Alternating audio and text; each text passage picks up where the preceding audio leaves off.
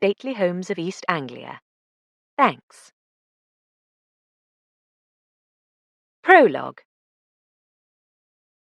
Lady Eva Devonish capped her gold fountain pen and leant back with a sigh, flexing her beringed fingers. These days her hand was always stiff after writing. Sometimes she even felt the beginning of a cramp, but she wasn't going to let it stop her. Her writing was still tiny and neat, and her eyesight nearly as good as ever. She pulled the heavy ledger book towards her, blotted the ink, and reread the last paragraph she had written. The evidence seemed incontrovertible. She just hoped no one else would put the two snippets of gossip together. It really was very naughty of her great-niece to spend the night with Lord Gerald. If Lucy had not been going to marry the man in just a couple of months, Lady Eva would have dealt with her severely. As the wedding date was set, least said, soonest mended. Morals had started going downhill when the dear Queen died, and that dreadful German war seemed to have finished them off. Besides, Lucy had always gone her own way. Look at that photography business. It would have been unthinkable in Lady Eva's youth. Yet, though she wouldn't dream of telling her so, she admired a certain independence in a girl, as long as the proprieties were observed.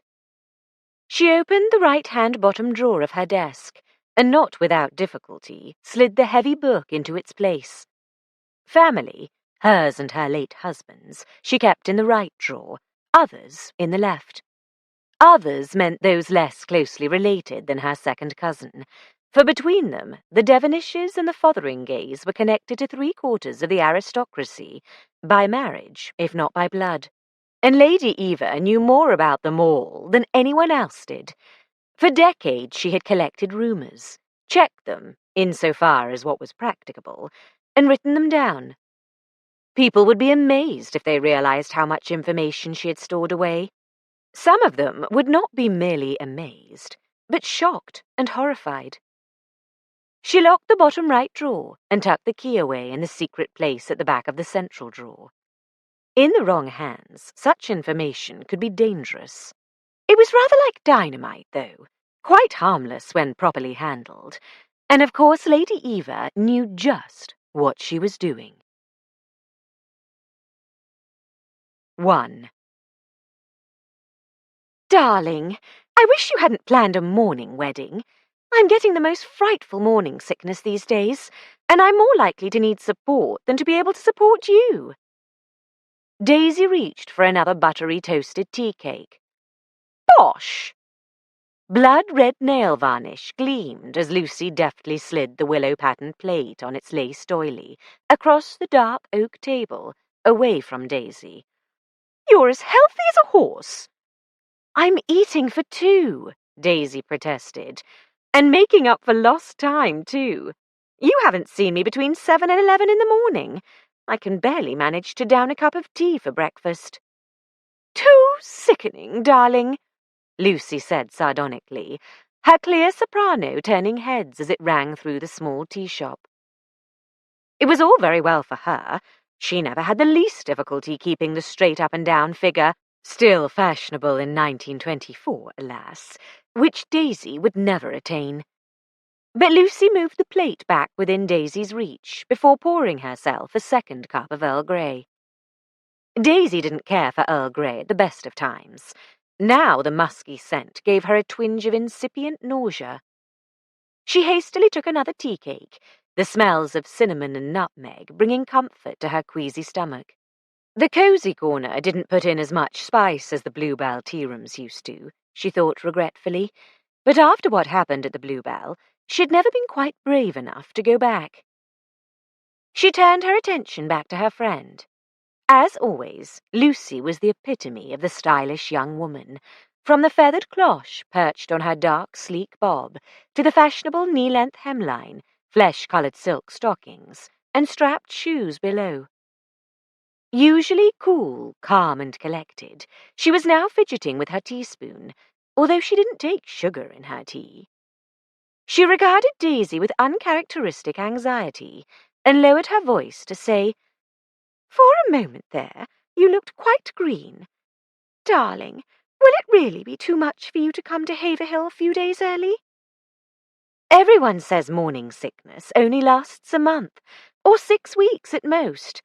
The trouble is, they say it in that frightfully hearty, encouraging way that makes one sure they're concealing the bad news. The wedding's not for another month. I don't know how I'll cope without you to rely on for a breath of sanity, Daisy. All the family will be gathering. And besides the general fuss, some of my relations are utterly poisonous. Her brothers and her cousins, whom she reckons up by dozens, her brothers and her cousins and her aunts. Daisy misquoted HMS Pinafore. I suppose you're getting married at Haverhill rather than in town, because Lord Haverhill's getting a bit creaky about the joints? Actually, Grandfather may be 80, but he's as frisky as a spring lamb, and Grandmamma too. I can't imagine Lady Haverhill frisking. No, much too Victorian, but she's healthy as a horse. They both adore any excuse to gather the whole family at Haverhill. It's Uncle Aubrey who has a dicky heart, though I don't believe it's quite as bad as Aunt Maud likes to think. I seem to remember Lady Fotheringay being a bit of a worrier. Fussbox, more like, said Lucy with an unladylike snort. Cosseting him makes her feel important. It must be difficult playing second fiddle for decades, Daisy said charitably. She'd like to be the Countess of Haverhill before your uncle pops off, I expect. It's only natural. I suppose Lady Eva will be there. She rather terrifies me. I'm always sure she's reading my mind. Oh, Aunt Eva doesn't need supernatural means to collect her information. She's a bit of a bore, but really quite a decent old trout. I bet there are a lot of people who feel threatened by her curiosity. People who have something they desperately want to hide. It's not as if she ever does anything with what she finds out. She just likes to know what everyone's up to. Our sort of people, I mean. She couldn't care less about Mr. Bones the butcher. It wouldn't surprise me if she found out I was pregnant before I did. Or did she lose interest in me when I married a policeman? It was touch and go, Lucy said frankly. But your mother is still the Dowager Viscountess Dalrymple, and your sister's Lady John. In spite of which, you might have been relegated to hoi polloi if Alec was an ordinary bobby, not a detective chief inspector of Scotland Yard. His title may not be noble, but it has a certain lustre. Daisy laughed. That's all that reconciled Mother to my marriage, insofar as she's ever reconciled to anything once she's decided to disapprove. At least your relatives, however poisonous, can't possibly disapprove of Binky. No, Lucy agreed complacently, leaning back in the high-backed Windsor chair. The son of a marquis, even a younger son, is a credible match. Lucy, you do love him, don't you? I think so. I'm pretty certain, actually. I'm not likely to find anyone else who's willing to let me keep up the photography business after we're married.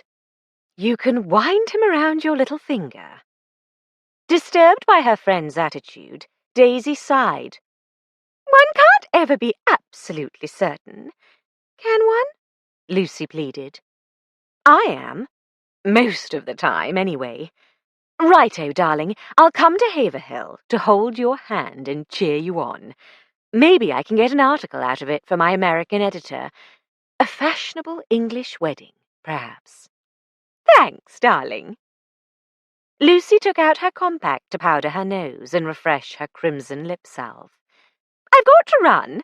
Lady Moresby wants yet another portrait, though I can't think why, considering her face. But she says I'm the only photographer who brings out her inner being. By the way, not a word about the photography. The parents assume I'm going to give up the studio once I'm Lady Gerald Bingham. I'll be silent as the grave, Daisy promised. On a sunny afternoon in June, Lord Haverhill's dark blue Daimler sped between the flat emerald green fields of Cambridgeshire. Leaning back in the luxuriously soft leather seat she shared with a hamper from Fortnum and Mason, Daisy caught a glimpse to her right of their goal. Her stepdaughter, Belinda, would love to see Haverhill, she thought. At this distance, the mansion resembled an exotic hybrid of a medieval castle and a Gothic cathedral.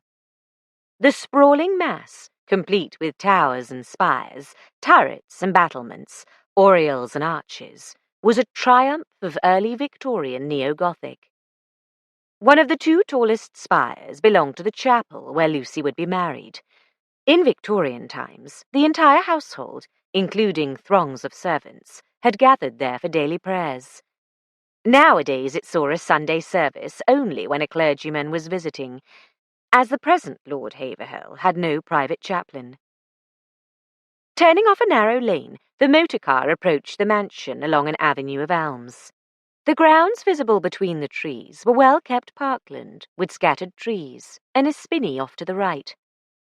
None of the fallow deer, Daisy remembered, were visible.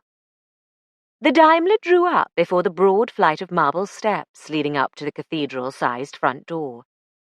The chauffeur came around to open Daisy's door. She stepped out and paused to contemplate the vast facade. Not having visited for a while, she had forgotten how enormous the house was. From here, only the main block was visible, but that alone could have swallowed Alec's suburban semi-detached without a hiccup. Altogether, Haverhill was at least twice, perhaps 3 times, the size of Fairacres, Daisy's childhood home. As she started up the steps, Lucy came out through a wicket in the great double door and hurried down to meet her. Elegant as ever, in a simple summer frock of buttercup yellow linen, belted at the hips with a white sash, she made Daisy feel crumpled and dusty. Behind her, a woman with mousy, marcelled hair paused on the top step, watching. "Darling, I hope the journey wasn't too frightfully tiresome. I managed to escape to the library." "The library? You?" Daisy said, laughing. "To watch out for you." Lucy gestured at the windows to their left. "No one but John is ever there. You know we're not a bookish family. But Sally saw me go in and followed. She's trying to persuade me to let her little darling carry my train. I'm supposed to make an exception because the brat will be Earl of Haverhill in 50 years or so." "Sally is your cousin Rupert's wife, I take it?" "Yes. Then there are my sisters-in-law, who think their offspring should have precedence, and Mummy, who agrees on no children in the wedding, but wants me to carry tuberoses, which always makes me sneeze, and—" "Darling, you're babbling." "I'm well on the way to becoming a raving lunatic. Thank heaven you've come, Daisy." "Introduce me to Mrs. Rupert, and then you'll have to escort me to my room for a lie-down before tea. I'm quite exhausted from the journey." Lucy peered into her face, concerned. "You don't look— Oh, you mean— Righto." She raised her voice. "Sally, I don't believe you've met my friend Daisy Fletcher." Mrs. Rupert Fotheringay's tweed skirt, silk blouse and pearls, though perfectly suitable for the country, looked formal beside Lucy's frock, and her tone was more formal than friendly as she said, "Welcome to Haverhill, Mrs. Fletcher. I'm taking Daisy up to her room to rest after the journey." "That hardly seems necessary, as your grandfather sent the Daimler for her." The tone was distinctly chilly now. "Those of us who came down by train—" "Daisy's pregnant," Lucy announced boldly. "Her husband wouldn't let her come if she had to take the train." "The car didn't come just for me. It was crammed full of parcels for the wedding," Daisy explained. "Come on, darling, before you drop." Lucy linked her arm through Daisy's and practically dragged her into the house. "Sally is jealous," she hissed, "because this time I'm the bride who gets all the attention, and I'm getting a bigger show than she did. Heaven knows I could do without it. If I'd realized what a big family wedding entails, I'd have made Binky elope to Gretna." The hall was cavernous, lit high above by windows in the octagonal base of the clock tower. Between the surrounding marble pillars lurked portraits by Van Dyck, Lely, and Rayburn. Daisy and Lucy picked their way across the checkerboard marble floor, between stacks of trestle tables and folding chairs. Good gracious! How many people are coming? 600 to the breakfast, most of them relatives. My great-grandfather had 13 children, all dead but 3. But there's their children and children's children. Then there's Mummy's side of the family. And Binky's mother's guest list was almost as long as ours. Grandfather's paying for the lot, the lamb, not expecting Daddy to cough up out of his own pocket. That's jolly generous. Oh, he has pots of money, in spite of, or perhaps because of, all those children. My great-grandfather popped off before ruinous death duties came in. Helpful of him. Very. Mind you, Grandfather has plenty of expenses, what with all the people battening on him. Not only those living here. Great-uncle Montague gets enough income from the estate to live on, and Grandfather gives Uncle Henry and Daddy allowances, and Rupert too, because he's the eldest son of the eldest son. Girls are supposed to stay at home until they marry. Don't I know it? Daisy had been expected to reside with her mother, or the cousin who inherited Fairacres when her father and brother died. Like Lucy, she had chosen to earn her own living, in her case with writing, and they had shared digs.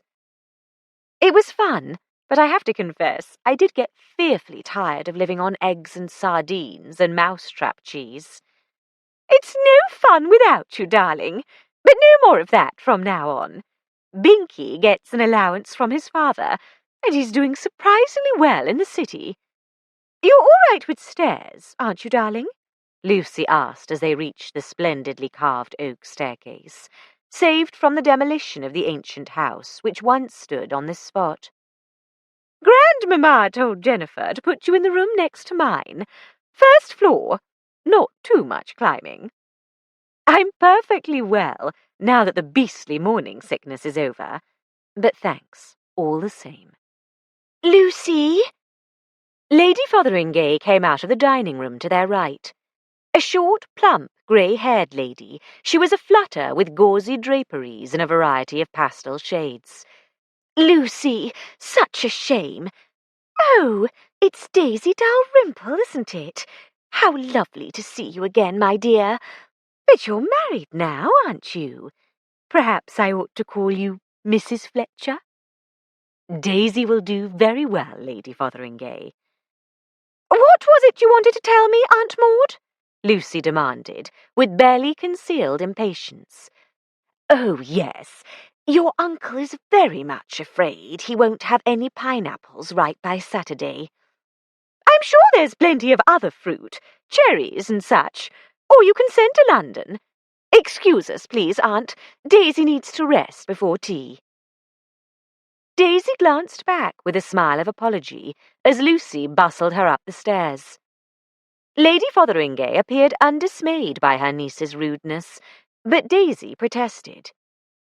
Lucy, you're being quite as poisonous as any of your relatives can possibly be. I won't be turned into an invalid just so you can avoid them. Sorry, darling. I'll grovel to Aunt Maud, I promise, but not to Sally, who was foul to you first. She was rather. Pineapples. Your uncle's still mad for his conservatories, I take it? Yes, Uncle Aubrey's a dear old bird, but mad is the word. Quite potty, in fact.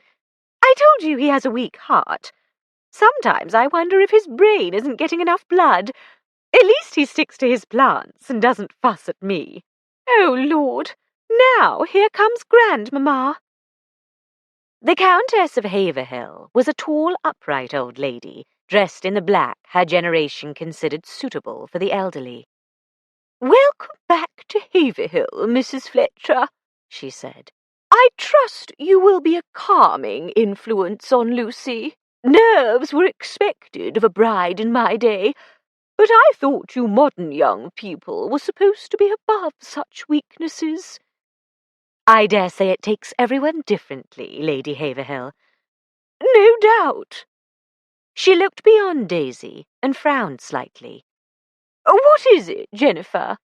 Mrs. Oliver wants Lucy to try on her going-away costume, Lady Haverhill. A woman came hurrying down the upper staircase, by no means so grand as the lower. Her slightly shabby clothes could have been Sally Fotheringay's casts-off, and very likely were. A niece of Lady Fotheringay, she had married a penniless war refugee from somewhere in Europe. Again? Lucy heaved a big sigh. In the sewing-room.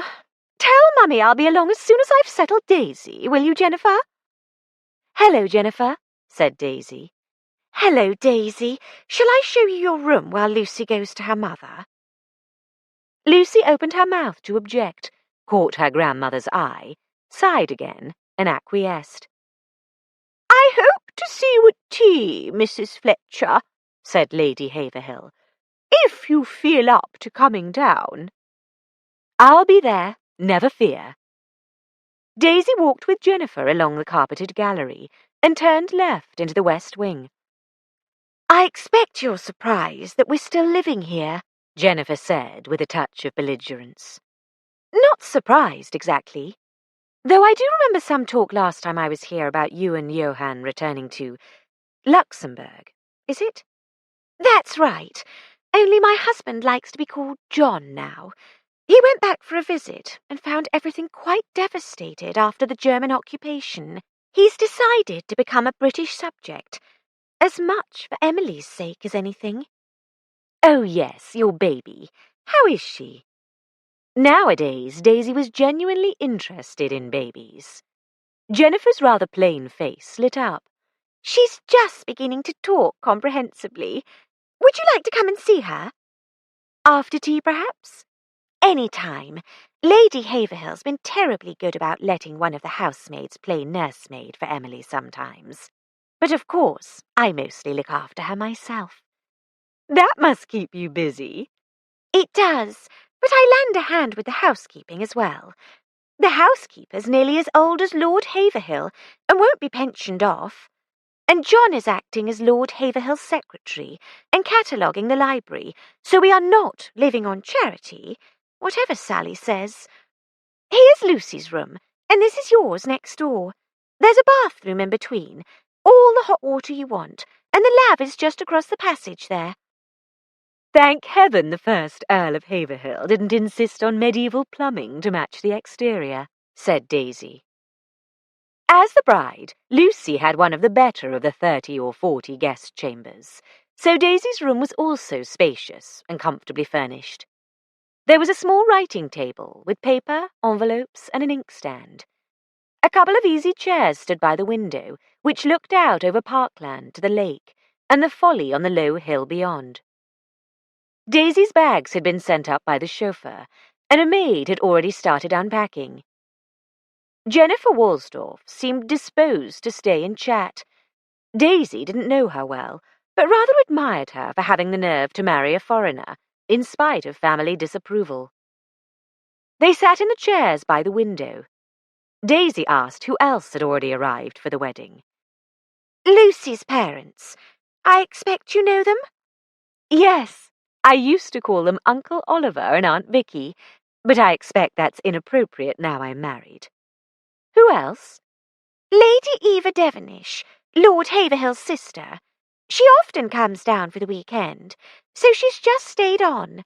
I can't wait to see her hat for the wedding. Yes, there's something to be said for those vast Edwardian hats she still goes in for. Her son, Sir James, is here too, with Lady Devonish and Angela.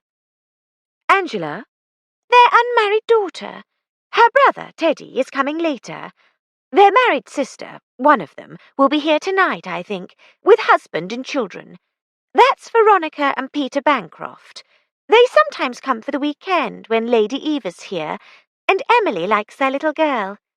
She's crazy about Dickie Fotheringay, too, Sally's little boy, who's already here. You know Sally, don't you? Colonel Rupert's wife? I just met her. Rupert's not here yet. No, He's on manoeuvres, if the household cavalry do anything so prosaic. Most of the men are coming down later. Uncle Montague's here, though, and Lucy's brother Timothy, the clergyman, and family. He's going to perform the ceremony. Yes, Lucy told me she'd asked him. Then there's a variety of cousins. You don't want me to go into all the cousins and their spouses and children, do you? There will be over 20 for dinner tonight, and more swarms turning up throughout the week. I have a hard time keeping them straight, though most of them visit here quite often. You'll never manage it in 4 days. No, you're right.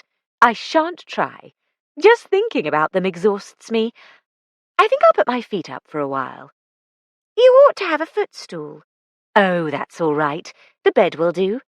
I'll send a footman up with a footstool later. Is there anything else I can get you? No, thanks, Jennifer. I'll see you later. Tea's in the long gallery, as usual. Or out on the terrace if it stays warm. 5:15. Is there anything else I can get you now? The maid had finished unpacking and departed. Daisy took off her skirt and jacket and blouse and lay down on the bed in her petticoat. Next thing she knew, Lucy was shaking her shoulder. Darling, if you want tea, which I'm sure you do, or I wouldn't wake you, you'd better get dressed. Gosh, is it that late already? I'll be right down. 2. 5 minutes later, thanking heaven for shingled hair which didn't have to be unpinned and brushed and pinned up again, Daisy hurried down to the long gallery. It was her favourite room in the house. One long wall was devoted to panelling salvaged from the old house, elaborately carved with knights and musicians, birds and animals, flowers and trees, even ships and sea serpents. Along the walls stood marvellous old chests, some carved, some of marquetry, and a hideous table with ornate gilt legs and a green marble top, inlaid with swirling patterns of multicoloured marble. The opposite wall was all windows and French doors, opening to the terrace and gardens beyond. Outside, the marble benches along the balustrade had been supplemented by a scattering of chintz, cushioned wicker and wrought iron chairs. With the dining room and drawing room wings protruding at either end, the south-facing terrace was sheltered from stray breezes. Summer frocks and shady hats flocked about a tea table, presided over by Lady Haverhill, though Jennifer was doing the actual pouring, Daisy noticed. Of the few gentlemen present, for the most part the elder were in tweeds, the younger in flannels and blazers. Amongst this casual country attire, a dark blue pinstriped suit stood out. Daisy recognised its wearer as the Honourable Montague Fotheringay, the Earl's younger brother, a very large gentleman, fortunately seated on iron, not wicker. Montague resided at his club in London, and though his forays to Haverhill were frequent, he never ventured further out of doors than the terrace. With him, at the small glass-topped table, was his sister, Lady Eva Devonish. Her proportions were majestic rather than ample. So was her Edwardian cartwheel hat, which bore a veritable garden of rosebuds and a bird's worth of pink feathers. Her frock bloomed with cabbage roses, though widowed, unlike her sister-in-law, she eschewed black. Even her stockings were pink to match the roses. She and her brother had their heads together, deep in conversation. Daisy wondered how much of Lady Eva's purported vast fund of information about the aristocracy originated with her brother's fellow clubman's gossip.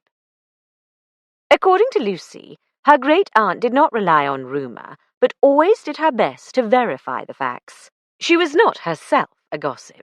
She simply enjoyed her omniscience. All the same, Daisy was uneasy with someone who had all the facts about her life at her fingertips. If, as Lucy said, Lady Eva was still interested in her, no doubt she knew that Daisy had not only married a policeman, but had managed to entangle herself in a number of his investigations. So, on her way to get the cup of tea, of which she was sorely in need, Daisy tried to pass the pair inconspicuously. "Daisy!" Lady Eva's strident voice called her back. "I suppose it's Mrs. Fletcher now, but having known you since you were a schoolgirl—" "Daisy is quite all right, Lady Eva. Good afternoon, Mr. Fotheringay." Montague, who had heaved himself to his feet, bowed courteously, if ponderously, and waved her to his seat. "I'll fetch you a cup of tea, Mrs. Fletcher. Eva's dying for a chat." "I see your sister has a girl this time," Lady Eva started. "Still, she's already produced 2 boys. It's a shame there's no title to be inherited. I know several families who'd be thrilled to have a son and heir. How is your mother?" "Very well." Her health was about the only thing the Dowager Viscountess Dalrymple never complained about. "Still not reconciled to the present Lord Dalrymple, I hear. Pity she didn't have 2 sons." Daisy resented this casual reference to her only brother's death in the war. "Unfortunately, one has no choice in the matter," she said coolly. Ignoring her tone, Lady Eva got down to what she really wanted to talk about. "Odd, this business of Westmore's heir. Of course it's in the courts now, and the rights of it are still to be decided, but I suppose what your mother told me is accurate." "I don't know what she told you, but I'd be very surprised if she made up a story for your benefit." "She said you—" "Daisy!" Lucy came to the rescue. "Excuse us, Aunt Eva. Grandfather wants a word with Daisy."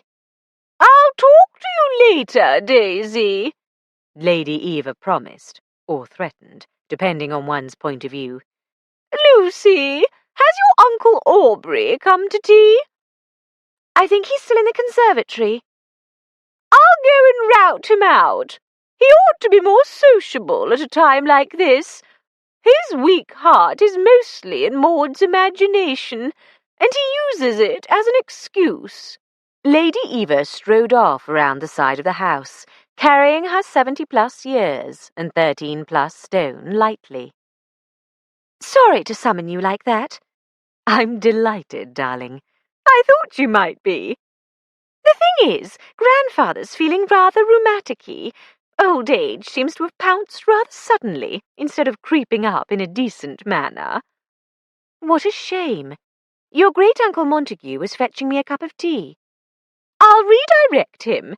Oh, here comes Uncle Aubrey." Aunt Eva dashed off on a fruitless errand. Lord Fotheringay came out from the long gallery with his wife. Tall, thin, balding, stooped, with gold-rimmed glasses. He might have looked scholarly, but for his sun-ruddy skin and disreputable clothes. "I have washed my hands, Maud," he was saying plaintively. "You know the sap won't wash off. Oh, Miss Dalrymple." He greeted Daisy with delight. "Mrs. Fletcher," Lady Fotheringay corrected him. "I told you." "It's been ages since you were here. I have some new specimens which will interest you, and any number of plants in bloom. Tuberose, hibiscus, oleanders, gardenias, and some quite spectacular orchids. Shall we?" "Daisy's dying for a cup of tea, Uncle Aubrey." Lucy came to the rescue again, taking his arm and moving the group towards the tea table. "I expect you are, too." "I usually have it in the conservatory," he said doubtfully, glancing down at his baggy-kneed, earth-stained trousers. "I'm not exactly dressed for company, but Maud told me—" "I told you your mother expects you to turn out when we have so many people here for Lucy's wedding. And I told you no one would expect you to climb all those stairs to your dressing-room to change your clothes, not in your state of health. It's all family, after all, except for Mrs. Fletcher." I'd love to see your flowers, Lord Fotheringay, Daisy put in quickly. After tea, perhaps? She remembered she was to visit Jennifer Waldorf's little girl after tea. I've promised to pop into the nursery, but I shan't stay more than half an hour. Then I'll come and find you. And now I must go and say hello to Lord Haverhill. The old Earl was still an impressive figure, his silver hair and moustache as thick as ever. Daisy found him in a sardonic mood. I suppose Aubrey's been inviting you to take a look at his plants. When I'm gone, he'll no doubt turn the entire estate over to hothouses and conservatories. I think it's admirable that Lord Fotheringay found an interest and has pursued it with such success. Humph. Well, he always was a sickly boy. I never thought he'd outlive me. Daisy couldn't think of any polite retort which would not imply that either Lord Haverhill or his son was facing imminent death, so she changed the subject. You're putting on a splendid do for Lucy's wedding. She's the best of my grandchildren, the Earl said gruffly, standing on her own 2 feet, though it wouldn't have been countenanced in a girl in my young day. She's not forever running to me with her hand out. Pity she wasn't born a boy. Never say that, Nick. Montague arrived bearing Daisy's cup of tea and a plate with an assortment of tiny sandwiches, biscuits, and cake. He deposited the lot on the table between his elder brother and Daisy. Can't ever be too many lovely ladies in the world, eh, Mrs. Fletcher? Another unanswerable comment. Daisy smiled and sipped her tea. You're adult, Montague, snapped Lord Haverhill. Mrs. Fletcher is right. At least Aubrey has a respectable hobby. And expectations. All he has to do is sit tight, and Haverhill drops into his pocket, said Montague, his affability apparently undiminished. Ah, yes, said the Earl with a sneer. It was hard luck on you that Rupert dodged all the German bullets sent his way in the war, wasn't it? With Aubrey in poor health, you might have stepped into my shoes after all. Are you insinuating? Sorry, Mrs. Fletcher. Montague waved Daisy back to the seat from which she was rising. Don't go. Brother Nicholas and I rub each other the wrong way, as you can see. I'm off. Uncomfortably, Daisy settled back. My apologies, Mrs. Fletcher, said Lord Haverhill. I usually manage to muster more patience with fools. Even my brother. I must be growing old. Tell me, what are you writing these days? I read your articles in Town and Country with great enjoyment. And little else, said a mournful voice. Johann, now John Woolsdorf, bowed. He was a small, spare man, sandy-haired, wearing steel-rimmed glasses. His accent was barely detectable. Good afternoon, Mrs. Fletcher, he continued. I do not mean to disparage your articles, which are indeed delightful and well-written. However, I could wish there was something more substance in his lordship's library than bound copies of Punch, dating back to the inception of that excellent magazine, and a century's worth of popular novels. Nonsense, my dear fellow! I distinctly recall my mother and my grandmother reading books of sermons. There are sermons, Mr. Woolsdorf acknowledged, a smile lighting his face. Also out-of-date books on agriculture and the peerage. Like the rest of your library, my lord, none are of any conceivable antiquarian interest. We're a young family, Mrs. Fletcher, about the same age as the house, of no antiquarian interest, and without literary aspirations. The ancestors hanging in the hall are someone else's, but I expect you have heard the story. No, actually. The Dalrymple stretched back into the mists of time, and Daisy had never been particularly interested in noble lineages. Moreover, the war had allowed her to avoid a young lady's usual introduction to society. She had worked in a military hospital instead of attending balls and hunting a husband of her own class. It was odd, she now realized, that Lucy, who was much more conscious of such things, had never talked about her own family's history. "It all started," said the Earl, "with Eustace Fothers, who was a manufacturer of umbrella silk in the Suffolk town of Haverhill. You know it, perhaps?" "I don't recall it." "Unsurprising. It is a small and very dull town."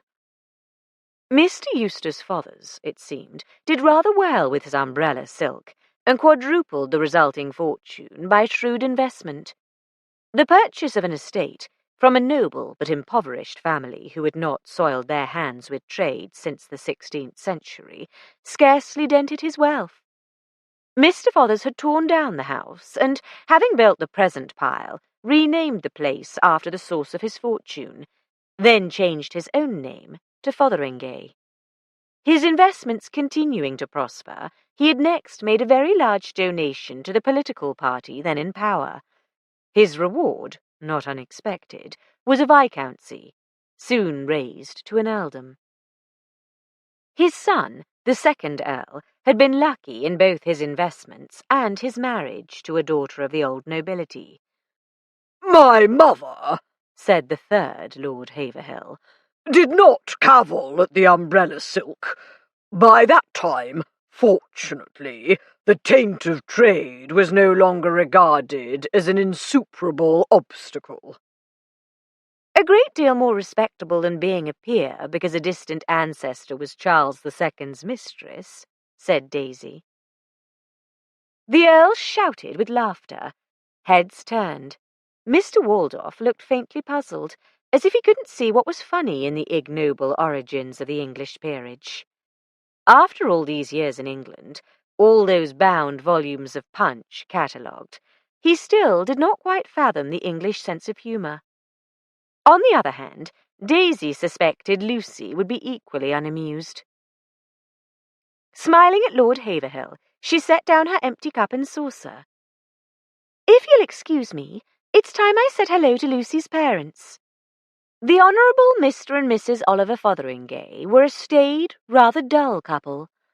He sat on the boards of a couple of companies, doubtless due to his courtesy title, and was a churchwarden. She pottered contentedly about the garden of their small manor house in a small Essex village, driving her gardener to distraction, and was sometimes asked to open church fetes. Their two sons, Lucy's brothers, Timothy and George, were both equally stodgy. Daisy had never understood how they could have produced a vivacious daughter like Lucy. However, they had always been kind to Daisy, ever since her first visit from school, and she was fond of them. She was making her way towards them when Sally came up to her. "I wonder what you said to amuse grandfather," she said. "He's been feeling under the weather lately, I'm afraid. We are a little anxious for his health. I only hope laughing won't overtire him. I'd better see if he wants to go in and lie down. A good laugh's more likely to do him good, if you ask me," asserted a woman Daisy didn't recognise. "I'm Angela Devenish, Mrs. Fletcher. How d'ye do? It was splendid to hear my great-uncle laughing." Lady Eva's spinster granddaughter looked to be in her early 30s. Even in her youth, Daisy thought, she could never have been anything but plain. Her boyish figure was skinny rather than svelte. Her jumper was grubby, and the hem of her tweed skirt had all too obviously been turned up to the newly fashionable knee-length by an amateur seamstress, probably herself, and probably with more regard to convenience than fashion. Her boots suggested she had been a land girl during the war. A small dog of undistinguished parentage lurked at her heels. Her grin was infectious. Daisy smiled at her and held out her hand to the dog. "It looks a bit like our Nana." The dog cowered. "Tiddler's been badly treated," Angela Devenish said gruffly, and added, in a slightly belligerent tone, "I work for the RSPCA. "Good for you. It must be rather unsettling at times. You can't imagine. Not fit for tea-time conversation, my mother would say. No, I expect not. But I'd like to talk to you about it sometime. I'm a journalist. Perhaps I could write an article that would encourage people to help. Angela beamed. Jolly good show. Any time. Daisy exchanged a few more words with her before resuming her pursuit of Lucy's parents, who had moved to the other side of the terrace. Sally, she saw, was bending solicitously over Lord Haverhill, who waved her away, looking irritable. Lord Fotheringay was contemplating a stone urn of geraniums and lobelia, plainly bored by such commonplace plants. Lucy stood at bay by the balustrade, surrounded by a swarm of giggling girls. Cousins, no doubt. She shot Daisy a look of desperate appeal. Daisy altered course. This, after all, was why she had been invited. Lucy, come and reintroduce me to your parents. I haven't seen them in such ages. Coming! Daisy, these are my cousins, Julia, Alice, Erica, Mary, Ursula, my bridesmaids.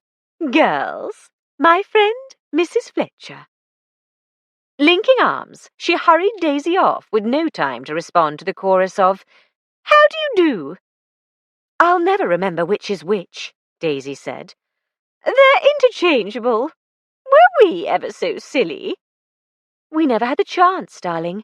At that age, you were busy being the most elegant girl in the land army, and I was busy in a hospital office because I couldn't face being a nurse on the wards.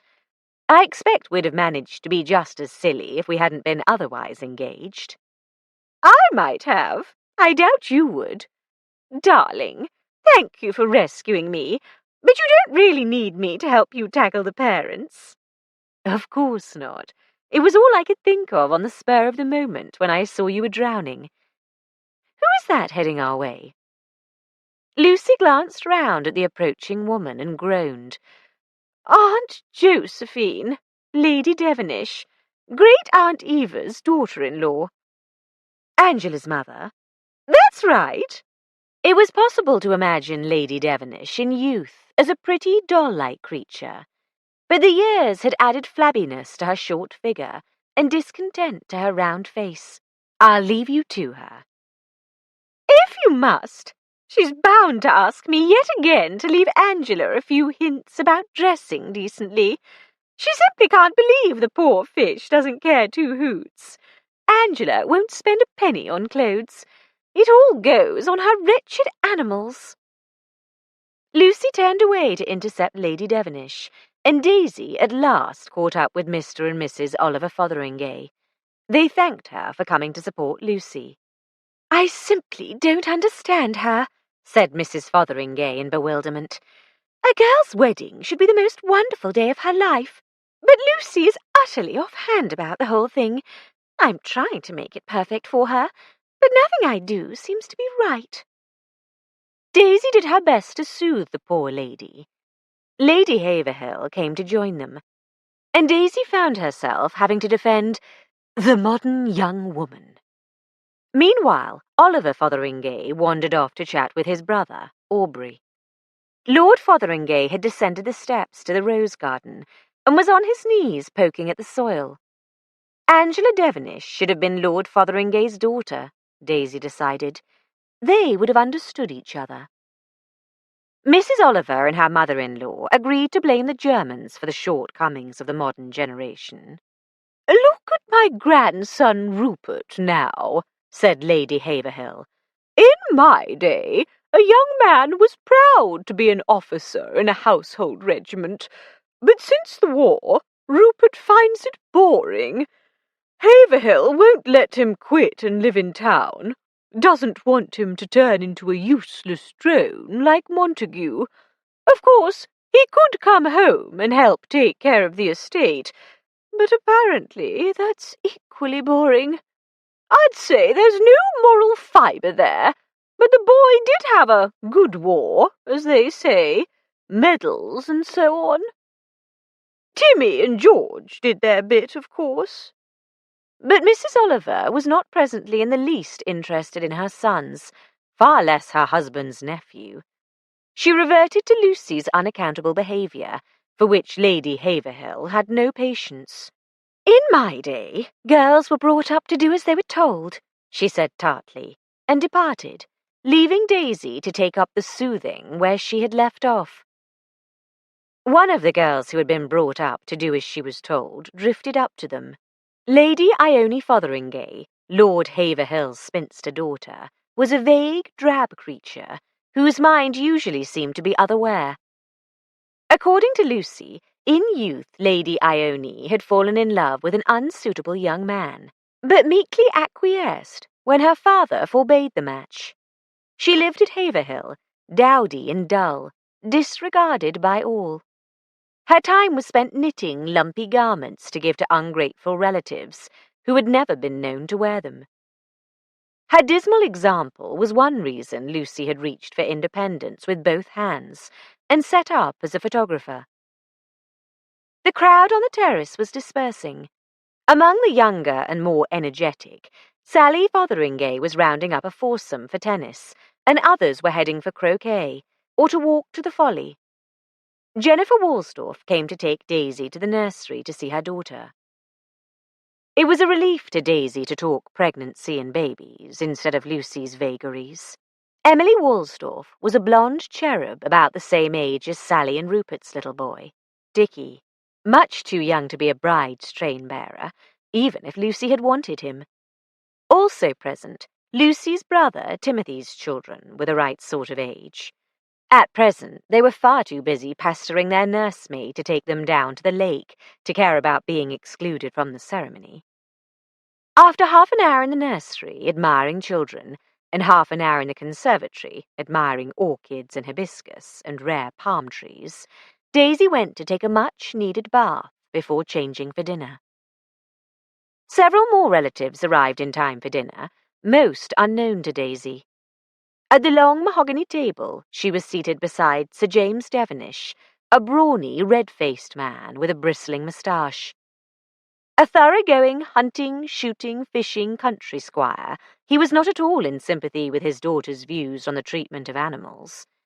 He confessed he'd only turned up early for the wedding because he wanted to fish Lord Haverhill's stream. His incredibly boring recital of every detail of his angling day required no more of Daisy than an occasional, "Not really." She was happy to be able to give most of her attention to the excellent meal.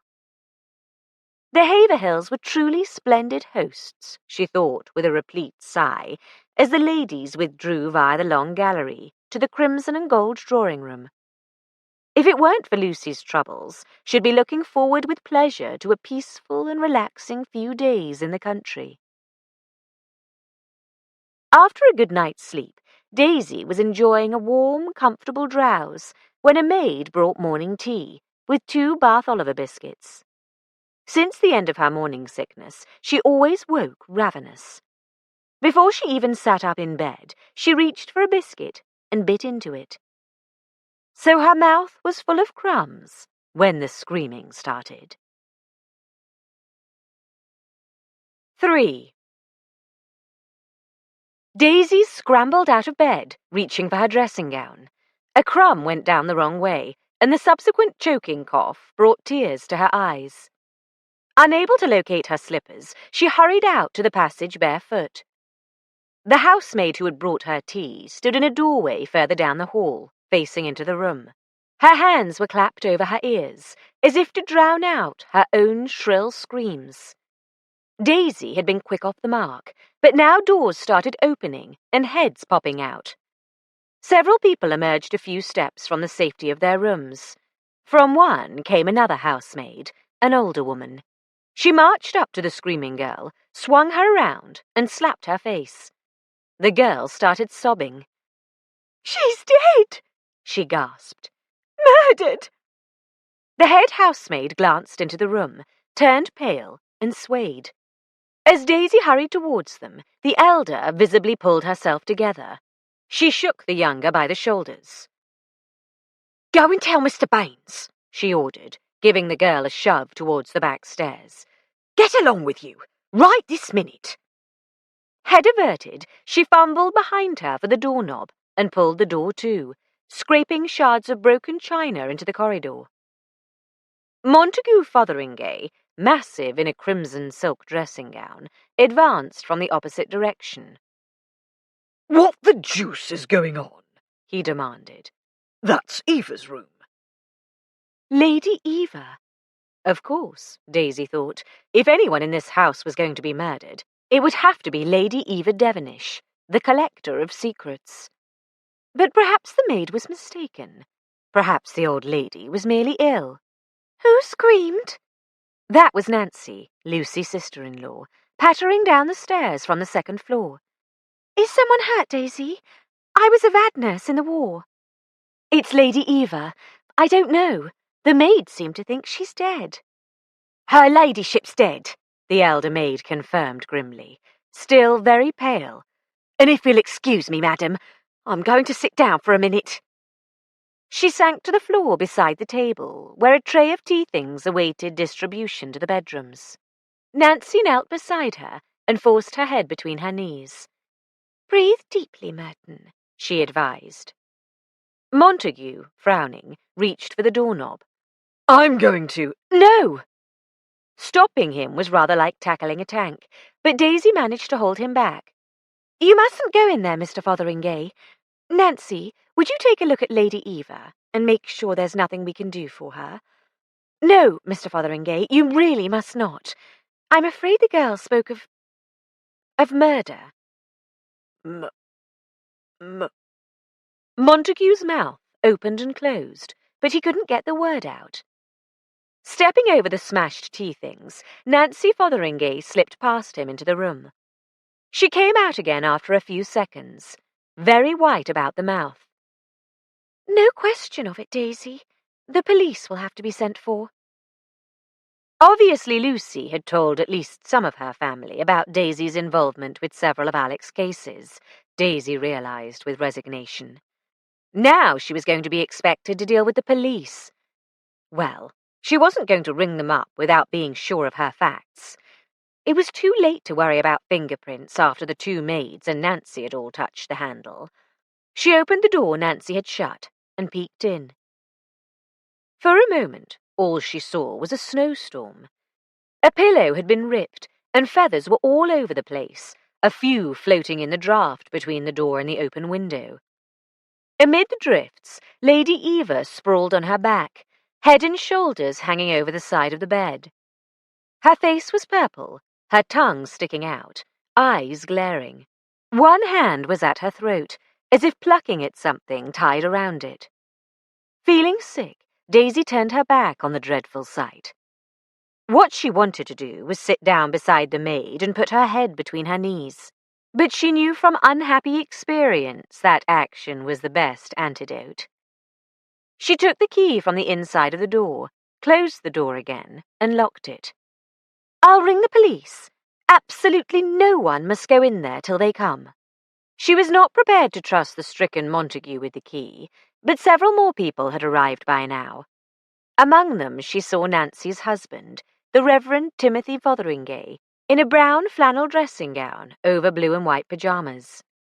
His arm around his wife's shoulders, he was listening gravely to her quiet explanation. Daisy had always thought of him as stodgy. Surely he would be reliable. Tim!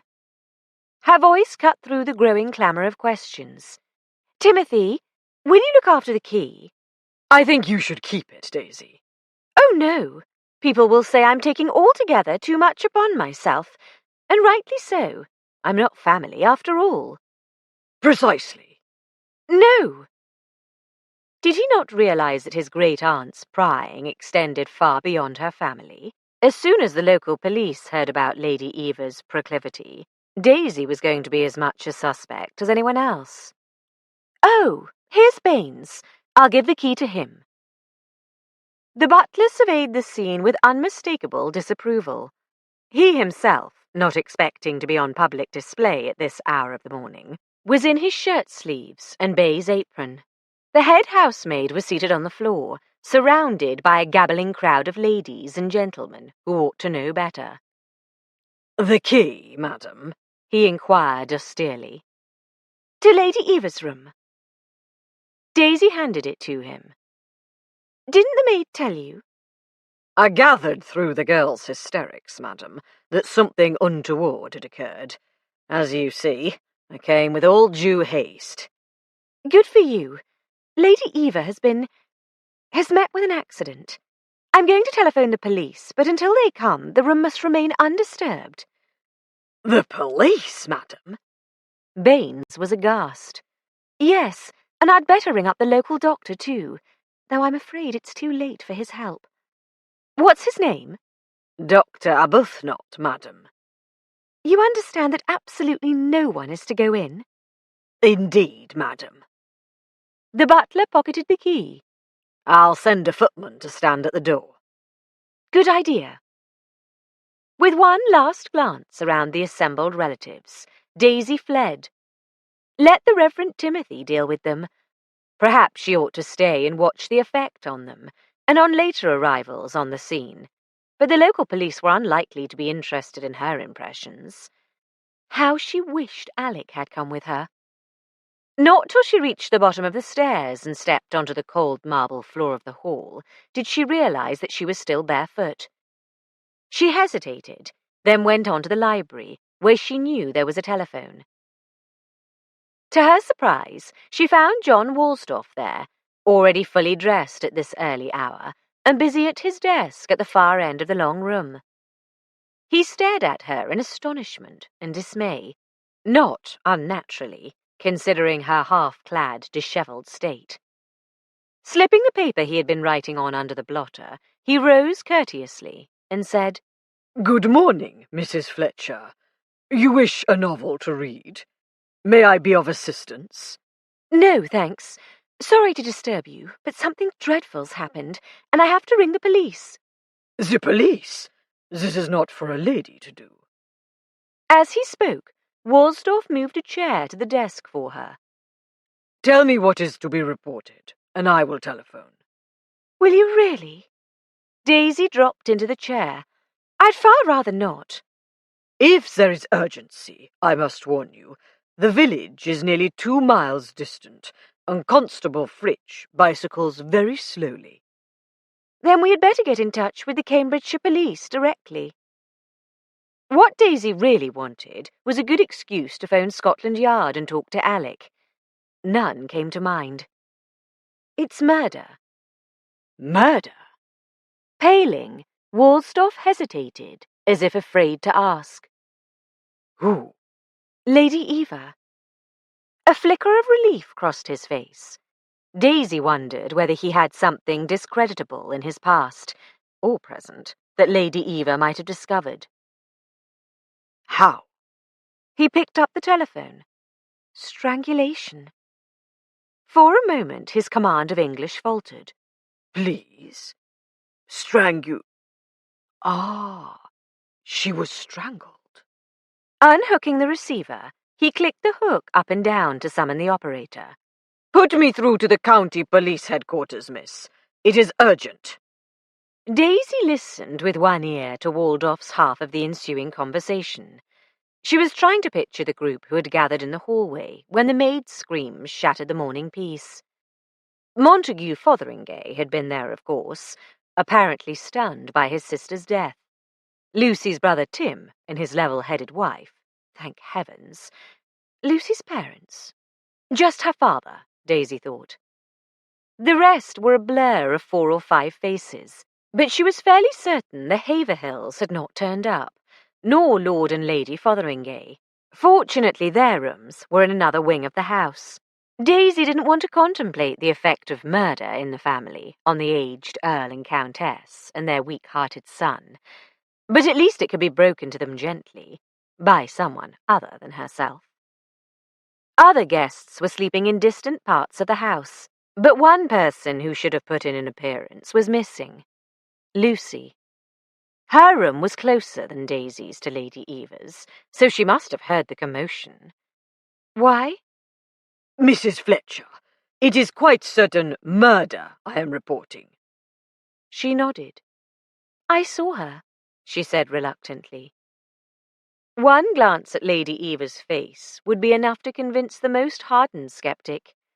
At least Daisy didn't have to waffle about unnatural death, and try to persuade the police there had been foul play. Of that there is no manner of doubt, no probable, possible shadow of doubt, no possible doubt whatsoever. The tune from the gondoliers ran through her head, almost obliterating the awful sight from her mind's eye. Mrs. Fletcher. Her name caught her attention. A guest of his lordship. Yes, a most reliable witness, I am sure. I understand Mr. Fletcher is a detective at New Scotland Yard. Daisy groaned.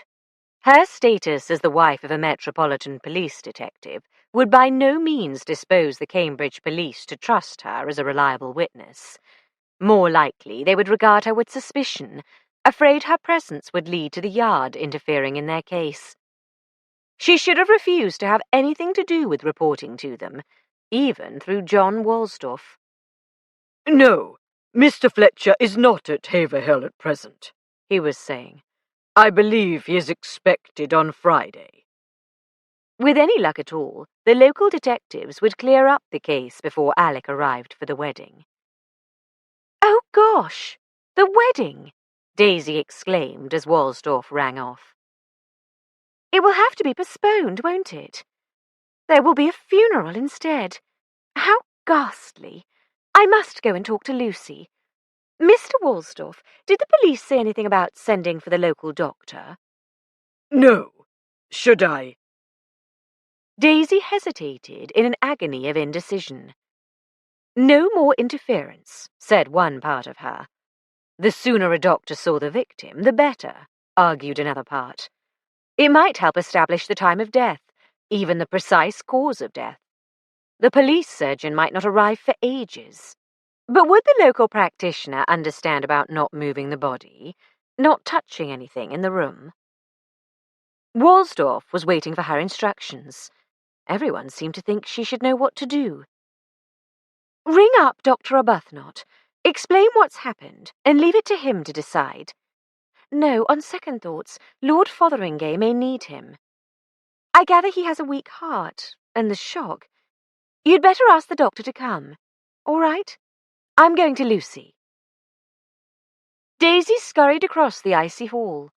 The polished oak of the stairs was not much warmer to her feet, but she slowed down, trying to think how to break the news to Lucy. Turning into the west wing, she was surprised to find it empty, but for the footman Baines had posted at Lady Eva's door. She'd have expected people to stand about discussing the horror in their midst. "Where is everyone?" she asked the footman. Gone to dress, madam. "Oh, of course." Thoroughly chilled by now, Daisy was tempted to go and put on something warm. But, assuming no one had yet enlightened Lucy, she wanted to be the one to break the news. She tapped on Lucy's door. "Who is it?" Lucy sounded apprehensive. "Just me, darling." Daisy went in. Lucy was still in bed, her face naked and vulnerable without the light makeup she wore, even in the country. "Didn't you hear all that racket a bit ago?" "Yes, I stuck my head under the pillow till it went away. You look frozen. Here, have my counterpane." Wrapping herself up, Daisy settled at the foot of the bed. "Didn't you wonder what it was all about?" "I assumed one of the maids had seen a spider or something of the sort. I wasn't frightfully interested, but I expect you're going to tell me." Both words and tone were flippant, but Daisy knew her friend very well and saw her brace herself for bad news. "It's very bad." "Darling, I can tell that from your face. Spit it out." "It's your great-aunt." "Poor old Aunt Eva. She died in the night. What was it? Heart attack?" "It's worse than that, I'm afraid. Someone killed her." "Oh, Daisy, no." Daisy nodded. "The police are on their way." "Alec's coming?" Lucy asked hopefully. "No, the local chaps. Alec can't butt in without an invitation." "Then we'll just have to get him invited." Lucy started to scramble out of bed. "I'll talk to Grandfather." "Not so fast. For a start, as far as I know, No one has broken the news to Lord Haverhill yet. Do you want to be the one? Gosh, no. I should think Timmy's the one for that, being the only clergyman in the family. Does he know? Yes, both he and Nancy turned out. I think they're dressing. Your great-uncle was there, too. He seemed pretty shaken. He and Aunt Eva were thick as thieves. I can hardly believe she's gone, Daisy. She was years younger than Grandfather, and always so full of pep. Uncle Montague must be devastated. He seems pretty cut up. Goodness knows how Uncle Aubrey will take it. The shock's bound to be bad for his heart, don't you think? Timmy will have to tell him as well. I wonder if I should go and suggest that he's the man for the job, Daisy said reluctantly. I'd better. My brother, my family. And you're not dressed either. Wait here. Lucy slipped on a peacock silk kimono and her slippers and hurried out. She was much too matter-of-fact, Daisy thought, as if she hadn't really taken in the fact of murder. When it hit her, already ruffled as she was by the wedding preparations, it could be the last straw. Daisy had never seen Lucy distraught, and she didn't want to. No more than a couple of minutes passed before Lucy returned. I hope you don't mind, darling. I rather implied you were falling apart and in need of my succour. Rotter. I'd never have got away else. You know how Timmy bores on. But he's agreed to go and break the news to Grandfather and Uncle Aubrey. What about Sir James? Heavens, I'd forgotten him. It's his mother who's been done in. Daisy, are you really quite certain she didn't just die naturally? That irreverent refrain from the gondoliers passed unwanted through Daisy's mind. No probable, possible shadow of doubt. Quite certain, she said. But even if it was natural, which it wasn't, the wedding would have to be postponed. Lucy stared at her blankly. I suppose so. Oh, Daisy, I simply can't go through all this again. All the fuss. I'm calling the whole thing off. You mean you're not going to marry Binky after all? Don't be ridiculous, darling. You can't just cast him off because getting married involves a lot of fuss. No, I'm quite relieved, actually. I told you I wasn't certain. It's not as if I'll be pinching pennies any longer. Aunt Eva told me she's leaving me 400 a year. Lady Eva's left you enough to live on. But, Lucy, that gives you a motive for murdering her. Darling, you don't think I'd... Don't be a blithering idiot, darling. But the police will. 4. The police had not yet arrived when Daisy went down to breakfast. She hadn't expected to be hungry, but she was.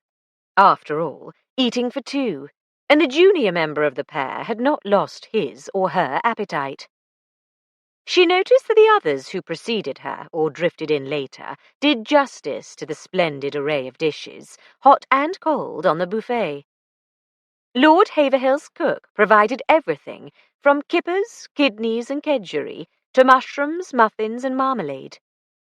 One of his footmen, a bovine youth, was on duty to help serve, and to pour and carry coffee or tea. His lordship was not present to partake of his own largesse, though that was nothing out of the ordinary. Daisy remembered from past visits that he and Lord Fotheringay always breakfasted together, in a small parlour in the family wing, while Lady Haverhill indulged in breakfast in bed.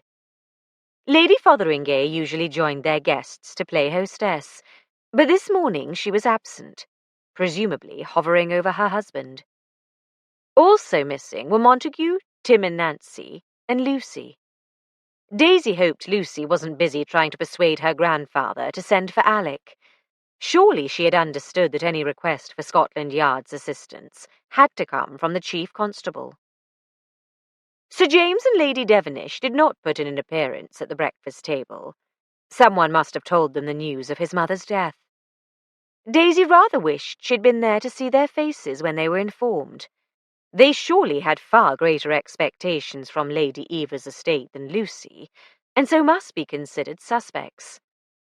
On the other hand, in the first place, the Cambridgeshire police would not want to know her theories. In the second place, Lady Eva's penchant for collecting embarrassing facts enormously widened the field of suspects. And in the third place, Daisy didn't want to believe even a man dedicated to the slaughter of bird, beast, and fish would contemplate strangling his mother. He might poison her, perhaps, or even shoot her, but not strangle her. Those who did turn up for breakfast wore their drabbest clothes, in the case of the women, mostly much too bright for mourning, since they had, after all, been packed for a summer wedding. When Daisy arrived, one of Lady Eva's grandchildren was already at the table. Daisy had been introduced to Veronica and her husband, Peter Bancroft, but didn't know them at all well. They sat together, appropriately long-faced, speaking to each other in low voices. Not wanting to disturb them, Daisy took her egg and ham and toast to the far end of the table. As she sat down, Angela Devenish came in. After helping herself at the buffet, Angela glanced at her sister and put the length of the room between them. "Is anyone sitting here, Daisy?" "No, do join me. I'm so sorry about your grandmother." "Isn't it frightful? She didn't approve of my work, you know, but she was jolly decent about it." Said Daisy encouragingly. "She told Daddy and Mummy the world was changing, and they couldn't stop me, and she promised to leave me enough in her will to buy a place where I can take in mistreated and abandoned dogs. That's what I really want to do. I've got my eye on a cottage in Yorkshire with a couple of acres that would be perfect." Angela went on to describe her plans in detail. So single-minded, she seemed to have forgotten it was her grandmother's murder which would make it possible to carry them out. Daisy was prepared to accept this as evidence of innocent monomania, but the police might well take a different view. To them, it would suggest either an overwhelming motive for murder or an attempt to mislead them by a show of unworldliness, depending on how tortuous their minds were. Daisy was wondering whether to try to explain this to Angela when Lucy's parents joined them. Mrs. Oliver Fotheringay was much more upset about the wedding postponement than anything else.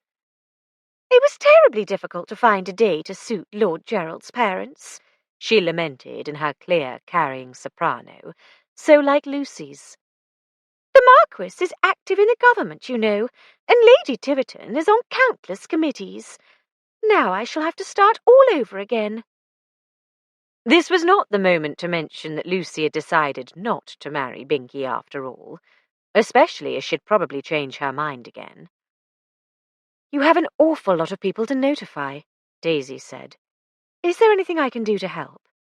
"Thank you, dear, but Mr. Woolstorff is taking care of everything of that sort. Bless him." "Dashed foreigner," muttered her husband. "Wouldn't surprise me if he had a hand in this nasty business." "Why on earth should he?" Daisy asked.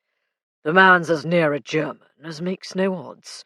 You must know what Aunt Eva was like, poking her nose in everywhere. Suppose she discovered he was a spy during the war?" "Then surely she would have gone to the authorities. It's not the sort of information anyone with a grain of patriotism would keep to herself. Anyway, it's 6 years since the armistice. Mr. Woolstorff would hardly wait till now to silence her if he thought her a threat." Mrs. Oliver pursued her own thoughts. "I don't know what the caterers will say when we cancel. And all the food ordered from Fortnum's. The dressmaker's coming for a final fitting this afternoon. And heavens, I've just remembered. Erica's getting married next month, so her bridesmaid dress will go to waste. Though they'll have to postpone too, come to think of it. I suppose we shall have to wait at least 3 months, Oliver, for decency's sake." "That's for Mother to decide," Mr. Fotheringay said irritably, dissecting his kipper with a jaundiced air. "For pity's sake, leave me out of it, Vicky. I told you. I'll march Lucinda up the aisle.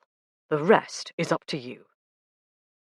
Meanwhile, Angela had been gobbling down her porridge and muffins. Now, pushing back her chair, she stood up. "See you later, Daisy," she said, and, with an abrupt nod to the Fotheringays, she departed. "Such odd manners!" Mrs. Fotheringay exclaimed, as the footman removed Angela's dishes and reset the place. "And my parlour-maid is better dressed. At least Lucinda is presentable. One isn't ashamed to be seen with her in public." "Has Lucy telephoned Binkie yet, Mrs. Fotheringay?" Daisy asked. "That's not something which can be left to Mr. Woolstorff." "Goodness only knows. I've not seen hide nor hair of her this morning. She's been most uncooperative, Daisy. I wish you'd have a word with her. Oh, here's Sally. Perhaps she knows. Sally, do you know where Lucinda has got to?" "She was with her grandfather a few minutes ago. Aunt Victoria. I felt myself, de trop, being a relative only by marriage." Sally's face was pale and set. She might not feel much sorrow for the death of a relative by marriage whom she probably didn't know particularly well, but murder in the house was enough to upset anyone. "Besides, as a soldier's wife, I must soldier on, and in the absence of those better qualified, I count myself temporarily your hostess. Excuse me a moment." She turned away and went to speak to the butler, who had popped in to check on his underling and the state of the buffet. Jennifer Woolstorff arrived just in time to beat her to it. Daisy couldn't make out what was said, but she heard Sally's biting tone. Jennifer left.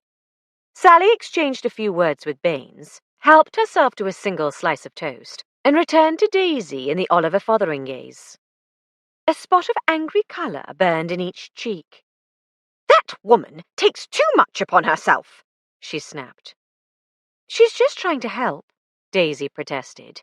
"Baines may be carrying on in true Butlerian fashion, but I'd be surprised if most of the servants aren't at 6s and 7s.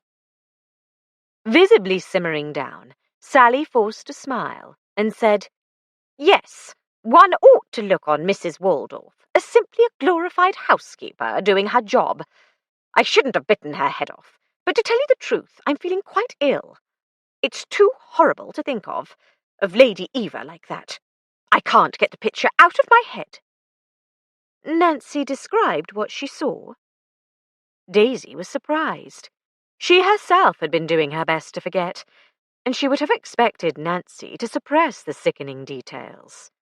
"I'm just being oversensitive, what Rupert would describe as weak and womanish. I wish he were here. How one relies on a strong husband at a time like this."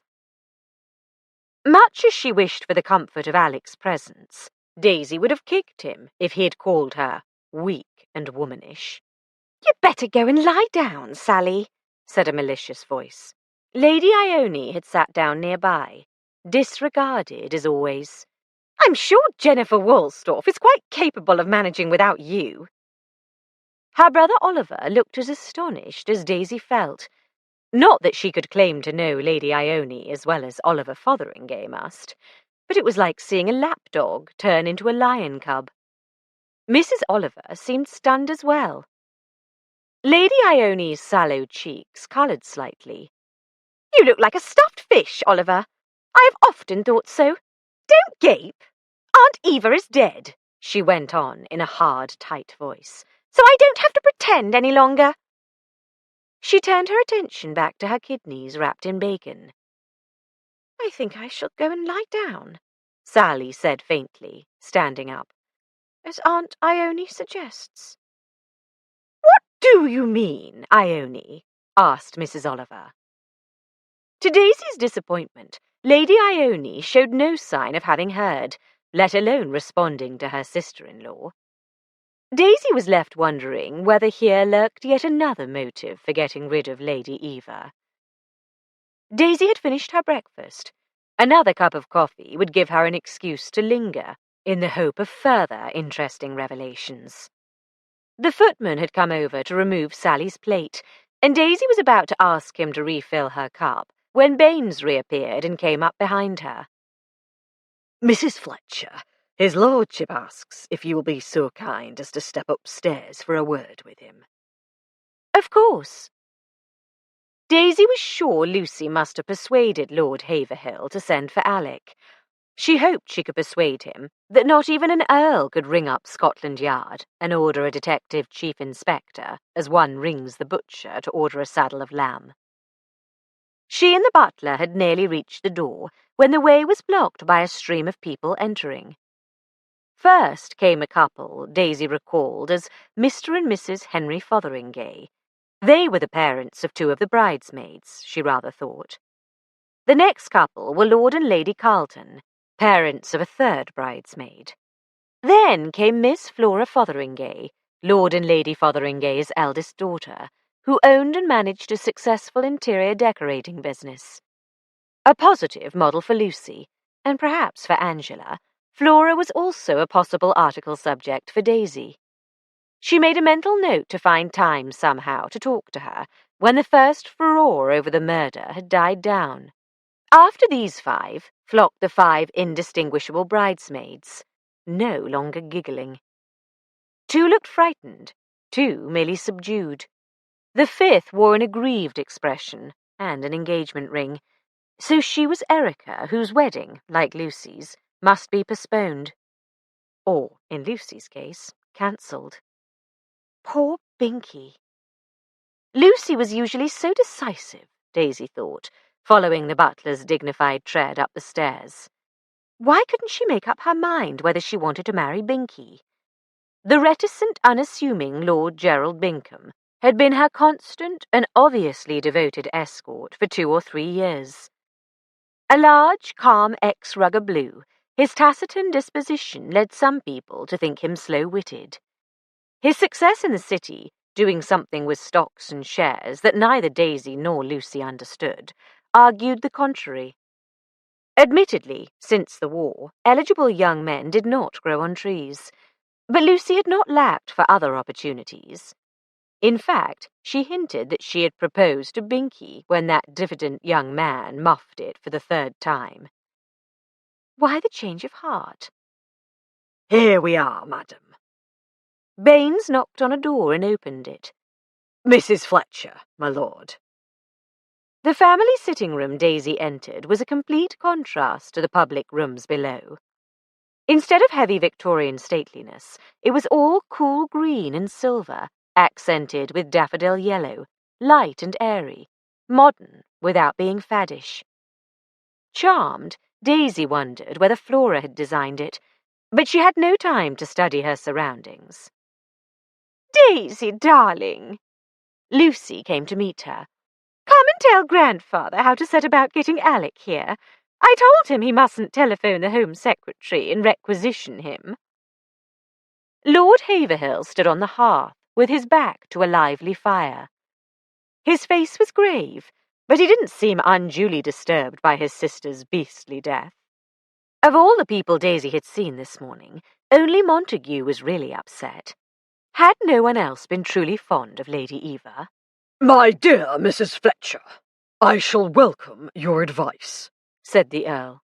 I confess I do not care for the idea of our local force infesting the house and pestering the family. Lucy assures me I shall prefer to be interrogated by your husband. It's up to the Chief Constable to call in Scotland Yard, Lord Haverhill. He won't want to do it unless his own men feel they can't cope with the case and ask for help. Alec says they're reluctant to go over the heads of their people. It makes for disgruntlement, as you can imagine. I see. The other possibility is when a case involves more than one police jurisdiction. But you're right in the middle of Cambridgeshire here, so that won't work. Aunt Eva lived in London, though, Lucy pointed out. All her notes. Lucy! Age had robbed the Earl's tone of none of its authority. So Lady Eva had not relied on her memory, Daisy thought. Whatever Lord Haverhill hoped for in the way of concealment, the police would find her memoranda sooner or later. Thank you, Mrs. Fletcher, for your advice, he went on. I feel certain your husband is the man for the job. I'm acquainted with our chief constable. I'll have a word with him on the telephone and see what can be arranged. He moved stiffly, even a little unsteadily, holding his faltering body together with an effort of his still strong will towards an open connecting door. In the next room, Daisy could see a big rosewood desk with a reading lamp, inkstand, and telephone. Beyond this, a leather easy chair was visible and part of a marble mantelpiece. "Oh, blast!" she said to Lucy in an undertone. "I wish you hadn't talked him into this. Alec will kill me." "Not literally, I hope, darling." "Yes, Baines?" The butler had reappeared, the imperturbability unshaken by mere murder, now visibly shaken. "The police, miss. My lord." He raised his voice. Lord Haverhill turned back, frowning, steadying himself with a hand on the back of a chair. Baines continued. "I regret that one of the footmen was so ill-advised as to direct this person to find your lordship here. Meeting him upon the stair, I instructed him to return below to await your lordship's pleasure in the library, but I fear he persisted in following me. Inspector Crumble, my lord." "Crummell! That's Detective Inspector Crummell," said the policeman irritably. He was a plump man, with a pale, doughy face, from which incongruously large, wintry blue eyes regarded the world with suspicion. They should have been small and black, like currants in a suet pudding, Daisy felt. "Pursuant to a report of murder, my lord, I proceeded here with my men, who are waiting below." He spared a glare for Baines. "Before instructing them to proceed with their duties, I wish to inform your lordship of my arrival, and to ask whether you have any information which may enable me to bring this investigation to a rapid conclusion." "No." Lord Haverhill's curt monosyllable cleft the tide of the policeman's verbosity.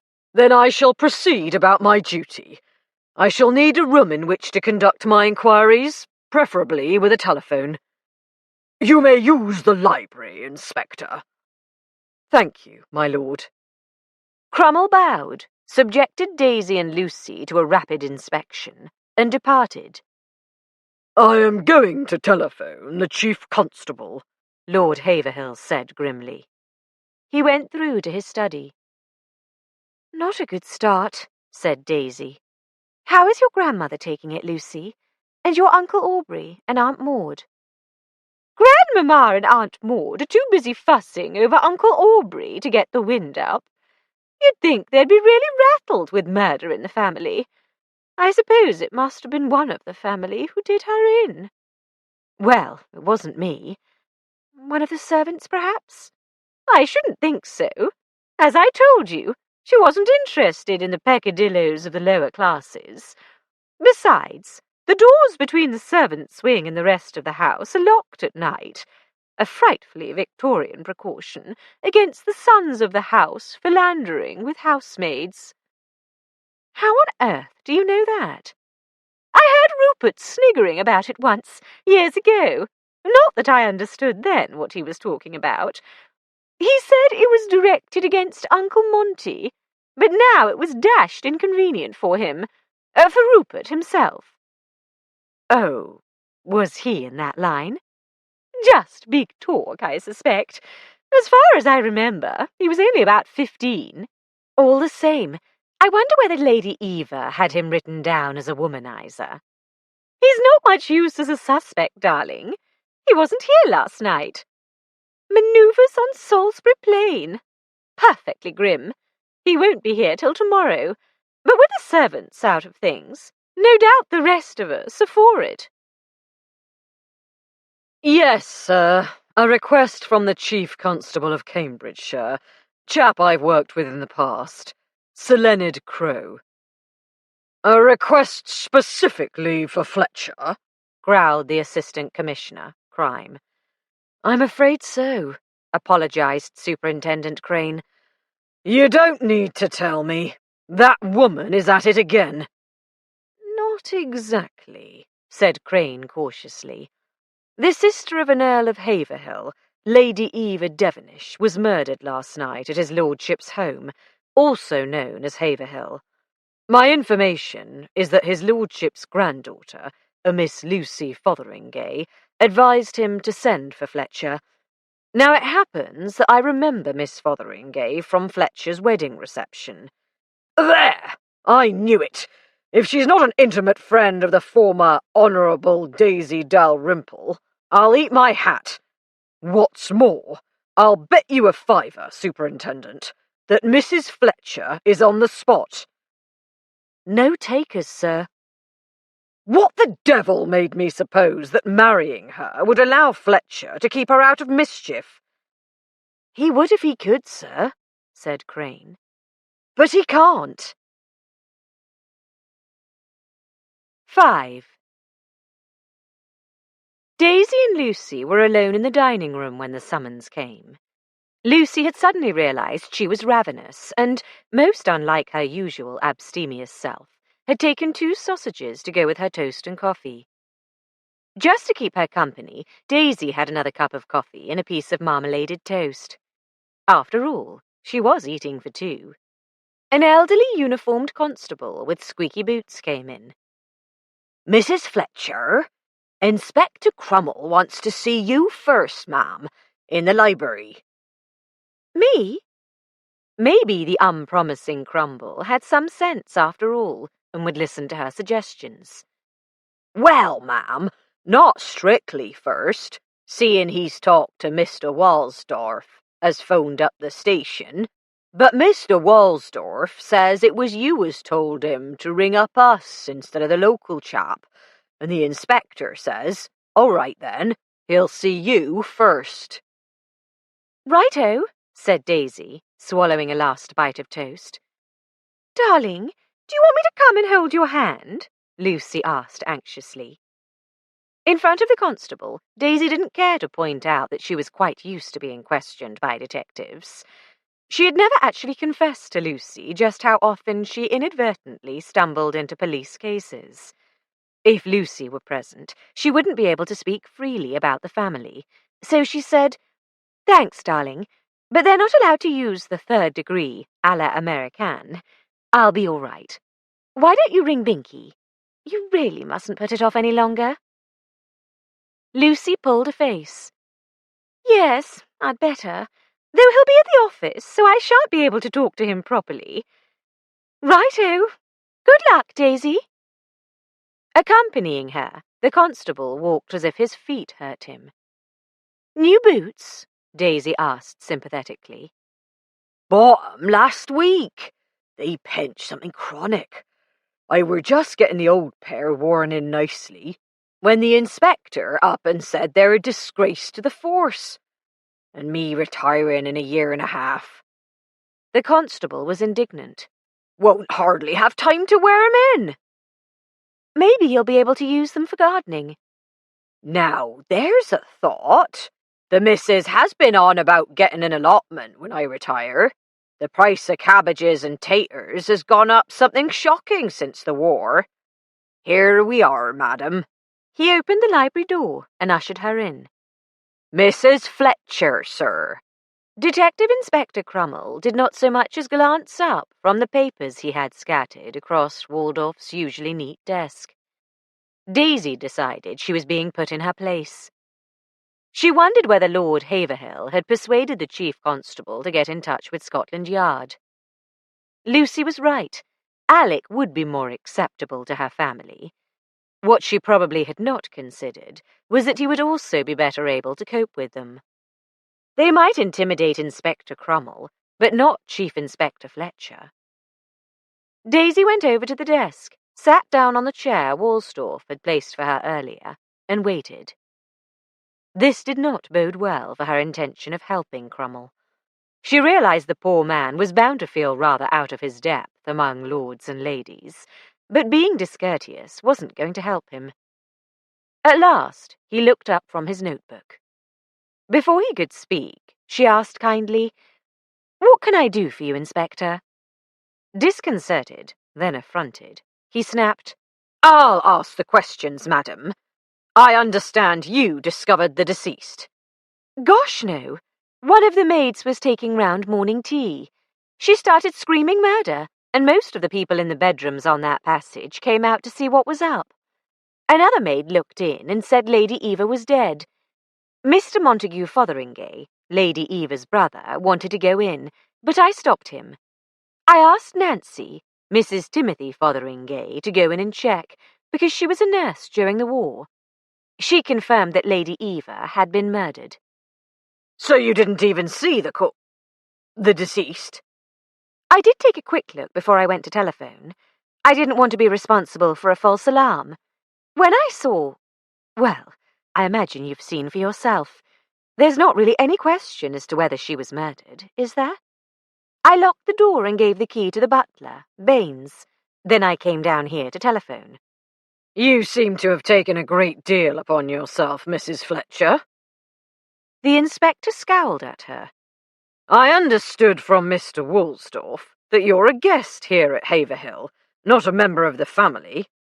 Yet you took charge, and everyone followed your instructions. Not exactly.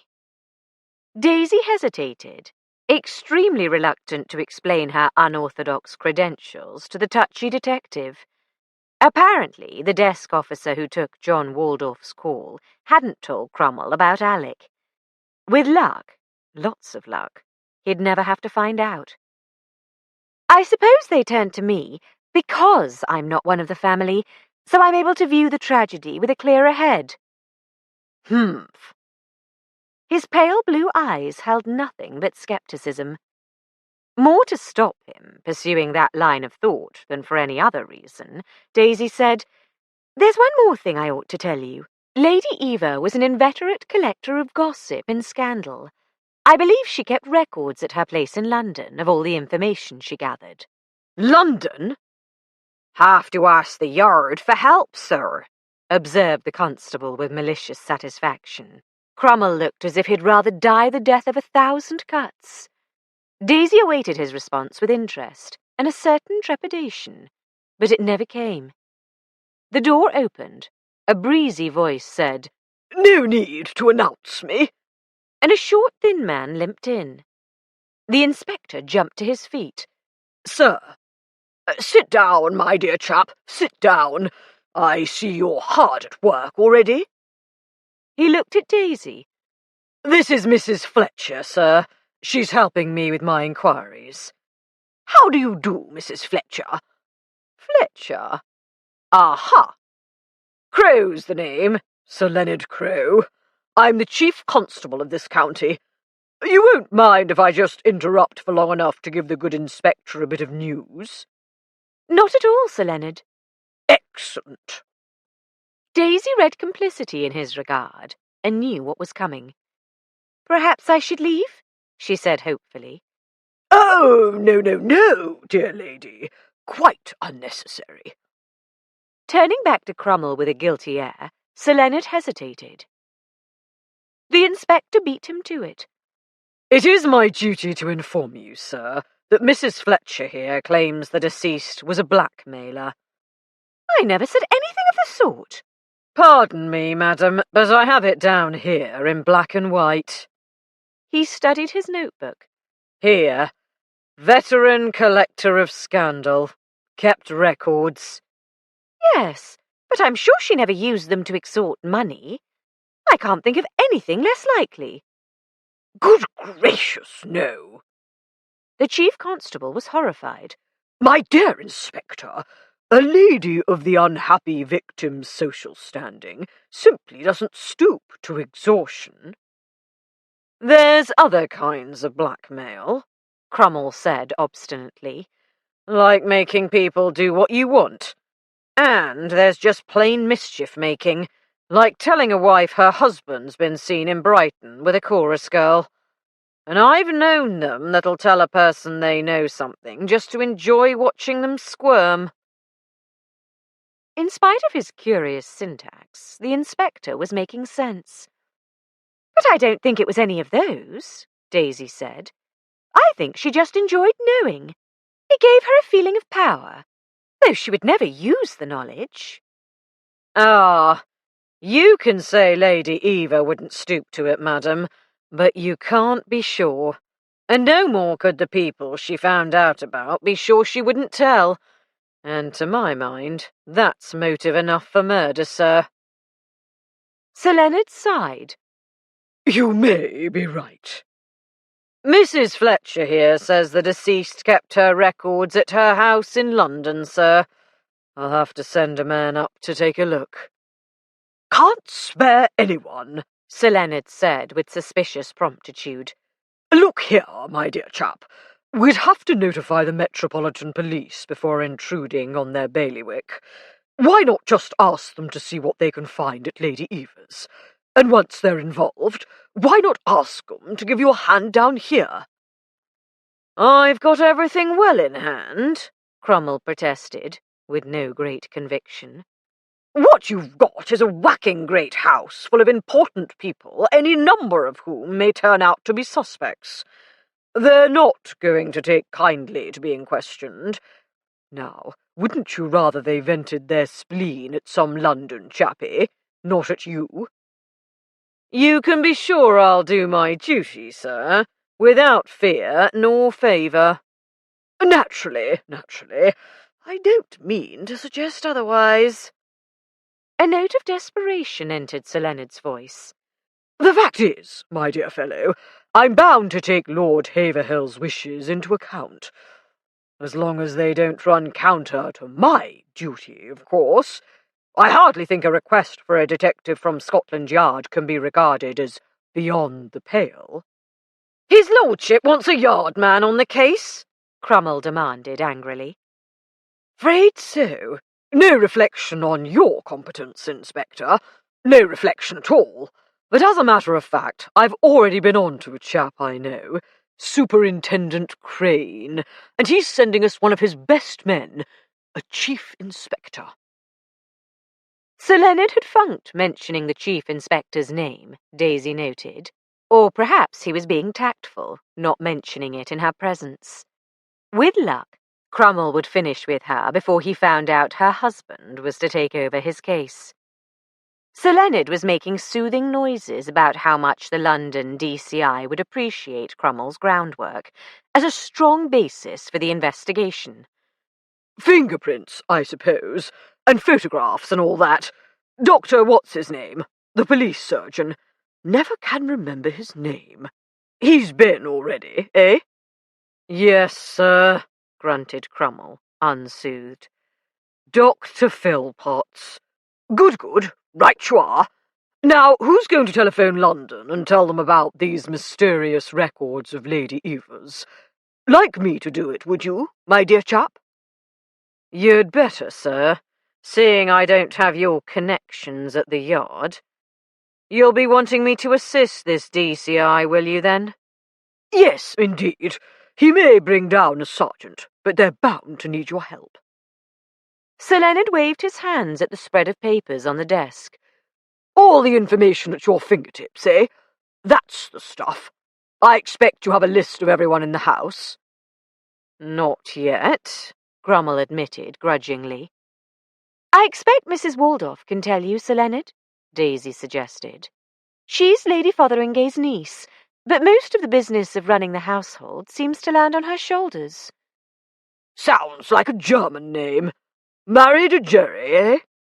No, he's from Luxembourg. He's Lord Haverhill's secretary. Ah, righty-ho, then. Mrs. Walsdorf it shall be. I'll hand the list on to you, Inspector, when I'm done with it.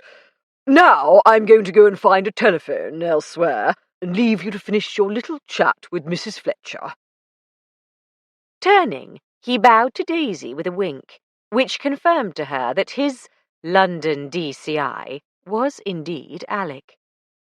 As he limped out, she wondered how Alec felt about his summons to Haverhill for a murder 3 days before he had been due to arrive for a wedding. Alec stood in the doorway of Lady Eva's private sitting room in her house in Belgravia. His immediate impression was of luxury, brocades and velvets in rich colours, gleaming wood, thick pile carpet, and everywhere photographs in silver frames. Beside him, Lady Eva's housekeeper twittered on. Yes, The house belongs to the Devonish family, but her ladyship lives here alone. Lived, I should say. I can't take it in she's gone, and that's a fact. Full of life she was when I last saw her, looking forward to seeing Miss Lucy wed, that she's so fond of. What a nasty business. I don't know what the world's coming to. Really, I don't. The Devonishes visited often, I suppose? Well, not to say often. Sir James, that's her ladyship's son, he's a countryman through and through, if you know what I mean. Mr. Edward, the young master, has his own flat in town he shares with friends. Doesn't care to live with his gran.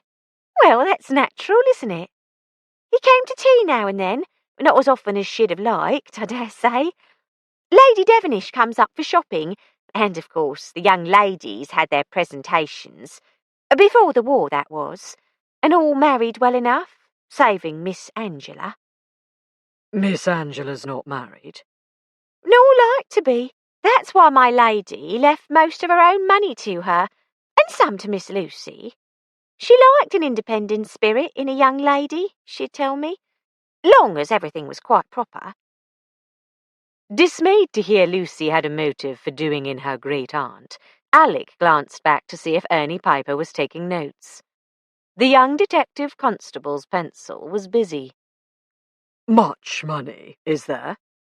No lack, said the housekeeper complacently.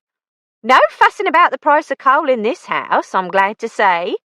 Besides the income the late Sir Granville left her ladyship, she has her own fortune from an aunt that married well and had no children.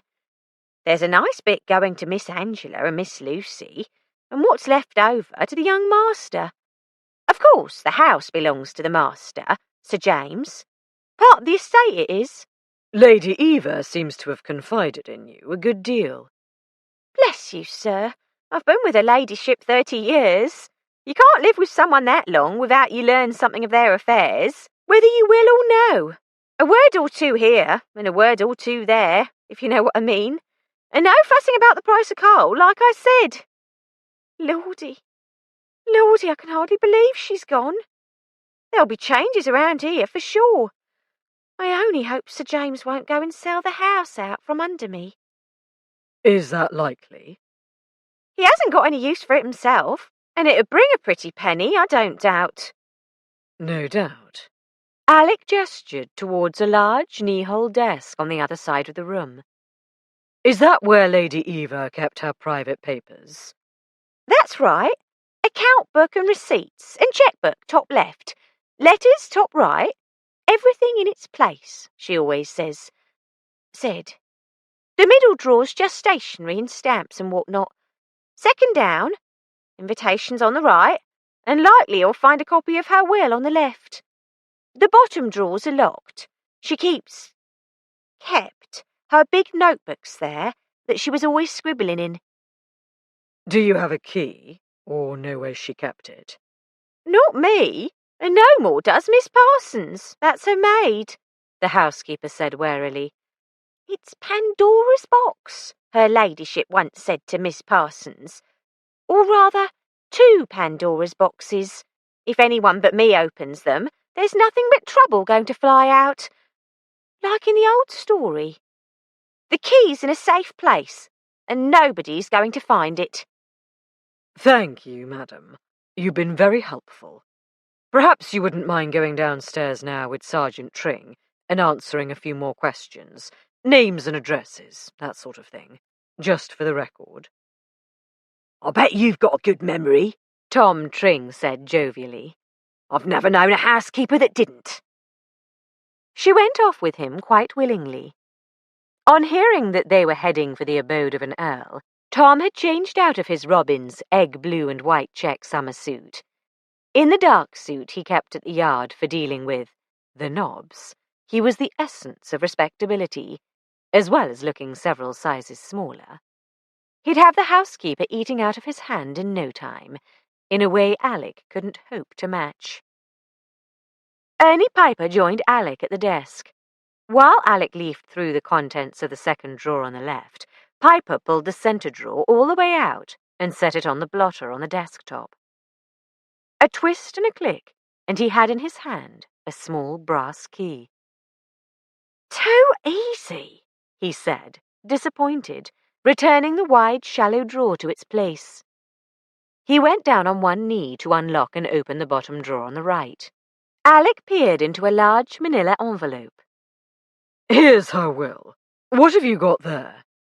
Several loose-leaf ledgers, arranged by alphabet and date, looks like.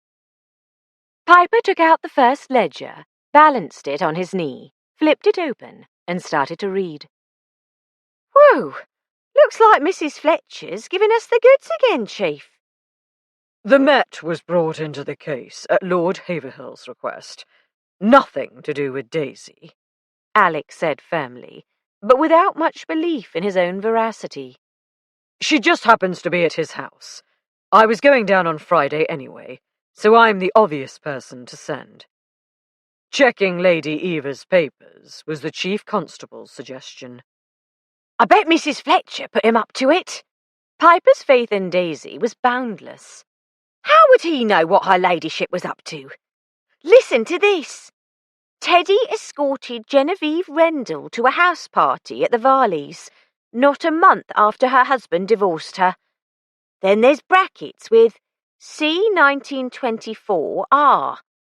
Must be another book. Who's Teddy? No surname.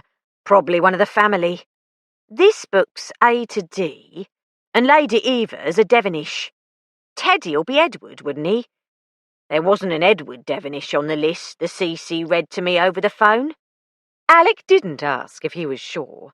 That was the sort of detail at which Ernie Piper excelled, and his fast, accurate shorthand was the reason he'd been put on the phone to take down the names of those staying at Haverhill. He looked at his watch. Righto.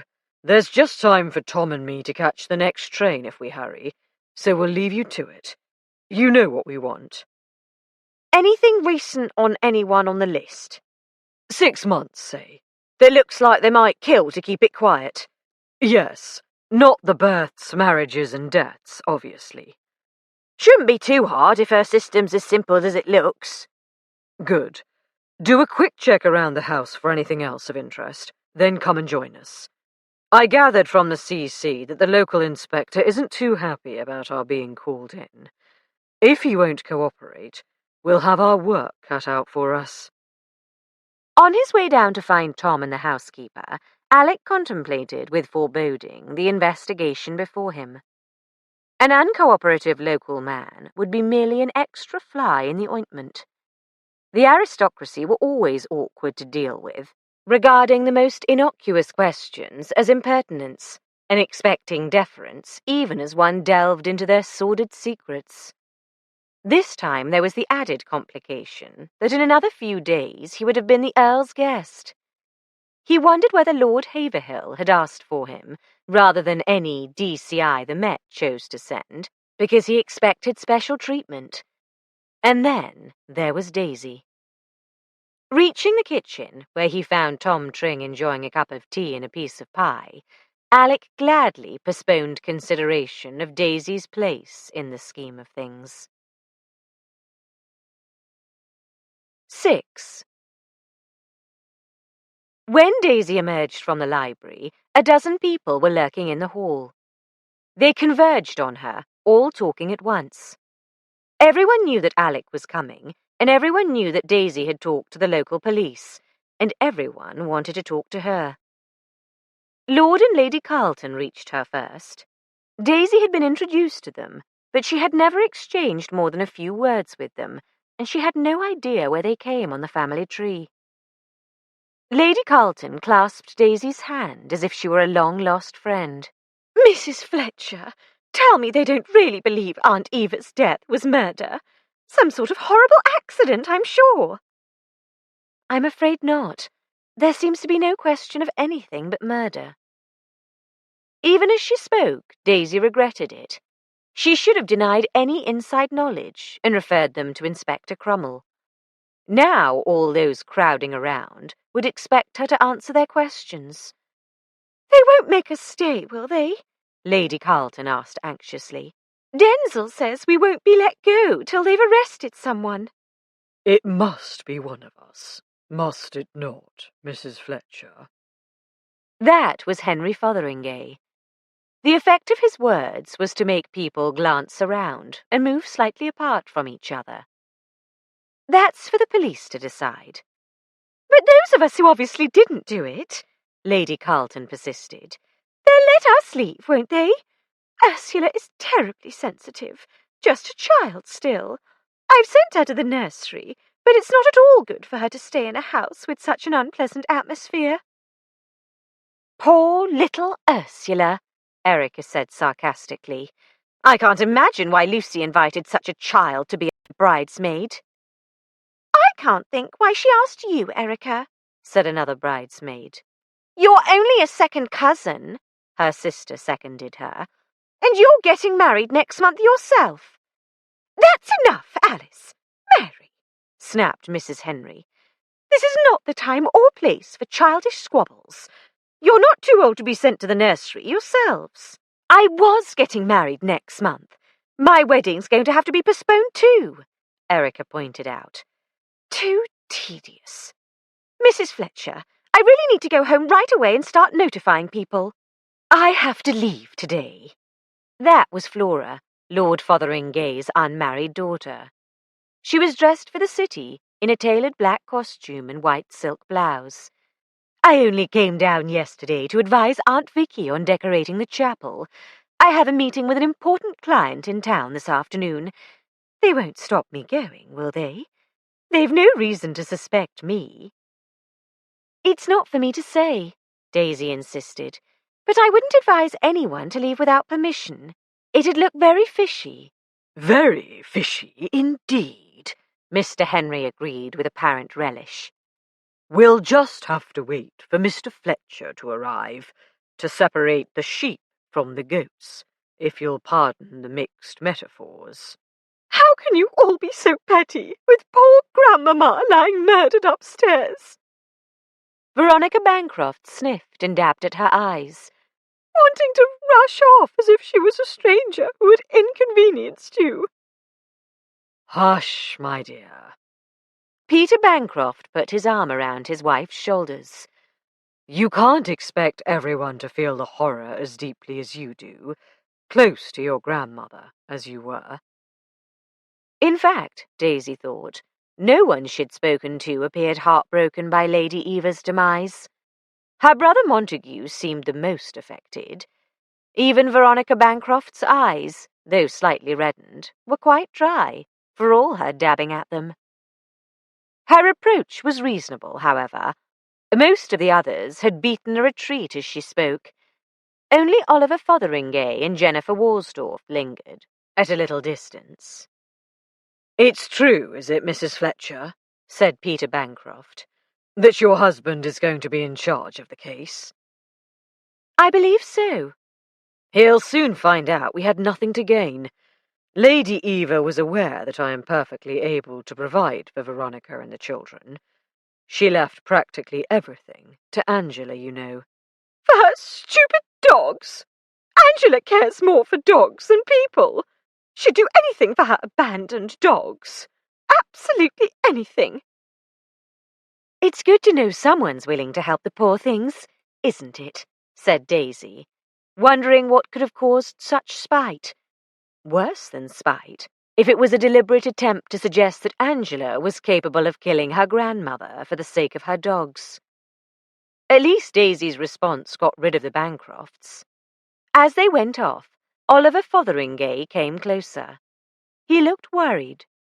Daisy, Mrs. Fletcher, I should say. Please go on calling me Daisy. He smiled. Then you'd better call me Oliver, without the uncle, since you're now a married lady. Daisy, Vicky is desperately concerned about Lucinda. She's saying now that she's not sure she's going to marry Bingham after all, that perhaps it was all a mistake. Was Lucy wavering again, or just leading up gently to revealing her decision? To tell the truth, Daisy said with caution, I think she just has cold feet, as well as being thoroughly fed up with all the pomp and circumstance. Vicky's been trying so hard to give her a dream wedding. Lucy's dream? or her mother's? In that case, why didn't Lucinda say long ago that she wanted something different? Partly she didn't know exactly what she wanted, and partly she didn't want to disappoint her mother. That's my guess, anyway. She's always had different ideas from the rest of us. We've never known just how to deal with her. Oliver sighed. We'll try to understand. At least, I'll try to explain to Vicky. Perhaps it's just as well the whole thing must be postponed. Not that I'd wish for poor Aunt Eva's death to be the cause. But I wouldn't want Lucinda to marry Bingham if she's not sure. Has Lucy telephoned him? I don't know. She won't talk about it, said Lucy's harassed father. Perhaps she'll tell you. I expect so, said Daisy. I'll go and look for her in a minute. She looked inquiringly at Jennifer, still waiting in the background. Becoming aware that someone else wanted to speak to Daisy, Oliver apologized for keeping her and excused himself. Daisy, you must be sick of people treating you as a surrogate for the police, said Jennifer. But I'm not sure what I ought to do. Do you mind if I ask your advice? Not if I can sit down while you ask. Marble is a very unfriendly surface to stand about on. Come into the library. Inspector Crummell. He came out while you were talking to all those people. Jennifer led the way. I think he went to interview the servants. Leaving the knobs for Alec to cope with, of course. A good move on his part. Daisy sank into one of the comfortable leather chairs by the fireplace. He was frightfully annoyed by Sir Leonard calling in Alec, but I'm quite sure he was feeling out of his depth, dealing with the aristocracy. Did Sir Leonard get a list of guests from you? Guests and residents? Yes. What's the trouble? It's Aunt Ione. Baines told me she'd ordered a car to take her to the station. I went to look for her, to tell her she'd better stick around just now, but she'd already gone. I don't know what's got into her. She never goes anywhere. Oh, dear. Daisy had a sudden picture of the worm turning at breakfast this morning, of the meek, silent Lady Ione announcing that now Aunt Eva was dead, she didn't have to pretend any longer. Did she take a suitcase? Her maid says not. Daisy, ought I to tell the inspector, or Sir Leonard, or wait till your husband arrives? Or hope she returns before anyone else finds out? Do you know exactly when the car left? Assuming she was making for the station, would she have arrived by now? Could she have caught a train already? Yes, if she's going to London. I suppose I'd better tell Inspector Crummell, but it would be too awful if he had her arrested when she gets to Liverpool Street. Whatever I advise, Alec's liable to grind his teeth and accuse me of interfering. I'd say least said, soonest mended, except that the servants will talk. And the inspector's with them now. Oh, yes. That's all right, then, said Daisy, relieved. They'll tell him. And neither you nor I need have any hand in it. Thank heaven. But I do wonder what on earth's come over her. It's odd if she usually doesn't go anywhere, but I doubt if she's done a bunk. She probably wouldn't know how. Where's John, by the way? I understood he was in charge of dealing with the wedding postponement, but Crummell's turned him out of the library. Yes, he's taken all his stuff up to Lord Haverhill's study. He was too late to catch several people before they set out, so they'll be arriving sometime today. Jennifer stood up. If they have any sense, they'll turn right around and go home again, but I'd better make sure their rooms are ready. And I'd better look for Lucy. Any idea where she's to be found? Try the Folly. I saw her heading for the park, and it wouldn't surprise me if she's gone to earth there. Good idea. I wouldn't mind a walk. It would give her a chance to think about people and their attitudes towards Lady Eva. Daisy followed Jennifer out to the hall. There she was pounced upon by Angela Devenish, the mongrel tiddler at her heels as usual. Daisy, Mummy and Daddy want to see you. Would you mind awfully coming up to their room?" The only possible reasons for the bereaved Sir James and Lady Devenish to ask for Daisy were to pick her brains about the police, or to give her information to pass on to the police. Jennifer gave her a commiserating look and deserted her. "I'll come," said Daisy. "Your father must be frightfully shocked by what's happened, Angela. Was your mother close to Lady Eva?" "Not to say close. They rubbed along all right together. I say, Daisy, I've just remembered. Lucy said you're expecting a baby. I shouldn't rush you up the stairs like this." I'm perfectly all right, honestly. I wish Lucy hadn't told everyone. "I expect she hoped they'd fuss over you instead of her," said Angela, with unexpected insight. "Now poor grandmother's murder has put everything else out of people's minds. Almost everything. Daddy wanted to go fishing, but Mummy won't let him, though he says he can mourn just as well with a rod in his hand. At least there's a few less fish suffering today. Daisy, do you think my grandmother suffered much?" No, I think it was very quick. She did her best to suppress the memory of those desperate, bulging eyes, so horribly like a fish out of water, gasping away its life. Lady Eva lived mostly in town, didn't she? "Yes. It wasn't because she'd quarrelled with Mummy or Daddy, or anything like that. She used to come down for weekends, but except for house parties, she found the country dull.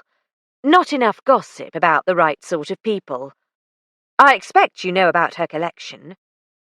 It isn't exactly a secret. "No. She was quite open about her ferreting. Do you think someone killed her because of something she found out?" It's possible. Daisy wondered whether Angela was trying to divert suspicion from herself. She seemed the soul of candour, of an almost childlike frankness. But that would not sway Alec. He was bound to put her near the top of his list, just above Lucy, no doubt. It will be something Alec has to take into account. I suppose he'll have to go through her memoranda, reading about people's beastly secrets. Almost as bad as seeing what they do to dumb, helpless creatures. Ah, here we are. Jennifer said we should use this room. The small sitting room set aside for the bereaved Devenishes was on the second floor at the front of the house. As Angela opened the door, Daisy heard Lady Devenish's discontented voice. "I didn't bring a black dress, of course. Teddy, you must have brought a dark suit for church on Sunday." I wasn't intending to stay on after the wedding on Saturday. The north-facing room was quite chilly, though a fire burned in the hearth. Lady Devenish was sitting in a chair by the fireplace, holding out her hands to the flames. Opposite her, a lissom young man lounged against the mantelpiece, his hands in his trouser pockets, looking both bored and sulky. "Mummy, I've brought Daisy." Sir James, who appeared to have been pacing up and down the confined space, came eagerly to meet Daisy. "Mrs. Fletcher, can you tell us?" Lady Devenish cut off her husband. "So kind of you to come, Mrs. Fletcher," she said, her voice as chilly as the room. "Please accept my condolences. It's a dreadful thing to happen." "Daisy, I don't think you know my brother, Teddy." "No, I don't believe we've met. How do you do, Mr. Devenish?" Edward Devenish was several years younger than his sisters, Angela and Veronica, not much over 21, Daisy guessed, and the spoilt baby of the family. Expensive, too. His sloppy posture did nothing to conceal the exquisite cut of his light grey tweeds. At least he had manners enough to straighten when he was introduced, and take his hands out of his pockets. "I hear you married a copper, Mrs. Fletcher." His tone was so indifferent as to be almost offensive, but Daisy saw a spark of emotion in his eyes. Fear, perhaps. She couldn't be sure. He had not been at dinner last night, had not come into the drawing-room before she went to bed. When did he arrive at Haverhill? Was he on the list Jennifer had given the chief constable? "Won't you sit down, Mrs. Fletcher?" Lady Devenish interrupted her thoughts. "We wish to consult you. Angela informs us that Lord Haverhill has sent for your husband. Her condescension was much more offensive than her son's ambiguous indifference. The Dowager Viscountess Dalrymple, though in general she disapproved of her younger daughter, would have applauded the steel that entered Daisy's voice. I won't sit down, thank you. I can only spare you a few minutes. Uncle Oliver has asked me to talk things over with Lucy. Poor Lucy, exclaimed Angela, much as if Lucy was an abandoned dog. What exactly is it you want to know, Sir James? He glanced at his wife. Josephine and I just wondered whether Mr. Fletcher, Detective Inspector Fletcher— Detective Chief Inspector, Daddy, Angela corrected him. This threw him off his stride, and his wife again took over. I suppose Mr. Fletcher will want to ask a great many questions of everyone in the house? Undoubtedly. This places us in a thoroughly invidious position. What the mater means, said Teddy, is that being grandmother's nearest and dearest, we are liable to be blamed for the whole show when people are asked questions they'd rather not answer. Worse, in newspaper reports and detective stories, the immediate family are always the prime suspects, so everyone's going to avoid sitting next to us at lunch, in case we put arsenic in the soup. His mother let him finish his rant before saying acidly, What I should like to know is how long we are to be subjected to such conditions. How long will it take the police to arrest the murderer? That depends mostly on how much cooperation they get, said Daisy, particularly from the immediate family. So when you're asked questions you'd rather not answer, I suggest you tell the truth, the whole truth, right away. And now, if you'll excuse me, Lucy needs me. As she turned to leave, Sir James hurried to open the door for her. Sorry, he mumbled. Should be thinking of my poor mother, what? Daisy gave him a regal nod as she passed. Behind her, she heard Lady Devenish again. I wonder if Maud has a black frock I could bear to wear. Angela followed her out. So put that in your pipe and smoke it, she observed. Well said, Daisy. Of course what Mummy really wanted to ask, but didn't quite dare after you got on your high horse, is whether Mr. Fletcher is going to think one of us did it. You'll be on the list he starts with, at least. By the way, when did your brother arrive? Last night, well after 1. He motored over. He has a sporty little Lee Francis. He rang me up yesterday evening and asked me to go down and let him in at 1. But I hung about on the terrace for ages, waiting for him. I didn't quite dare leave a door unlocked and go back to bed, in case a burglar chose that moment to try all the handles. You were wandering about the house in the middle of the night? Didn't you hear or see anything suspicious? I went down the back stairs, nowhere near Grandmother's room. That's my room there. Teddy spent the rest of the night with a couple of pillows and a bedspread on my floor. And that's the door to the stairs I used. Angela pointed at a baize-padded swing door. All the way from the ground floor to the top? Daisy asked. Yes. The Victorians like their servants to be invisible. Hence all those ridiculous pillars in the entrance hall, for servants to hide behind with their mops and pails.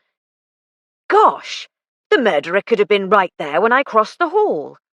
I don't know whether to be glad I didn't meet him creeping about, or to wish I had. I might have been able to save Grandmother.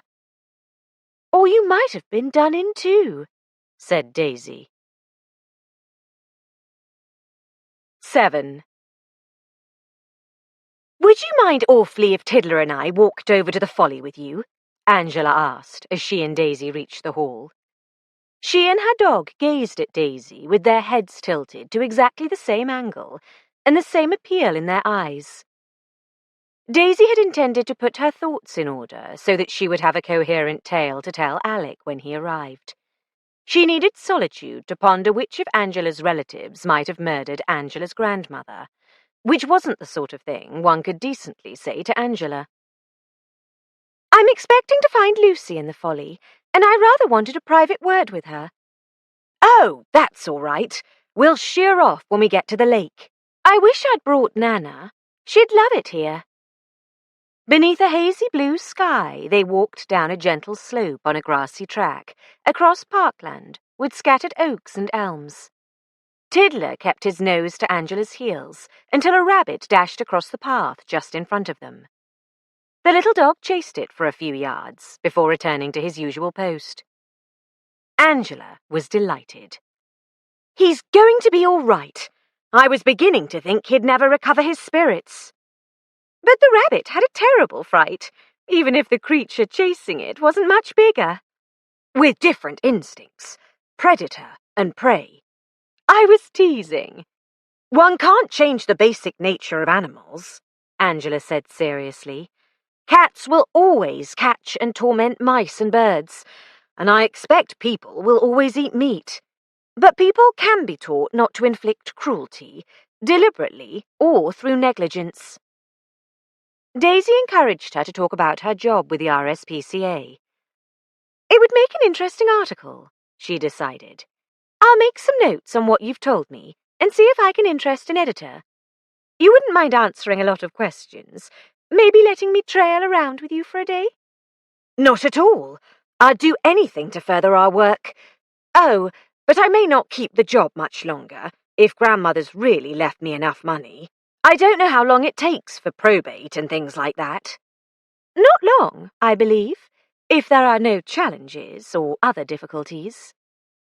Difficulties such as one or more of the heirs being arrested for murder, Daisy thought. Just how far would Angela go to further her work? They had come to the bank of the artificial lake. The track continued around the water in both directions, and across it by means of a stone bridge in the medieval style, just wide enough for a heavily laden pack horse. It even had niches on each side for pedestrians to get out of the way of a passing horse. It led to a wooded island, whence a similar bridge led to the farther shore. Angela set off to circle the lake, while Daisy took the bridge. It was very quiet, with nothing but the song of birds and squirrels chattering in the trees. Emerging from the island copse, Daisy saw the Folly not far ahead, at the top of a low rise. From her bedroom back at the house, it presented the appearance of a ruined cloister. Close to, it was obviously a comfortable gazebo in disguise, with open arches in front, arched windows at the back. Daisy remembered picnics held there during earlier visits with Lucy. The gazebo was empty. Had she come all this way for nothing? At least the exercise was good for her, Daisy told herself. Lucy? She called.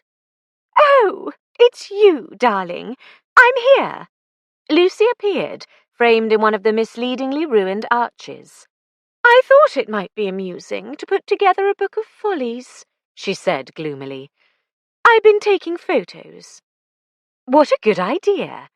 Will you just label the pictures, or would you like me to supply some text?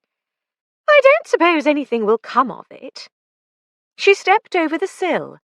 The new short skirts certainly had their points. I shall just go on taking pictures of ugly society matrons till I die. Bosh! You've done plenty of beautiful women and handsome men, and with Lady Eva's legacy, you'll be able to pick and choose your subjects, even if you really don't marry Binky. Have you talked to him? Spoken to him. Not really talked. He was at the office, and I didn't want to upset him. It would have been a bit mean. Did you tell him about Lady Eva?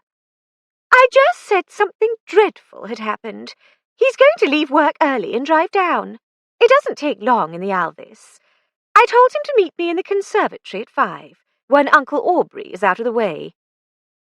Lord Fotheringay might not join the rest for tea, now that there's a police investigation instead of a festive house party.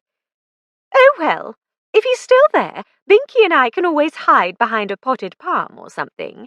Or you could come with me and bear him off. Righto, said Daisy. Alec had telephoned from Liverpool Street to give the chief constable the time of their arrival. Instead of the expected police car, Lord Haverhill's Daimler met him and Tom Tring at the station. In the bag was Sir Leonard Crowe himself. The sergeant settled his substantial bulk on the front seat, the murder bag nursed on his lap. His weight caused the massive car to shudder barely perceptibly. Unless the chauffeur was a confirmed misanthrope, by the time they reached Haverhill, Tom would know exactly what the servants' hall thought about the murder.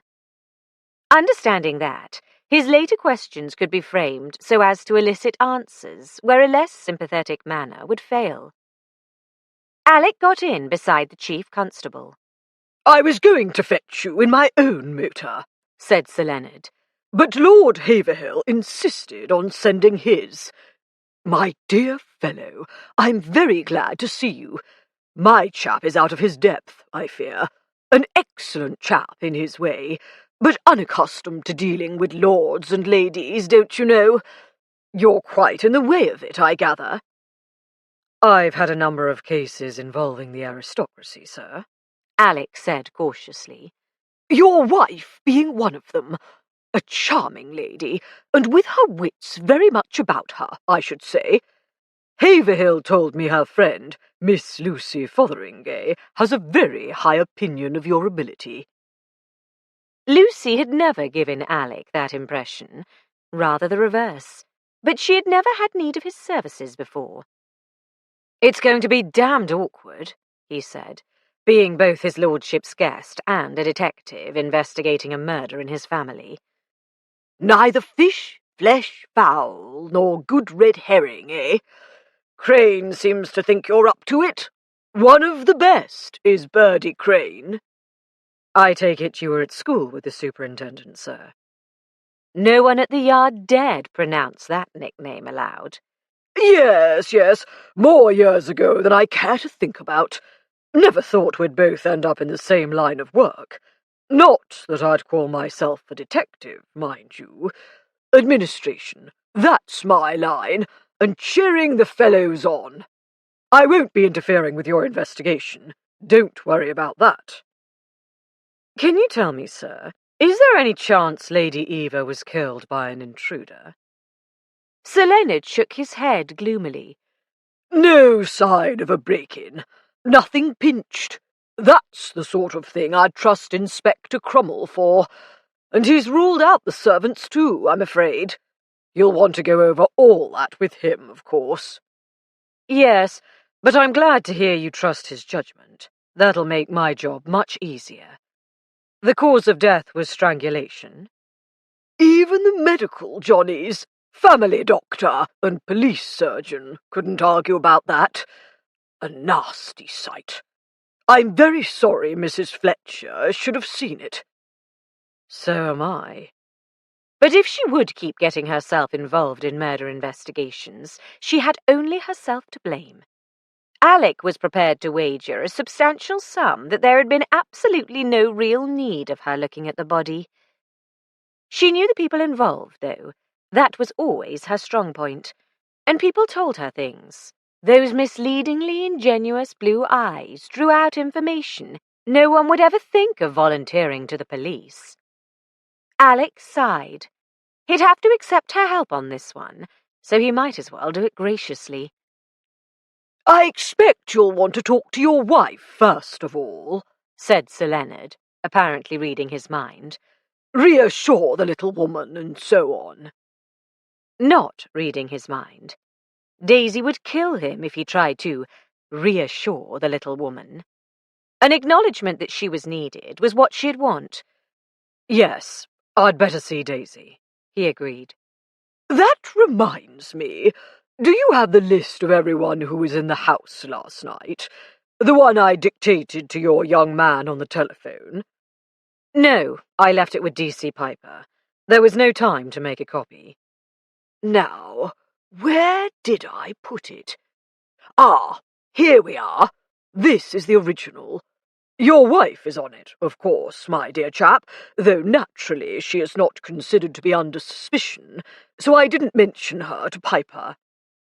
"I'm glad you don't suspect her, sir, but if your inspector does, I shall have to bow out of the case." No question of that.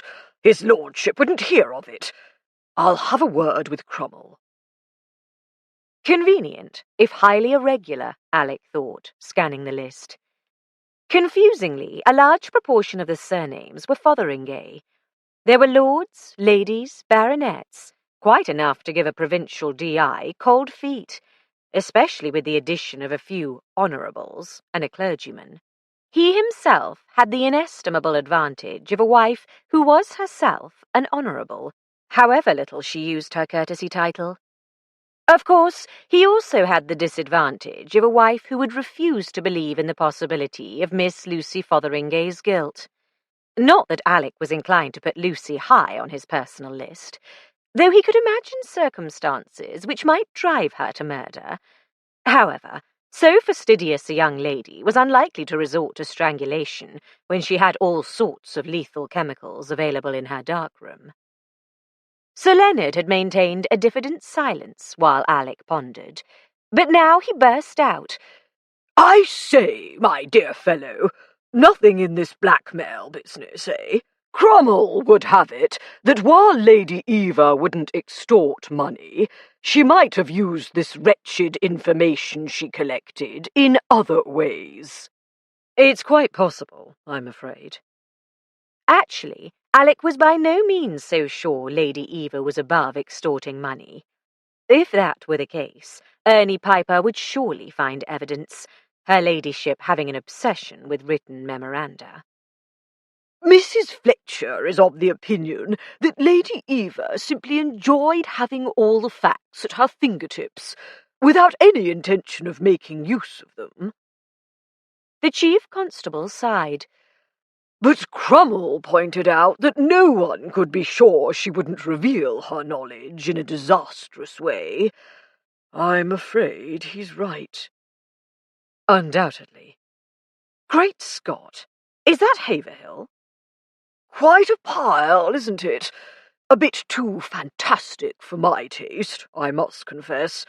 Rather like a fairy tale palace, Sleeping Beauty, or some such. On the large side, too, but several family members live there on a regular basis, and scores of servants, even since the war. Pay well enough, and one can still find domestic staff, I'm sure. Alec mentally noted this evidence of prosperity, borne out by the excellent condition of the drive and the parkland on either side of the avenue. He turned his attention back to the house itself as the Daimler approached that endless facade. An intimidating sight, he acknowledged. If Daisy's childhood home had been on this scale, he might never have dared propose to her. The exterior of the fairy tale palace, in Sir Leonard's unexpectedly whimsical phrase, looked as well maintained as the grounds. The upkeep must cost a small fortune annually.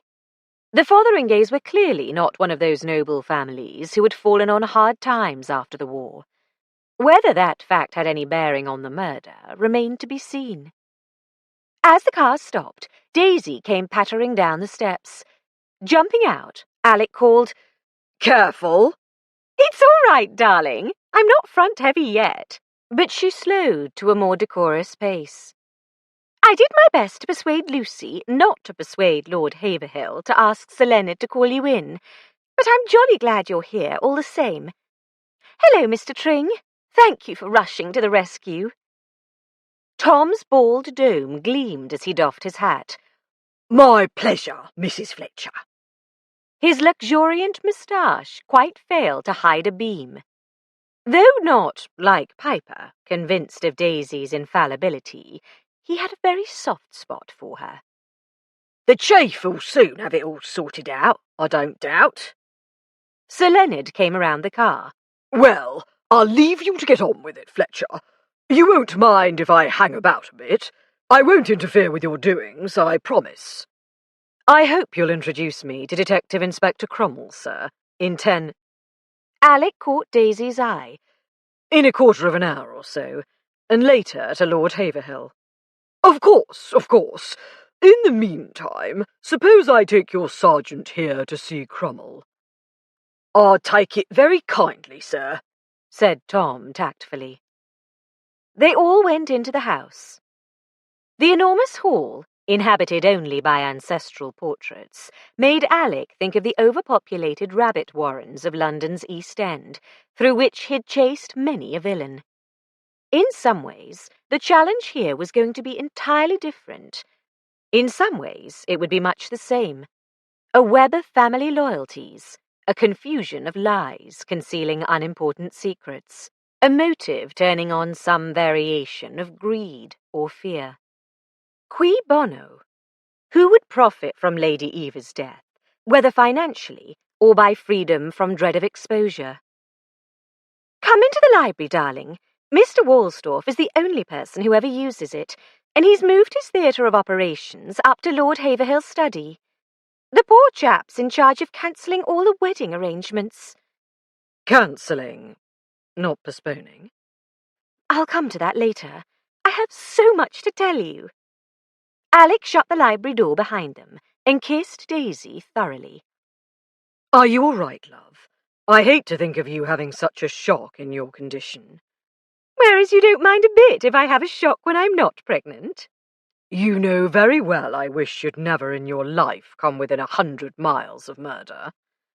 Then I'd never have met you. True, Alec admitted. That wouldn't have done at all.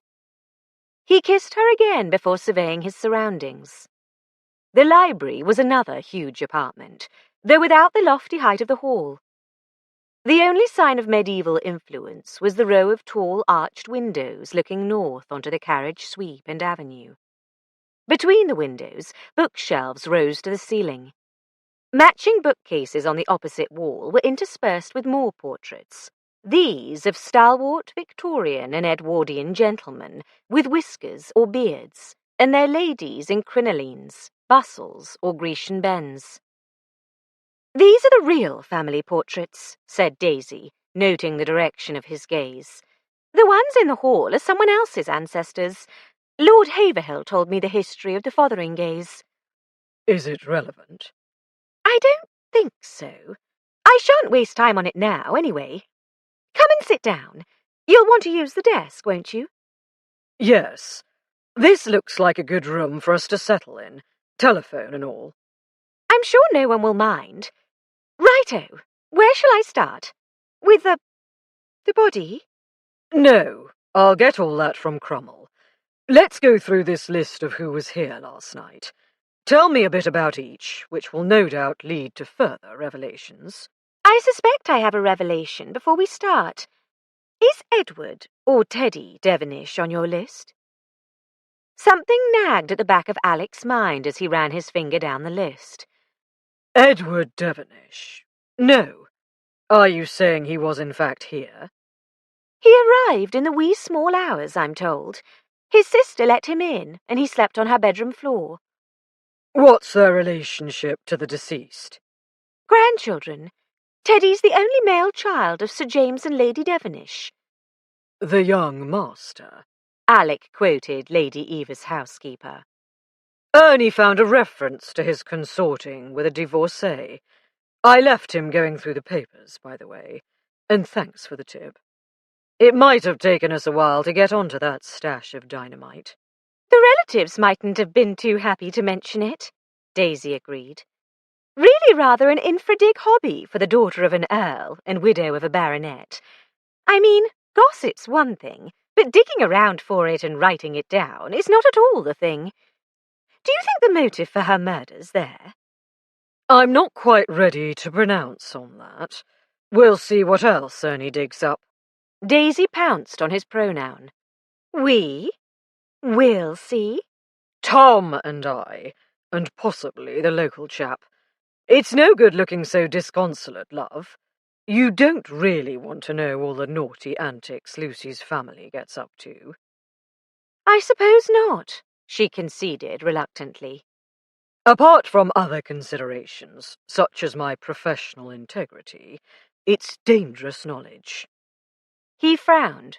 In fact, you'd better drop the odd disgruntled hint that I'm being closed-mouthed. I don't want you suffering Lady Eva's fate, and you've the baby to think of now, too. Cheer up. I do need your help. Noble of you to admit it for once, darling. Back to Teddy Devenish. Do you know why he turned up in the early hours of the morning? I haven't the foggiest. Angela, his sister, just told me he was telephoned last night, and she went down to let him in at 1. He was late, and she had to hang about. I don't know what excuse he gave her. She's a bit naive. She also told me she expects to inherit a fair amount from Lady Eva. She must have known we'd see the will. As a matter of fact, I have it in my pocket. But she could have pretended not to know about the bequest. True. Though since the housekeeper told me about the bequest, that wouldn't have washed. Tell me about her. I'm going to concentrate on the financial motive until I hear from Piper. Daisy complied, ending, I can't see anyone so determined to fight cruelty, inflicting such a frightful death on any living being. Unless for the greater good. I don't believe she's that fanatical, but if she is, she'd surely have found a quick and painless way to do her mother in. I saw her face, Alec. He reached across the corner of the desk to squeeze Daisy's hand. Don't think about it, love. Let's move on to Teddy. He's the residuary legatee. What do you make of him?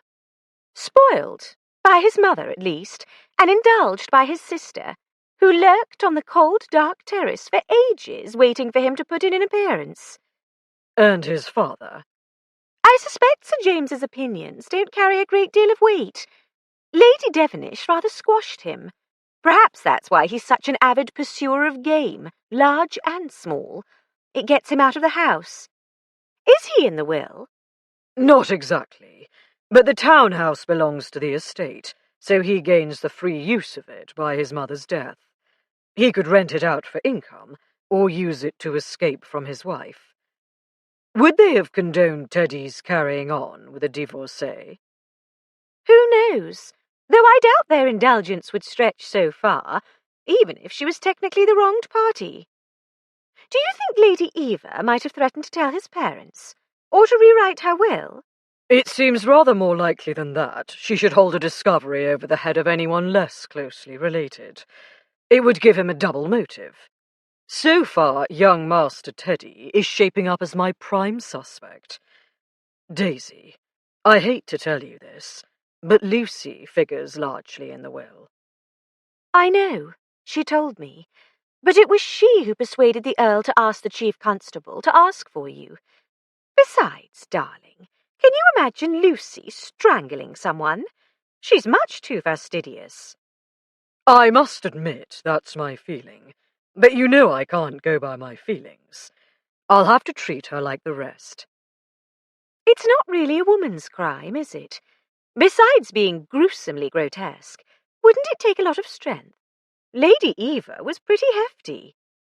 Not if the victim was taken by surprise, in her sleep, say, as seems likely. By the time she awaked and realized what was happening, it would be too late to struggle. Unconsciousness comes quite quickly. Thank heaven for that.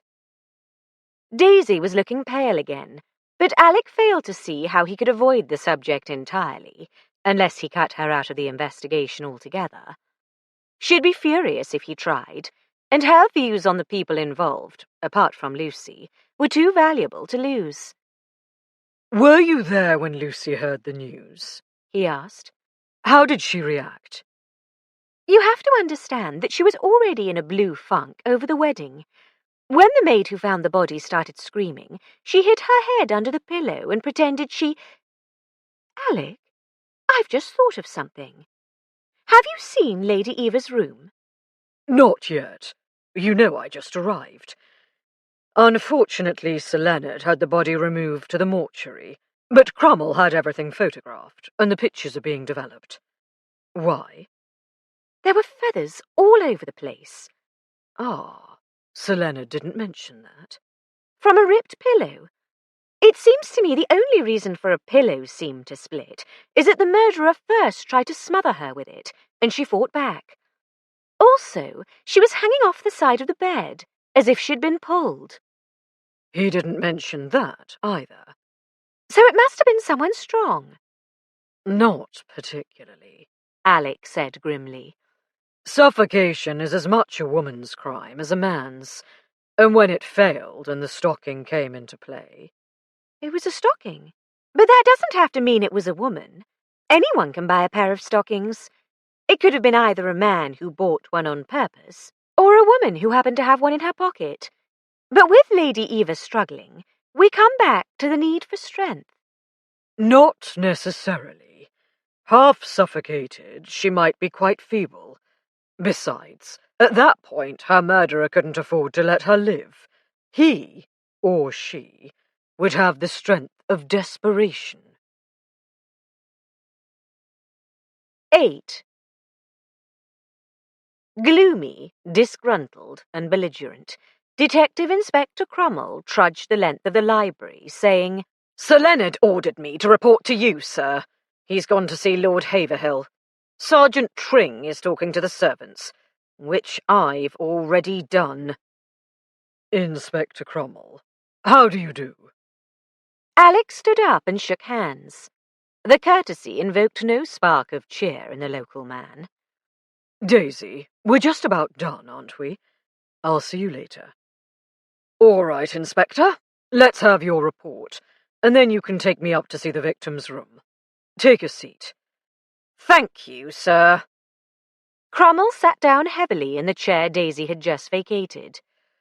Pursuant to a telephone call received at... Yes, let's skip all that. Alec pretended not to see Daisy turn on her way to the door and pull a face at him. Tell me what you found when you arrived at Haverhill. I asked to see his lordship. The butler would have left me waiting in the hall, but I wasn't having any of that, letting Lord Haverhill prepare himself. It's no good letting your suspects prepare themselves.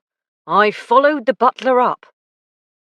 No wonder the Earl had decided to bring in Scotland Yard. You see Lord Haverhill as a suspect? Alec asked. Isn't he in his 80s? But a very hearty old gentleman, as I could see the moment I set eyes on him. After interviewing him, I proceeded... Wait a bit. What did you learn from him? Nothing. He told me he had no information to assist me in bringing the investigation to a swift conclusion. Alec didn't ask why Crummell had believed Lord Haverhill. He had met this ambivalent attitude to the nobility before, a willingness to suspect them of crimes, but not to question their statements. So you then proceeded, he said. I proceeded to instruct the butler, a man by the name of Baines, to show me to the scene of the crime and to send my men to me there. Judging by his description of his activities thereafter, Crummell had managed the scene of the crime quite competently. Photographs had been taken, fingerprints dusted for. The local GP had turned up, followed shortly by the police surgeon, who had been forced to agree on the obvious cause of death. And I would have left the body where it was, said Crummell, belligerence to the fore, for my superintendent to see, or you, as it turned out. But Sir Leonard had it taken away, said it was upsetting the family. It's a pity I didn't see it as it was found, Alec agreed, the nearest he could come to criticising the chief constable to the inspector. I'll go and have a look in the morgue, but it's not quite the same thing. When will the photos be ready? Crummell took out his watch. My sergeant's developing and printing them quick as he can. With luck, he'll be back with them in an hour or so. What did you find in the way of fingerprints? The outside doorknob was a mess, having been used by two maids, Mrs. Timothy Fotheringay and Mrs. Fletcher. The inspector pronounced this last name with a hint of malicious satisfaction, but went on to admit, not that it had likely made much difference if they'd have all used kid gloves. The inside knob, that her ladyship and her ladyship's maid must have used, was wiped clean. Everything else in the room seems to be one of theirs, or the housemaid that cleaned. I'll have to wait for the photos of the dabs, to be sure. Sir Leonard tells me you've ruled out the servants. The doors between the servants' wing and the rest of the house are locked from midnight till 6:30. It seems servants today won't stand for being summoned at all hours. Lord Haverhill's anxious to keep his staff happy, so his household and guests know they can't come if called. The butler has the key. He can be rung for in an emergency. And the exterior doors? All shut and bolted. One wasn't. At least, I understand it was opened and left unlocked for an appreciable time. Alec checked his notes. Miss Angela Devenish told my wife she went down at 1 this morning to let her brother Edward in. Cromwell stared at him with understandable resentment. Miss Devenish told Mrs. Fletcher? It wasn't fair that Alec had an inside source of information, but the inspector would have to live with it. Miss Devenish had to wait some time for her brother. I don't know whether she stayed near the door all the time. She'll say she wandered off, Cromwell prophesied, so an intruder could have entered. Give us someone else to look at outside the family. These knobs all stick together. What she'll say remains to be seen, said Alec, beginning to lose patience. He stood up. Come on, show me Lady Eva's room. On the way you can tell me what else you've learned. Cromwell had not learned much. The servants had answered direct questions willingly enough, but had not volunteered information, and the inspector had failed to ask the right questions. However, Tom Tring could be relied upon to rectify his omissions. As Alec and the inspector made their way upstairs, the house seemed oddly deserted. Early afternoon on a fine June day. Normally one would expect people to be outside enjoying themselves, but today was not normal. Alec suspected the inhabitants were huddled in bedrooms and sitting rooms, trying to decide alone, or in small groups, just what they were going to tell him when the questions began. A uniformed constable guarded the door of the victim's room. It's locked, and I've got the key, said Cromwell defensively. But there's likely another key around somewhere. He hesitated, then added with extreme reluctance. Mrs. Fletcher locked the door a few minutes after the body was discovered, and gave the key to the butler, and he posted a footman here too. Apart from me and my men, the only person in there since the maid with the tea started screaming is Mrs. Timothy Fotheringay. Seems she was a nurse in the war. Mrs. Fletcher sent her in to check whether the victim was quite dead. And the doctors and the ambulance men who took away the body? Well, of course. Alec thought it best not to comment. Is this the only door? He asked. There's one to a bathroom, shared with the next bedroom, but it was bolted on this side when I arrived. No one could have got in unseen. Good. Though the murderer had plenty of time to do what he wanted in the night. What time of death did the doctors propose? Between 1 and 4. They wouldn't commit themselves closer. They never will. Has anyone tried to get in? Alec asked the elderly constable, who was regarding him with an inexplicable air of approval. No, sir. Leastways, a pair of housemaids came to do the rooms, and they said the housekeeper told 'em to tidy up this and too. But when I told 'em no, they wasn't going to argue. Relieved they was, sir. That's the word. Giggling and squeaking like a pair of mice, he added benevolently. That'll do, Stubbins, snapped Cromwell, unlocking and opening the door and ushering Alec in. Alec stood for a moment on the threshold. The scene was much as he had expected from Daisy's description. He crossed to the dressing table. Any sign of theft? No, sir. There's jewellery in the top drawer there, and a purse with a few pounds and change. One leather case contained a superb ruby necklace, and another held nearly a dozen elaborate rings. Was the deceased wearing any rings? Alec asked. A wedding ring, gold, and another ring on the same finger. A pink stone with pearls around. Her personal maid said she never took it off, except to be cleaned. Looked to me uncomfortable to wear in bed, but I suppose she'd got used to it. That could explain how the pillow was ripped open. I'd wondered. The ring must have caught a thread. Crummell flushed. I didn't examine the ring closely. Never mind. It's a minor point and can be checked. He opened another drawer and found a sachet with several pairs of silk stockings in fashionable beige skin tones.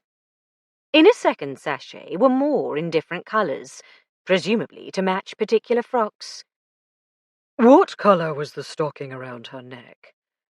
Sort of brownish. Did you ask her maid whether she ever wore that precise shade? No, sir. Crummell was indignant. I can't see where it matters what colour it is. Sky blue pink'd kill just as well. True. But there might be a clue to the way the murderer thought in whether he brought a stocking with him, or, when the pillow failed, used one he found to hand. Alec didn't bother to explain. He was getting fed up with the inspector's lack of imagination, coupled with his sense of grievance. He tried to come up with some task which would keep the man out of his way, while presenting at least an appearance of usefulness. When is the autopsy scheduled, and who's doing it? Dr. Philpotts, the police surgeon, said he'd do it this evening, if he can't get to it this afternoon. All right. I'll need a written report of all your findings to date, and any theories you've come up with. Try to have it done by the time the photos get here, so we can all go over everything together. This room had better be left as it is until I've seen your photos. And now it's about time I presented myself to the Earl. As a Scotland Yard detective called in by the Chief Constable, he should be introduced to Lord Haverhill by Sir Leonard. As an invited wedding guest, he should be introduced by Daisy or Lucy. Rather than sort out these competing claims, and unsure of just how his lordship regarded him, he decided to put himself in the butler's hands. Much better not to involve Daisy, not to suggest to others, to one particular other, that she was involved. He wondered what she had been doing since leaving the library. He hadn't had a chance to remind her to drop a few hints dissociating herself from the investigation.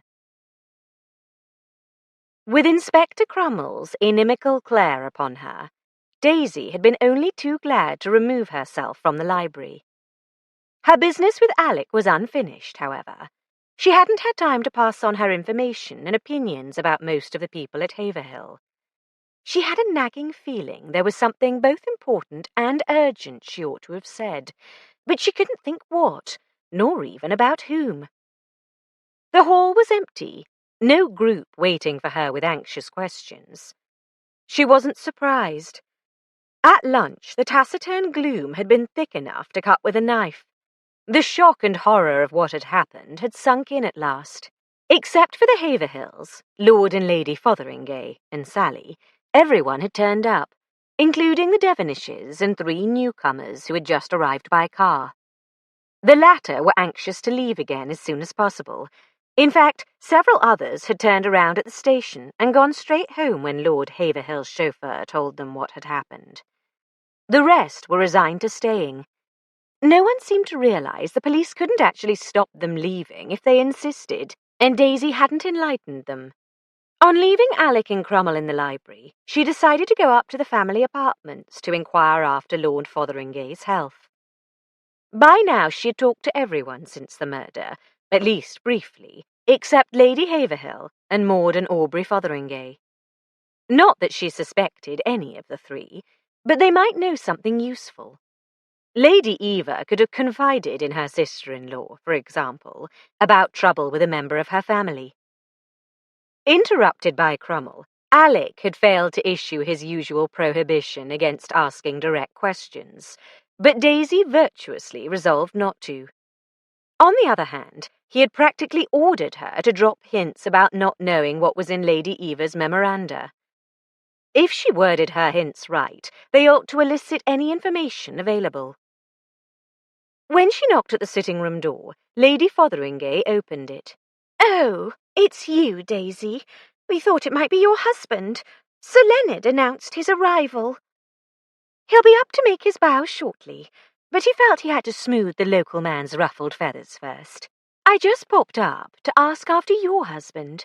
Lucy said you were concerned about the effect of the shock on his health.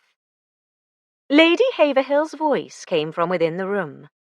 Ask Mrs. Fletcher to come in, Maud. My son has insisted on taking refuge with his plants, Mrs. Fletcher. I'm glad he's well enough. He ought to be in bed, said Lady Fotheringay. Such a terrible shock. I'm afraid the shock has hit my husband harder than was immediately apparent, Mrs. Fletcher. Nicholas has not been quite himself for a month or more, as is, I dare say, to be expected at our age. He is lying down at present, but of course he will get up to welcome your husband. Alec wouldn't dream of disturbing him. He'll have to speak to him sometime, but I'm sure it can wait until he's rested, Daisy rashly pledged. Do you know how Mr. Montague is getting on? I had the impression he was close to Lady Eva. Montague encouraged Eva in that wretched gossip business, Lady Haverhill said astringently. Or had she blackmailed him into passing on rumours heard at his club? Daisy wondered. He's taken to his bed, Lady Fotheringay informed her. They were as close as any brother and sister I know, so it's quite understandable. What I cannot understand is why Sally should do likewise. She scarcely knew Aunt Eva. What on earth persuaded my son to marry a girl with such delicate nerves? Not at all suitable for a soldier's wife. Sally is in such a state, Nicholas felt obliged to send Rupert's commanding officer a cable asking that he be released from his manoeuvres. I don't think it's at all surprising that she's upset, said Daisy, with a glow of conscious virtue earned by sticking up for a person she disliked.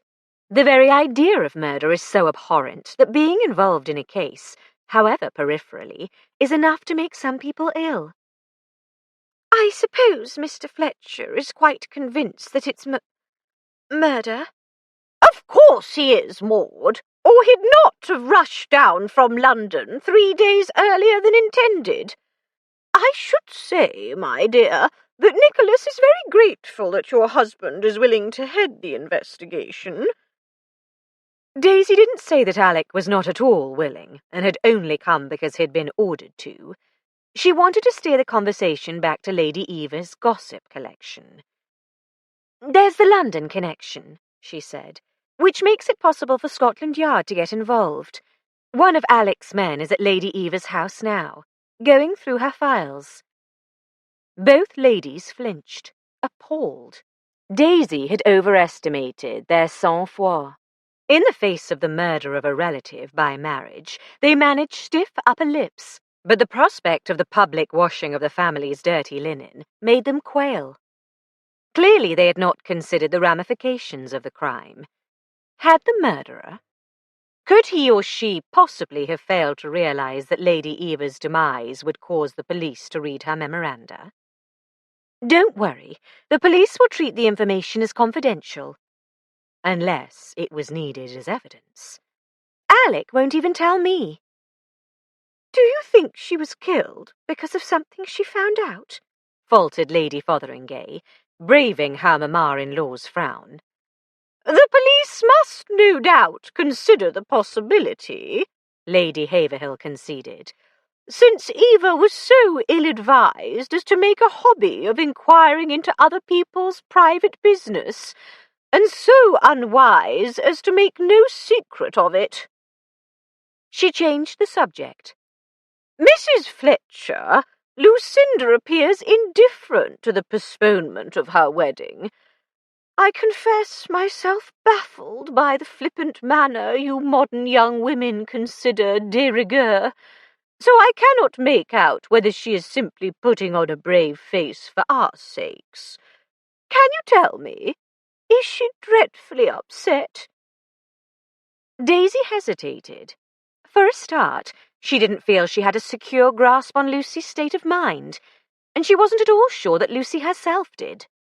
Secondly, telling Lucy's aunt and grandmother that she had decided to call the whole thing off would only distress them, at a time when there was more than enough grief to go around. And in the third place, if they didn't know about Lucy's bequest from Lady Eva, it was not for Daisy to tell them. The reason for the postponement is far more upsetting than the postponement can possibly be, she said guardedly. I feel I must take you into our confidence. By the time a decent period of mourning has passed, in today's terms, which I know are very different from those of my young days, I rather doubt that Nicholas will be up to entertaining on the scale presently arranged. Gosh, is he really ill? A degenerative disease which the doctor expects to progress quite rapidly. The Countess's voice caught on the last word, but after passing her hand across her eyes, she continued with her habitual composure. Only the immediate family has been told. I need not ask you, I'm sure, to keep it to yourself. Daisy's mind raced. It sounded as if Lady Fotheringay would at last become Countess of Haverhill in the not-too-far-distant future. Whether she had the force of character to stop playing second fiddle to her mother-in-law was another question. In any case, Lady Eva's death had not contributed to the change in her prospects, so there was no reason for Daisy to mention the Earl's illness to Alec. "Of course, Lady Haverhill. I shan't breathe a word." But if you can gently hint to Lucinda the possibility that she may have to make do with a somewhat less lavish celebration. Lucy won't mind, I'm sure. I don't want to make her sound ungrateful, but it's all been rather a trial to her. I rather suspected this grand affair was more Victoria's notion than Lucinda's, though, of course, one must make some sort of show for Lord and Lady Tiverton. For a moment, Daisy couldn't think who Lord and Lady Tiverton were. Oh, yes, Binky's parents, the Marquis and Marchioness. Irrelevant as they were to the present situation, she had forgotten them. She wasn't getting very far with the present situation. What she really wanted was an excuse to talk to the Devonishes, especially Edward. Just why did young Teddy, Lady Eva's residual legatee, who had been consorting with a divorcee, turn up unexpectedly at more or less the time the victim was meeting her end? Even if Daisy braved Alec's displeasure to ask Teddy outright, he wasn't likely to give her a straight answer. But whatever his reason, he must have given his sister some explanation, true or false, and Daisy was on excellent terms with Angela. 9. "I'll tell you one thing, Chief," said Tom, entering the library with the soft tread of a large man, whose mass is more muscle than fat. "It's going to be quite a job running these people to earth when you want to talk to 'em. The place is a bloody great barracks. Excepting in a barracks, everyone's got a place where he ought to be. This lot can wander all over. I've asked Mr. Baines to loan us a footman to help. He's waiting in the hall." Good thinking. Cromwell's detailing a constable to help, too. Ah, here he is. "Constable Stebbins, sir." It was the elderly officer who had been on duty at Lady Eva's door. By no means a large man, he walked with the heavy yet gingerly tread of one whose feet hurt him.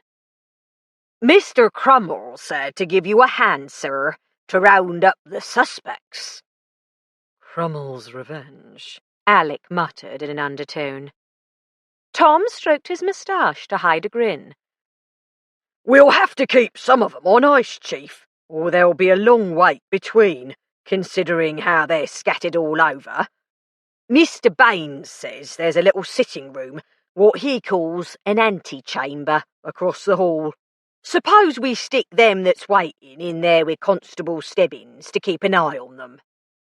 Good idea, Mr. Tring. Stebbins breathed a gusty sigh of relief. "Thank you, sir. Maybe I did ought to tell you, sir, There's a couple of young chaps Mr. Crummell stationed at the front door, which there aren't hardly no need for, there being many and many a way out of this place, and the rest not guarded." "Thank you, Constable. Sergeant, Shanghai one of those young chaps, if you please." "Done, Chief." "Tell him and the footman I want to see Miss Angela Devenish first, and then Mr. Edward Devenish, and after them let's see Lucy, Miss Lucy Fotheringay, I think, followed by Sir James and Lady Devenish." Usually, Alec preferred to question his least likely suspects first, in the hope of eliminating some right away. This time, however, he couldn't separate the sheep from the goats until he had the results of Piper's researches. The chance of anyone's having an alibi, except from a spouse, was minimal. For most of the people on his list, he didn't even have Daisy's comments to guide him. In these preliminary interviews, he might as well start with those few of whose motives he was already aware. Lady Eva had known about Teddy's association with a woman of whom his parents would undoubtedly disapprove, perhaps to the point of cutting off his allowance to force him to live at home. Both young Devenishes stood to gain financially from their grandmother's death, and both had been wandering about the house at about the time she died. While they waited for Angela's arrival, Tom told Alec what he had learned from the servants. Though much more detailed than Crummell's report, and with many more opinions voiced, it did not materially change matters. While the locked doors were not an impassable barrier, Lady Eva had been a generous tipper, therefore always a welcome guest at Haverhill as far as the servants were concerned. Her voracious appetite for aristocratic gossip was well known, as was her lack of interest in the misdeeds of lesser beings, provided they did not directly affect her comfort.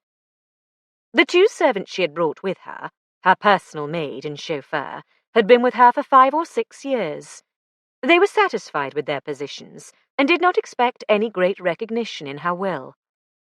"Which is just as well," said Alec, "as she left them £10 per year of service." "People have been killed for less," Tom rumbled. "but not by them as have to go out looking for a job with the black mark of a murdered mistress against them. I reckon we can rule 'em out, all of 'em." "Provisionally, as a working hypothesis." "There's one other thing, Chief. Seems Lady Ione, that's Ione, Fotheringay, went off to London by train after breakfast."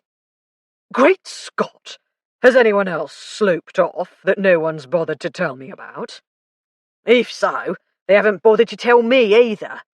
I didn't come running, Chief, because she took no luggage, and she's ordered a car to pick her up at the station at 6:30. I didn't reckon you'd want to put out an all stations alert or watch on the ports. Not for a lady." "No, you're quite right." "Who the devil is she?" Tom consulted his notebook. "Lord Haverhill's spinster daughter. 50-ish. Plain, drab, dull. Not that they use those words, but that's what it added up to. No money to speak of. Lives at home. They didn't tell Inspector Crummell. He didn't ask." "Blast the man. All right, Tom. We'll just have to wait and hope she turns up at... Ah, here comes Mr. "Daisy, what the dickens?" "This is Angela Devenish, darling." Daisy's smile had more than a touch of smugness. "You sent for her, and she asked me to come with her. Angela, Detective Chief Inspector Alec Fletcher, and Detective Sergeant Tring." Exasperated, Alec ran his fingers through his hair. He should have expected this. The way Daisy had talked of Angela suggested they were on excellent terms. Angela Devenish, having entered with a small nondescript dog at her heels, seemed not in the least disconcerted by the peculiar introduction. "How do you do, Mr. Fletcher?" she said gruffly. "I hope you don't mind Tiddler. I can't leave him. He howls." "Not at all, Miss Devenish." What he objected to was Daisy's presence, and the whole situation where he was half guest, half inquisitive intruder. "Won't you sit down?" He indicated the chair by the desk. Then, frowning at Daisy, he pointed to a chair at some distance. She wrinkled her nose at him, but obediently sat, and Tom, his notebook at the ready, took a seat out of Angela's line of vision. I regret having to trouble you at such a sorrowful time. Alec noted that she looked less sorrowful than uneasy.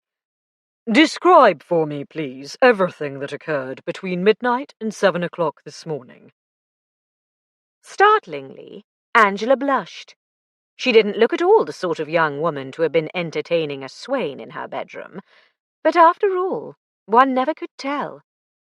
Midnight? I didn't go downstairs till just before 1. Midnight. Well, I had to do something to stay awake, to let my brother in, you know, so I started writing an article for the RSPCA magazine. I've never tried it before. I'm not much of a hand at writing, actually, but I thought maybe Daisy wouldn't mind looking at it and giving me a hint. She sent Daisy a pleading glance. Daisy opened her mouth. Alec scowled. Daisy shut her mouth, but smiled and nodded. Angela heaved a sigh of relief. That hurdle overcome, she went on. At 10 to 1, I went downstairs. Oh, I ought to say I went by the back stairs, the servants' stairs. I wouldn't have seen anyone, even if they'd been about. Did Tiddler go with you? Of course, she said, surprised. I can't leave him. He howls. Tom's moustache twitched, and Daisy grinned.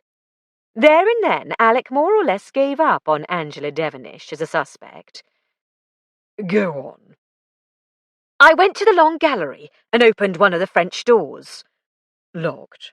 Yes, and bolted top and bottom, but the keys are kept in the drawer of a table. The gold and marble one. You know, Daisy.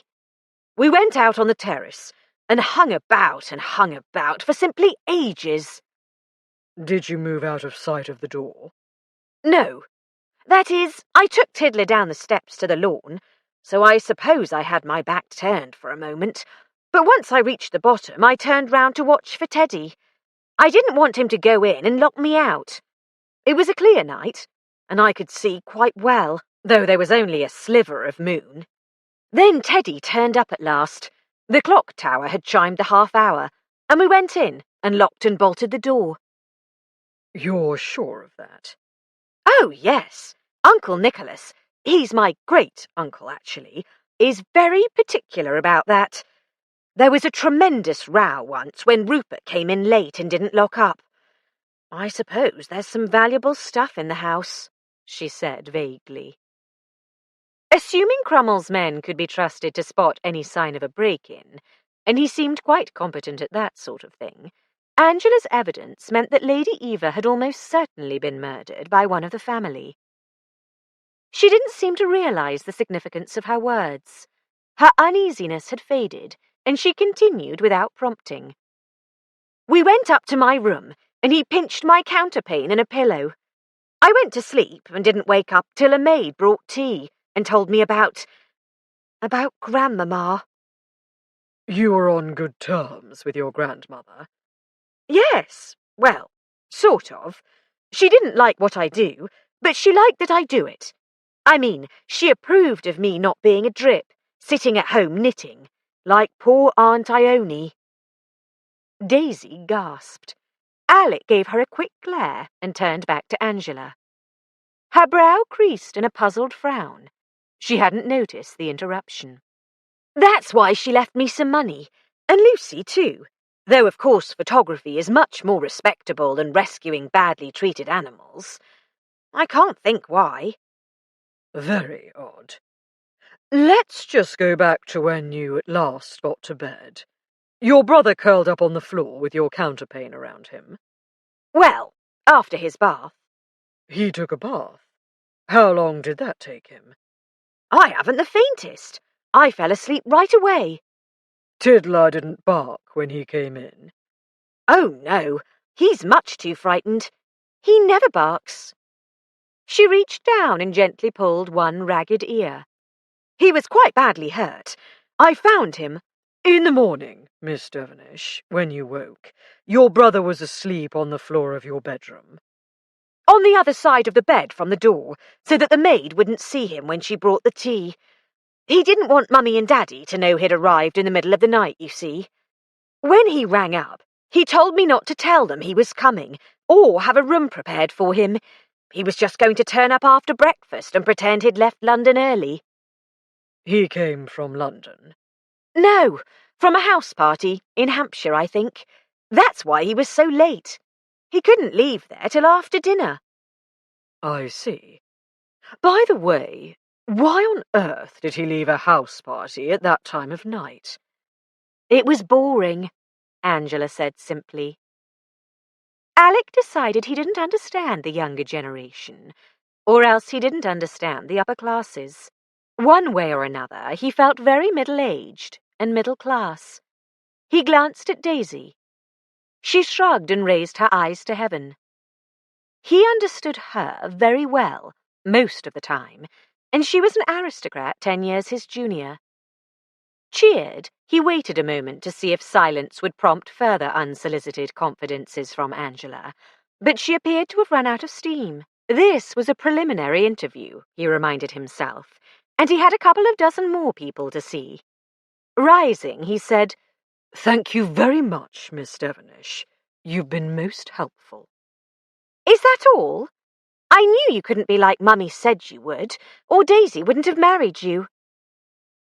Alec felt his face reddening. He couldn't remember being put to the blush by a suspect since his early days as a detective constable. Tom's grin was too wide to be hidden by his moustache, and Alec didn't dare look at Daisy. He shook the hand Angela held out to him. "I'll have some more questions for you later," he warned her. "Righto. Coming, Daisy. In a bit. I want a word with Alec. I'll see you later." "Righto." Tom escorted Angela out. "Darling, it's too frightful. I quite forgot to mention about Lady Ione." "Tom found out from the servants.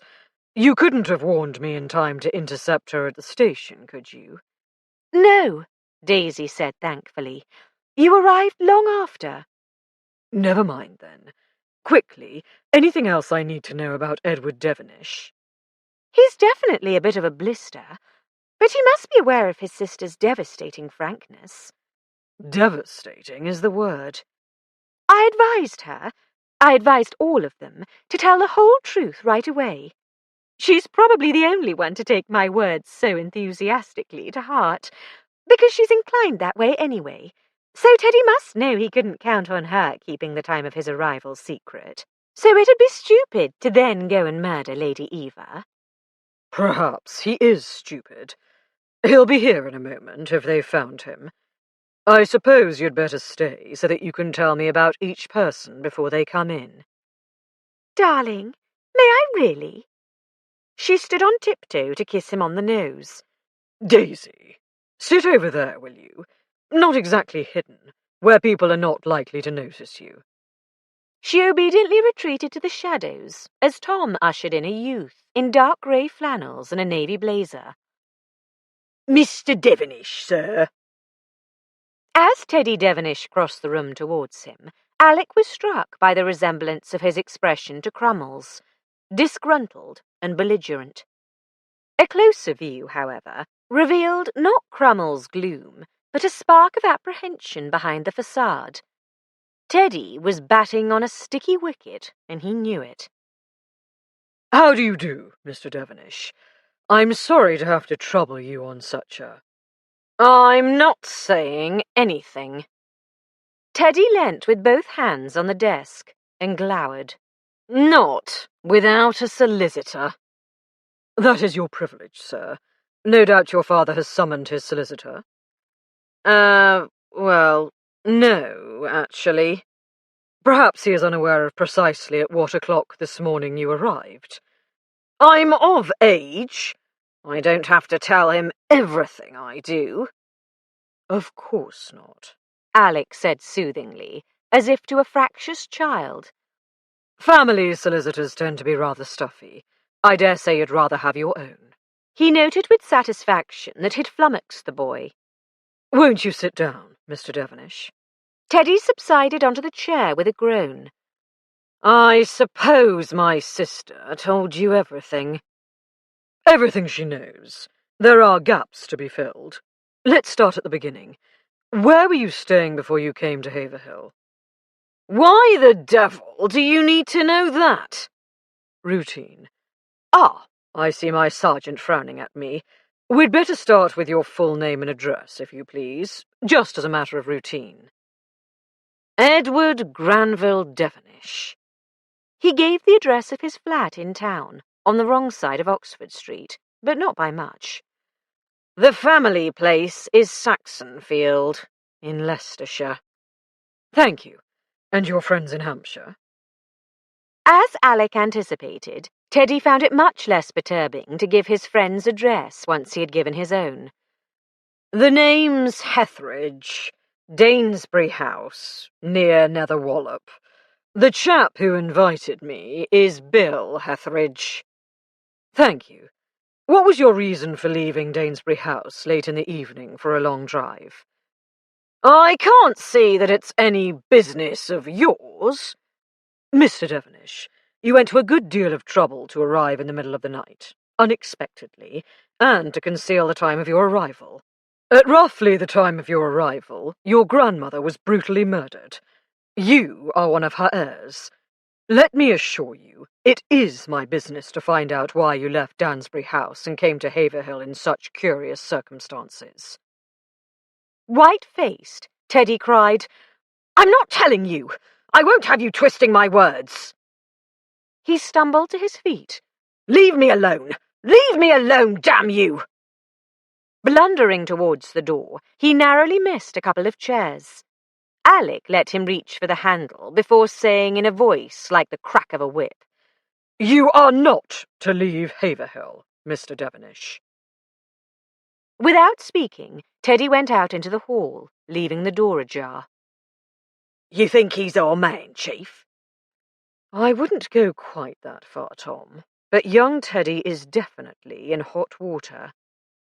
"Waist deep," said Daisy soberly. "I'll ring up these Hetheridges and see what explanation he gave them for leaving. But later, I think. Let him stew for a while. I'll see Lucy next, Tom." "Right, Chief." Tom went out.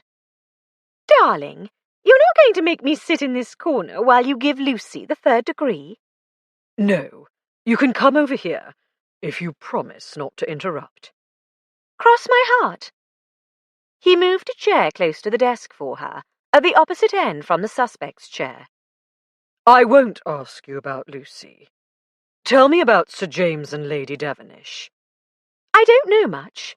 He rather goes in for killing things, hunting, shooting, fishing, to Angela's distress. But I can't honestly see him doing in his mother. More likely his wife. Lady Devenish is a shrew, and I'd say she wears the breeches." "The London house reverts to the estate. He might see it as a refuge, or as somewhere his wife might be persuaded to stay frequently, now that his mother's not there." "Occam's razor," said Daisy. "Great Scott, Daisy! I didn't know you'd ever heard of Occam." "I know my education was deficient, and I didn't understand all the philosophical stuff about nominalism, but I read about his razor the other day, and it makes sense. Why should Sir James get rid of his mother in order to escape his wife, rather than simply doing in his wife?" "Wider field of suspects. Hush, here's Lucy." "Good afternoon, Chief Inspector." Alec's relationship with his wife's dearest friend had been mixed, to say the least. To start with, she had strongly disapproved of Daisy consorting with a policeman. Later, involved on the periphery of a murder case, she had been furious at his taking her fingerprints and chiding her for careless storage of dangerous photographic chemicals. His support of Daisy's writing career had met with her grudging approval, and he had learnt not to let her sardonic remarks irk him. At best, she was mildly antagonistic, but they had been on Christian name terms for ages. He matched her coolness. Good afternoon, Miss Fotheringay. I'm sorry to have to trouble you at such a sorrowful—" She cut him off with a gesture and her own brand of devastating frankness. "I'm not exactly shattered, I'm afraid. Aunt Eva wasn't a bad old bird, as great-aunts go. But then, great-aunts do go, don't they? At least, most of mine have popped off by now. You mustn't think, because she left me some money, that we were close, and I avoid the rest of her family like the plague." Ah, yes, the money.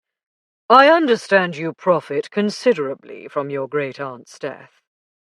Are you about to arrest me? Alec leant back in his chair and ran his fingers through his hair, a gesture he was wont to employ when exasperated.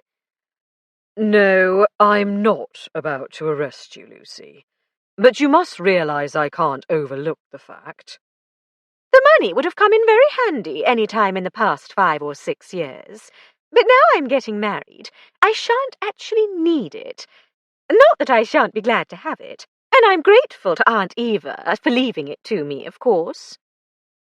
From the corner of his eye, Alec caught a glimpse of a perplexed expression on Daisy's face. Whatever was troubling her, he didn't expect her to tell him. She was quite convinced of Lucy's innocence, naturally. He himself couldn't quite see her as a murderer. He regarded Lucy thoughtfully. We may have to go into Lord Gerald's finances. My dear Chief is... Oh, what the hell?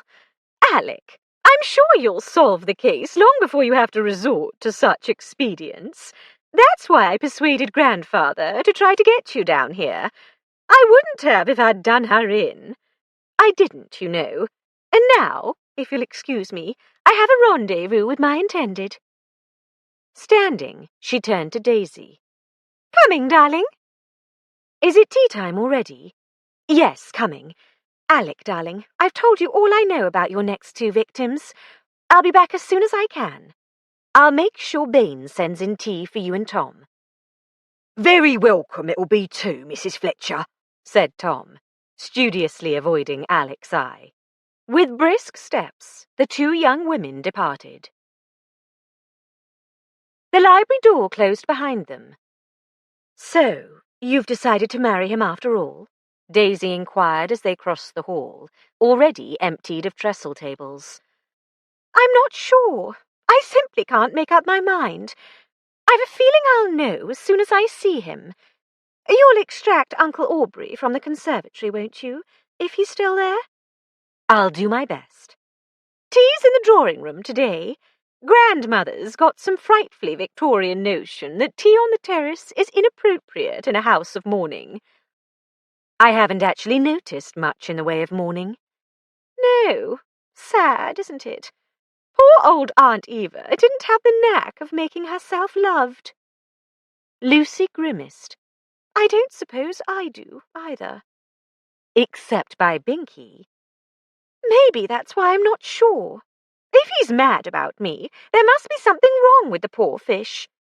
Oh, Lucy, you're much too hard to please. They entered the dining room and, skirting the table, made for the glass doors on the far side, which opened into the conservatory. From beyond them, Daisy heard what sounded like a muffled shout, rhythmically repeated. As Lucy pushed the heavy door open, the sound resolved into a yell. Help! That's Binky! Lucy hurried forward between the palms and heavily scented datura, Daisy at her heels. Help! Binky was kneeling on the slate floor, his back to them, leaning forward, half concealed by luxuriant foliage and pink and white blooms. He straightened. Help! Darling, what's wrong? Lucy, go and send for a doctor, quickly! Swinging forward again, he pressed down. Uncle Aubrey! Between Binky's legs, Lord Fotheringay lay prone, arms outstretched, head turned aside. 1, 2, 3. Binky straightened. Go! 1, 2. He leaned forward, compressing his lordship's lower ribs beneath his powerful hands. 1, 2, 3. Go on, Lucy. Daisy urged. I'll help here if I can. We all had to learn artificial respiration at the hospital. But what's wrong with Uncle Aubrey? Daisy turned her around and gave her a push. Run! A heart attack, I imagine. Shall I take a turn, Binky? That's all right. 2, 3. I can go on forever. 1, 2. But I'm awfully afraid it's too late. 10. I'm afraid it's my job to be suspicious, Lord Haverhill. Your son's death may well be perfectly natural, a heart attack induced by the strain of your sister's murder. But if I were to take it for granted, I should be derelict in my duty. Cardiac arrest, muttered Dr. Arbuthnot. Well, we all go by cardiac arrest in the final analysis. He was ill. Lady Fotheringay's face was blotched with tears. You said yourself he had a weak heart. Yes, indeed. After effect of rheumatic fever. Though I would have expected a more gradual decline, breathlessness, angina, and so on. I confess I am not familiar with the effects of tropical poisons. But what conceivable motive could anyone have for murdering Aubrey? Grieved and bewildered, the Earl was now unmistakably an old man, his voice quavery. He was the mildest, most inoffensive of men. I hadn't had a chance to talk to him yet. Presumably he saw or heard something which could give us a clue to Lady Eva's death. Possibly something he didn't recognize as significant. Or the murderer may simply have feared he'd seen something. No, not Aubrey, Lady Fotheringay sobbed. Sally Fotheringay patted her mother-in-law's shoulder. It was probably just a heart attack all the same. It could have been, couldn't it, Dr. Arbuthnot? Yes, of course, Mrs. Fotheringay. Quite possibly. Lady Fotheringay, Sally corrected him. I'm Lady Fotheringay now. Lady Haverhill, pale and drawn, but still very upright and steadfast, said sharply, It is usual to wait until after the funeral to assume a new title, out of respect for the deceased. Sally flushed. I'm sure no one could respect Rupert's father more than I did. I didn't mean to upset anyone. I'm so upset myself I don't know what I'm saying. A smart young woman Alec couldn't place said, Oh, pull yourself together, Sally, or go back to bed till Rupert arrives to hold your hand. Mr. Fletcher, if you truly have reason to believe father may have been murdered, I, for one, will do anything in my power to help you find out who did it. She bit her lip as if struggling to hold back tears. He was a dear. I've never found another to match him. Oh, wailed Lady Fotheringay. The young woman, Flora, crossed to her side. Come along, Mumsy, darling. You ought to be in bed. Doctor, can you give her something? Flora and Dr. Arbuthnot supported the weeping widow from the room, followed by a silent young man in a clergyman's collar. Alec turned back to Lord Haverhill. I'm sorry, sir. I hope I haven't given the impression that I'm certain your son's death is not natural. But nor am I asking your permission to investigate it as murder. If it is so, it can hardly fail to be connected with your sisters. I'm in charge of the case, and Sir Leonard agrees that I must continue as I see fit. The chief constable, hovering unhappily in the background, nodded and muttered, Terrible business. Terrible business. We are extremely grateful to you, Mr. Fletcher, said the Earl. Are we not, my dear? I shall make sure everyone under my roof understands that they are to give you the utmost cooperation. I only wish your first visit to Haverhill had been under happier circumstances. Believe me, sir, so do I. A relaxing country weekend, Daisy had promised him. Alec went back down to the conservatory. The police surgeon had arrived.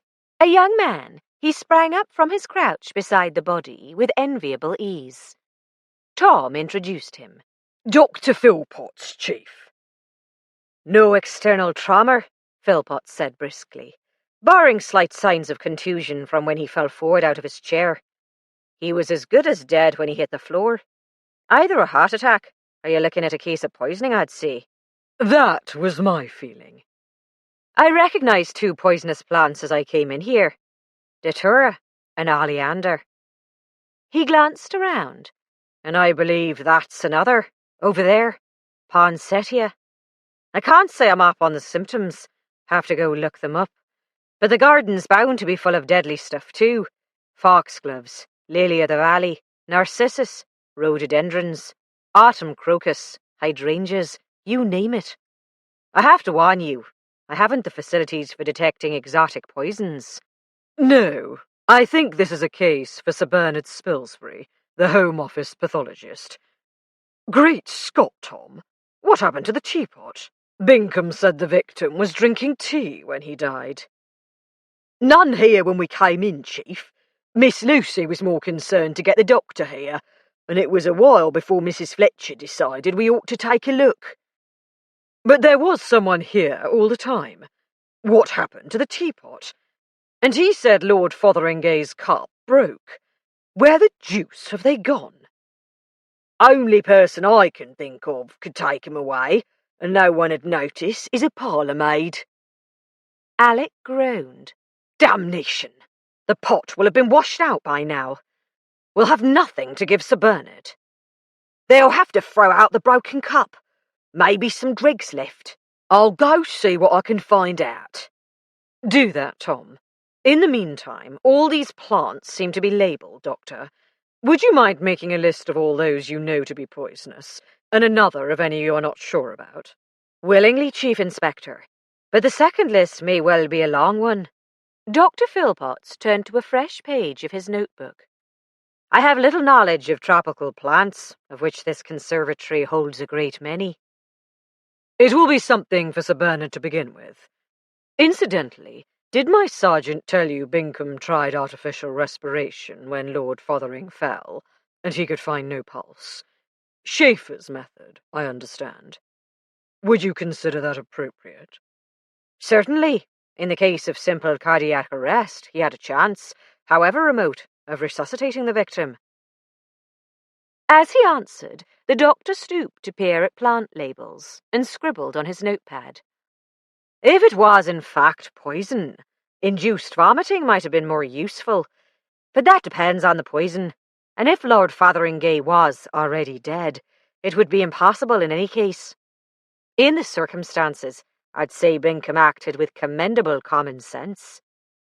Thank you. Alec was relieved to have one less reason for suspecting Lord Gerald of doing in his fiancée's uncle. In fact, the only reason he was aware of was the young man's presence on the spot. I take it you haven't done the autopsy on Lady Eva yet, or you'd have mentioned it. No. The cause of death is pretty obvious, though. Is the stocking still around her neck? I'll need that. For pity's sake, don't throw it away, and send over any rings she's wearing, too. Now I'd better go and put in a call to Spilsbury. Thank you, Doctor. He spread over the corpse the sheet Philpotts had drawn back to make his examination, then made for the library to telephone. With any luck, Sir Bernard would prove quickly and indisputably that Lord Fotheringay had died a natural death. Alec didn't need any more complications to the already complicated investigation of Lady Eva's murder. Daisy went to the library to wait for Alec. She wanted nothing more than to be told she was an idiot for suggesting Alec ought to look into Lord Fotheringay's death. Of course it wasn't another murder. People simply didn't go around doing in the members of a noble family, however recently ennobled. But if they did, who was next? Before she had time to follow up this horrifying train of thought, Alec came in. Striding towards the desk, he didn't notice her until she said, "Darling?" Daisy, wait a moment. He sat down, pulled the telephone closer, and clicked impatiently until the operator responded, when he asked for a London number. Yes, I'll hold the line. What is it, Daisy? I just wondered about Lord Fotheringay. No answers yet. The local man doesn't feel competent to do the autopsy, so I'm trying to get hold of Sir Bernard Spilsbury. Then you think he was murdered? Someone's decided to do in the Fotheringhays one by one? If it's murder, which I don't yet know, I'm sure it's because he knew something which might lead to Lady Eva's murderer. For pity's sake, don't go putting it into people's heads that someone has it in for Fotheringhays in general. I wouldn't dream of it, darling. But Inspector Crummell is putting... She stopped as Alec held up his hand. Hello. He spoke for some time, waited, impatiently told the operator that yes, he'd have another 3 minutes, spoke again, and finally hung up. Between the interest of the case and the lure of the peerage, he's agreed to do it as soon as we can get the body to him. I think I saw the mortuary men waiting in the hall. Yes. Hold on just a minute. He went to the door, which opened as he reached it. Tom, you've got something already? Easy, Chief. Seems Lord Fotheringay told Mr. Baines he'd take his tea in the conservatory today, and the parlour maid carried in the tray at 5:15, and then went to help in the drawing-room, where the rest had theirs. She set it on the table near the garden door, in the middle there. His lordship was off at the far end, messing about at his potting bench. So the teapot was sitting there for up to 1/4 of an hour before Binkham arrived on the scene and found him drinking. She said sometimes he was so busy with his plants he let it grow cold. She usually went in after a bit to see if he needed more hot water, but she had to take up a tray to Mr. Montague too. Then service in the drawing-room kept her running, there being so many guests. Later, she went to clear up Lord Fotheringay's tea things, just like normal. That's her job, she says, and that's what she did, though extra quiet and quick, seeing he was lying there dead.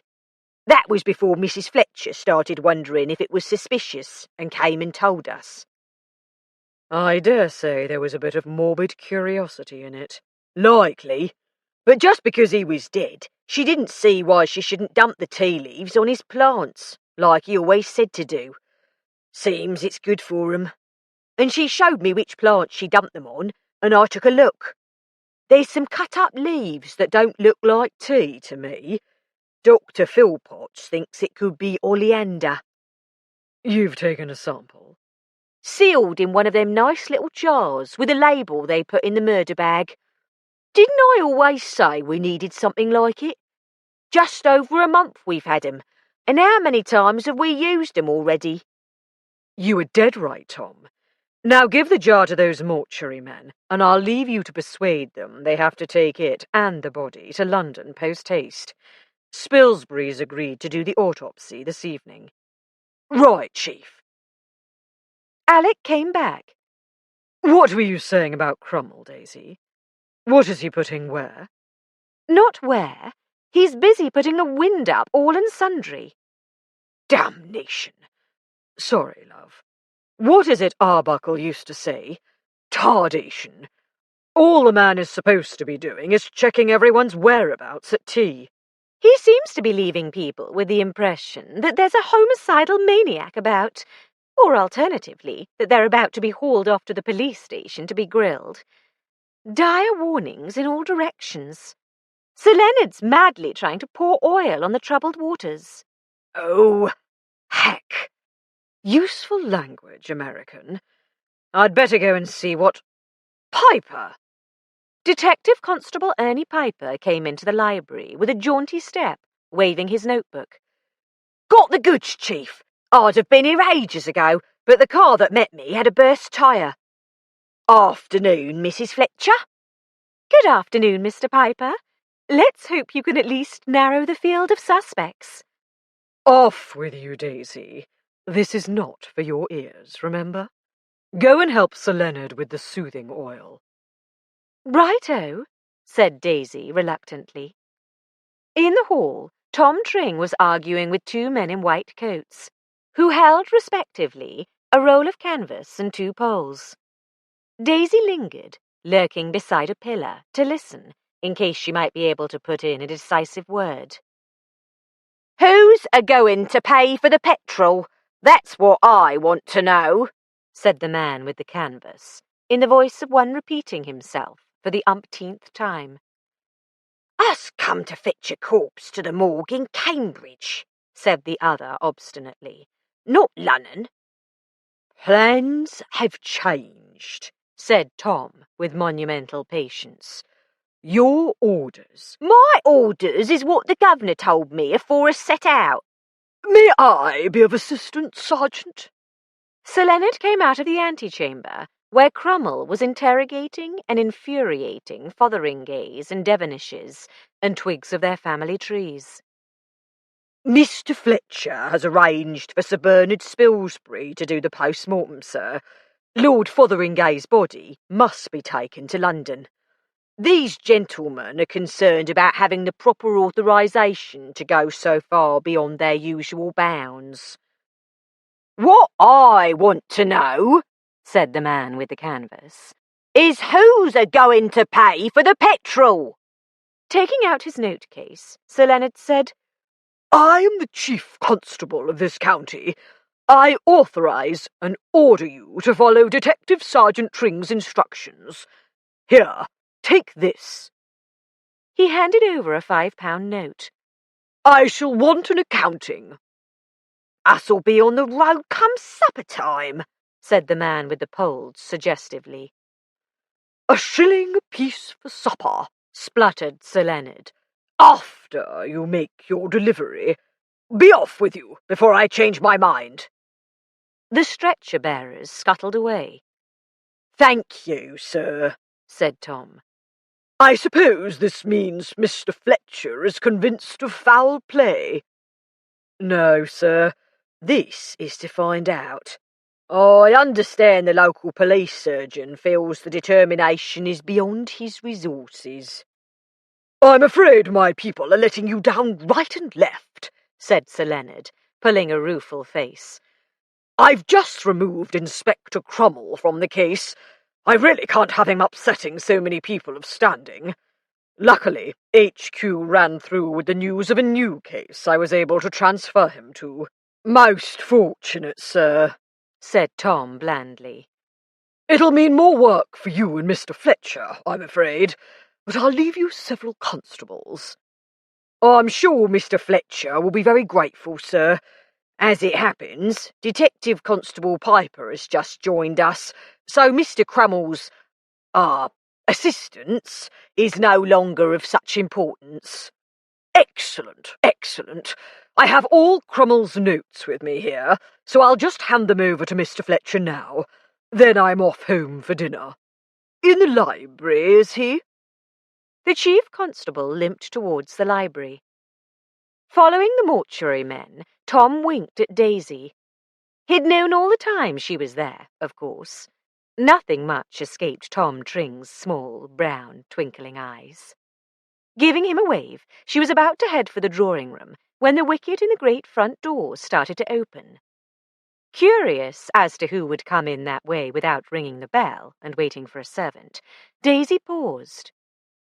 In stepped a very smart middle-aged woman. Her hair marcelled beneath a cockaded cloche Lucy would not have disdained, her face unobtrusively but perfectly made up.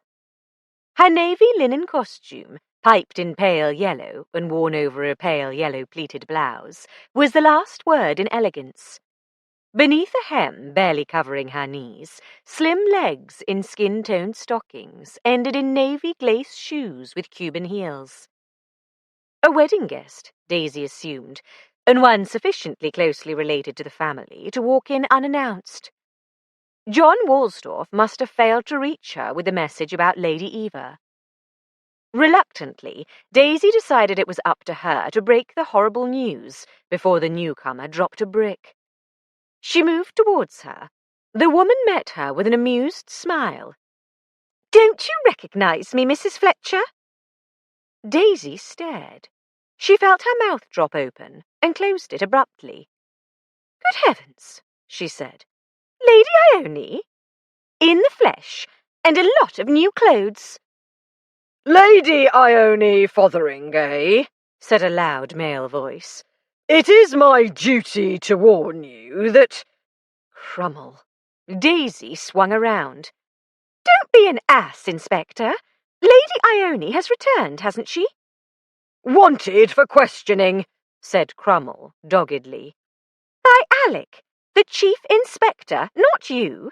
I believe you have been urgently summoned to take over a new case. He scowled. Without another word, he stalked to the front door. Daisy heaved a sigh of relief as he disappeared, with luck for good. Alec would get on much better without him. Thank you, said Lady Ione gaily. I suppose he wanted to arrest me for Aunt Eva's murder. I'm not sure that he was actually contemplating an arrest, but you must admit it looked a bit fishy when you departed so abruptly, especially after your pronouncement at breakfast. Yes, when you put it like that, I see I ought to at least have told someone where I was going. When one is suddenly and unexpectedly released from prison, one rather loses sight of common sense. I should have held my tongue in the first place. You'd have had to give Alec some explanation, in any case. Of your transformation, I mean. He'd hardly credit that it's unconnected with murder. Alec? Lady Ione's cheerful insouciance began to give way to uneasiness. My husband, Detective Chief Inspector Alec Fletcher. Of course, you don't know. Your father had Alec called in to head the investigation. He won't think I killed her, will he? Just because I went shopping? Not exactly just because, Daisy pointed out. I didn't do it, you know. After 25 years, why should I choose this moment? If you didn't do it, you have nothing to worry about. But you must see you'll have to explain. I can't. For 25 years I've danced to Aunt Eva's tune to stop her telling. How can I turn around now and bare my soul to a policeman? Well, said Daisy doubtfully, I dare say he doesn't actually need the details. You could just try saying she knew something you didn't want to broadcast to the world. Not that he'd broadcast it, if he did know. Policemen have to be frightfully discreet. And policemen's wives likewise, no doubt. Oh, they're taking her away. The endless nightmare is really over. Daisy looked round. The stretcher-bearers had put their canvas and poles together, and were stolidly carrying their burden across the hall under Tom's vigilant eye. Oh, that's not Lady Eva, she said. Gosh, I forgot. You don't know about that either. Behind the delicate cosmetics, Lady Ione turned alarmingly pale. What? Who? I think you'd better come and sit down. Daisy led her unresisting to the anteroom. Opening the door, she saw that it was a small room, only by Haverhill standards, but crammed with furniture, massive Victorian stuff, perhaps moved out of the family sitting room upstairs. She was well inside before she saw Constable Stebbins, sitting bootless, tenderly massaging one foot in its darned regulation sock.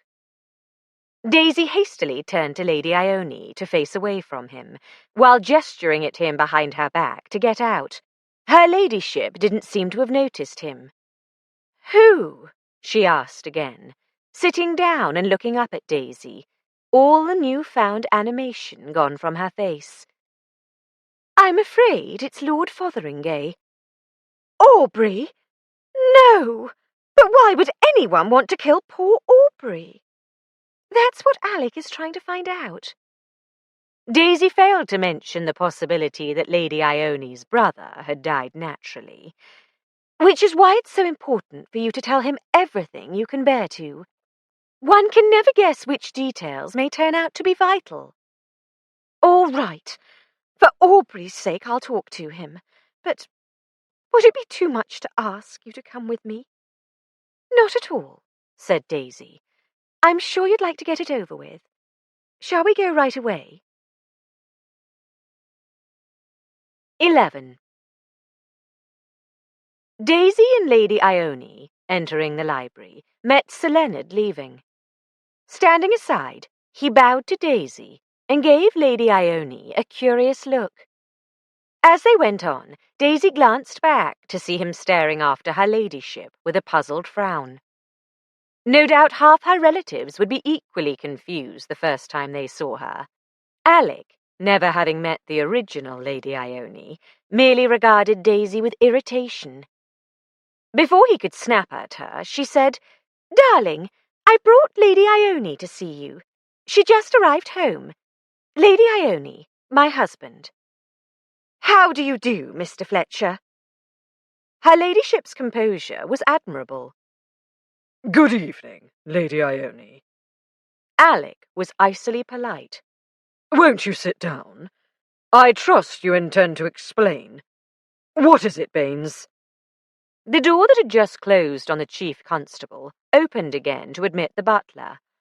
As he crossed the room, he said, His lordship's compliments, sir, and he hopes that, although he himself will not come down to dinner, you will dine with the family. Please convey my thanks to Lord Haverhill, but if it will not inconvenience the staff, I and my men will dine in here. We have much to discuss. As you wish, sir. Baines had come close enough to get a good look at Lady Ione. Without a twitch of an eyebrow, he continued, Does your ladyship wish me to inform his lordship of your ladyship's return? "No, Baines. I'll go up to father before dinner." Very well, my lady. The butler bowed himself out. Alec raised his dark eyebrows at Lady Ione, and she rushed into speech. "I'm sorry. I was too excited to think about anything but going up to town to do some shopping. I didn't realize the police would want me to stay." Let me get this straight. Your aunt is murdered, and your only thought is to go shopping? Her tone hardened. "Should I have pretended to grieve? Aunt Eva ruined my life. I was 19 when I made a mistake.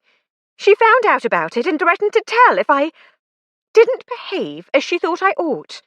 And she never really explained what she wanted, so I had to measure up to an invisible ideal." A mistake? "I cannot see that the details matter. I've admitted to hating and fearing my aunt. Isn't that enough? I didn't kill her.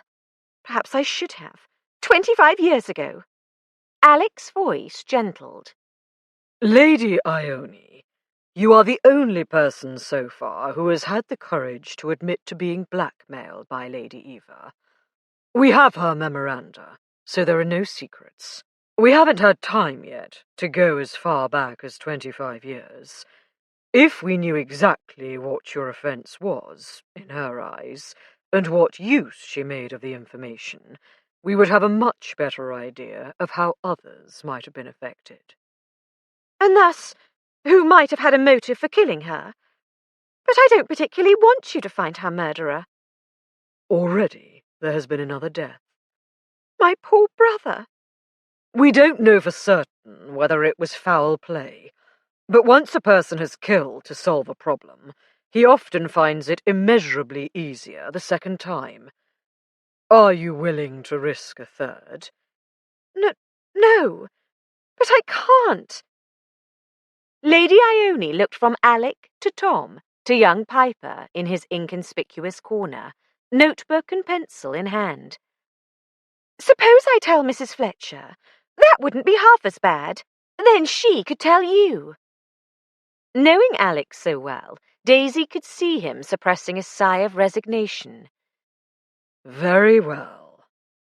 He smiled at Lady Ione. It's past time we had women detectives on the force. Daisy and Lady Ione retired to the other end of the room. A couple of comfortable reading chairs enveloped them. Lady Ione leaned back with a weary sigh. "I had forgotten how tiring a day of shopping for clothes in London can be. Or perhaps I never knew. I was young. As you are undoubtedly aware," she said dryly, "I am not accustomed to spending time or money on my dress." "That's part of the story, isn't it?" "Yes, the easy part." "Would it help if I pointed out that my generation doesn't have quite the same view of life as Lady Eva's? The war." To her annoyance, Daisy found herself blinking back tears. The war changed things. You lost someone. Gervais, my brother, and my fiancé, Michael. When someone you love is going off into such deadly danger, you never again have quite the same view of the rules. I was in love. He was an artist.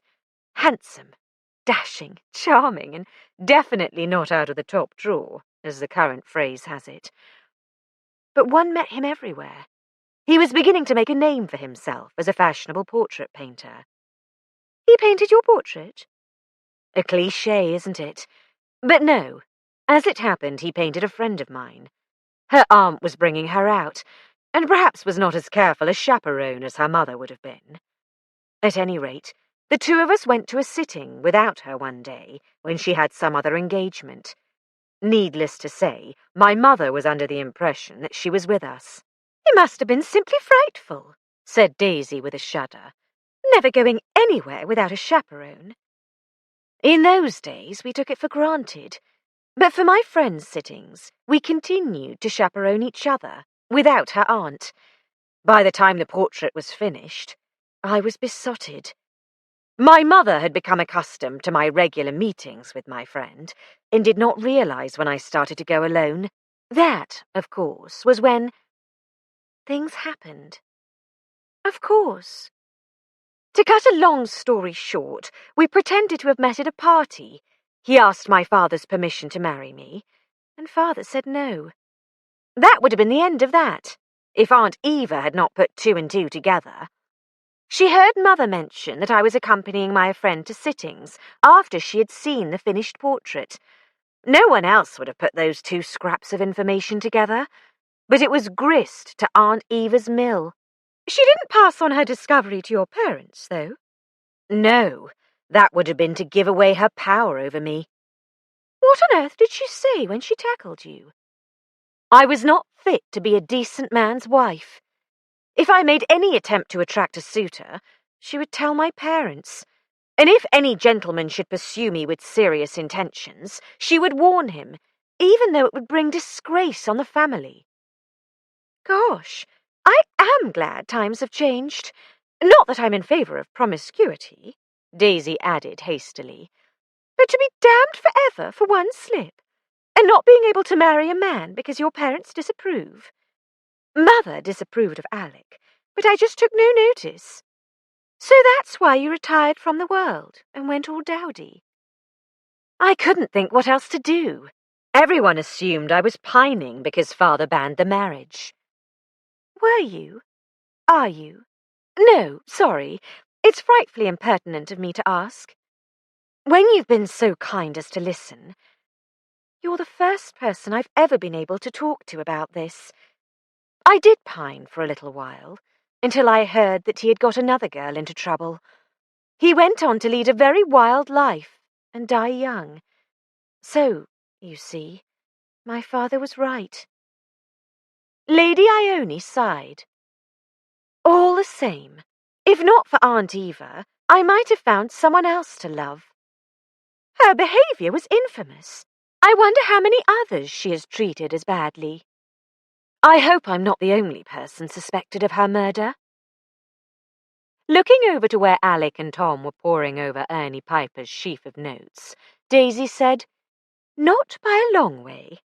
Don't worry, I'll give Alec a very abbreviated version of your story, but I'm sure he'll be more interested in people with more immediate reasons to wish Lady Eva dead. You'd better wait, in case he has any further questions. Your husband. What will he think of me? Oh, Alec's somewhere in the middle. He winces when Lucy swears, but doesn't believe in the concept of the fallen woman. Lady Ione smiled faintly. That's the very phrase Aunt Eva used. Believe me, he sees much worse all the time. Daisy patted her shoulder and went over to the desk. In a couple of sentences, she gave Alec the gist of Lady Ione's story. Great Scott! If that's the sort of use Lady Eva made of her collection, I'm surprised she wasn't done in years ago. Oh, said Tom, ruminatively. It's one thing to bully a young girl. Some of these others wouldn't stand for it. Well done, Mrs. Fletcher. Yes, thanks, Daisy. It's a great help to know that Lady Eva didn't always just sit on her information. And now you'll be wanting to go and change for dinner. How diplomatic of you, darling. I know when I'm not wanted. She went with him over to Lady Ione, Piper following with his notebook. Alec thanked her for her cooperation and asked for information about her movements that afternoon. We'll check, he said. But assuming what you say is corroborated, we can at least acquit you of your brother's death, if he was in fact murdered. All the same, I hope the poor old boy went naturally. Aubrey was the best of my brothers. Behind them, the telephone bell rang. Tom unhooked the receiver. It's your call, Chief. That was quick. Excuse me, ladies. Daisy and Lady Ione went out into the hall. Lucy was lurking, unconvincingly gazing at one of the non-ancestral portraits. Hearing their steps, she swung round. "Darling, I've been waiting." Mouth open, she stared at Daisy's companion. "Good Lord, Aunt Ione?" "In the flesh," said that lady dryly. She turned to Daisy. "Thank you for everything, Mrs. Fletcher. I hope it helps your husband. I like him." With a nod to Lucy, she went off, her Cuban heels tapping on the marble floor. Lucy looked after her. "But Aunt Ione always wears lace-ups, and frumpy frocks with crooked hems, and those ghastly mud-coloured cardigans she knits herself. What on earth has come over her?" "You might say she's growing young." "But why?" Daisy didn't choose to answer. "You been waiting for me?" she asked. Fortunately, Lucy was not really interested in her aunt. "For ages. I told Binky I'm not going to marry him. The poor lamb can't believe I mean it. Will you try to explain to him that it's not his fault? I just don't want to be married." "I'll talk to him." Daisy carefully avoided specifics of what she would say. "Where is he?" "In the drawing room, doing the polite." "Have you told anyone else the wedding is off?" "No. It would be too much for the parents and grandparents on top of everything else. Don't spread the word, will you?" "Of course not." "Daisy, why would anyone kill Uncle Aubrey? I can understand Aunt Eva, sort of. But why Uncle Aubrey?" "Alec thinks he may have seen something which could lead to Lady Eva's murderer. Or at least, the murderer may think he saw something." "How frightful! The murderer might imagine the same about any of us." "Yes, which is why you must give Alec any help you can, instead of being so offhand about the whole thing." "I don't feel at all offhand about Uncle Aubrey." "Good. Once you've made a clean breast of everything you know, there's no further reason to do you in." "Beast!" Lucy shuddered. "Now I don't want to wait till he sends for me again. Not that I know anything useful, but shall I go and see him now?" "He'll need a proper statement sometime, but I shouldn't disturb him just now, not if you haven't anything in particular to tell him." "I'll try my luck. After all, I'm one of his chief suspects because of the will. Make sure everyone knows I'm spilling the beans, will you? I don't fancy a poisoned cup of tea." "You don't want me to hold your hand?" "No, thanks, darling. Go and hold Binky's." She turned towards the library, and Daisy went on towards the drawing room. Of course Lucy hadn't killed Lady Eva. Unlike a Victorian young girl, in Tom's words, a modern young woman wouldn't meekly put up with such browbeating, but she would ignore it, not resort to murder. Unless Lady Eva had discovered something a whole lot more serious than a brief affair. 12. In the spacious drawing room, Daisy found many of the family assembled in gloomy huddles. Perhaps there was a feeling of safety in numbers. Alec had forbidden them to leave, yet after 2 deaths, tennis or bridge would hardly be decent. The dressing bell, still customary at Haverhill, had not yet rung. The hour was too early for cocktails, which Daisy was sure many were longing for. Binky was being talked at by Angela. He hastily extricated himself and came to meet Daisy. His usual calm taciturnity was not now in evidence. Daisy, what's this maggot Lucy's got into her head about not marrying me? What have I done? It's not anything you've done. I've managed to get hold of the latest prototype Leica camera for her, to prove I mean to let her go on with her photography. Now I daren't give it to her in case she thinks it's a bribe. Can't you persuade her to give me another chance? I'm sorry, Binky, Don't call me Binky, he said wildly. Please don't. It's an asinine nickname. How can she take me seriously when people call me Binky? I'm sorry.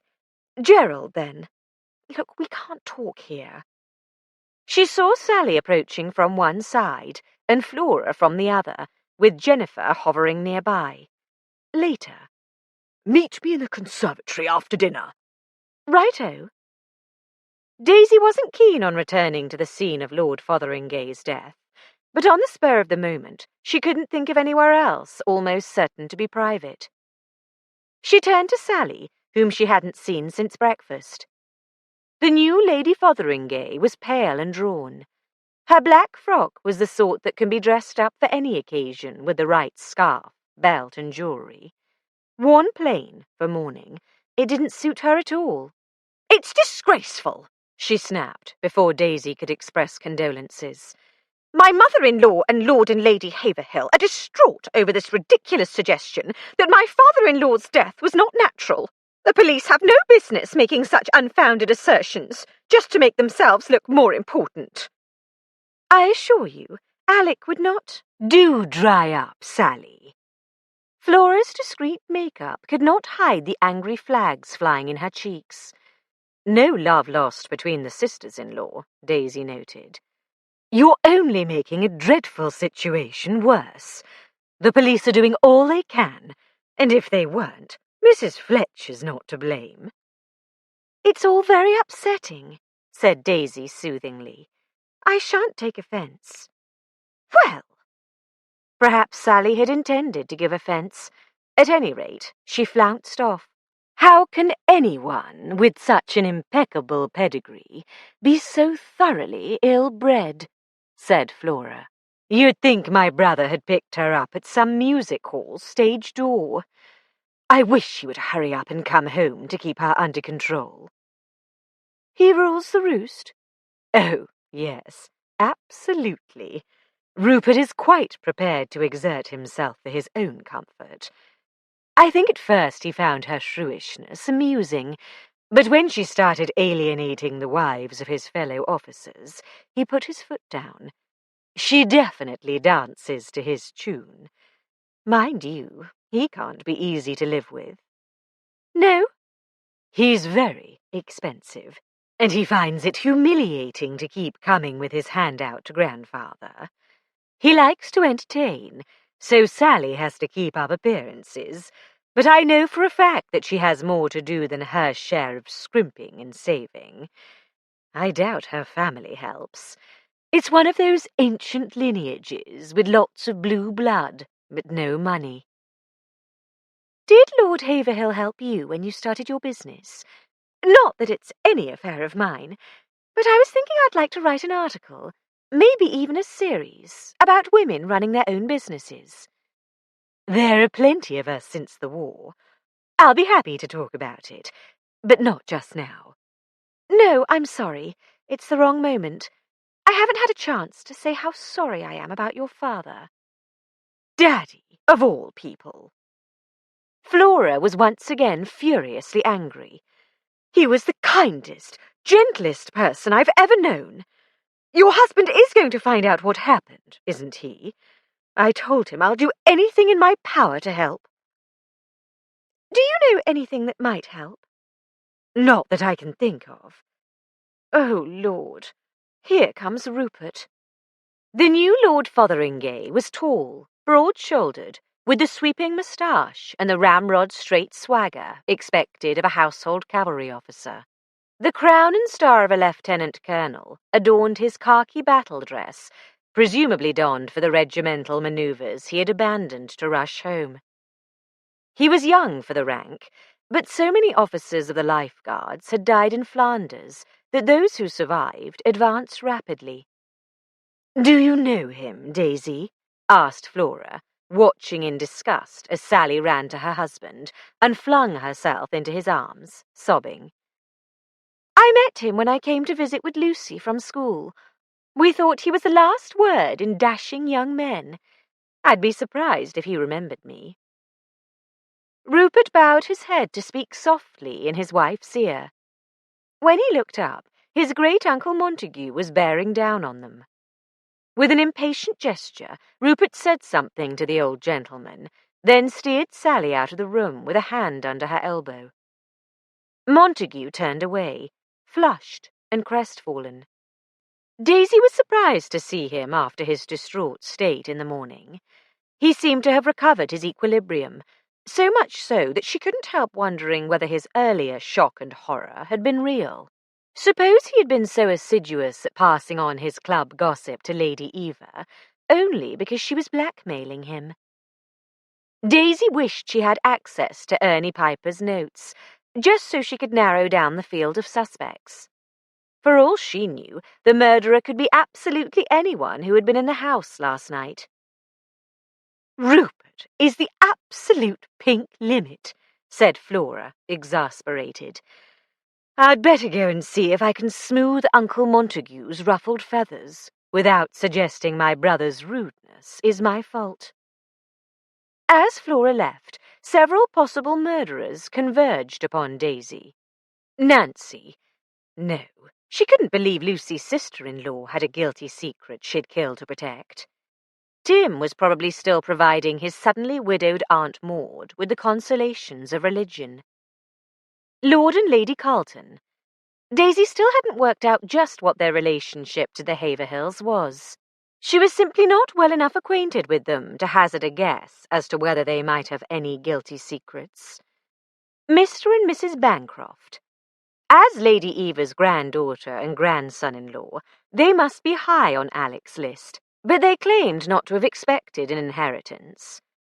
Daisy disliked Mrs. Bancroft because of her scorn for her sister Angela, but her dislike was not enough to brand the woman a murderer, alas.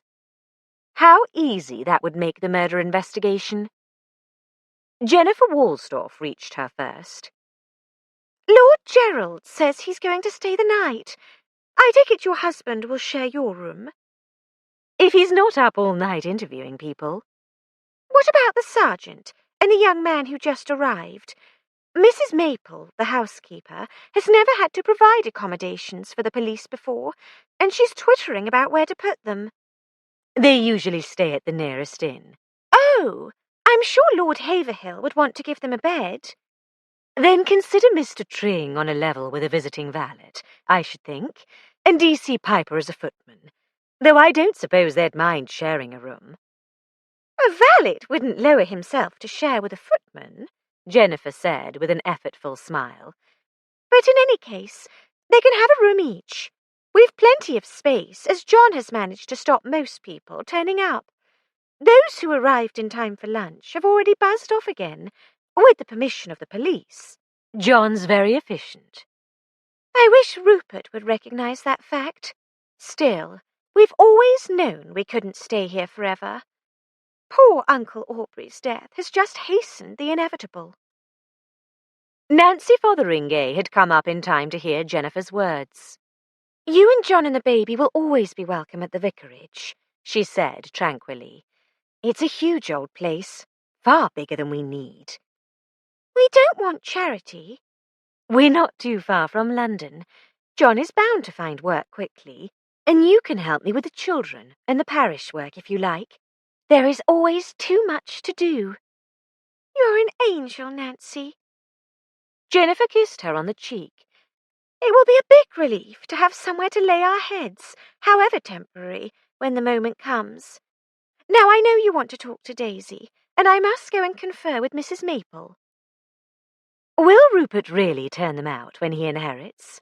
Daisy asked Nancy, as soon as Jennifer was out of earshot. It wouldn't surprise me. Rupert has a mean streak in him, but Timmy would say I'm being unchristian. Daisy, Tim asked me to ask you whether your husband can say with any certainty whether Uncle Aubrey died a natural death or not. It might be some consolation to his poor aunt to know that he was not cut off before his time. Alec doesn't tell me much, Daisy said cautiously, and he won't commit himself till he has the post-mortem results, but I believe he has evidence that points to murder. Oh, we're none of us safe, Lady Carlton moaned. The others had crowded around by now, and Nancy slipped away. Denzil, you must insist that the police let us take Ursula home. Mr. Fletcher might be persuaded to let us have Tomkins drive her home, said Lord Carlton, a sallow, long-faced man, at least 20 years older than his wife. We'll have to stick it out, though, old girl. Her ladyship's lips pursed, whether at this form of address or at the notion of letting her daughter go off with their chauffeur. I suppose you don't care if I'm murdered, she said sulkily. What we must do, said Peter Bancroft, is stick together. Never go anywhere alone. Then the devil can't get you. The devil is one of us, old boy, Lord Carlton reminded him. It must have been an intruder, said Veronica Bancroft petulantly. The police ought to have found traces of someone breaking in by now. One murder might have been an intruder, Ronnie. Angela and her faithful shadow had joined the group. 2 must be one of us. I keep telling you not to call me Ronnie, and if it's one of us, you have the best motive I know. You only care about those wretched curs of yours, not about people. I wouldn't put it past you to murder grandmother to get her money for the horrid beasts. Now, Veronica, Peter remonstrated weakly. Astonishingly, Tiddler summoned up the courage to snarl at his rescuer's sister from his safe haven behind Angela's ankles. Veronica backed away. Get rid of it, she shrilled. Teddy Devenish, arriving, stooped to give the little dog an approving pat. Know thine enemy, he said with a grin. Clever little scrap, Angie. Peter! Veronica appealed to her husband. Nothing to do with me. He's your brother. The Carltons and Daisy abstracted themselves from the brewing sibling strife. Daisy was immediately pounced upon by Lucy's mother. Daisy, dear, do you know where Lucinda is? I simply can't find her anywhere. Yes, Aunt Vicky, she's with Alec. Oh! Mrs. Fotheringay turned white. Oh, no! They've arrested Lucinda. When Lucy entered the library, Alec was annoyed. He hadn't yet had a chance to telephone Teddy Devenish's friends in Hampshire, and if he was ever granted a moment's peace to study Ernie's list of names, he'd want to interview those on it, not Lucy, whom he'd already seen. She had not been cooperative, and he wouldn't be surprised if she had now come with a complaint. He wasn't at all sure he could summon up the politeness to deal with her as he ought. What can I do for you? He asked impatiently. I've come to see if I can do anything for you, she said with her customary aplomb. You didn't really ask me any questions before. Because she had walked out, as Alec managed to refrain from saying. You had a rendezvous with your intended. Who found Uncle Aubrey? Aunt Eva was one thing. You may think we're all frightfully callous, but no one mourned her much. Uncle Aubrey was different. Besides, 2 murders. Suppose there's a third. So if answering your questions will help you find out who it was, ask away. While they spoke, Ernie Piper had reached for his list and turned to the second page. Now he replaced it on the desk in front of Alec, his finger pointing at a name. Alec glanced down. "What's that?" Lucy demanded. "You know now I'm not the murderer. I was with you when Uncle Aubrey died." Lord Gerald was with him. "But Binky wasn't here when—" "Oh, Lord, you think we're hand in glove? That I killed Aunt Eva and he killed Uncle Aubrey?" I have to consider the possibility. Why did he turn up today when he was not expected until Friday? "I telephoned and asked him to come." You see, you could have told him you were afraid Lord Fotheringay knew something which might lead us to suspect you. "But I didn't. I just wanted to tell him something I couldn't say over the phone." What? Alec asked bluntly. Lucy bit her lip. "If you must know, that I wasn't going to marry him after all."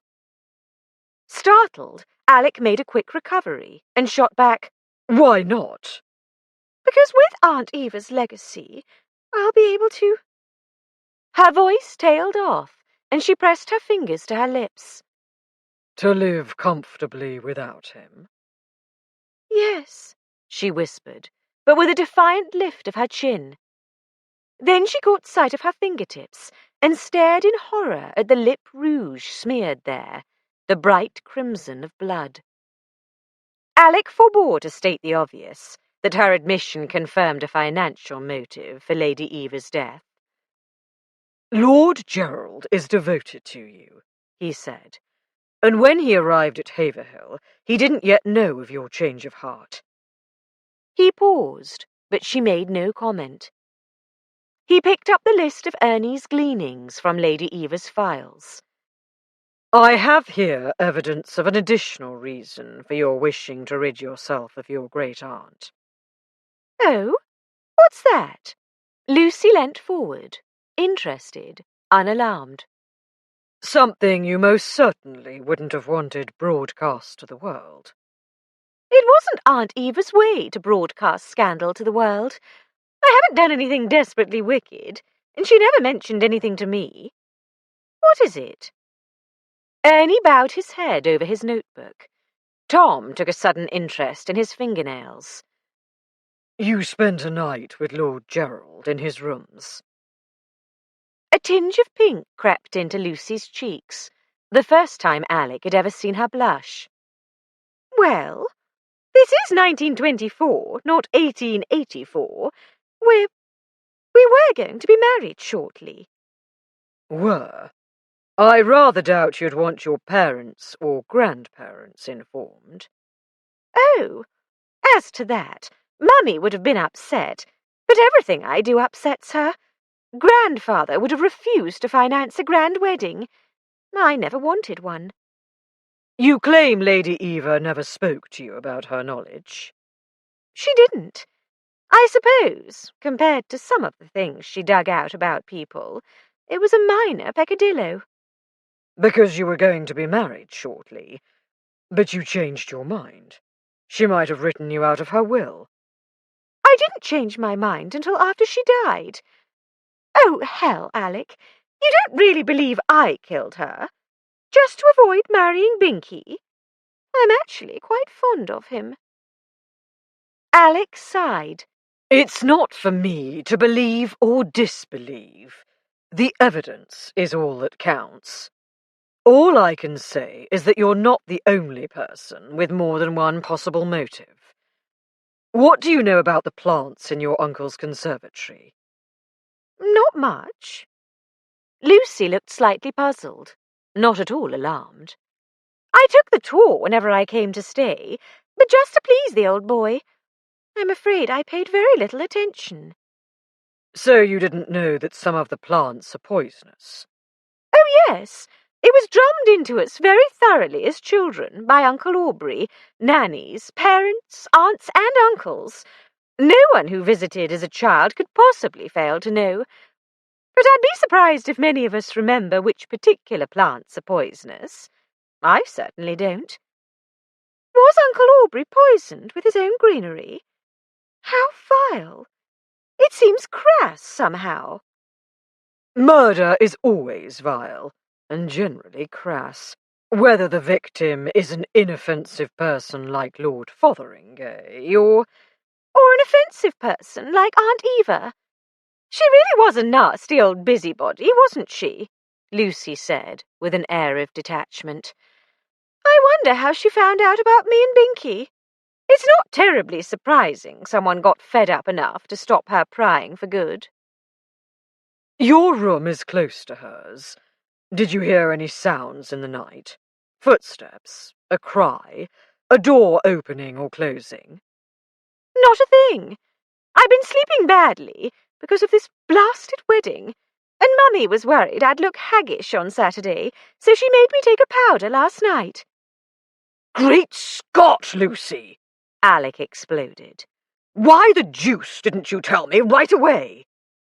That I took a sleeping powder? Oh, I suppose I couldn't have been creeping around murdering great aunts after taking a bromide. Did your mother watch you swallow it? She mixed it with milk and practically poured it down my throat. At last, a chance to knock one suspect off his list. Alec jumped up. Righto. You stay here and answer Mr. Tring's questions, while I find Mrs. Fotheringay. Mummy's known as Mrs. Oliver here, corrected Lucy obligingly. Too many Fotheringays. I couldn't agree more. Where is Mrs. Oliver likely to be? The drawing room, or upstairs, I expect. Alec strode across the hall and entered the drawing room to find a crowd in the middle of the room, the outer members craning to see over the shoulders of those in front. Amidst a confused babble, someone said clearly, Stand back, for heaven's sake, and give her air. His heart stood still. Another murder? 13. What's going on here?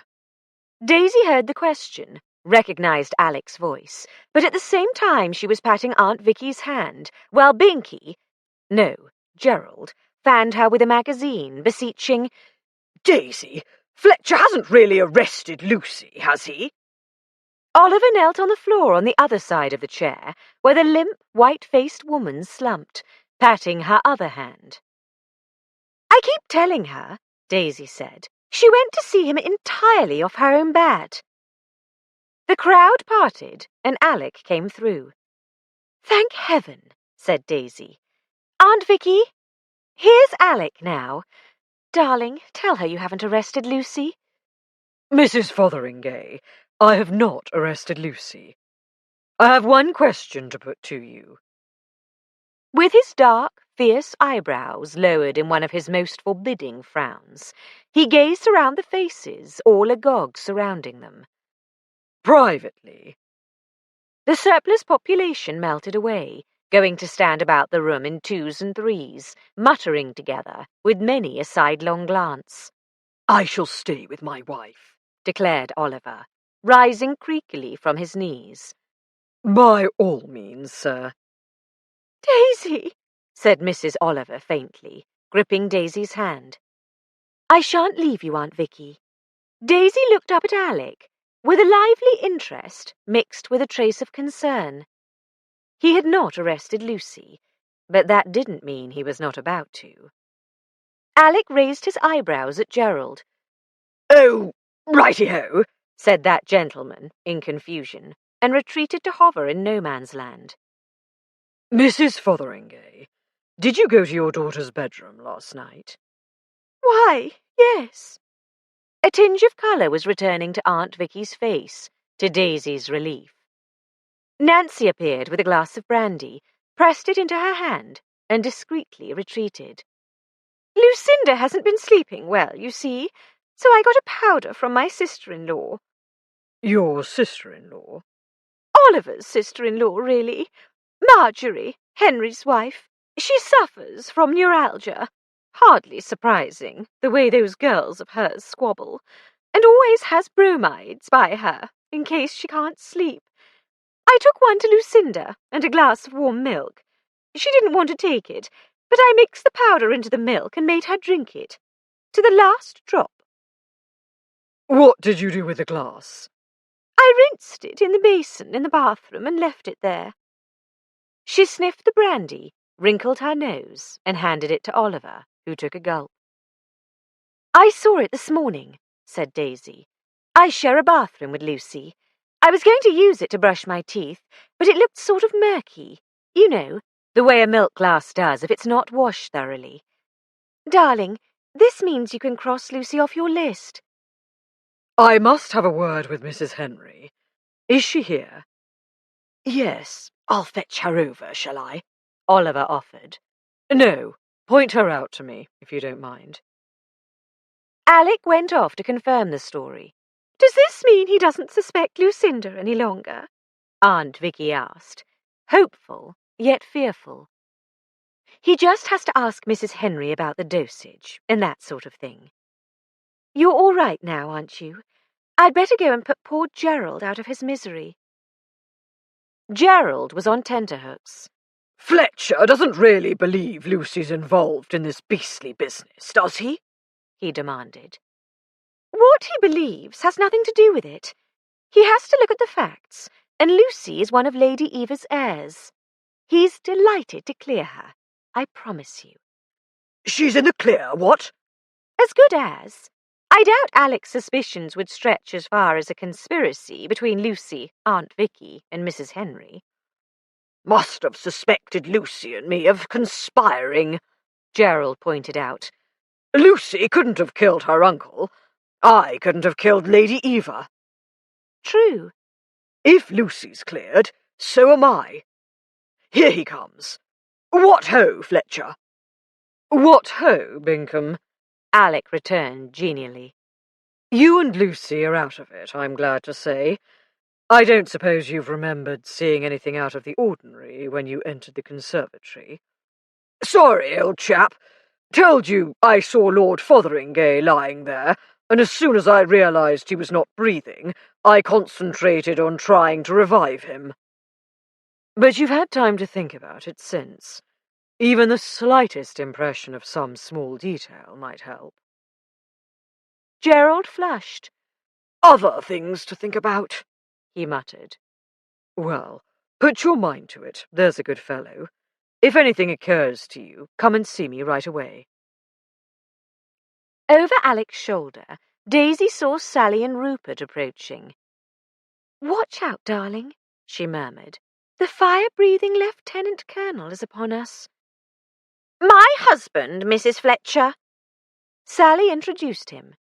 She looked nervous, and Daisy wondered whether she had felt the rough side of his tongue. How do you do, Colonel? I don't suppose you remember me. Lucy's friend. I was Daisy Dalrymple when I last visited Haverhill. Afraid not. Cold, arrogant eyes passed over her indifferently. How do you do? This is my husband, Alec Fletcher. And do you know Gerald Bingham? Bingham. Rupert gave Gerald a cursory nod of recognition, which was returned in kind, without cordiality on either side. He turned to Alec. Well, Inspector, he said with a sneer, I see you are hard at work hunting down my great-aunt's murderer. And your father's, Alec responded levelly. Oh, as to that, you're wasting your time. I'm sure you'll find it's a mare's nest. My father was in poor health, but I suppose the kudos is greater if you can claim to have solved 2 murders rather than 1. On the contrary, 2 murders are often easier to solve than 1. A second death by the same hand is apt to provide clues which aid in solving the first. Ah, so that's why you're hoping father was murdered. I never hope for any man's damnation. Alec's grey eyes were icy. The look that made subordinates shiver, suspects shudder, and malefactors wish they were at the North Pole had its effect on the Lieutenant Colonel, who blinked, visibly taken aback.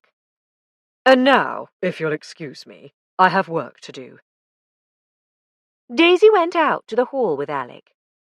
That was a ripping line, she congratulated him. though I'm not absolutely sure what you meant by it. Nor am I, he admitted with a rueful laugh.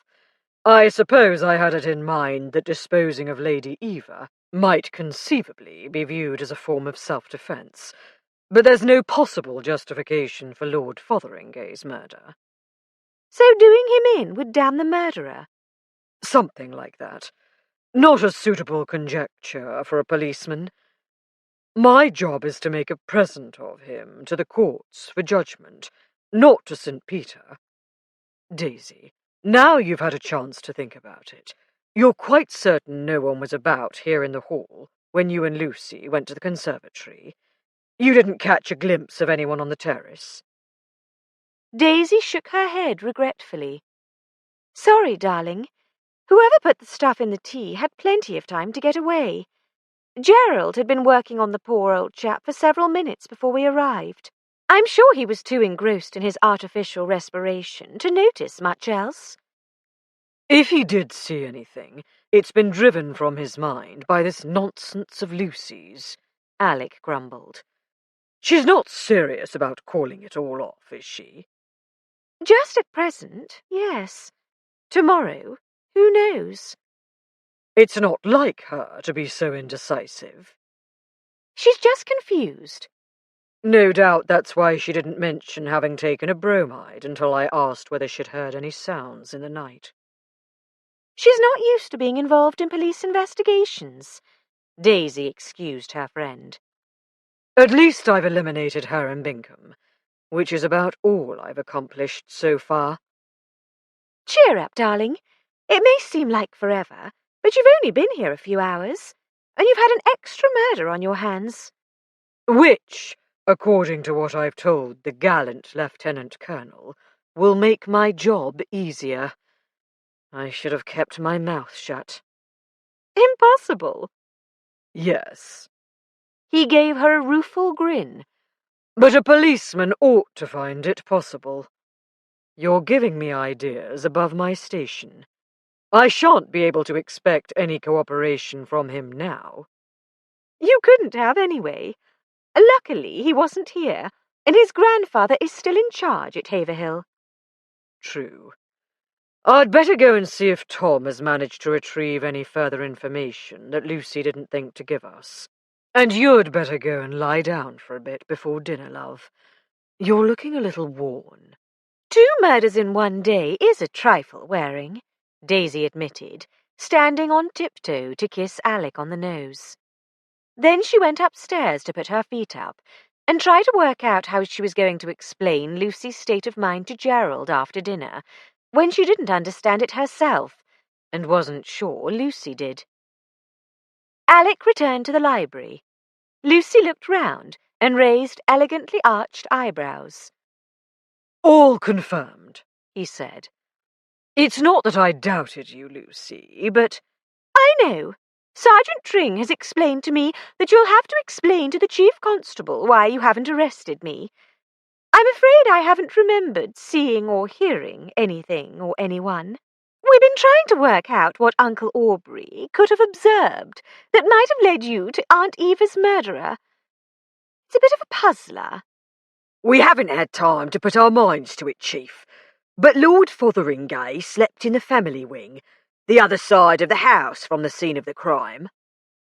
Your uncle wasn't a nocturnal rambler. For all I know, he came down every night to make sure his plants were tucked up cosily in their beddy-bys. But the straightforward way would be down the main stairs and across the hall, not round by the guest bedrooms.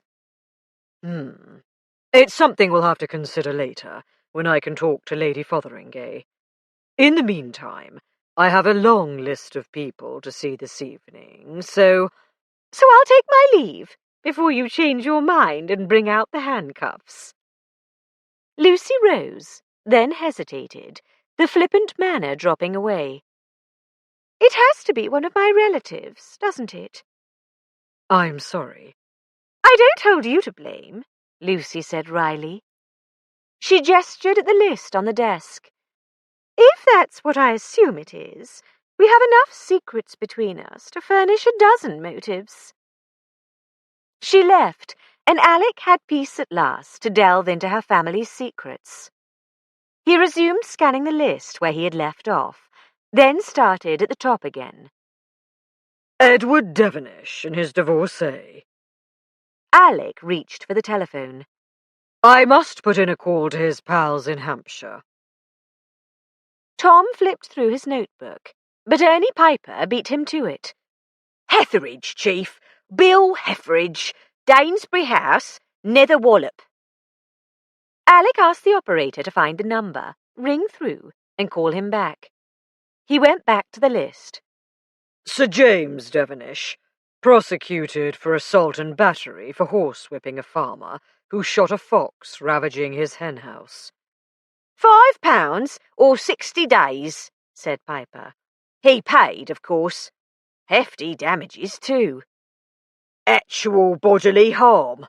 That's aggravated assault, said Tom. He should have done time for that. Brother magistrates on the bench, no doubt, all sympathising with the chastisement of a dastard who dared to shoot a fox.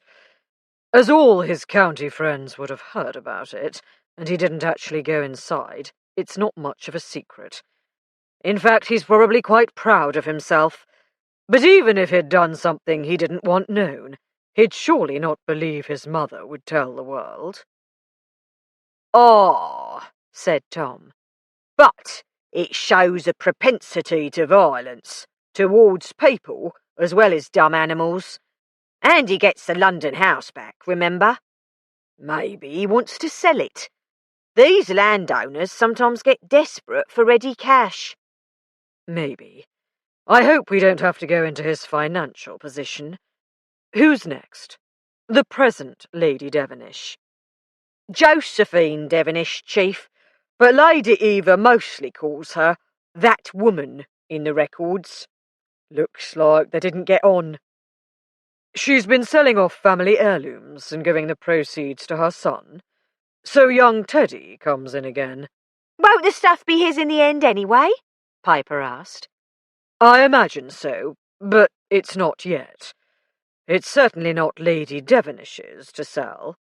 I don't know what Lady Eva's interest in this would be, if any, but Sir James might well kick up a dust if she told him.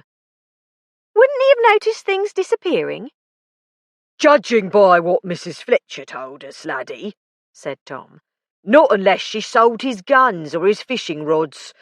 But, Chief, if he's as henpecked as Mrs. Fletcher told us, likely she wouldn't care if he found out. On the other hand, with theft to hold over her, perhaps he wouldn't be so henpecked. Whether she'd murder her mother-in-law to keep the upper hand with her husband, though... They didn't get on, Chief, Piper reminded him. The two ladies, I mean. It's still pretty thin, even if you add that misappropriating the family jewels is frowned on in the best circles. We'll have to tackle her about it, though. As Alex spoke, the telephone bell rang. He unhooked the receiver. His call to Danesbury House came through, and a moment later he was speaking to an incredulous Bill Hetheridge. Scotland Yard? Detective Chief Inspector? You're pulling my leg. Who is this? Is that you, Freddie? This is Detective Chief Inspector Fletcher, Alec repeated patiently. If you doubt it, you may ring up Scotland Yard and inquire as to my credentials, but that would waste our time, both of us, and I'm engaged in a murder investigation. Murder? I say, chaps, listen to this. It's a detective chappie wants to know about a murder. A confused noise of several excited voices came down the wire. Righto, Chief Inspector. Fire away. Who's been murdered? Are we all suspects? How jolly. If that were the case, Mr. Hetheridge, I should be on your doorstep. I'm seeking information about the movements of Mr. Edward Devenish. Ha ha ha! He wants to know about Teddy. No, Ginger, you can't talk to him. I say, Chief Inspector, Teddy's not here. I'm aware of that. Can you tell me exactly when he left your house? Anyone know when Teddy left last night? Bill Hetheridge's companions could be heard arguing, as could the clink of bottle and glass. Sorry, Chief Inspector. It was after dinner, but no one knows exactly when. You might say he did a moonlight flit. Didn't say goodbye to anyone. Who's he done in? I'm checking on the movements of a large number of people. Why do you suppose Mr. Devenish left without saying goodbye? Hang it all! No suppose about it! Ha ha!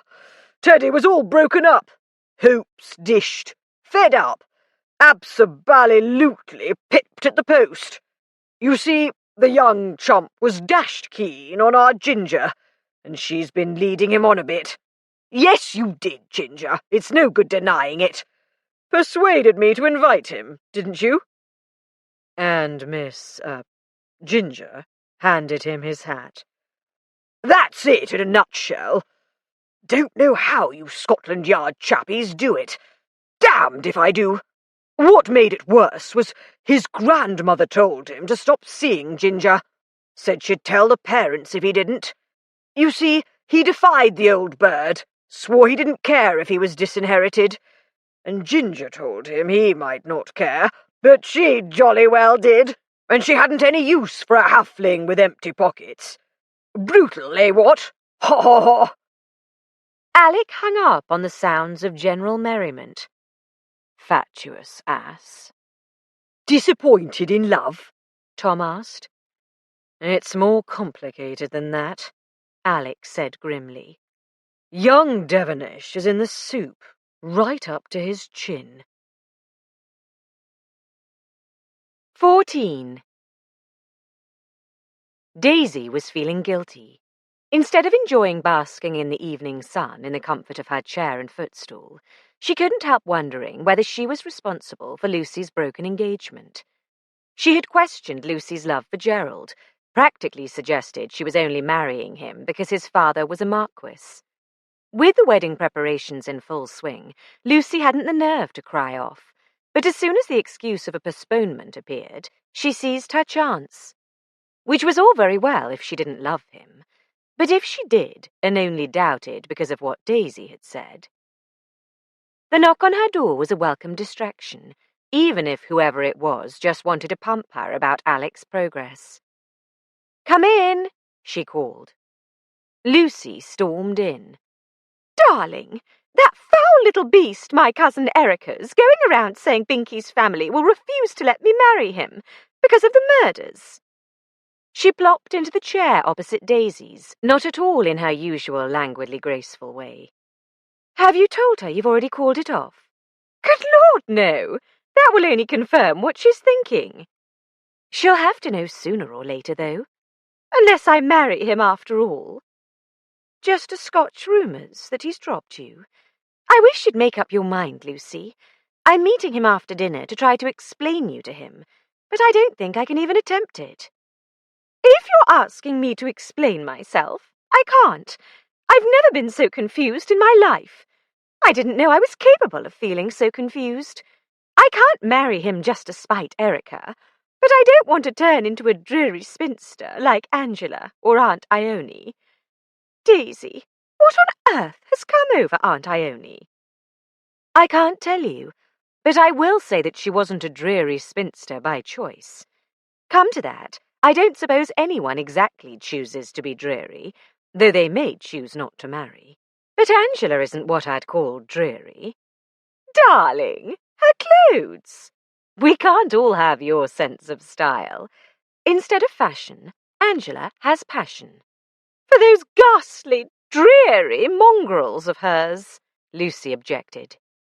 "She's doing something she cares deeply about. That's not a dreary life. Anyway, look at your cousin Flora. You can't call her a dreary spinster. If you don't marry, you'll be like her, with both fashion and a passion for photography."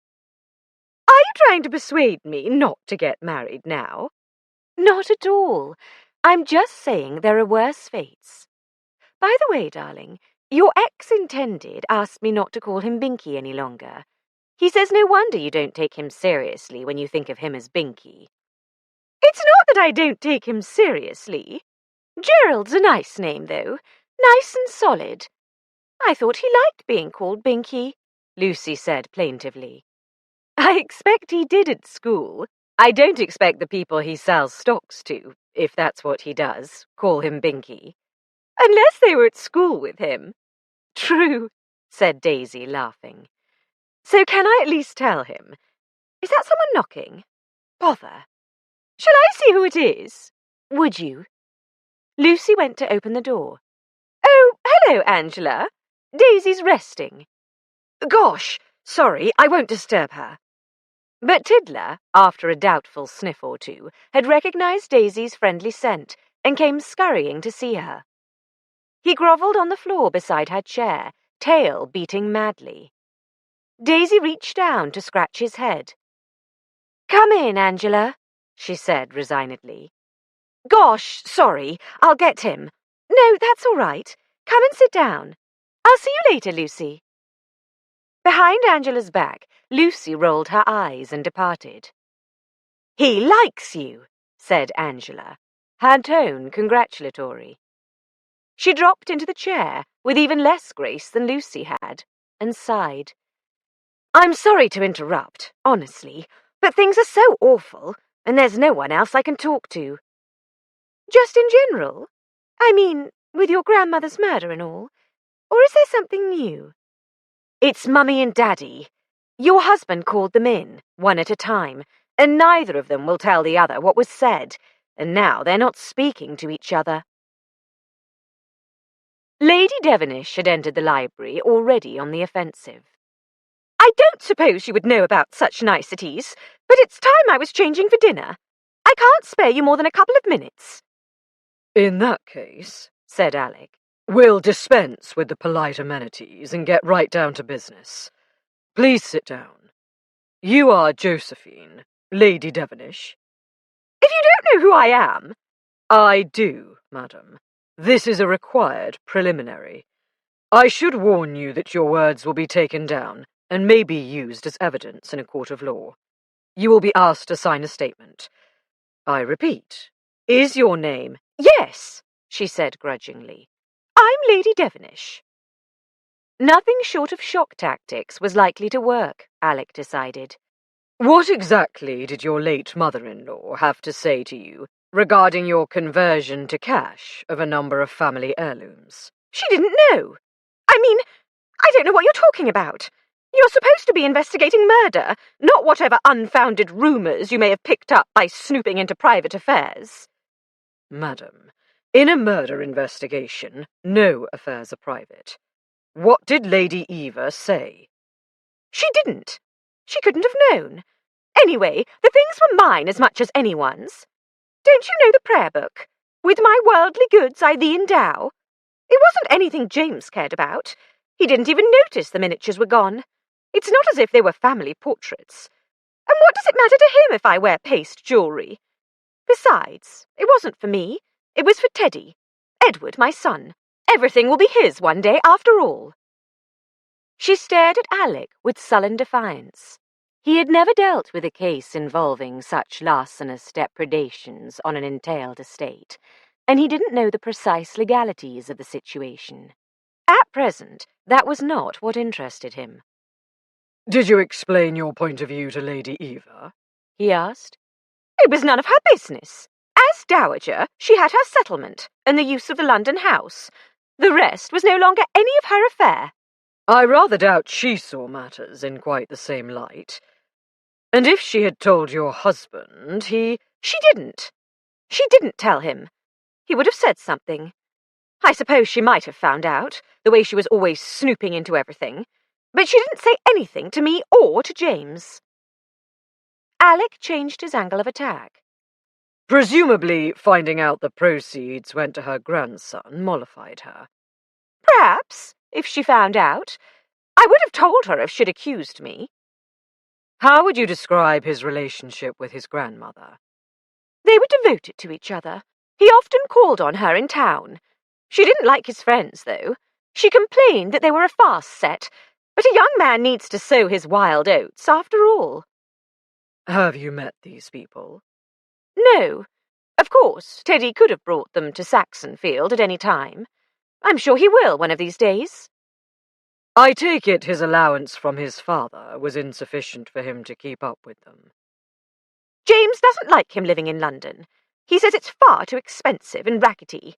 I'm sure it can't be half as expensive as his hounds and horses and guns and such, Lady Devenish said resentfully. And spaniels, and retrievers, and pointers, and beagles. No wonder Angela was dog-mad. You have no money of your own? A few pounds a week. All my bills and the household bills go to his agent to be paid, so I can't just take money from my pocket to give to Teddy. No doubt Sir James is worried about the family's financial position. Rubbish! He's just selfish.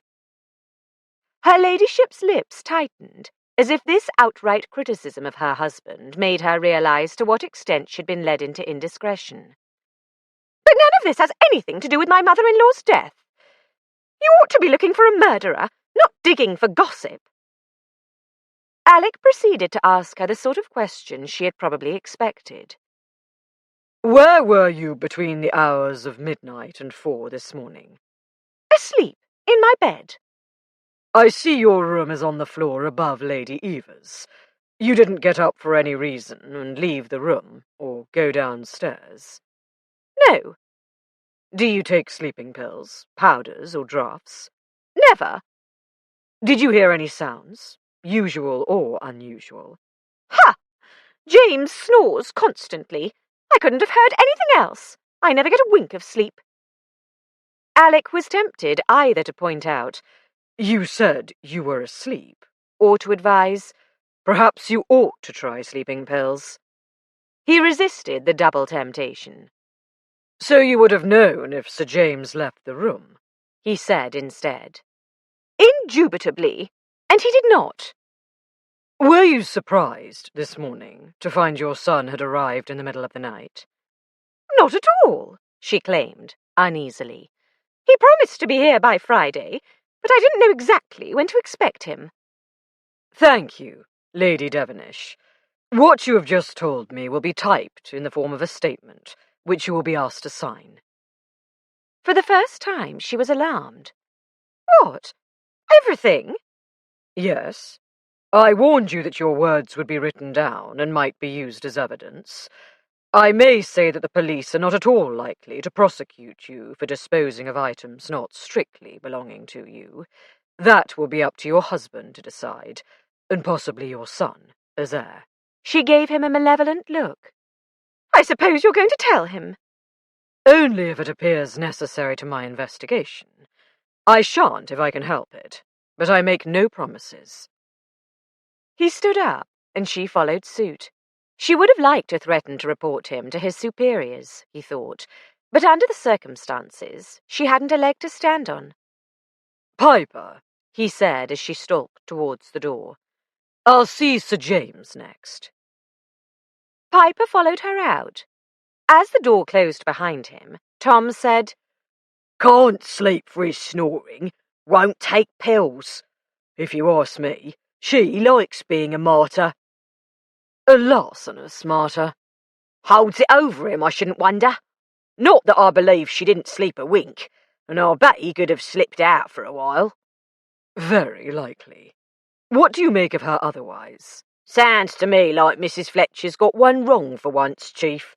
Maybe Sir James lets himself be henpecked, but he keeps the whip hand. Yes, the hand that holds the purse strings rules the roost. Which sounded like a line from Little Buttercup's song in that infernal nonsense pinafore. Lady Devenish is all bluff and bluster. Besides, I'd be surprised if she had the strength to do in Lady Eva, even if she had confronted her about the larceny, and I don't think she had. I'm inclined to agree. Perhaps Lady Eva was saving the confrontation for after the wedding. She had already called Teddy to heel. She might not have wanted another disgruntled face at the feast. Poor Miss Lucy, said Tom unexpectedly. I'm glad at least we've knocked her and Lord Gerald off the list. Yes, she's having a thin time of it. If you ask me, Chief, young Master Teddy's the one we're after for the strangling. Creeping in the middle of the night like that, with a grudge against his grandma. His ma could have poisoned Lord Fotheringay to protect him. You going to bring him in again after his pa? No, he can wait till after dinner. A little more stewing won't hurt him, especially as he'll be wondering what his parents are saying. We've all the rest of Lady Eva's list to go through. That's going to put the cat among the pigeons. I mean, everyone'll know she had something on those people. Can't be helped. We'll interview everyone in the end, but with so many people here, the obvious suspects must come first. It was bad luck we couldn't write any of them off for the poisoned tea. Not what I'd call a proper tea time. Everyone popping in and out and turning up when they feel like it. Shockingly lax, Alec agreed with a grin. At least Lady Haverhill, Lady Fotheringay, and Mrs. Woolstorff stayed put, pouring tea. But we really must speak to absolutely everyone this evening, before they forget who they saw and talked to in the drawing-room, and when. Here's our next suspect.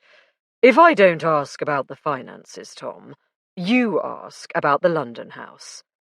Right, Chief, Tom agreed, as Piper ushered in Sir James.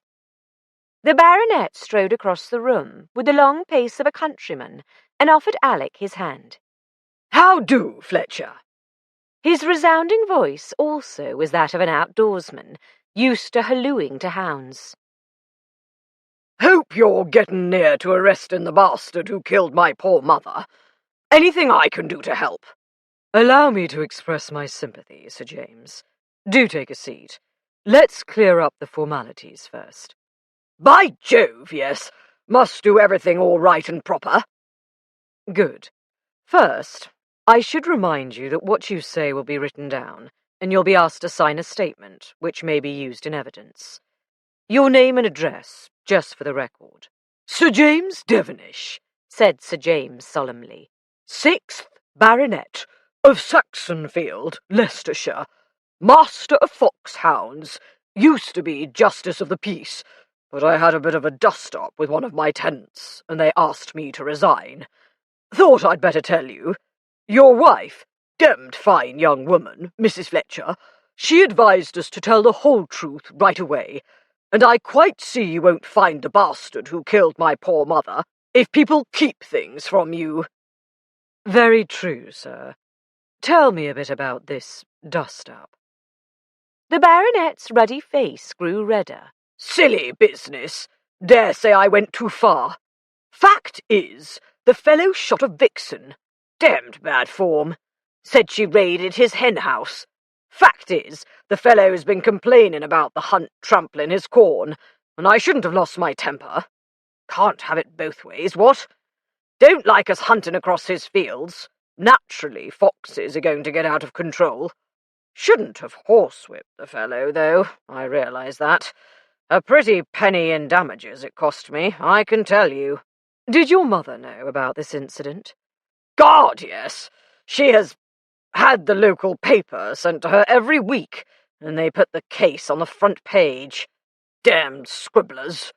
She saw a paragraph about it in the Times, too. Gave me a proper ticking off. When was that? Oh, a month ago or so. How did you feel about the scolding?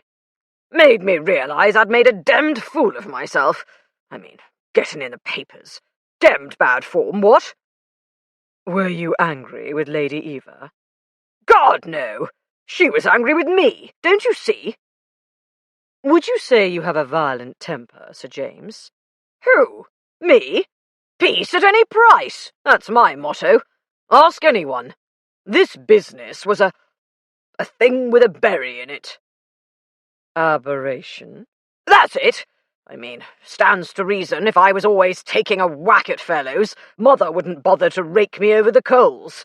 She'd know there was no point. Good God, man, I never even raised a hand to the children. Though, mind you, it might have been a good thing if I'd taken a cane to the boy now and then. Let his mother raise him, and she spoilt him. Sir James shook his head sadly. Useless sort of chap. Shies at a fence. Even caught him spouting poetry once, though he don't write it, thank God. Were you surprised this morning when you found out he'd arrived in the night? Can't say I thought about it. Other things to think about, you know. My mother and all that. Quite fond of her. Yes, I'm sorry.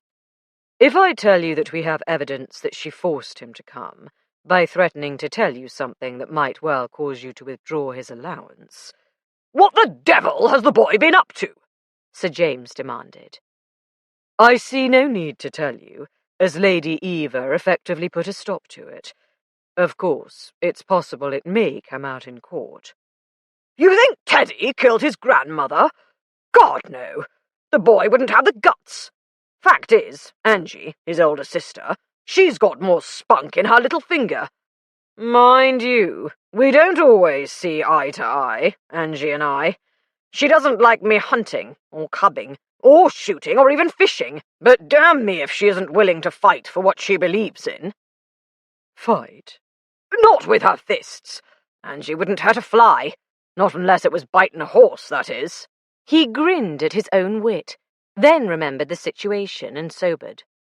Veronica, my other girl, she'd want my mother to live forever, if only so Angela wouldn't get her inheritance. Spiteful. And Peter Bancroft, her husband, he's a wet dish rag. I've 2 more daughters, one in Australia, the other in the North Country. Can't get away for the wedding. No sense wasting your time suspecting any of them. Any more than Angie or Teddy.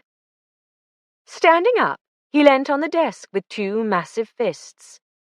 Alec saw Tom, who had 2 massive fists of his own, preparing for intervention, and gave a tiny shake of the head. Staring down at Alec, Sir James said earnestly, Whoever killed my poor mother, it wasn't one of my family. I hope not. Well, I just hope you catch the bastard, that's all. I just hope you catch him. We'll do our best, sir. I promise you that. Just a couple more questions, if you please. I understand from the butler that you were among the last guests to go to bed, shortly before midnight. That's right. It was just midnight when I climbed into bed. We had the window open, and I heard the tower clock chime. Our room's up on the 2nd floor, and sometimes it sounds as if the damned clock is in the room with us. After that, did you leave your room for any reason before 7 o'clock this morning?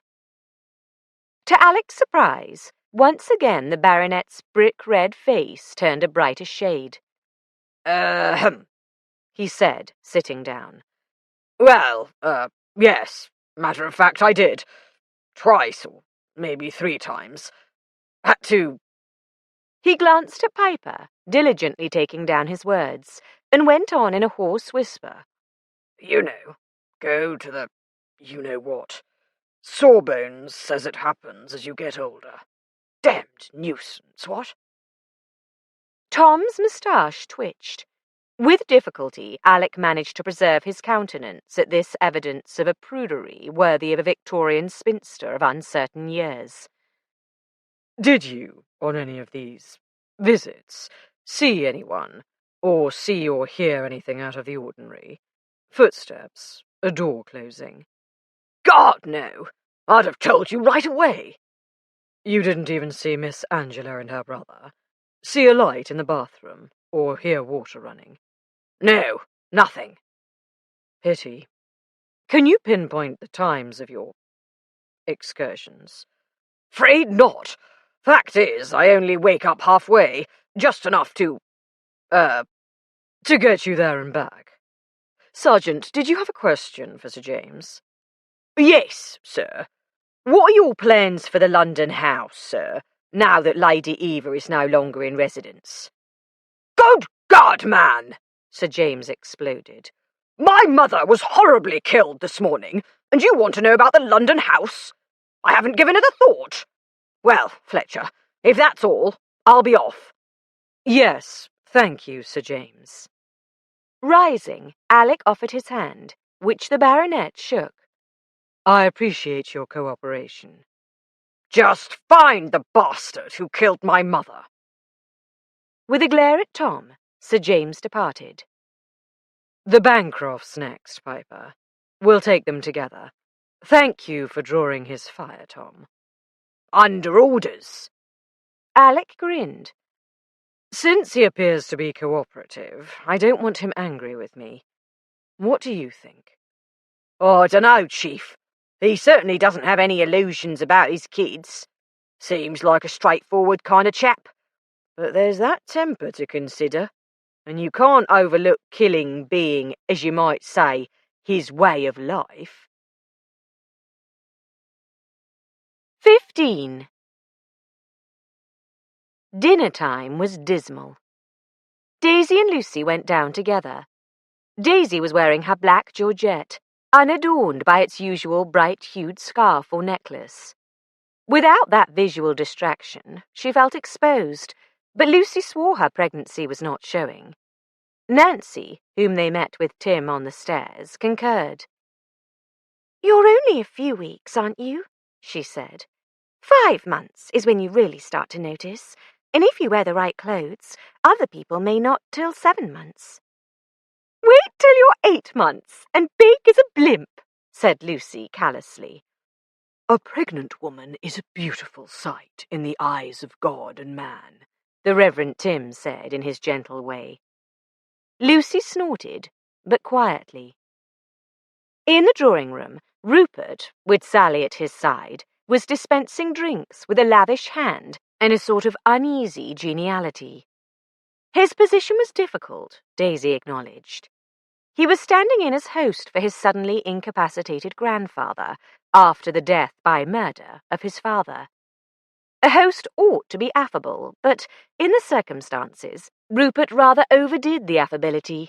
Daisy had known more than one survivor of the Hell of Flanders, unable to summon up more than token respect for his elders, who had never seen action.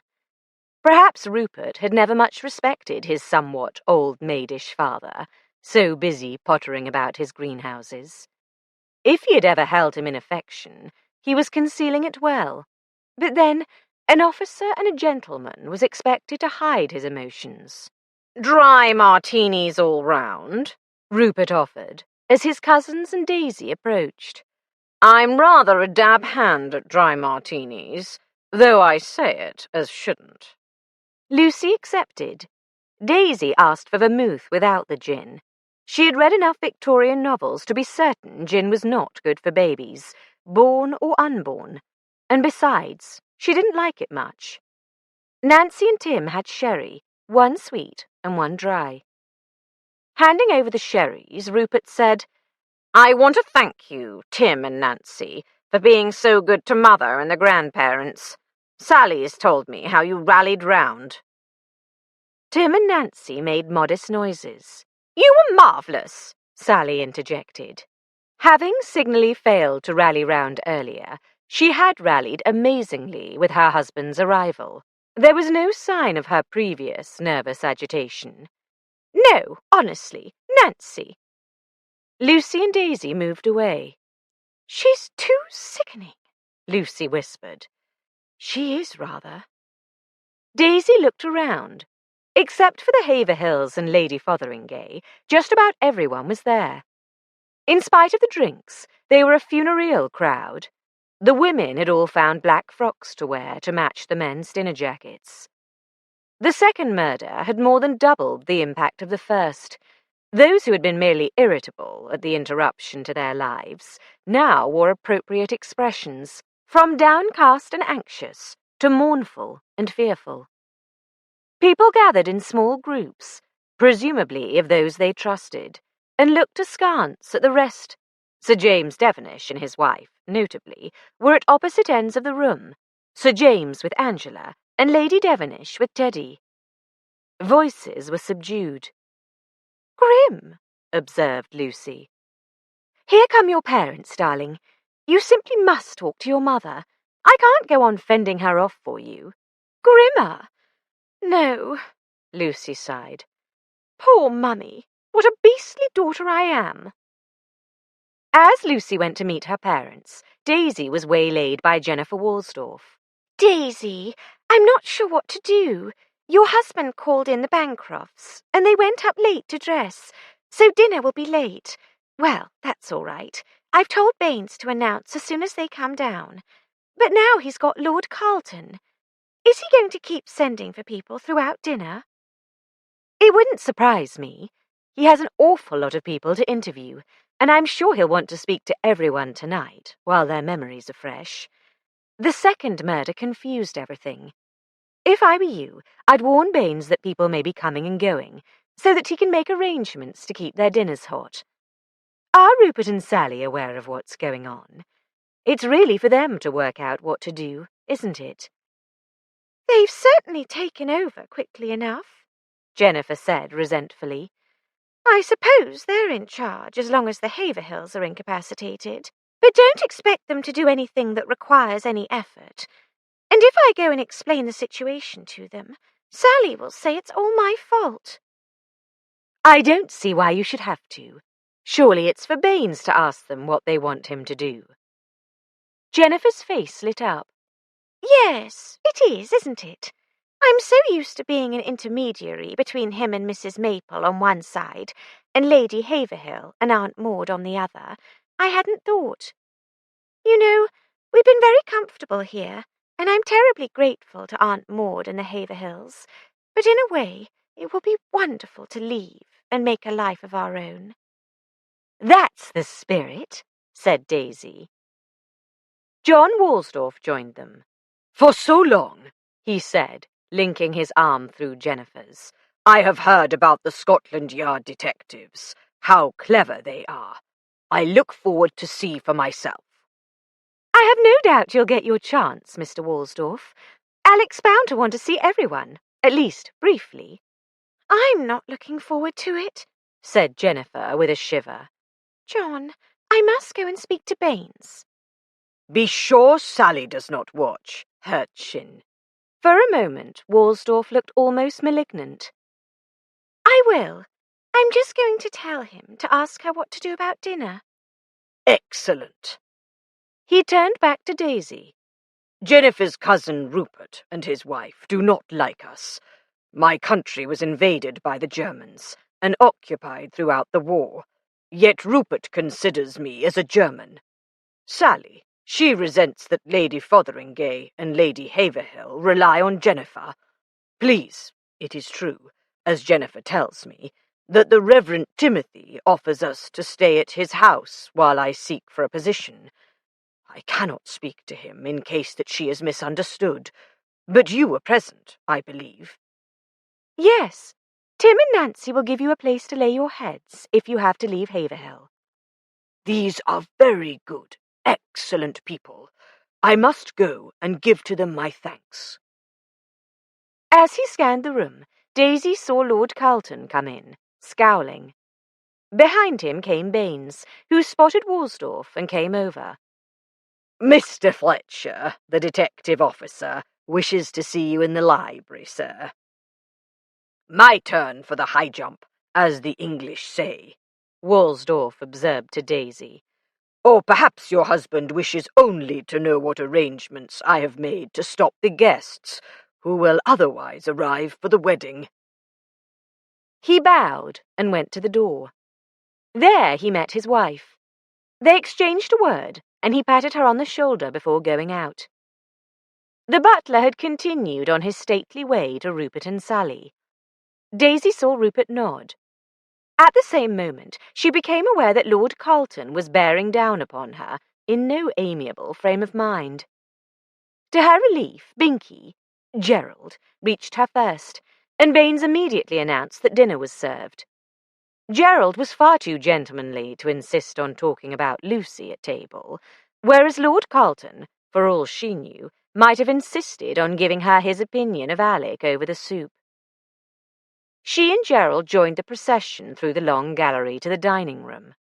Dash it, he said in a low, gloomy voice as they entered the dining room. I'd forgotten the conservatory opens out of this room. Do they keep up that silly business of the ladies withdrawing to leave the fellows to drink port here? The Haverhills do. I don't know about Rupert and Sally. Still the custom in the officers' mess. When they have ladies to dine, I mean. If so, we'll have to wait till everyone's gone. I don't suppose anyone will linger long tonight. Servants will be buzzing about afterwards. Tell you what, you wait in the drawing room, and I'll come in when it's all clear. Then you can join me there. Righto, said Daisy, as soon as I can get away from whomever I'm talking to when I see you. You're a jolly good sport, Daisy, he muttered in her ear as he seated her at the table. He was not the only silently gloomy diner. Rupert, in his grandfather's chair at one end of the table, kept a conversation going around him, though in the circumstances it could not be expected to be lively. Sally, at the other end, was less adept, but managed to rouse Montague Fotheringay to one of his interminable anecdotes. The club man had revived somewhat from the shock of his sister's death, and, between sentences, he managed to eat with a good appetite. So did Daisy. She had missed tea. Soup and fish had been cleared away, and footmen and maids were handing around veal with roast potatoes, asparagus, and new peas by the time John Woolstorff reappeared. Jennifer had saved him a place beside her. Everyone watched as he sat down, and they conferred anxiously together in an undertone. Daisy remembered Lucy's father's suggestion that Lady Eva might have discovered evidence that Woolstorff had been a German spy during the war.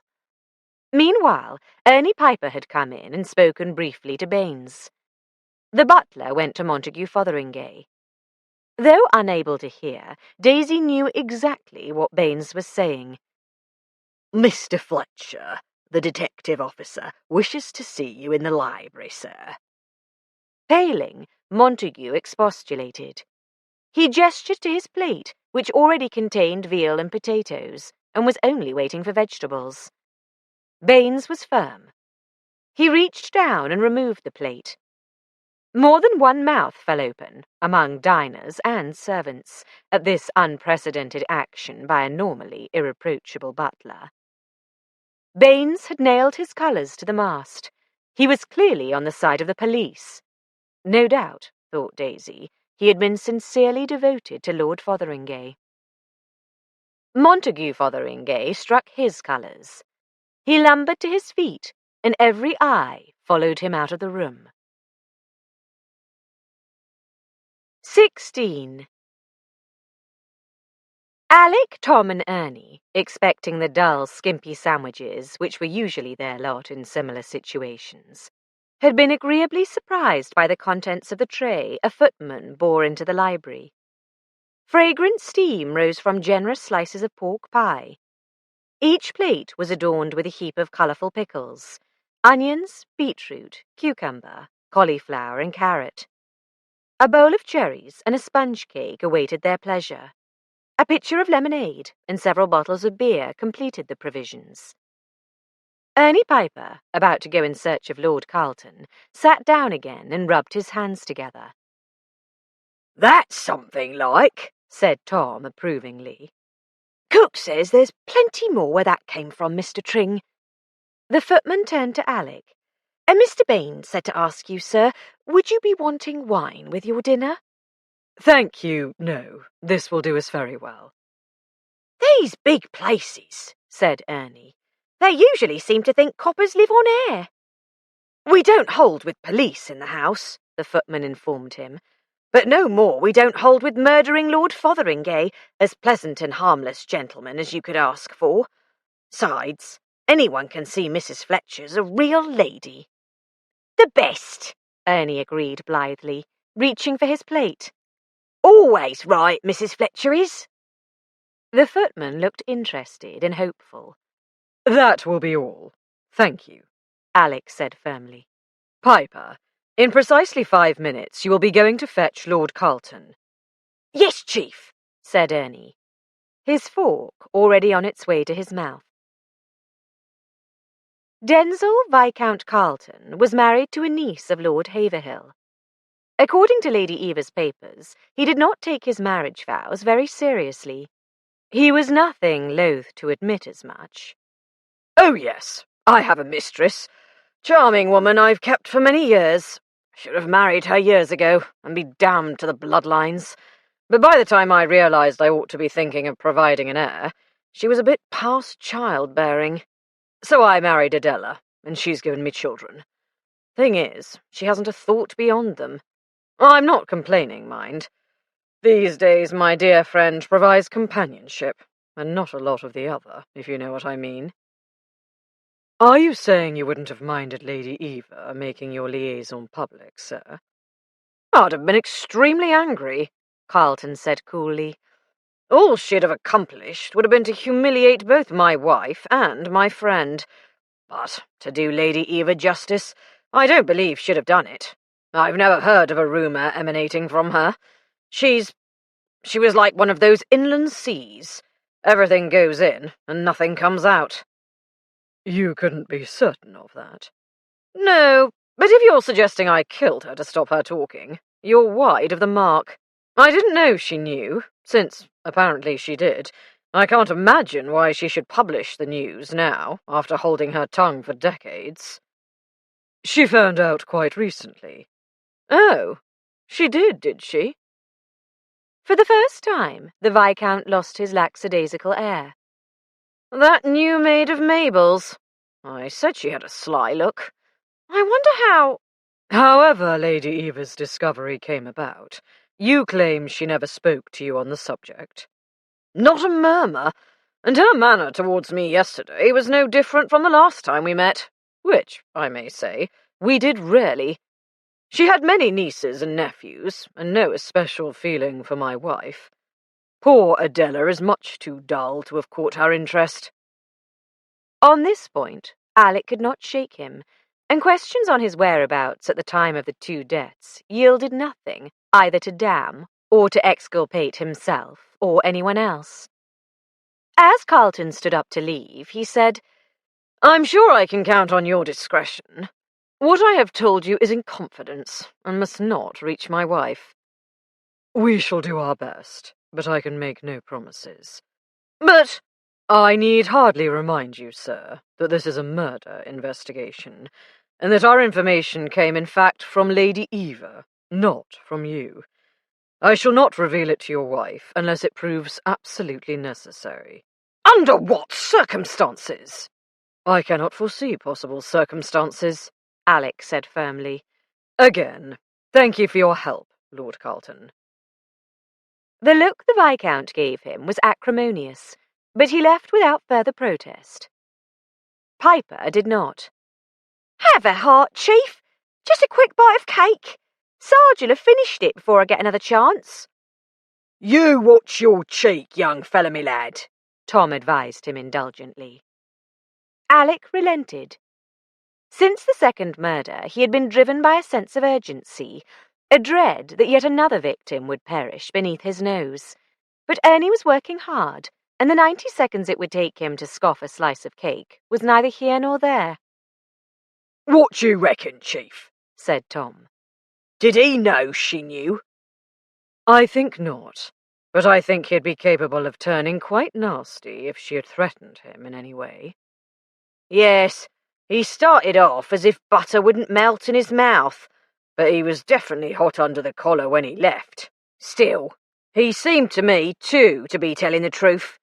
And you never know, what he said about who he talked to at tea time may help when we put it together with what the rest say. Ernie, having demolished his cake in 30 seconds flat, quickly returned escorting John Worsdorf. A small, slight man, he gave an impression of neatness, despite ill-fitting and slightly shabby evening dress. His eyes, behind steel-rimmed glasses, were wary. Alec did not regard the wariness as a sign of guilt. He had dealt with plenty of honest, well-behaved foreigners who feared the police, often with good reason. Either the police in their own countries were oppressive and violent, or they had had an unfortunate experience with a xenophobic British officer. For the record, he said, your name is John Woolsdorf. For the record, my name is Johann Woolsdorf. I have not legally changed. Call yourself what you want, sir, said Tom, in much the same indulgent tone he had used to Ernie Piper. It's a free country. Worsdorf flashed him a smile of singular charm. Perhaps that was what had attracted Lady Fotheringay's niece to the penniless refugee, Alec reflected. Which wasn't to say the man had no other good qualities, nor that the shortage of young men in England since the war had no part in her decision to marry him. Alec had long ago faced the probability that Daisy would never have given a middle-aged, middle-class copper a second glance if so many young men of her own class had not been killed in the trenches. He started with the usual questions about sounds in the night. Worsdorf explained that he and his wife slept up at the top of the house, near the nurseries, as Jennifer liked to be near their daughter. Also, because we are not quite family, you understand, it is better to be out of the way. Thus, it is not likely we will hear someone who goes to Lady Eva's room. I sleep soundly always, and get up early. At what time, sir? At 6:30. Too late to see anything useful. At 7, I go downstairs. He hesitated, and Alec was sure he was pondering whether to give or withhold some piece of information. In this house, he went on, the library is not much used, especially when the weather is good, but I like to write letters while all is quiet. I did not know of the death of Lady Eva until Mrs. Fletcher came into the library to telephone to the police. I gather you helped her with that, for which I thank you. It is nothing. Such is a job for a man, I think. A sentiment Daisy would have heartily disagreed with, though Alec suspected she might have been glad of it in practice. Worsdorf had not come down to tea. He had still not succeeded in notifying all the wedding guests of the changed circumstances, so he had stayed in Lord Haverhill's study, making phone calls and sending wires. Lucy, at the instrument in the butler's pantry, had broken in upon one of his calls to send for the doctor when Lord Fotheringay was taken ill. I cannot believe one would be so foolish as to kill Lord Fotheringay, Worsdorf said angrily. To me is inconceivable. Is this correct? Is not possible to want Rupert in place of his father, who was a sympathetic, innocent— No, this is the wrong word. A harmless man. If you find next Rupert dead, you may arrest me. Lord Fotheringay I would never hurt. For Lady Eva, I do not care one fig. Lady Eva seems to have been interested in you, however. Lady Eva was interested in everyone, but in me, not much, because I am not of the society. Nonetheless, she made a note of your having been born in Germany. Worsdorf looked at him in astonishment. But how the deuce did she know this? It's true. It is true, he said quite calmly. My mother was not well. My father took her to Baden to try the waters, and there I was born. My birth was registered in Germany. Then my parents returned to Luxembourg and registered my birth there also. I am a citizen of Luxembourg. I have lived always in Luxembourg. Yet when the Germans invaded my country, they wanted to make me fight for them. This is why I have come to England. Lady Eva could have made it very awkward for you if she told people you were born in Germany. During the war, perhaps. Some might have imagined that I was a spy. This is why I told no one but Jennifer. Now it matters little. To the English, a foreigner is a foreigner. In any case, Lady Eva has not told. Someone would have mentioned to me. Lady Eva never mentioned to you that she knew? Never a word. I wonder how she found out. It is very strange, this. It is odd, Alec agreed. Piper, any hint of how she found out? I think she got it from some diplomat, sir, but it wasn't very clear. Your Foreign Office investigated all aliens in England during the war, said Worsdorf. This is natural, but it is wrong that they gossip. The police are more careful, no? Much more careful, though in a murder case we cannot promise to keep secrets. I'm afraid you will be uncomfortable if word of your country of birth gets about. Worsdorf shrugged. Now it is nothing. We cannot stay here longer with Rupert and Sally giving the orders. The Reverend and Mrs. Timothy offer to us a home. Jennifer and Emily and me. I do not think they will withdraw only because I was by chance born in a German spa town. These are good people. Alec wondered whether to inquire about the antagonism between Worsdorf and Lieutenant Colonel Rupert Fotheringay. He decided to wait and see if Daisy could elucidate. If it was genuine, it gave Worsdorf a strong motive for not murdering the late Lord Fotheringay. Worsdorf innocent might be a good source of information. As an outsider with an inside view, and a shrewd kind of chap, he must see the family more clearly than its own members could. His present disgruntlement made him the more likely to talk. But Alec decided to postpone that, too, until he had spoken to everyone and formed his own impressions. He sent Worsdorf off, followed by Piper, in search of Mr. Montague Fotheringay. As soon as the door closed behind the two, Tom said, "He's shielding Mrs. Reverend Timothy." What? What do you mean? Remember, Chief, we were a bit puzzled about her turning up outside the victim's bedroom, as Mrs. Fletcher reported, seeing she slept on the floor above, according to Mrs. Worsdorf, and likely couldn't hear the maid screaming. I know you noticed Mr. Worsdorf hesitated when he talked about coming down here early. It's my guess he saw her then. If she was up and about, she could have heard the racket, and maybe it was a guilty conscience kept her up and about. Then she bribed him to keep quiet about seeing her by offering him and his family a home. What a nasty, suspicious mind you have, Tom. I dare say a vicar's wife is used to early rising. And aren't there children here? She probably went to check that they weren't raising Cain.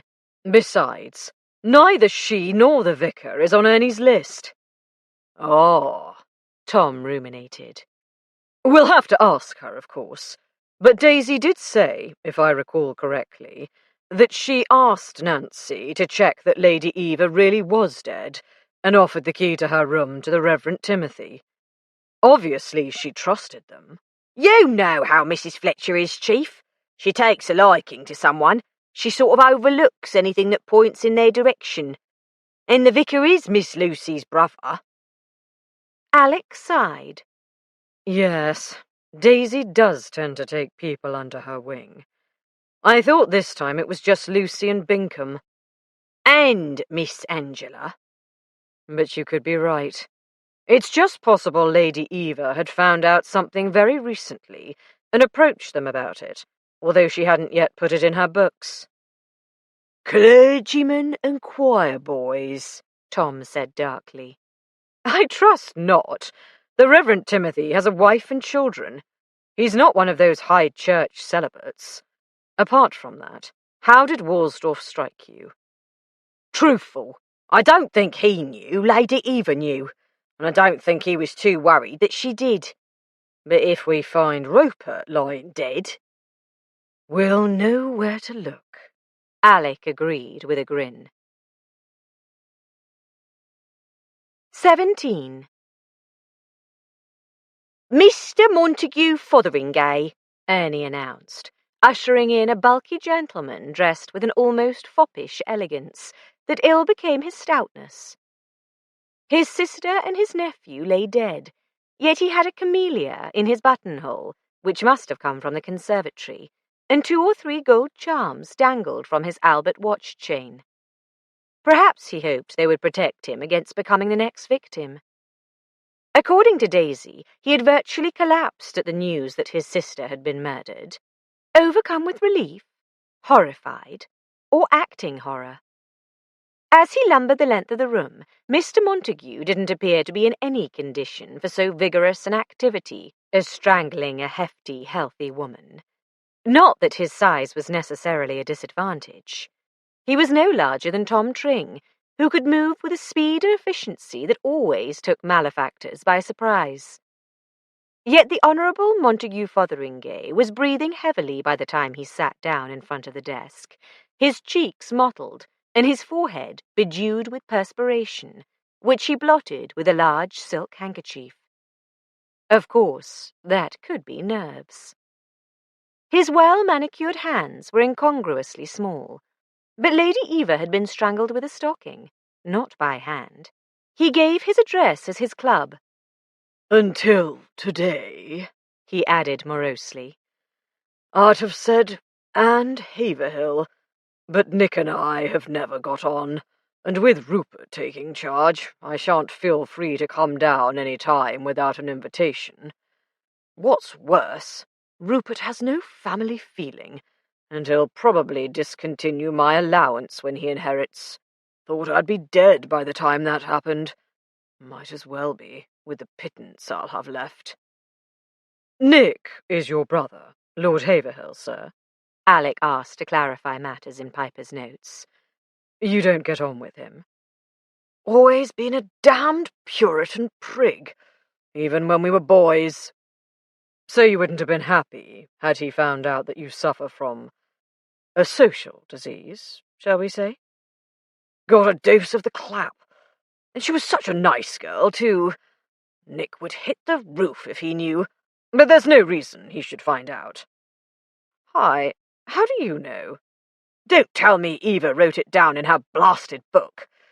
Well, if that don't take the biscuit. She might have known someone would read it if she dropped dead of a seizure. That cloddish son of hers, likely as not, if he can read." "But Lady Eva died of strangulation, not a seizure, and we have read her files." Unexpectedly, the Honourable Montague grinned. "Juicy reading, eh? She'd never let me take a peek." "She told you about her records, though?" "Years ago." "And that she was aware of your ailment?" No, I told her about that. You see, I'm afraid it wasn't the first time, but my faithful old doctor had died, and I didn't know where to turn. Thought Eva, with her interests, might be able to give me the name of another man who specialised in such ailments, which, I may say, she did. Not easily shockable, my sister.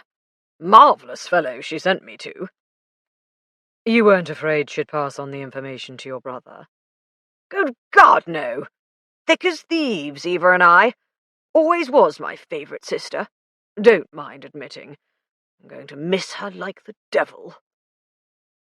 Clearing his throat noisily, he blinked hard. Alec felt in his pocket for a handkerchief, but Montague pulled himself together. "Poor old girl. What a way to go." He admitted to having left his room more than once during the night to visit the lavatory, which was opposite his room at the far end of the passage from Lady Eva's. He had noticed nothing out of the ordinary. If he had for a moment supposed that his sister was being foully done to death, he would have gone to the rescue. "Not as limber as I was, but I can put a good deal of weight behind a fist these days. Dare say I could have given a decent amount of myself. Funny, I'd have expected Eva to fight off the beast who attacked her. Very active she was, always buzzing about hither and yon. She used to say, 'I'm not going to be one of those old ladies who put up their feet and wait to die. I'll go with my boots on.' And so, in a manner of speaking, she did." Best not to tell him the theory that Lady Eva had fought off an attack with a pillow before succumbing to the stocking, Alec decided. Where was that damned stocking? Surely Dr. Philpotts had completed the autopsy by now. He glanced at his wristwatch. Only 9:15. It had been a long day, and showed no sign of ending. Montague Fotheringay, still shattered by his sister's murder, had not gone down to tea. His nephew Henry had brought the news of Aubrey's death. He had dressed and gone to present his condolences to his brother and sister-in-law and the grieving widow, and to offer his services to act as host. Nick had told him that Rupert was expected. So, of course, I had to go down to dinner. I couldn't let that young whipper-snapper think I was running shy.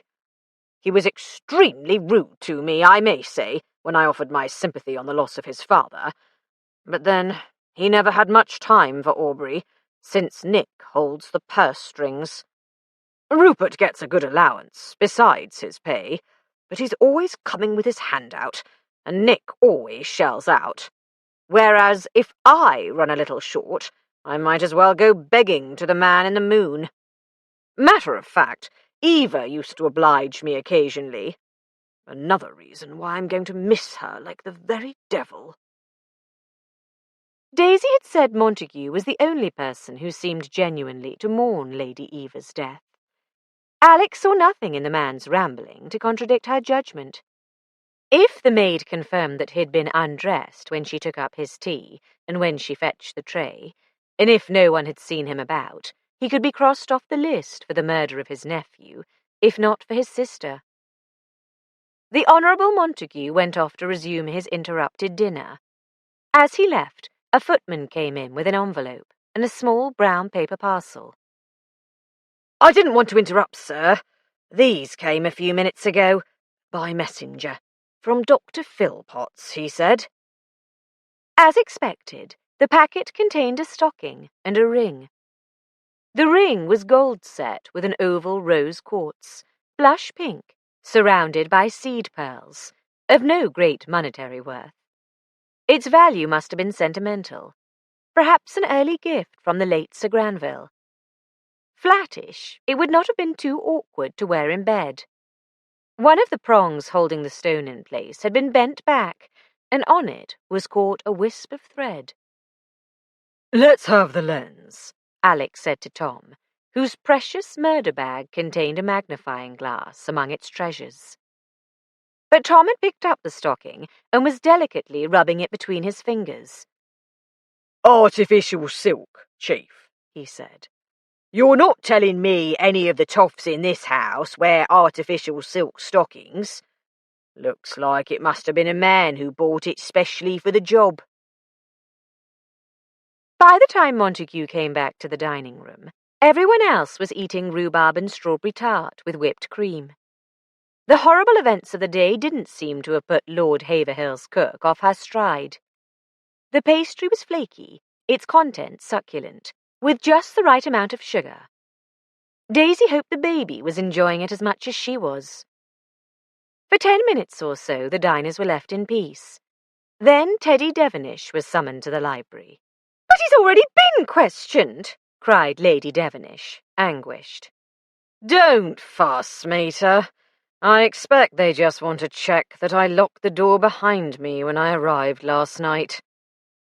In spite of his bravado, Teddy was pale and obviously anxious. "Go with him, James," his mother begged. Not me, said Sir James.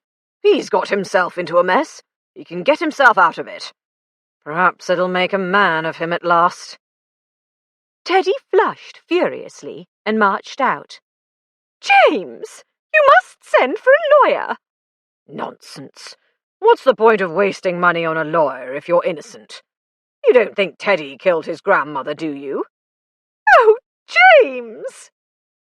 People started whispering to their neighbours. Many hadn't yet seen the police, so for one to be called in a second time must be significant. Do you think Fletcher's going to arrest him? Gerald muttered to Daisy. How should I know? Daisy raised her voice a bit and went on. I expect it's just that Alex thought of a question he forgot to ask before. Angela gave her a grateful look, but the whispering didn't stop.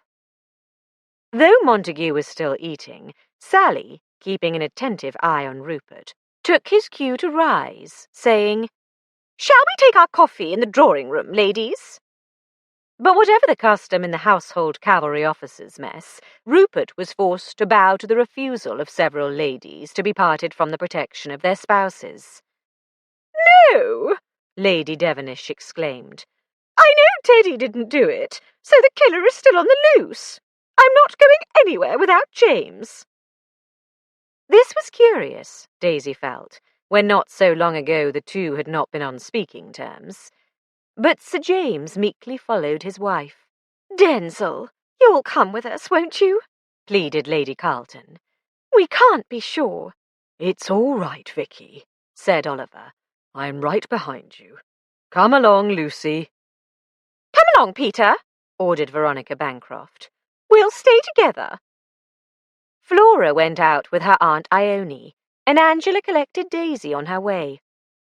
Daisy glanced back to see Gerald glumly moving to sit beside Rupert. He had to wait and make sure everyone was gone before he and Daisy met in the conservatory. Baines set decanters of port and brandy before Rupert, who was looking distinctly annoyed at the general resistance to his plans. Montague allowed a footman to serve him a large slice of tart, with lashings of cream. Daisy wondered whether Rupert was sufficiently willing to be rude to his great-uncle to leave before the old man had finished his meal. Sally had led the way through the door to the long gallery, followed by most of the others, but a few had gone through into the hall. This was the way Angela took Daisy. The reason was apparent as soon as they stepped through the door. Tiddler, banned from the dining room, dashed out from behind a pillar and launched himself at Angela's knees with a squeak of relief and joy. "Down," she said hastily. "Don't ruin my stockings. This is my only decent pair. Good boy. If you were just a bit bigger and a bit braver, you'd make a good watchdog." Daisy stooped to pet the little beast. Alert, loyal, but not quite fierce enough. You don't really feel as if you need a watchdog, do you? Don't you? No. Alec knows everything I know, so why should anyone attack me? I told him everything too, which was little enough. I didn't see or hear anything to help him. But after all, I was up and about last night, and the murderer could think I might remember something significant. Who knows? I think whoever did it is mad. What could Uncle Aubrey have seen, tucked away in the family wing? Perhaps it wasn't anything he could have seen last night, but something he might have noticed before or after. We'll never know now. But there wouldn't have been any point at all in killing him if other people might have had the same information. I suppose not. Well, I'd better take Tiddler out for a few minutes. Coming? Not just now. I'll see you later. Righto. Angela turned towards the long gallery and the gardens beyond. Daisy made for the lavatory in the downstairs cloakroom. After the vermouth before dinner, she had stuck to water instead of wine, but an attentive maid had kept refilling her glass, and these days it didn't take much liquid to make her run. As she approached, Lady Devonish came out, with that furtive look peculiar to the well-bred woman caught answering a call of nature. She ignored Daisy in a pointed way, which could have been due to modesty, or dislike, or the two combined. Emerging a couple of minutes later, Daisy glanced towards the library, wondering what Alec was up to. A movement caught her eye. Someone, Lady Devonish, had hurriedly withdrawn into the shadows behind a pillar near the library door. She must be waiting for her son, or perhaps nerving herself to interrupt his interrogation. Though her dislike was mutual, Daisy couldn't help pitying her. If Teddy was still in there, Alec must have good reason to suspect him of killing his grandmother. Grand matricide? What was the Latin for grandmother? Daisy's school had not considered ancient languages suitable for fragile female brains. Sir James, though he had heeded his wife's plea to leave the dining room with her, was not visibly present to protect her. Daisy could think of several possible explanations. He might believe her safe because he knew his son was the murderer, or he might know she was safe because he himself was the murderer, or he might not much care if she was murdered. With a shiver down her spine, Daisy made for the drawing-room. She didn't want coffee, which had a tendency to keep her awake now that she was pregnant, but that was where Gerald would look for her. And there was a certain amount of comfort, if not safety, in numbers. The numbers in the drawing-room were not as great as she expected. Several people were missing, including Sir James. No sign of the Carltons, nor of Tim and Nancy. John Walsdorf was absent, though Jennifer was pouring coffee from a thermos bottle. Apparently Sally had decided that this was a menial task, unworthy of the lady of the house. She was talking to her sister-in-law, Flora. Judging by her gestures, they were discussing redecorating the old-fashioned crimson and gold room. Flora looked less than enchanted at the prospect, hardly surprising when her father had been poisoned just a few hours earlier. Sally might be trying to conciliate Flora after their earlier flare-up, but really, she had no sense of tact whatsoever. Lady Ione was sitting alone near the window, sipping coffee in her self-contained, self-possessed way. Daisy had noticed her black frock earlier.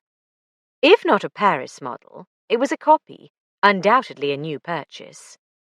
The glossy satin crepe, jet-beaded and fringed, was adequate for mourning an unloved aunt, but perhaps rather too decorative and lustrous for a beloved brother. Daisy went over to her. "May I join you?" "Of course. Don't you want coffee?" "No, thanks." "What a beautiful evening it is." The electric lights were on in the house, but outside the rosy glow of sunset lingered in the dusk. "It seems frightfully inappropriate." "Yes. Poor Aubrey. I'm afraid I'm very selfish. I've been thinking of myself. You know, I don't think I can bear to stay at Haverhill with Sally running rampant, but I can't come up with any practical alternative. I'm far too old to start a career. I don't suppose you have any ideas?" "Not off the cuff, but I'll put my mind to it." "On the other hand, I can't envision Rupert mouldering away here at Haverhill. He'll probably live expensively in town and bring dashing house parties down for long weekends to interrupt the quiet mouldering away of the rest of us. You know, you're an extraordinary person, Daisy." "Me?" Daisy queried, in ungrammatical astonishment. "You. After my impulsive dash to London, I was absolutely terrified of coming back to this house, to the family." "You didn't show it." "I'd decided bright and breezy was the only way to carry it off. Then I was faced with Aubrey's death and a police interrogation. Without your support, I suspect I'd have disintegrated entirely. I'd have been a mass of sodden handkerchief by the time I had to deal with the family, quite unable to cope with their questions. You pulled me through." "Oh, rubbish." Daisy felt her cheeks grow hot. Blast, she thought. Nearly a mother, and still blushing like a Victorian debutante. "You'd have managed, and you'll work out how to cope with Sally if you decide to stay, or how to get along on your own if you decide to leave." "That's part of it. You have faith in people, and they rise to your expectations." "I expect to like people, and usually they turn out to be quite nice. Not always," she added, her eyes on Sally, whose condescending manner to Flora was obvious even from a distance. Beyond the two, she saw Binky, Gerald, stop in the hall doorway and look around for her. She gave him a little wave. He nodded and left. "There's Lord Gerald," she said, relieved at the excuse to quit this embarrassing conversation. "Will you excuse me?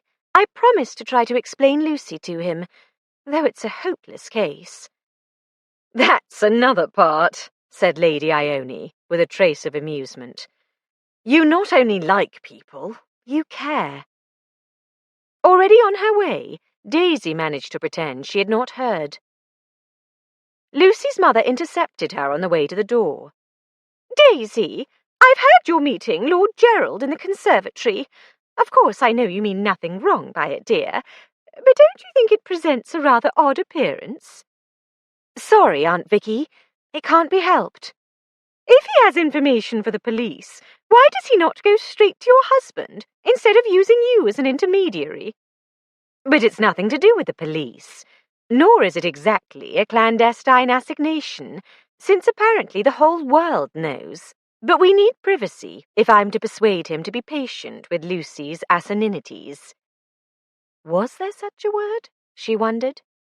"My dear, it's very kind of you to take so much trouble for Lucinda, but the conservatory—" In my youth, a rendezvous in a conservatory bore such implications.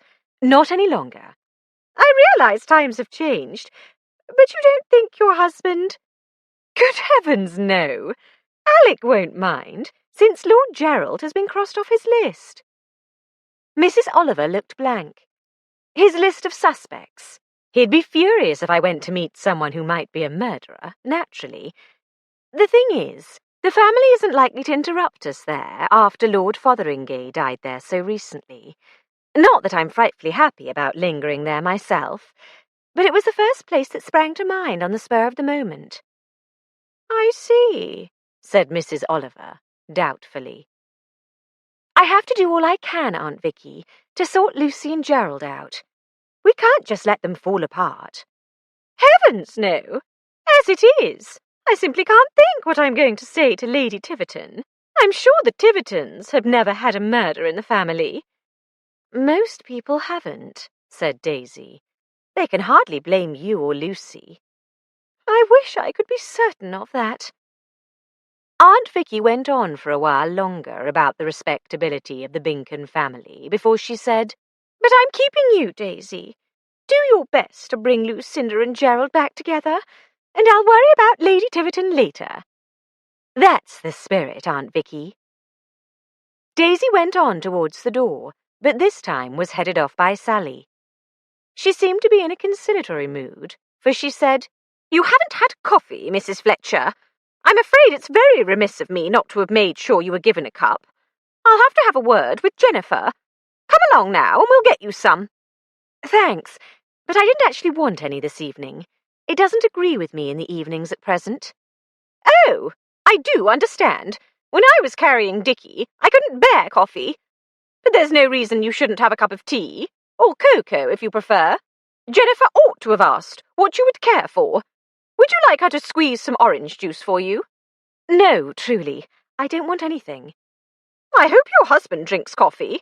I told Jennifer to have some sent in for him and his men. The blasted woman seemed to be obsessed with making sure Daisy understood that Jennifer Walsdorf was an inferior, in spite of being Rupert's first cousin. I expect they'll be glad of it, Daisy said. They've had a long day, and it will help keep them awake and alert. Oh, but surely they're arresting Teddy Devenish. I couldn't say, but even if they do, there's all sorts of things still to be done. Getting an arrest warrant, and charging him, and carting him off to prison. Alec couldn't leave all that stuff to Tom and Ernie. Sally's eyebrows rose. Tom and Ernie? Detective Sergeant Tring and Detective Constable Piper. They're friends of mine. While Sally was absorbing this facer, Daisy escaped. She hurried across the hall, careful not to glance towards the library, in case poor Lady Devenish was still anguishing there over her son's detention. The dining room was in darkness, but for a shadowy area by the windows at the far end. Why hadn't Gerald left the lights on for her?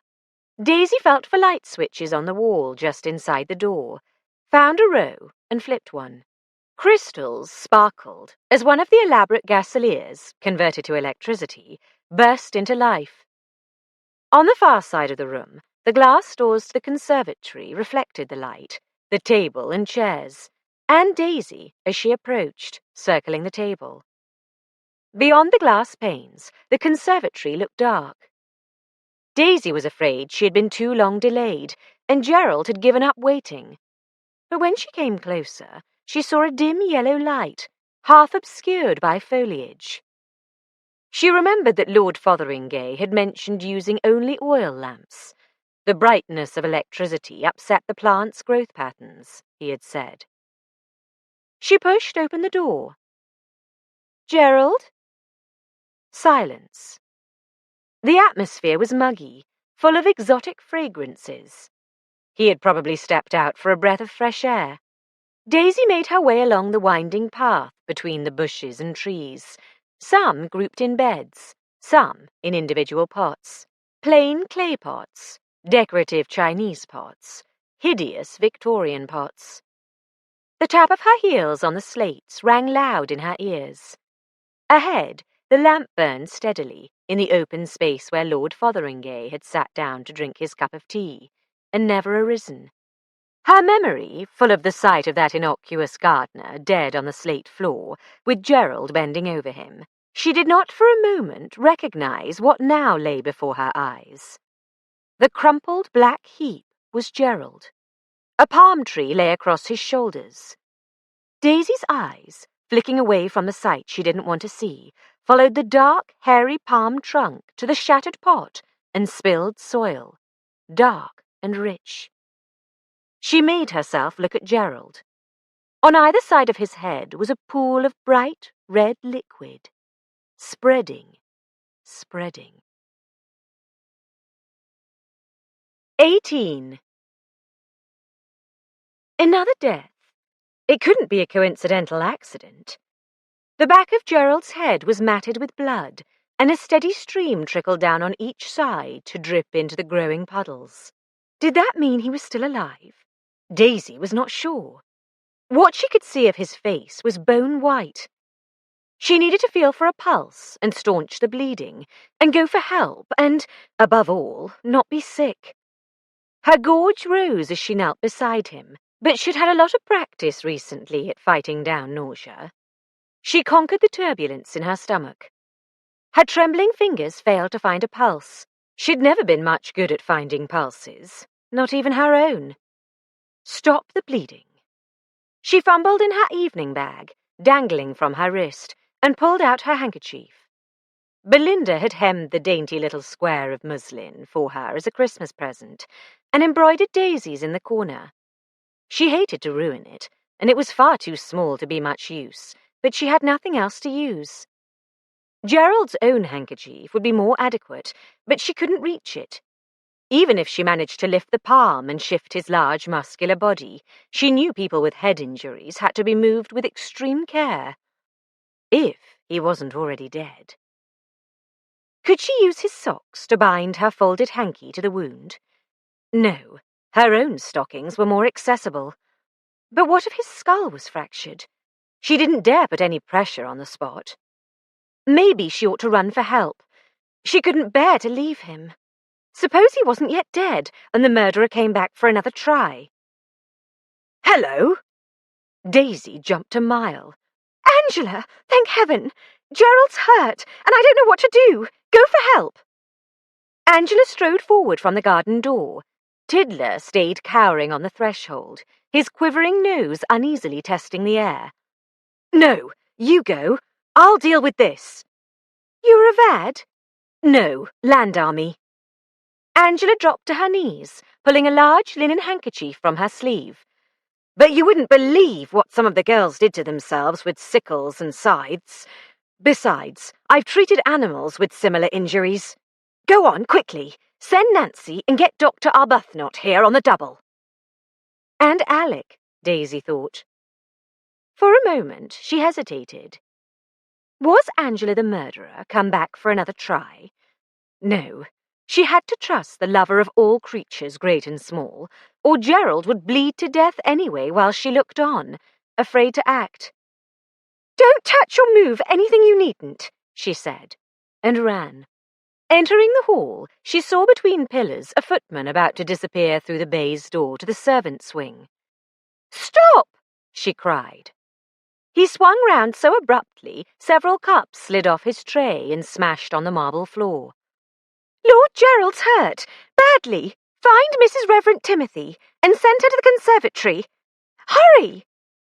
He dropped the tray on top of the broken china and was already dashing off as he said over his shoulder, She's upstairs with Lady Fotheringay. Daisy sped on to the library and burst in. Alec! Lord Gerald! He's been attacked! He looked up in annoyance, then took in her words and her face and jumped up. Dead? I don't know. He's bleeding horribly. Where? He snapped, coming around the desk towards her. In the conservatory. Oh, Alec! Realizing tears were pouring down her face, she dabbed at them ineffectually with the hanky still in her hand, then ran into his arms. Tom, conservatory, he ordered over her head. Tom picked up the murder bag and dashed off, Ernie, telephone. Both doctors. Devenish, you're in the clear for this one. Hop it. No, wait a minute. Go and find one of the local bobbies Sir Leonard left us, and send him to the conservatory. Then keep your mouth shut. Daisy, I can't stay. Are you going to be all right? Yes, she sobbed into his chest. go, Alec. Don't let him die. Angela's looking after him. I didn't know what to do. How am I going to tell Lucy? Calm down, love. Coming for me was the best thing you could possibly do. He picked her up and deposited her on a sofa by the window. There, keep your feet up. I take it you didn't see anyone. No, only Angela. Darling, what if... She knows you saw her. She's not going to harm him now. If Bingham can be saved, we'll save him. He strode out after Teddy Devenish. Drying her eyes, Daisy was aware of Ernie watching her with concern as he talked on the telephone. Seeing she was once again more or less compos mentis, he said, What sort of injury, Mrs. Fletcher? His head. Someone hit him on the head with a palm tree. There's blood everywhere. Head injuries always bleed like a pig, the young DC said comfortingly, and relayed the information into the phone. A moment later he was asking for another number and reporting to the police surgeon. Yes, sir. Dr. Arbuthnot's coming. 15 minutes, he said. I'll tell the Chief Inspector you're on your way, sir. Thank you. He held down the hook, cutting off the call, and said to Daisy, What do you reckon, Mrs. Fletcher? Should I ring the CC? The Chief didn't say. Daisy thought. Sir Leonard hadn't been much help, but he hadn't been a hindrance either, and he had neatly disposed of the abominable Crummell. He might take offence if he's not notified at once. Yes, better ring him up. But don't wait for him to come to the phone. Leave a message. I'm sure the Chief needs you in the conservatory. Piper left a message with Sir Leonard's butler, hung up, and gathered up all the papers the yardmen had scattered over the desk. Stuffing them into his pockets, he came over to Daisy. You going to be all right now, Mrs. Fletcher? Can I get you anything? No, thanks, Ernie. I'll be all right. I don't know why I came unstuck like that. He's a friend of yours, isn't he, Lord Gerald? It's different from a stranger, or even someone you know just a bit. And then, if someone's dead, you can't help them, and you can take your time to get a grip on yourself. But if they're not, and you're all in a rush, like, trying to decide what to do for the best, well, it's different. Very, Daisy agreed fervently. And you did the best thing you could, coming for the Chief, like he said. I sent a footman for Nancy Fotheringay, too. She was a nurse during the war. Oh, blast! What one servant knows, they'll soon all know, and what all the servants know can't be kept from anyone else. I must go and find Lucy. She started to swing her legs off the sofa. Piper fielded her ankles neatly. You stay put, he said, then blushed and hastily put his hands behind his back. Sorry, Mrs. Fletcher, but you didn't ought to get up yet. You looked like a ghost when you came running in. I'll see Miss Lucy comes to you. He left Daisy trying desperately to decide how on earth to break the news to Lucy. She hardly had time to begin to fret herself to flinders before the elderly housekeeper bustled in. Oh, dear, madam, this is a very nasty business. She came over to the sofa and stood gazing down at Daisy, hands on her hips. Cocoa, she announced. That's what you need, madam. Very soothing, cocoa is, made with milk and nice and sweet. I'll bring you some in a jiffy with my own 2 hands. You just lie there and rest. Before Daisy could do more than murmur, Thank you, Mrs. Maple, she was trotting out again. Cocoa did sound soothing, but Daisy was dismayed by how quickly word of the attack on Gerald had spread. Lucy must have heard by now, unless by chance Mrs. Maple had been coming down the back stairs as the footman ran up to fetch Nancy. Something of the kind must have happened, because when Lucy entered the library a few minutes later, she obviously had no idea that her ex-fiancé was lying hurt, dying, perhaps dead. At her most languidly graceful, she crossed the room, saying, "Has he talked you into pleading his case? Quite useless, I'm afraid, darling, unless he's come up with something Mummy hasn't already said." Behind her came her parents. Daisy silently groaned. Their presence was going to complicate her revelation no end, and make the effect on Lucy much harder to gauge. "Sit down, Lucy. Aunt Vicky, Oliver, I've got some—" "You're looking frightfully seedy, Daisy," Lucy said, frowning. "Are you feeling ill?" Aunt Vicky clucked anxiously. "I'm perfectly well," Daisy said. "But Gerald isn't. I wanted to break it gently, but I don't know how. He's the latest victim." Lucy and Aunt Vicky both sat down very suddenly. Lucy's face was as still and inexpressive as a mannequin's in a shop window, carved in celluloid. Dead? Asked Oliver, pale-faced, his hand on his wife's shoulder. "I don't know. Maybe not. He was hit on the head and bleeding dreadfully." "Daisy, dear, don't talk about it." Given someone to succour, Aunt Vicky pulled herself together. "Try not to think about it. Think of your dear baby." "I'll go and see what I can find out," said Oliver. "In the conservatory." Before he reached the door, Constable Stebbins creaked in. "Mrs. Fletcher? Oh, there you are, madam. The Chief Inspector sent me to tell you the young chap's still alive. Hanging on by a thread, if you ask me, but he hasn't passed on yet." Daisy let go a long breath she hadn't known she was holding. "Thank you, officer." Oliver's calm manner was no different from what it would have been had Stebbins announced the recovery of a parcel dropped in the street.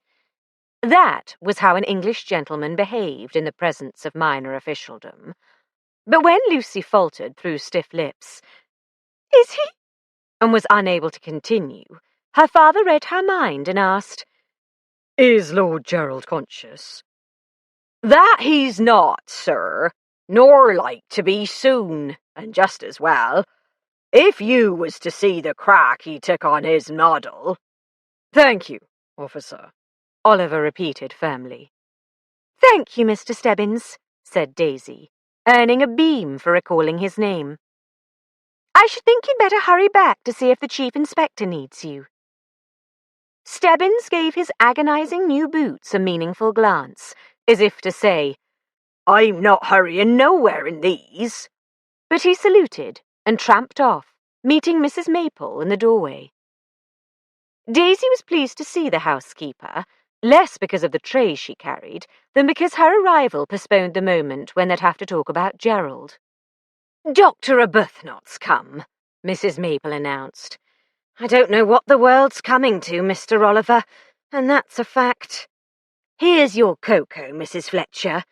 Will you take something, Mrs. Oliver? Miss Lucy?"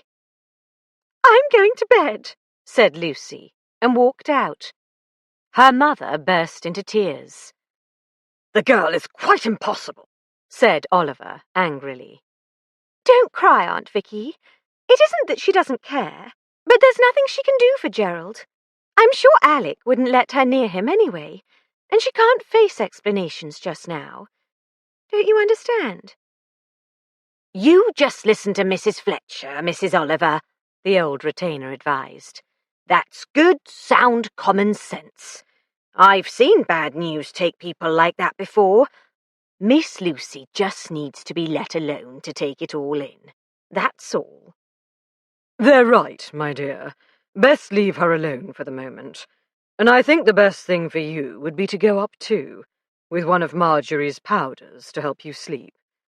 We'll go and find her right away. You're going to be all right, Daisy?"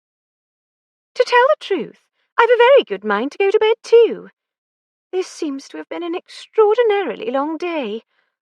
I'll just finish my cocoa and write a note to Alec. I don't want to disturb him. Then I'll follow you up." Oliver led Aunt Vicky out, while Mrs. Maple fetched a pencil and notepaper for Daisy and a blotter to lean on. "You keep your legs up for a bit before you go facing the stairs," she advised. "Not but what there's a bit more colour in your cheeks now, madam." "That's the cocoa. Thanks. Mrs. Maple, I've been thinking." "Well, I'm sure I can't think when you've had a chance to do that, madam." "No, but this is a pretty easy think. Assuming Lord Gerald doesn't die in the next little while, they're not going to want to leave him lying on the cold, hard slates. But I'm sure he should be moved as little as possible, certainly not carried upstairs. Is there somewhere you could have a bed made up?" "Why, yes, the little room near the front door. The antechamber, some call it. I'll go and ask Mrs. Walsdorf. No, then I won't. It'll only make trouble. And ask Mrs. Rupert I won't neither, nor call her my lady till his poor father's properly buried." "I'm sure no one can possibly mind your putting Lord Gerald in there. After all, he's the son of a marquis. Oh dear, someone's going to have to break the news to Lord and Lady Tiverton." "Not you, my dear," said Mrs. Maple firmly. "Leave it to Mr. Fletcher, who's a gentlemanly man, for all he's a policeman, and well up to the task."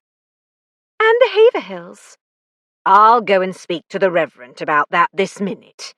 "Oh yes, Timothy's the one for that. Poor Tim. Everyone's counting on him and Nancy." "And who better, madam? There's two that'll have their reward in heaven, sure enough. Bless them."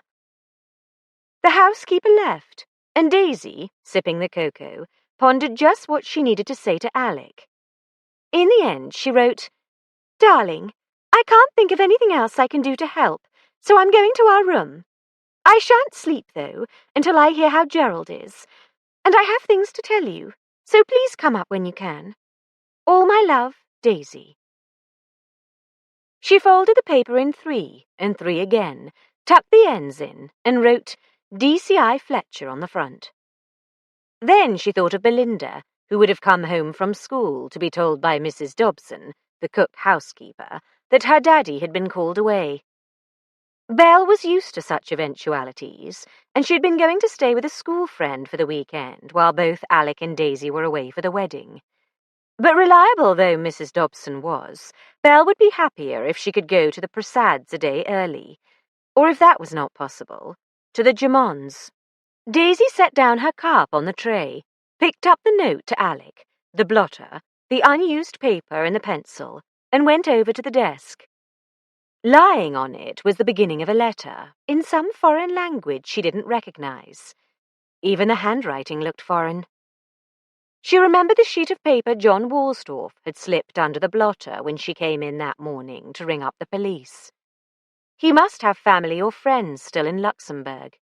It was quite natural, of course, but the fact that he had not cut all ties made him seem somehow more foreign. Perhaps he had foreseen such a consequence from the insular English, and that was why he had hidden his letter.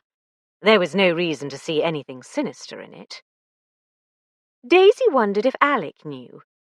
Walsdorf was one of the few he had already seen, before calling Teddy Devenish in for the second time, which suggested that Lady Eva had discovered something about him.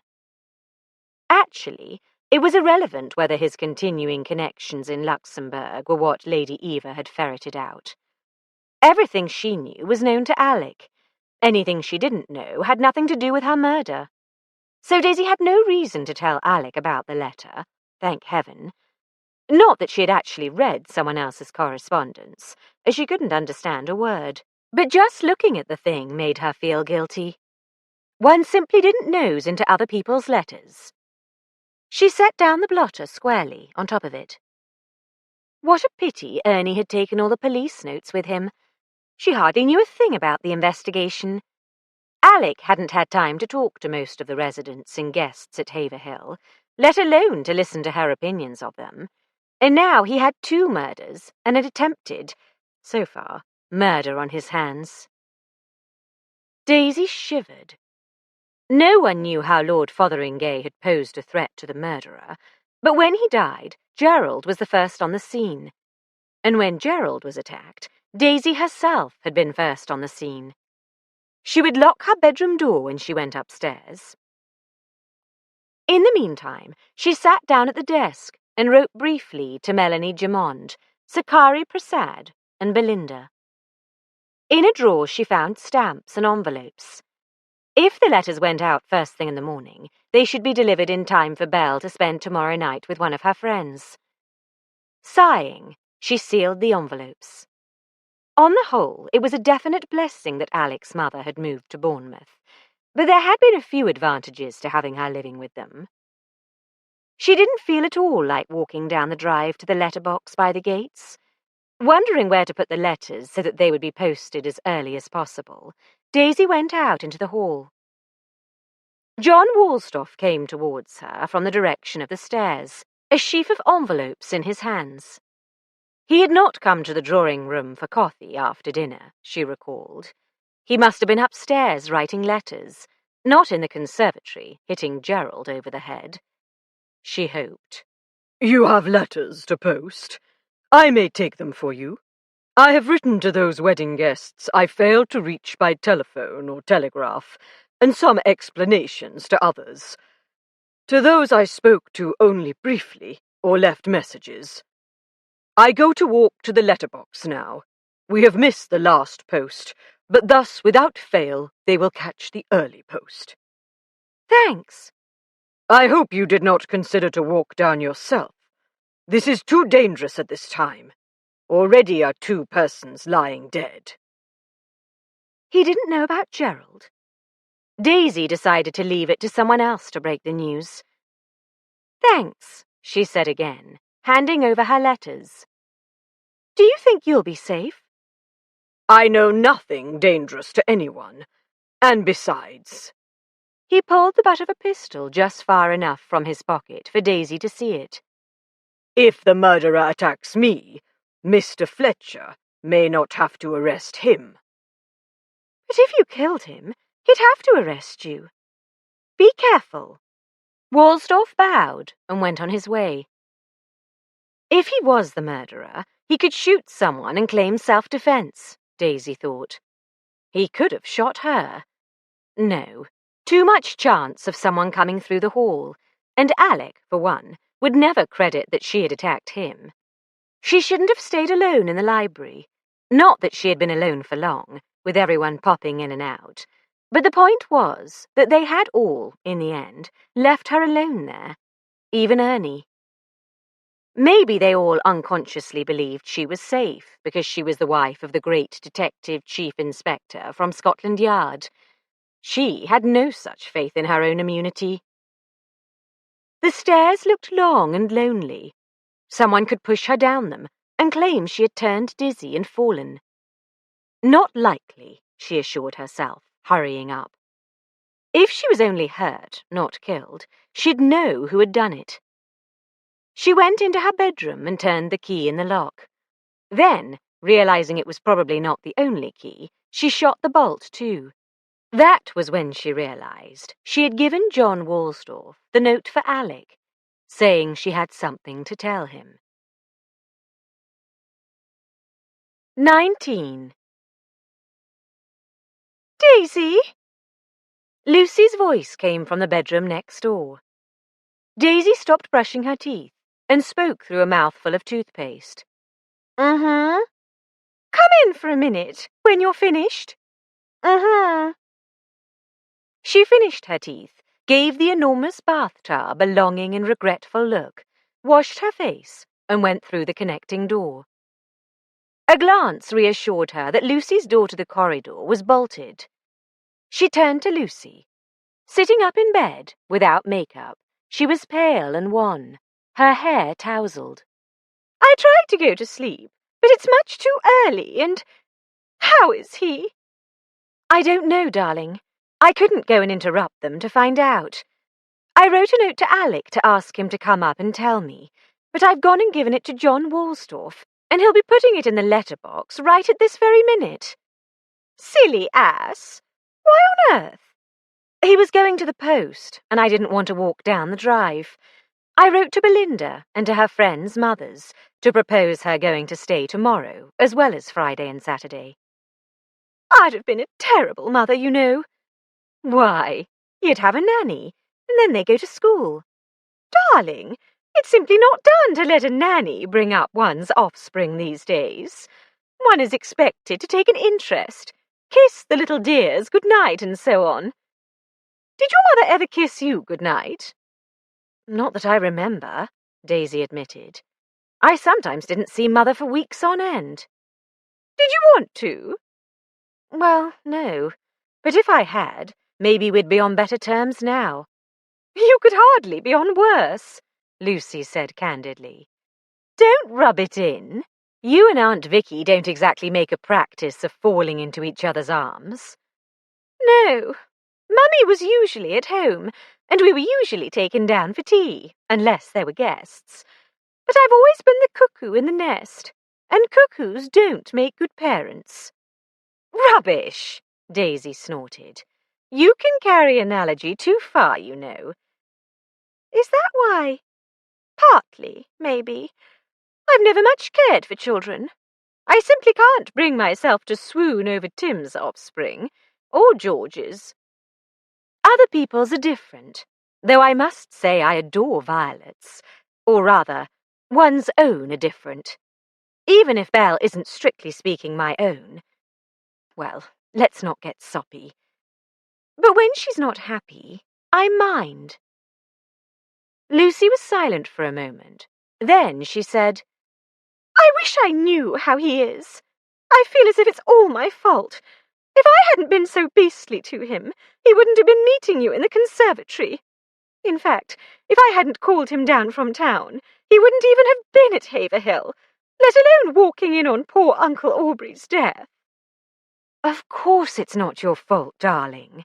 It's the murderer's fault. You're not going to go all weepy on me, are you? No.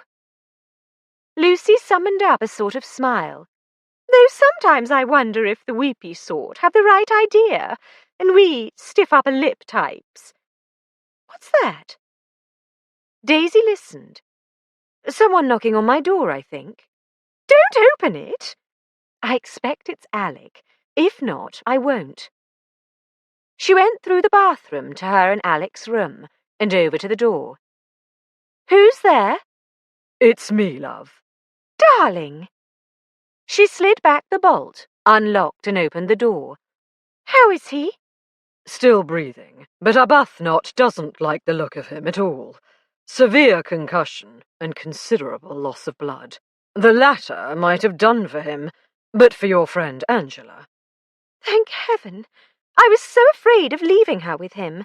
She'd been outside since right after dinner, and I'm sure she's strong enough to have bashed him with that tree. I don't see you had much choice. You'd likely have killed him through ignorance. Angela had every chance to finish him off undetectably before Tom arrived, so I've crossed her off my list. That clears Teddy, too. I know I let him go before, but there was still the possibility that he and his sister had conspired. The trouble is, he was easily my best suspect. I can tell you who wasn't in the drawing room for coffee. I thought that must be it when I got your note. You didn't see any clue that might lead us to the murderer? It was murder, then. Attempted murder. Looks like it. Why? Daisy. All right, I won't ask. But, darling, I'm afraid this time I'm a terrible witness. A dead body is one thing, and bad enough, but someone who might die if you do the wrong thing rather takes your mind off anything else. I saw a broken flower pot, and a small palm, and slipped soil, and him. She wasn't ready to think about it in any more detail than that. No sign of anyone else. You haven't told anyone what he was hit with, have you? Someone may be hoping we think it was an accident. Give me credit for a little common sense. Well, don't mention it. To anyone at all. I won't. You said you got my note. John must have checked what I gave him before he went out. Never mind that, Alec said impatiently. I've only got a minute. First, who knew you were meeting Bingham? Everyone. I mean, I can probably remember who was nearby when we arranged it, if I try. But at least one of them must have talked about it afterwards, because Lucy's parents knew. They knew why you met? No. Actually, Aunt Vicky was afraid it would give people the wrong idea, but... Gosh, I'd forgotten. She actually assumed it was because Gerald wanted me to pass on some tidbit of information to you. So the idea was current, not just in the murderer's mind. Great Scott, Daisy! Darling, I don't know how to stop people thinking it's a good idea to tell me things they want you to know. Are you trying to tell me you don't encourage them? Look at Lady Ione. You were right there, and I didn't say a word. Anyway, that's got nothing to do with it. Gerald just wanted to talk about Lucy, and the rest was a misconception for which I accept absolutely no responsibility. Alec sighed. Never mind that, then. Who wasn't in the drawing room? Righto. Angela, of course. She took the dog out right after... Just names, Daisy. At least for the moment. Lady Devenish. I saw her lurking in the hall outside the library when... All right, darling. Sir James wasn't there, nor were the Carltons. Mr. Waldorf, Tim and Nancy. Darling, it couldn't have been... Nancy Fotheringay was extremely helpful with Bingham until the doctor arrived. They'd both been up with Lady F in the Haverhills. Easy to check. Thank heaven. This is difficult, thinking who wasn't there. Maybe I should tell you who was. Make a list, please. You can add any explanations that come to mind, but underline the names so I can pick them out. Is Lucy fit to do the same? I think so. She's in a funny mood, blaming herself. Doing something positive will probably help. Shall I bring the lists down? No. I'll send someone up for them in about half an hour. Unless it's Ernie, slide them under the door. You stay here and keep the door bolted.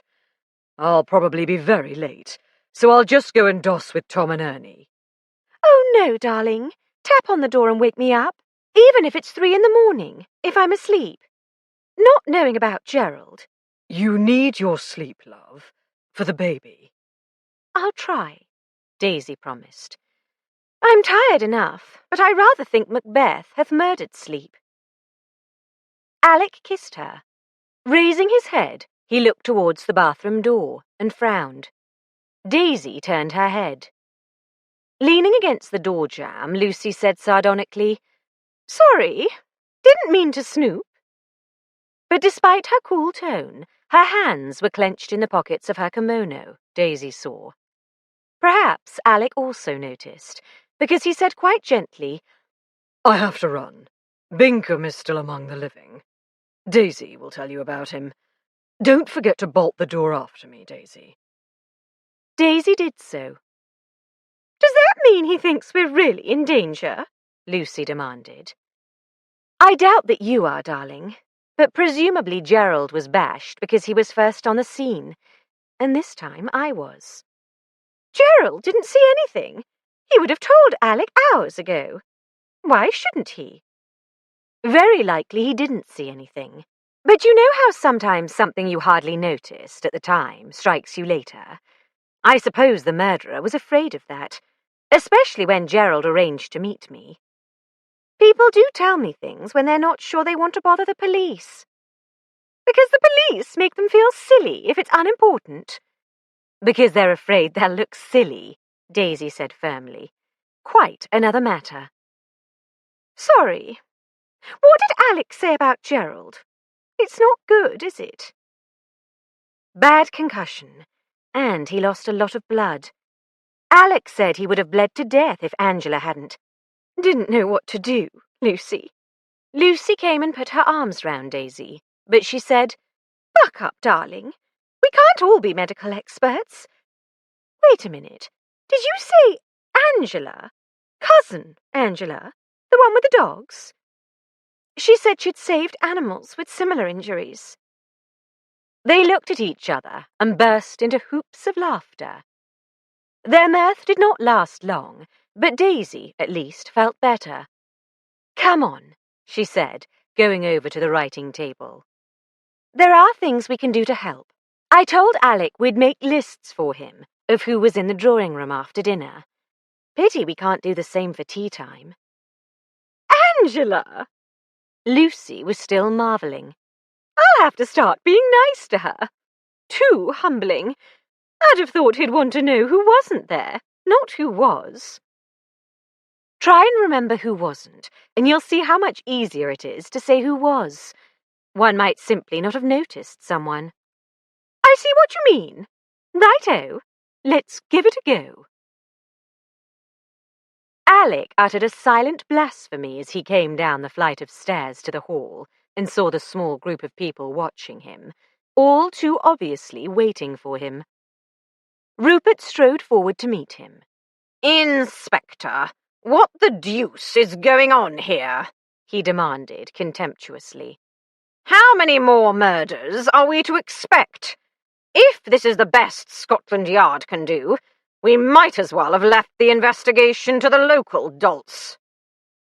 Stopping on the bottom step, where he had an inch or two advantage, Alec looked him up and down in silence for a moment, then said, "So you agree that your father was murdered, Lieutenant?"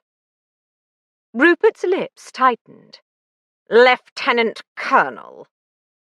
His sudden smile, as sardonic as it was unexpected, strongly reminded Alec of his cousin Lucy. "No, Chief Inspector. I do not believe anyone would harm my father." "Well, we'll see when the autopsy results come back. As for the rest, if you wish to return the case to Inspector Crummell—" "Crummell?" The Reverend Timothy joined them. "Believe me, Rupert, you do not want Crummell back on the job." "Are you speaking ill of your neighbour, Timmy?" Rupert jeered. "All right, I'll take your word for it. No, Chief Inspector, we don't want Crummell." "Just as well. It would take not only the Chief Constable's approval, but my Commissioner's, and at this time of night—" "Say no more. No doubt you are doing your best." "You could help, if you were to ask your guests not to retire until they have spoken to me. I haven't yet had time to see everyone, though I have just had a long talk with Daisy, who has told me everything she observed on entering the conservatory. Every new attack provides new clues. Now, if you'll excuse me, I must return to Lord Gerald." "How is he?" Rupert asked with concern, and the rest of the group, who had been listening at a little distance, gathered closer. Whatever Alec said was bound to reach the murderer's ears. He knew what he wanted the murderer to believe. Unfortunately, it was far too near the truth for comfort. "Lord Gerald is still unconscious," he said. "I'm afraid Dr. Arbuthnot does not expect him to survive." Oh! The wail came from Lucy's mother. How am I going to tell the Tivertons? The Reverend Timothy put his arm around her shoulder. "You don't need to, Mother. Uncle Nicholas has said he's going to telephone Lord Tiverton. He's just waiting for me to take him the latest news. I only wish it were better." "Mr. Fletcher," said Lucy's father, "I don't want to ask for special treatment, but if you could see your way to interviewing Victoria first, so that I can put her to bed with one of my sister-in-law's bromides." "I'll see what I can do, sir, but it won't be for a while yet, I'm afraid." "Good enough. Come along, Vicky." Well, I don't see why Vicky should have priority. I'm sure I'm just as upset about Ursula as she is about Lucy. "Come now, Adela," said Lord Carlton dryly. "Why should you be upset when Ursula all too obviously is not?" I think it's all too thrilling for words, exclaimed a gawky girl of 16 or so. In the midst of the general disapprobation this remark engendered, Alec escaped. At the door from the dining room to the conservatory, he had posted Stebbins. Seeing him, the elderly constable lurched to his feet and saluted. "I hope as you don't mind me sitting down, sir," he said anxiously. "As long as you don't drift off." "Not likely, not with retirement coming up. Sides, I'm not sleepy. It's me feet, you see. These here new boots hurt something chronic. Anyone try to come through? No, sir. But here comes someone now, sir. Alec swung round to see the door to the hall, which he had shut behind him, begin to open. It was too late to duck into the conservatory and leave Stebbins to deal with the intruder. Please, not Lady Carlton, he muttered. It's the CC, sir, the constable reassured him unnecessarily, saluting again as Sir Leonard entered, followed by Dr. Philpotts. Philpotts, black bag in hand, dodged past the chief constable and came striding round the table, saying, "Still living? Arbuthnot's with him. Head injury. Right, we'll see what can be done." And he disappeared into the conservatory. "The curse of the conservatory," said Sir Leonard. "It's like one of those thrillers, isn't it? I don't want to get in your way, Fletcher, but I thought I'd better turn up. Show willing, don't you know? Can you give me an account of what's going on in a few words?" "Of course, sir. Lord Gerald Bingham arranged to meet my wife in the conservatory after dinner, to talk about his intended. She arrived to find him badly hurt, apparently struck on the back of the head with a palm tree." "By Jove! There's an original weapon. I suppose it couldn't have been an accident?" "No, sir. I said, apparently. The tree lay across his body, but had not actually been in contact with the injury. The pot's been smashed and the soil spilled, and among the debris is a clear spot roughly 5 inches wide, of indeterminate length, and roughly rectangular, with rounded corners at one end. The other end could be any shape. It fell clear of the debris. Or rather, the debris did not fall on it. We think the murderer must have flung the weapon away after hitting Bingham, shattering the pot. Then he picked it up and took it away." About 5 inches wide, with rounded corners. Cricket bat?" "That's an idea. Certainly a cricket bat could be wielded with sufficient force to cause such a nasty injury. Dr. Arbuthnot considers that 99 people out of 100 would have been killed instantly." "Hard head, what?" "Bingham played rugby football for one of the universities. I gather a thick skull is a prerequisite," Alec said dryly. "Jove, yes. Wouldn't last long in a scrum otherwise. Bingham. He's the one who was with Lord Fotheringay when he died. Connected?" "We can only assume so, sir. We're working on the premise that the murderer believed Bingham had recalled something of significance, which he hadn't mentioned to us. I'm afraid people seem to have a tendency to confide in my wife matters they had far better bring to us." "It's those blue eyes of hers," Sir Leonard said shrewdly. "Noticed it myself, matter of fact. Competent little woman, though," he added in a congratulatory tone. "And there's not many you can say that about." Alec managed to keep a straight face while resolving to pass on the compliment. "Apparently there was a general speculation that this was why Bingham had asked Daisy to meet him privately." "And the murderer acted to forestall the revelation, just as he killed Lord Fotheringay to prevent his talking about Lady Eva's murder." "So it would seem, sir." "Damn it, man! Does this mean Mrs. Fletcher is now in danger?" "I sincerely trust not, but she's upstairs with her door bolted. I've done my best to spread word that she's told me all she saw, and to emphasize the fact that each new attack gives us more to go on. Not that I've had time to gather facts, let alone to consider them." "And I'm keeping you from your work now," Sir Leonard apologized. "Is there anything I can do to help?" "Yes, sir. 2 things.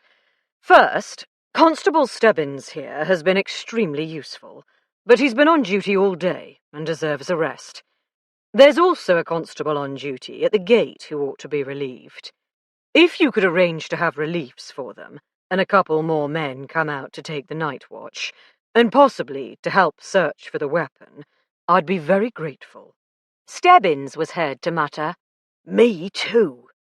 "Certainly, certainly. And I'm hoping to interview this evening everyone I haven't seen yet. I can't keep them from their beds if they choose to go. But if you were to go and mingle and give them a pep talk... Pep talk? Sorry, sir. Bit of slang I picked up in America.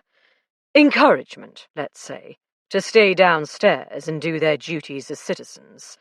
I've asked Lieutenant Colonel Fotheringay to do the same, but your word might carry more weight.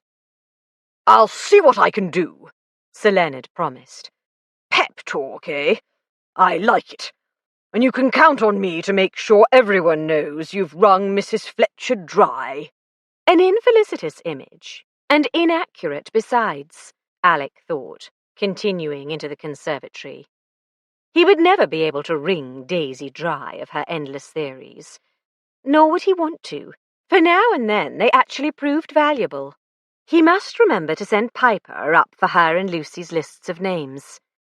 Daisy's was certain to come with plenty of comments. A competent little woman, indeed. He allowed himself a grin, only to meet Tom's eyes and raised eyebrows. Sobering, he shook his head. By the light of an oil lamp, several lanterns, and a large electric torch, he surveyed the scene of the latest crime. The fallen palm had been moved aside. The two doctors knelt on either side of Lord Gerald, who lay now on a spread quilt, which Tom and Ernie had managed to slide beneath him, with minimal disturbance. At his head knelt Nancy Fotheringay. With gentle, capable hands, she was removing the blood-stained bandage covering his injury, while Angela prepared a fresh dressing at the table, which earlier had held the fatal cup of tea. His hair had been shaved around the ugly wound. Pointing, Dr. Arbuthnot was explaining to his colleague what he had found and what he had done about it. Ernie Piper stood by with his notebook, taking down their consultation. Alec looked just long enough to see that blood still seeped, slowly now, from the mashed area at the back of Bincom's resilient cranium.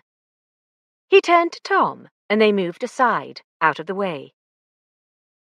I've done some photographs and a sketch of that clear shape, Chief.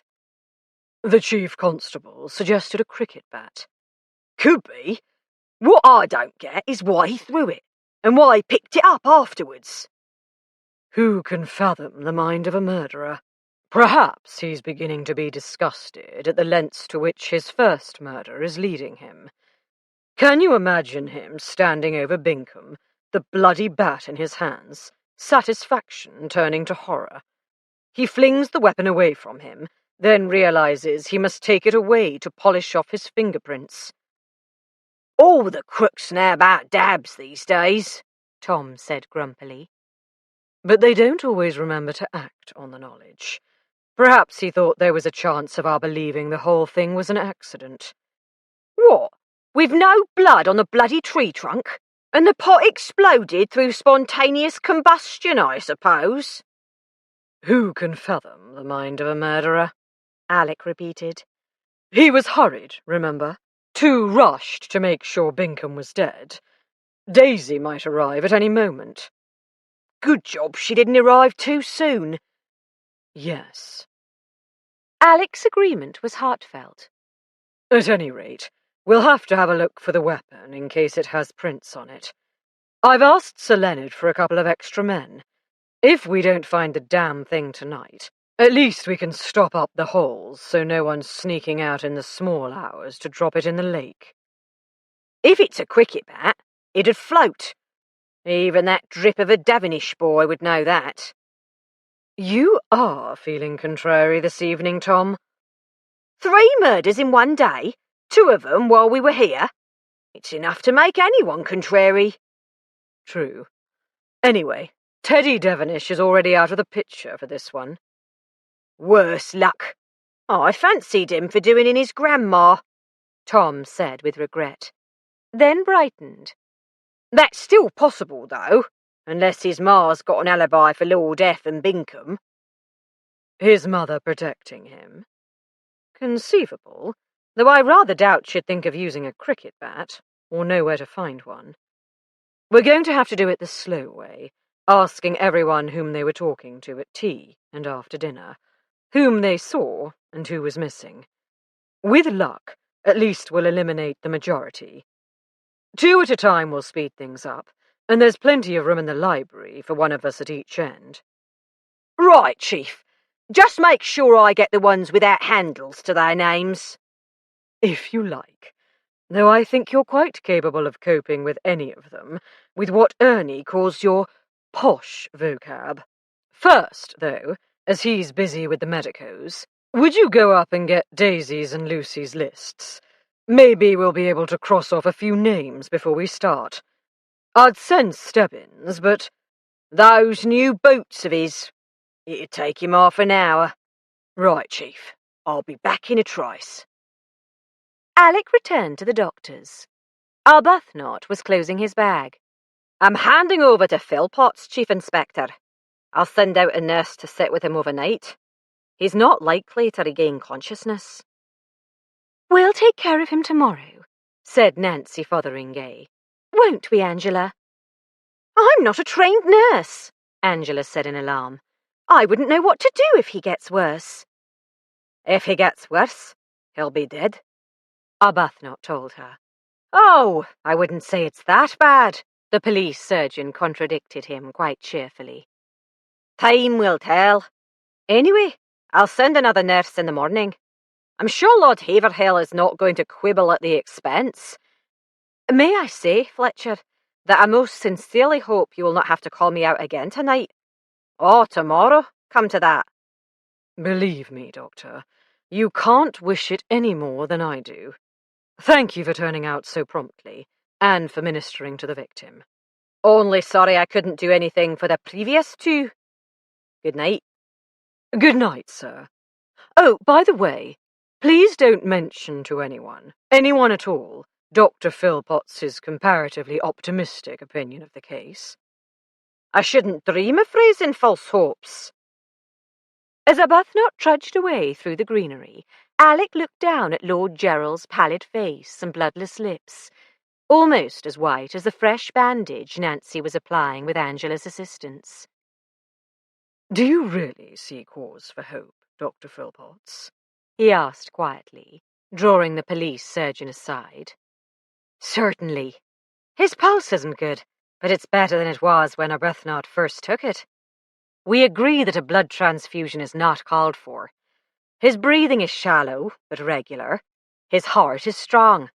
We find no apparent indentation in the skull, so we may hope that no fragment of bone is compressing the brain. There may be a crack. I can't tell without taking him to the hospital for an X-ray, and it would be most unwise to move him. Not even to a bed. I gather a bed has been prepared for him on the ground floor.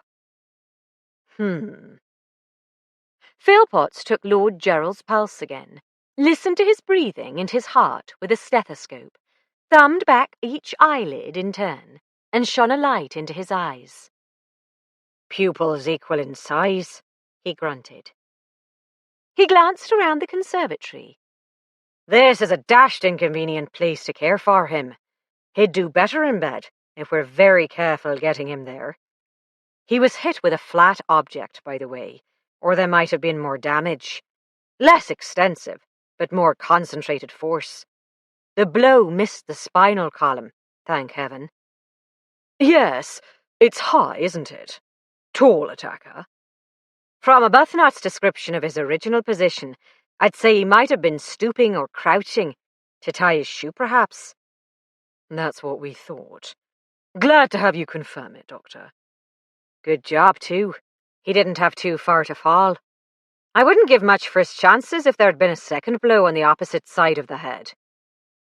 All in all, our murderer botched this one, Alec said thoughtfully. Either he's getting nervous, or he's so overconfident he's not taking pains. Either way, he's making mistakes, and that makes our job easier. I can only hope, said the doctor, that he's made enough mistakes this time for you to catch him before he has another go. 20. The knock on the bedroom door made Daisy jump. Who's there? She called. It's Jennifer. Jennifer had been pouring coffee when Gerald was attacked, but her husband had been wandering about the house. Did Jennifer pour tea at tea time today, as she did yesterday? Had she perhaps prepared the pot that went to Lord Fotheringay? John Woolstorff was one of the few interviewed so far, because Lady Eva's notes had revealed some secret he might be ready to kill for. Daisy looked at Lucy, who shrugged. There were two of them, after all. Woolstorff was still on his way to the postbox. Or was that pretence? After handing over Daisy's note, he could have watched as Alec went up to talk to her and came down again. He could be lurking just outside the door, waiting to rush in when she opened it to Jennifer. Daisy, are you all right? Jennifer asked, her voice worried. Yes, she said for the umpteenth time that evening. Half a mo'. Lucy stuck her pen in the inkstand, went over to the fireplace and picked up the poker. Daisy turned both their half-done lists face down and went to slide back the bolt. I'm sorry. Are you in bed already? Daisy opened the door. No, not yet. What's up? Sally asked me. No, let's be accurate. Sally told me to come and see if you'd like a drink, alcoholic or otherwise, or an aspirin or anything. Hello, Lucy. I'm so sorry about Lord Gerald. Are you feeling chilly? A shock takes some people that way, I know. I'll have a fire laid. No, I just feel safer with a poker in my hand, Lucy said with brutal frankness. Jennifer's quick, nervous glance behind her did much to persuade Daisy of her innocence. I keep forgetting. I suppose I can't really believe all of this is going on. Here, at Haverhill. It's such a staid place. The wedding would have been the biggest excitement we'd had in ages. Sorry to disappoint you, but you have plenty of excitement to make up for it. It's not exciting. It's horrible. People getting hurt and killed, and not knowing whom you can trust, and not even being able to get away. We all have to stay up till we've seen your husband, Daisy, but I don't suppose anyone will be able to sleep anyway. Oh, Lucy, your mother asked me to give you this. It's one of your aunt's powders. I shan't take it. Keep it for yourself. Thanks, but I never take anything, in case Emily wakes in the night. It wouldn't surprise me if all the children have nightmares tonight. The nursery maid told Tim and Nancy's boys, silly girl, and of course they told Emily and Dickie. Luckily they haven't properly understood. I think I'll go up now and make sure they're asleep. Daisy, is there anything you'd like? No, thanks. Mrs. Maple gave me cocoa earlier, which was just what I needed. Oh, good. Good night, then. Bolting the door after Jennifer, Daisy noticed that she had dropped the paper of bromide powder on the little table by the door. She picked it up. Better not take this, darling. I wasn't going to, but I must say, she didn't appear to be frustrated at being deprived of the opportunity of slipping oleander into your bedtime drink. No, I quite like Jennifer. She's all right. She was a fool to marry a penniless foreigner. Oh, Lucy, don't be so narrow-minded. You don't like Alec because he's a policeman and not out of the top drawer, and I do like Alec, Daisy, now that I know him. I dare say you'll like John Woolstorff if you got to know him. Does he still have family in Luxembourg? I've no idea. Why? Daisy was thinking of the letter she'd seen in the library. I just wondered, she said. There's something frightfully romantic about those tiny little countries like Luxembourg, Andorra and Liechtenstein and Monaco. Ruritania, agreed Lucy, who had adored Ramon Navarro in The Prisoner of Zenda. Transcarpathia, Daisy giggled, remembering the fiery young ex-Grand Duke she had met last year. Only that's part of Russia now. Maybe I could persuade an editor to pay me to go and write about the others. The real ones. The Worsdorf family could be a useful connection. I doubt it. If they were anybody, he'd have talked about them. True. But she didn't care if they were anybody or not, and it would give her an excuse to ask Worsdorf about them. We'd better get on with our lists. Alec will be sending someone to pick them up. With Mummy jawing away at me, I didn't really notice anyone else. At least that lets Aunt Vicky out. Picture the scene. Yourself sitting there, Aunt Vicky, and Daddy. Poor Mummy, she's having a rotten time of it. I wish someone would come and tell us how Binky is. Gerald. Gerald. It's a nice name, isn't it? But he's always been Binky. I'll never remember. Do concentrate on your list, darling. This isn't a game. It may help Alec catch whoever hit Gerald. That horrible brat Erica was sitting near us, smirking. I'm sure she was listening to every word of Mummy berating me for spoiling my chances. Write her down. I'd rather Alec gave her a hard time. Write her down. Daisy buckled down to her own list. Entering the drawing-room after dinner, Daisy had seen Jennifer already pouring coffee. Daisy had talked to Lady Ione for some time, and she remembered watching Sally and Flora. On her way out to meet Gerald, when Aunt Vicky stopped her, she had noticed Oliver in the background in confab with his brother Henry. Then Sally had caught her and drawn her attention to Jennifer, still busy at the coffee pot. Whom had she not seen? Sir James Devonish had not been there. Of that Daisy was sure, because out in the hall had been Lady Devonish, lurking in a most suspicious manner. Would she go so far as to hit Gerald over the head to save her beloved Teddy? Because Teddy had the best of all possible alibis for that particular attempt at murder. Angela had been out in the garden. True, she had apparently saved Gerald's life, but could that have been to divert suspicion from both herself and Teddy? Suppose she had killed her grandmother for the money, done in Lord Fotheringay because he knew something dangerous to her, then attacked Gerald, although he knew nothing, just so she could then save him. Daisy didn't believe she had so misjudged Angela, but she'd better suggest the far-fetched possibility to Alec. She hadn't noticed the Carltons or the Bancrofts in the drawing-room, but she hadn't particularly looked for them. Not evidence, Alec would say. She read over her short list and comments with dissatisfaction, then glanced at Lucy's, which was no longer. About to suggest comparing them, she was interrupted by another knock on the door. "Who's there?" "It's Montague, Mrs. Fletcher." He was wheezing slightly, as if he'd come up the stairs in a hurry. "Could I have a word with you?" Daisy and Lucy exchanged looks, and both shook their heads. Lady Eva's brother was on neither list. The last time Daisy had seen him, he was still eating dinner, while Rupert, irritated by the defection of most of the men, poured a brandy for Gerald. Assuming Gerald had waited until they all quit the dining-room before he came to signal to Daisy, Montague Fotheringay could easily have watched him go and nipped back to the conservatory to lie in wait. "Uncle Monty," breathed Lucy. Daisy shrugged. "It's possible. I wish I'd had a chance to ask Alec who's still on his list." Lucy reached for her faithful poker. Daisy went to the door. Uncle Monty stood there, a massive figure in his crimson dressing-gown.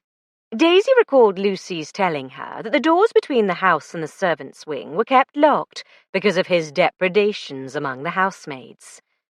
Was his wheezing caused by excitement, not exertion? Had he non-lethal designs upon her person?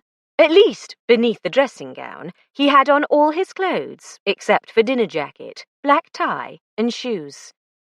His loose, bunion-bulged carpet slippers looked most inappropriate for a seduction scene. Beg you'll excuse the undress," he said with obvious embarrassment. "Just came to me a moment ago. Perhaps you can give me a hint." "A hint, Uncle Monty?" Lucy sauntered to join Daisy, the poker hidden behind her. "Oh, you here, Lucy?" "As you see. What sort of hint are you after?" "Advice. Call it advice. He gave a hunted look back into the passage and added in a hoarse, urgent whisper, Not out here, don't you know? "Come in," said Daisy, resigned. Lucy slipped around behind him and stuck her head out into the hall. "All clear," she reported. "Your reputation is safe, Daisy." Her great-uncle turned on her an affronted stare. Nothing of that sort, dash it. Thing of it is, Mrs. Fletcher, the Chief Inspector seems to think I had a hand in doing in poor Eva. Assured him I wouldn't have harmed a hair of her head, but I can't say I'm sure he believed me. I'm afraid the police can't go by what they believe or disbelieve. They have to have evidence. What did Aunt Eva have to say about you in her notes, Uncle? Dash it, Lucy, that's none of your business. Nothing, he added without conviction. So what advice did you want from Daisy? Thought she might be able to give me a hint about how to persuade Fletcher I was dashed fond of Eva. But if it's proof he's after, there's nothing to be done. His shoulders slumped despondently. He turned to leave. Daisy bolted the door after him. The trouble is, she said, when they see you standing guard over me, they have to abandon whatever plans they may have for biffing me on the head, so we can't tell if they actually had plans. Shall I go back to my room and pop through now and then to see if you're stretched lifeless? You wouldn't know who did it. No, but next time someone knocks, you could hide in the bathroom with your poker, keeping watch. I might not be quick enough. It's all very well putting a name to the murderer, but I'd rather you survived the experience. There must be a way, Daisy started, only to be interrupted again by a knock on the door. Who is it? Twing, Mrs. Fletcher. Tom's rumble was infinitely comforting. Daisy opened the door to find the sergeant staring after the Honourable Montague. What's up? She asked. Wearing his dressing gown over his clothes, wasn't he? Yes, thank heaven. So, if a maid took a tea tray to him in his room and saw him in his dressing gown, he could be out and about in a few seconds. Yes, I suppose so. You're labouring under a misapprehension, Sergeant, Lucy drawled. It couldn't happen that way. All the maids have strict instructions not to enter Uncle Monty's room alone. Ah. She'd leave the tray outside, knock on the door, and tell him it was there, then buzz off. And when he's done? He'd put it out to be fetched. So all the while he's thought to be taking tea in his room, he could quite well be nipping downstairs to mess about with Lord Fotheringay's tea. I can't picture Uncle Monty nipping, said Lucy, but otherwise you're absolutely right. Ah, said Tom profoundly. What about after dinner? Was he in the drawing room? Lucy shook her head. If so, I didn't notice him. Nor did I, said Daisy. He was still eating when everyone else except Gerald and Rupert left the dining room. He'd been with you and Alec, remember? Gerald was going to wait until everyone was gone before he came to the drawing room to fetch me, so... Oh, no, I'd forgotten. He had to wait till the servants had finished clearing up, too. But that would have given Montague time to go round by the corridor to the conservatory to lie in wait for Gerald. But anyone who left earlier and didn't come to the drawing room had plenty of time, Lucy pointed out. True. Montague knew he wouldn't have to hang about too long, though. I'll pass it on to the chief, anyway, said Tom. Have you ladies finished your lists? Daisy handed them over. Can you tell me who's still under suspicion, Tom? It's rather anxious-making not knowing. Easier to tell you who's not. But aside from Miss Lucy here, and Lord Gerald, of course, the Earl and the Countess, and Lady Fotheringay, there's none I can think of we're absolutely sure of, because of the possibility of conspiracy. These lists of yours may clear some, and we've just got to check that the Reverend and his missus were up with the Haverhills to clear them. Time is what we haven't had enough of." "I know. We won't keep you any longer. Just tell us how Gerald is." "Not good," said Tom gravely. "Not good at all, and still unconscious." Daisy was bolting the door behind him when Lucy said, "I'm going to bed. If anyone else wants to consult you, you'll just have to talk through the door. Darling, I'm not a nurse. I can't help him any more than you can. Good night." She turned towards the bathroom door, then swung back as another knock sounded. "Oh, hell! Why can't they leave us alone?" "Mrs. Fletcher, it's Adela Carlton." "What can I do for you, Lady Carlton? I'm just going to bed." "Oh, please, you simply must make your husband let us take Ursula home." "I'm sorry. I have absolutely no influence over his investigation. Wouldn't he let you send her home with your chauffeur?" "I couldn't do that.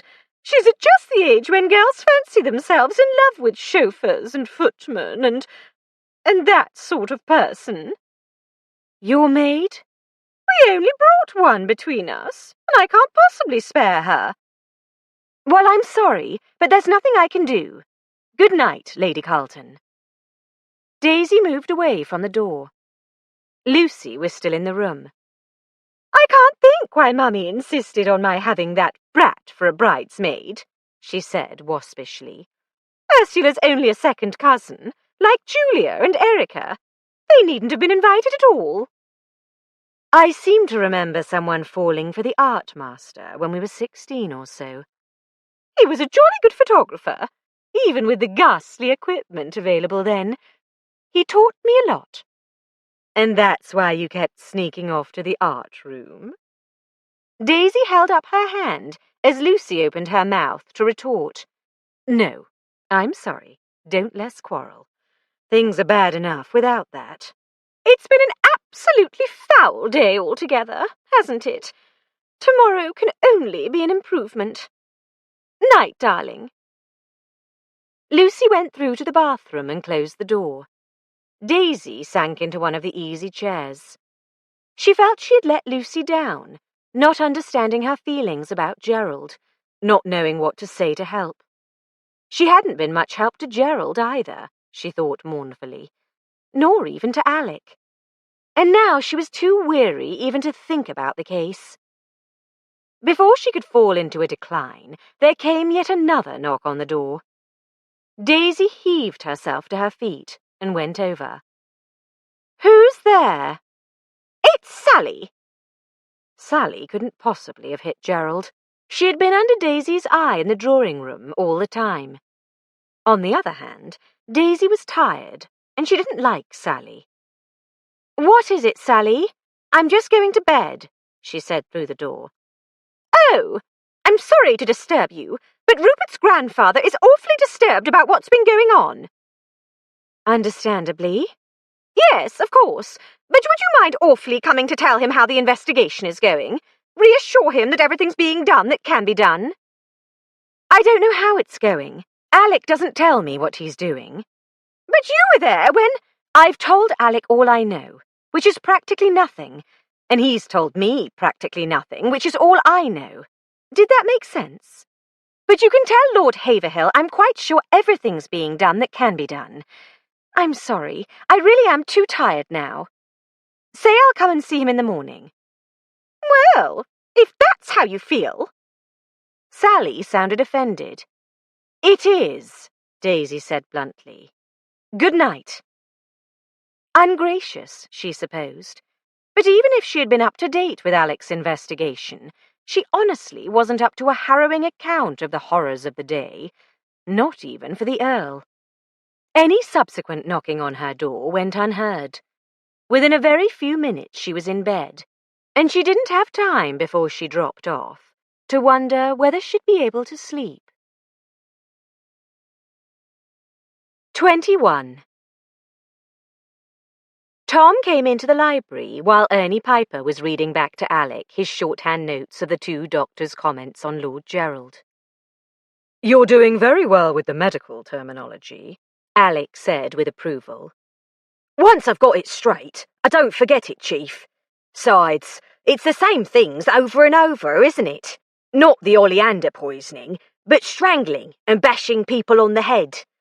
Pity more people don't have heads as hard as this bloke's. "You can say that again," Tom agreed, setting 2 sheets of writing paper on the desk. Alec recognized Daisy's handwriting on one. "A thick skull seems to be the only thing that saved Bingham from instant death," he said. "I wonder—" "Ah, there you are, Doctor. I was just wondering if you'd completed the post-mortem on Lady Eva before we called you out again." Dr. Philpotts entered the library at a brisk stride, followed by Sir Leonard. "All but tidying up. Death was by strangling, of course, by means of that stocking I sent you. She was, as you surmised, half suffocated first with a pillow. I found a few small feathers in the trachea and lungs, which she must have inhaled, gasping for breath, after the pillow tore. You noted the thread caught in her ring?" "Yes. With a magnifying glass, it appears to match the pillow ticking." "I cut off a snippet and made a microscope slide. If you can let me have a bit of the ticking, I'll make sure of the match. Not that there can be much doubt." "It's up in her bedroom. Here's the key, Piper." Ernie dashed off. "How is the latest victim, Doctor?" asked Sir Leonard. Philpotts glanced at Alec, who gave a tiny shake of the head. The fewer people who knew of the police surgeon's comparatively hopeful prognosis, the better. "In a bad way," Philpotts answered. "We've tucked him up in a makeshift bed in the anteroom near the front door. Mrs. Fotheringay, Mrs. Reverend Timothy, a highly competent woman, is to sit with him until Arbuthnot's night nurse arrives." "And Constable Stebbins is on guard outside the door until his relief arrives," Alec added. Yes. I telephoned for 4 fresh men. I've spoken to a number of people, Fletcher, impressing on them that they must not retire until you have interviewed them, and asking them to spread the word. I suggested they should gather in the drawing-room, where you can find them." "Excellent, sir." "I told the butler to direct people there also. I thought I'd go and sit with them. Show willing, don't you know, and keep an eye on things, as it were." "That would be most helpful, sir." "And I've just been up to see Lord Haverhill. He's shockingly distressed, of course. He asked whether you might spare him just a few minutes. I know you're pressed for time, but I think it would be a good idea if you had a word with him. Assure him the police are doing their best, and all that sort of thing." "I'll go up to him at once. There are 1 or 2 more questions I must put to him anyway. Sergeant Tring, you can make a start on collating those lists and deciding whom we should call in first. After Mrs. Oliver, I see no reason why we shouldn't take her first." "She's on both lists, sir, Mrs. Fletcher's and Miss Lucy's. Out of the picture." "Good. Piper can help you when he gets back, but I shan't be long." Alec, Sir Leonard, and the doctor went out to the hall, where Sir Leonard made for the drawing-room. As Alec turned towards the stairs, the doctor put his hand on his arm. "Just a moment, Fletcher." He waited till the chief constable had nearly reached the drawing-room door, before continuing softly, "The palm tree left a bruise on the victim's back. It was definitely not the cause of the head injury. I kept my mouth shut in front of Sir Leonard." "Thank you. He's a gregarious soul, and might let something slip in front of the wrong person. Here comes your specimen." Ernie Piper came racing down the stairs with a strip of blue and white striped ticking in his hand. He gave it to the doctor, who went for a last look at his patient before going back to the mortuary to finish off the autopsy. Alec went upstairs, hoping he remembered the way to the family wing. He wasn't at all happy about facing Lord Haverhill. The Earl had every right to be annoyed, not to say furious, that since he called in Scotland Yard, one murder had become 3. Not quite 3. Bingham still clung to life. Should Alec tell Lord Haverhill that Dr. Philpotts by no means despaired of his recovery? Better not. The fewer who knew, the less likely that the murderer would hear, and perhaps decide to try again. Alec came to what he thought was the family sitting room. A footman lounging against the doorpost straightened as he approached. "I'm supposed to keep people from bothering his lordship, sir," he said, uncertainly. Have many people tried to bother him? "Lots. Lady Carlton and—" That's all right. I don't need their names just now. But if you could write them down for me, I might find a use for them at some point. The footman spread empty hands. "I don't have nothing to write on, sir." I'll bring you a piece of paper and a pencil from in there. Lord Haverhill asked to see me. Alec knocked, opened the door without waiting for a response, and went in.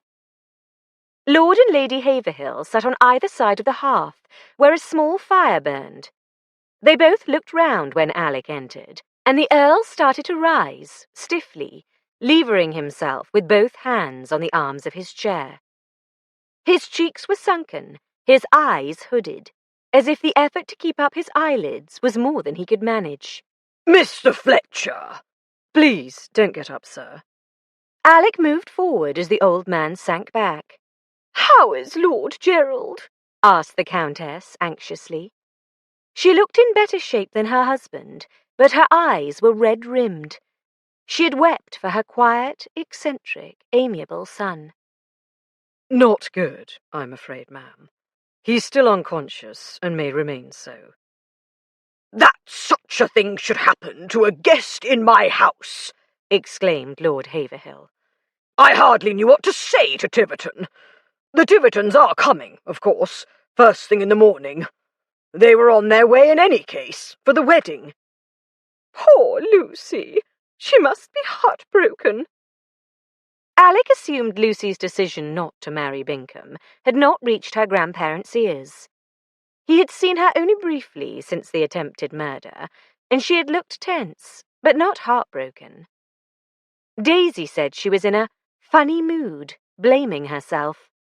He couldn't pass that on to her grandparents. He said, I'm afraid events keep overtaking me. No sooner have I begun to work out how to tackle the case than a new disaster presents itself.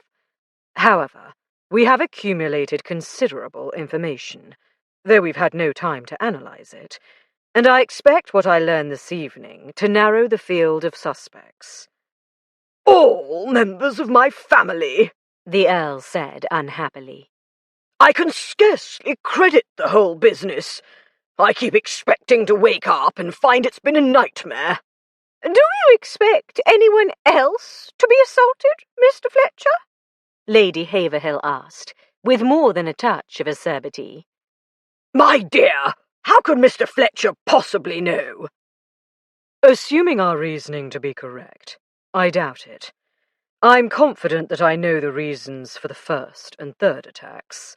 The second puzzles me. "You're convinced now that Aubrey was murdered?"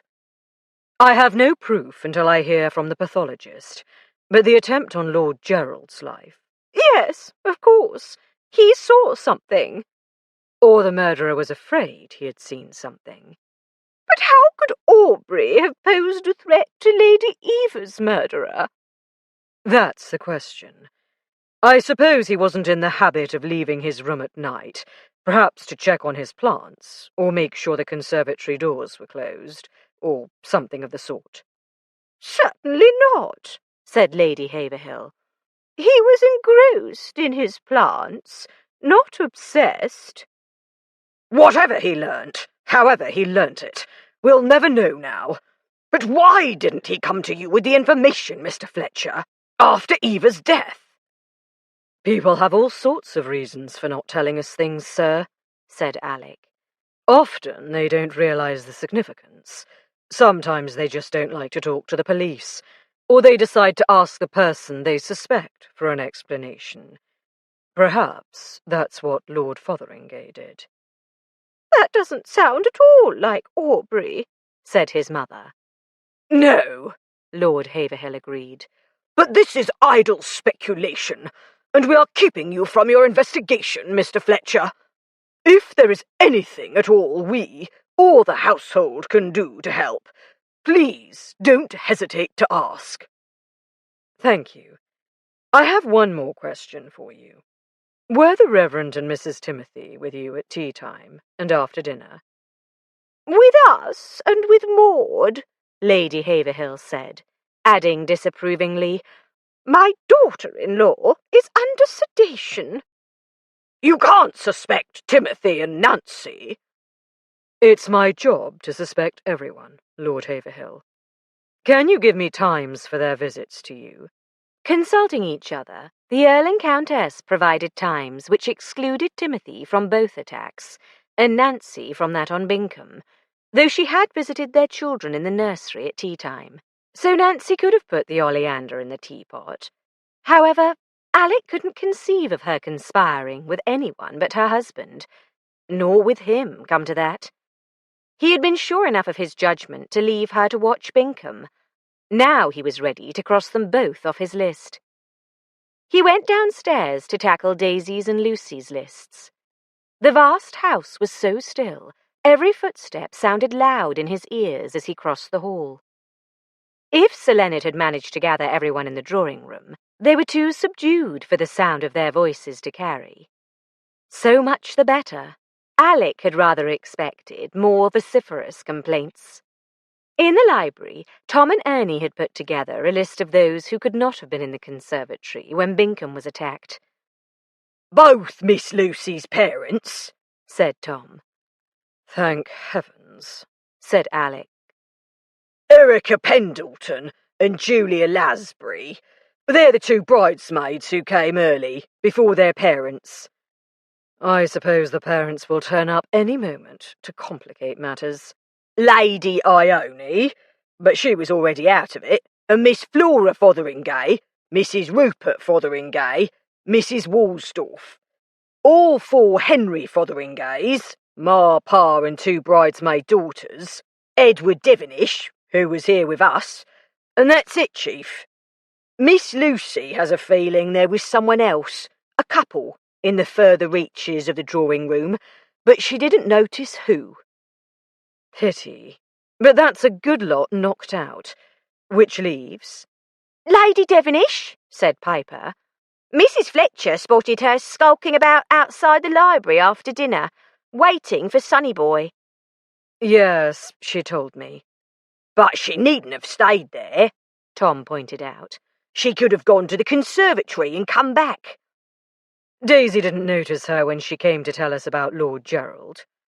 She didn't say so, Chief, but she wasn't in a state to do much noticing. True. I wouldn't have said Lady Devonish was strong enough for a blow like that. I could be wrong, though. Never, Sarge. You watch your lip, my lad. I was just thinking, Chief, ladies aren't the delicate plants they were in my young day. All this tennis and golf and whatnot. I've heard they even play cricket and hockey at some schools for young ladies. Not Lady Devonish. No, I suppose not, Tom said reluctantly. The younger ladies. Most of the younger ladies seem to be accounted for. I'll include Miss Angela.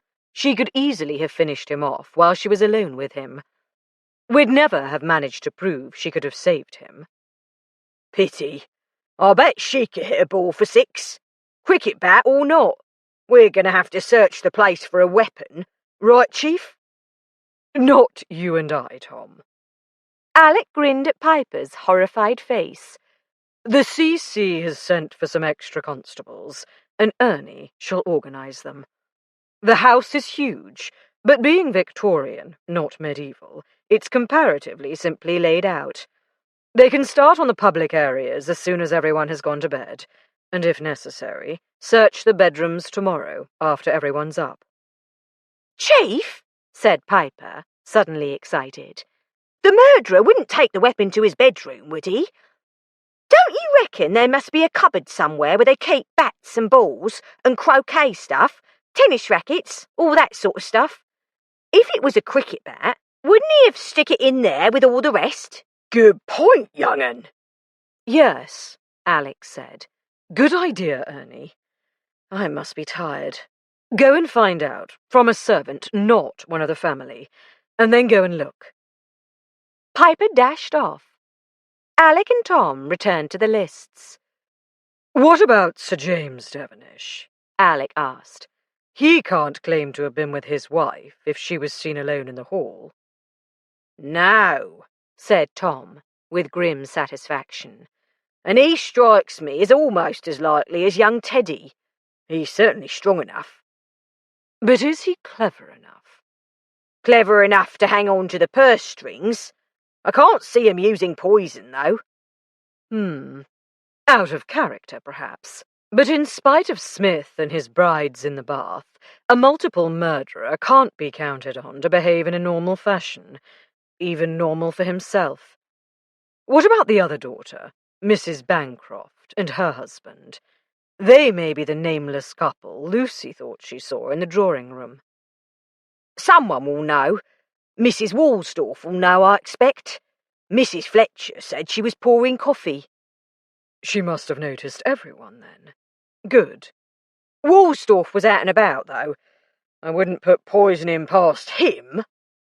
Because he's a foreigner? Alec asked dryly. No, Chief. Because he's a smooth, mild, soft-spoken sort of chap, like Dr. Crippen. Not at all the sort, in fact, to hit someone over the head. You've got me there, Chief. I'll give you Sir James poisoning Lord Fotheringay, if you'll give me Mr. Woolstorff bashing Lord Gerald. Fair enough. Who's left? The Coltons, unless they were the couple Miss Lucy saw. How about he did in Lady Eva because of the mistress, and she did in Lord Fotheringay to protect him, so her darling daughter's daddy wouldn't be hanged. And he tried to do in Lord Gerald, because if she was caught, so would he be. Ingenious, Alec said admiringly. And not beyond the bounds of plausibility. Tom preened his moustache. Then there's the Honourable Montague Fotheringay.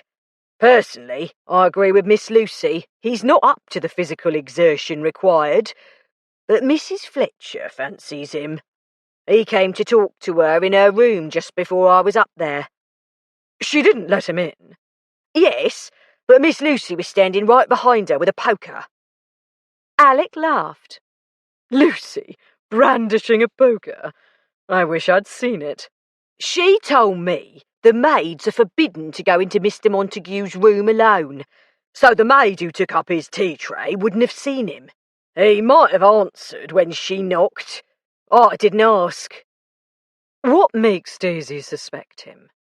Oh, just that he was one of the last out of the dining room, so he'd have known pretty near when Lord Gerald will go to the conservatory, and that he wouldn't have long to wait. It's a point. The longer the murderer hung about in the conservatory, or watching to see when Bingham left the dining room, the more chance he'd be missed or seen. Is that the lot? Well, there's always Mr. Baines. The butler? Alec asked in surprise.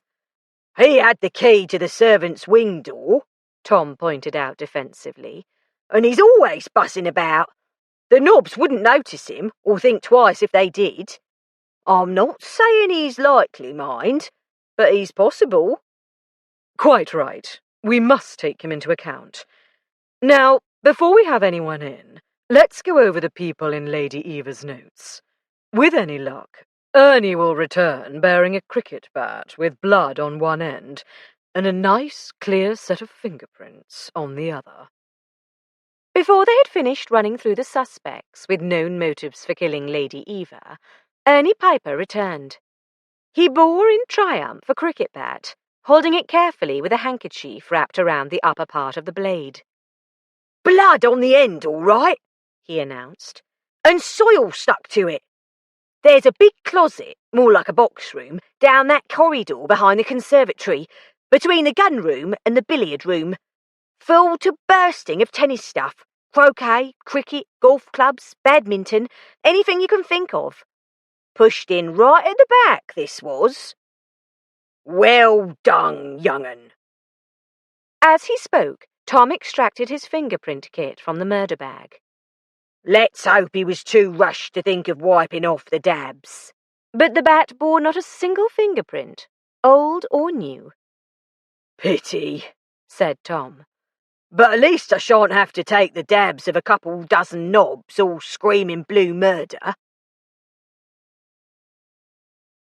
22. Jennifer Walsdorf came into the library warily, like a mouse hoping the cat is not in the kitchen. Piper directed her to where Alec stood behind the big desk at the far end. He had decided to leave Lucy's mother to Tom, being himself rather too close for comfort to that branch of the family. While Tom, with impeccable courtesy and his most reassuring manner, seated Mrs. Oliver Fotheringay at the long table, Alec watched Mrs. Walsdorf approach down the long room. Her black frock looked slightly out of date, and as if it had been made for someone else. Of course, all the female guests were wearing makeshift mourning, but she was a poor relation, probably making do with cast-offs at the best of times. Very likely she wore cheap artificial silk stockings. Under pressure of events, Alec had neglected to follow up the artificial silk stocking. Anyone could have bought a pair, he reminded himself, bowing slightly to the anxious young woman. Do take a seat, Mrs. Walsdorf, he said. I believe you're in an excellent position to help us. John didn't kill anyone. That business of his being born in Germany, it doesn't mean anything. I don't know why Lady Eva wrote it down. He told you about that? Oh, yes. He told me before we were married that he was born in Baden-Baden, and he told me today that Lady Eva knew. He only found out this afternoon, from you. It really wouldn't have made any difference to us if she'd told people. She sounded as if she was trying to convince herself. Some people already dislike and distrust him just because he's a foreigner, and the others don't care exactly where he was born. There's simply never been any reason to mention it. After all, he left Germany when he was only a few days old. He hates the Germans for invading his country. Who can blame him? Actually, what I want to ask you is about whom you saw in the drawing room after dinner, where, I gather, you were pouring coffee. Mrs. Walsdorf confirmed all the names Daisy and Lucy had provided, and added Mr. and Mrs. Bancroft. John didn't come, she said reluctantly. He didn't want to stay and drink port with Rupert, of course, but he still had 1 or 2 letters to write, and then he was going to take them to the letterbox. He went up to Lord Haverhill's den again, as you were in here. Surely Lord Haverhill must have seen him. Alec hadn't thought to ask. Anyway, he doubted the Haverhills had been in any state to notice. Did any of the others come in late? He asked. Just Rupert and Lord Gerald. And Lord Gerald didn't stay for coffee. Is he going to die? I'm afraid the doctor thinks he'll just slip away without regaining consciousness. It's awful. Who's doing it, Mr. Fletcher? Is it a maniac? He might kill any of us next. I'm so afraid for Emily. Your child? I don't think you need to be, Mrs. Walsdorf. These are not random murders. Alec could only hope he was right. The last thing he wanted was a house full of panic-stricken people. They had held up pretty well so far, he acknowledged. For the most part, the knobs were being stiff upper lip, while the servants went on with their work as if none of the horrors had anything much to do with them, in which belief they seemed to be justified. So far. What about tea time? He asked. Where were you then? Pouring. In the drawing room. We usually have it on the terrace in the summer, or in the long gallery if it's not nice out, but Lady Haverhill sent word to serve it in the drawing room.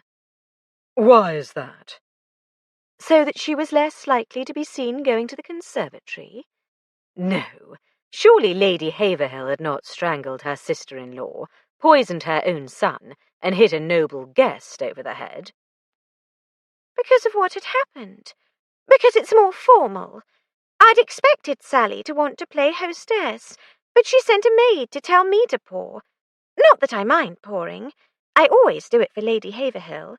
But that's because her wrist and hand tire easily, and she doesn't want Aunt Maud to get ideas about taking over. I'm sorry if that sounds catty, but it's true. Poor Aunt Maud has been looking forward for decades to being Countess of Haverhill, and now she never will. Of course, Sally just enjoys telling me what to do and watching me do it. Never mind, it won't be much longer. Tell me whom you remember coming to tea. Almost all the guests had turned up at tea time. Unfortunately, there had been considerable coming and going, and Mrs. Woolstorff couldn't remember who had come when, nor how long they had stayed. I'm sorry, but there are 3 doors, she pointed out, to the hall, the long gallery, and the French windows to the terrace. I couldn't have watched them all, even if I'd known it was important. I was kept pretty busy too. Alec let her go. He and Tom went on to interview all of those who had been cleared of the attack on Bingham by her, Daisy's, and Lucy's evidence. Asked about tea time, several people mentioned a row between Sally and Angela, over the latter bringing her dog into the drawing-room. Flora Fotheringay had overheard Lord Carlton speaking most disagreeably, not to say cuttingly, to his wife, making her glad not to be married. Mrs. Bancroft had drawn her husband's attention to her mother, Lady Devonish, observing that she looked quite haggard. Sally had had to speak sharply to Jennifer, who seemed distracted and had slopped some tea into a saucer. Mrs. Henry Fotheringay had noticed Teddy Devonish, because she had had to admonish her elder daughter to stop making eyes at him. Unfortunately, no one had any idea when these events had occurred.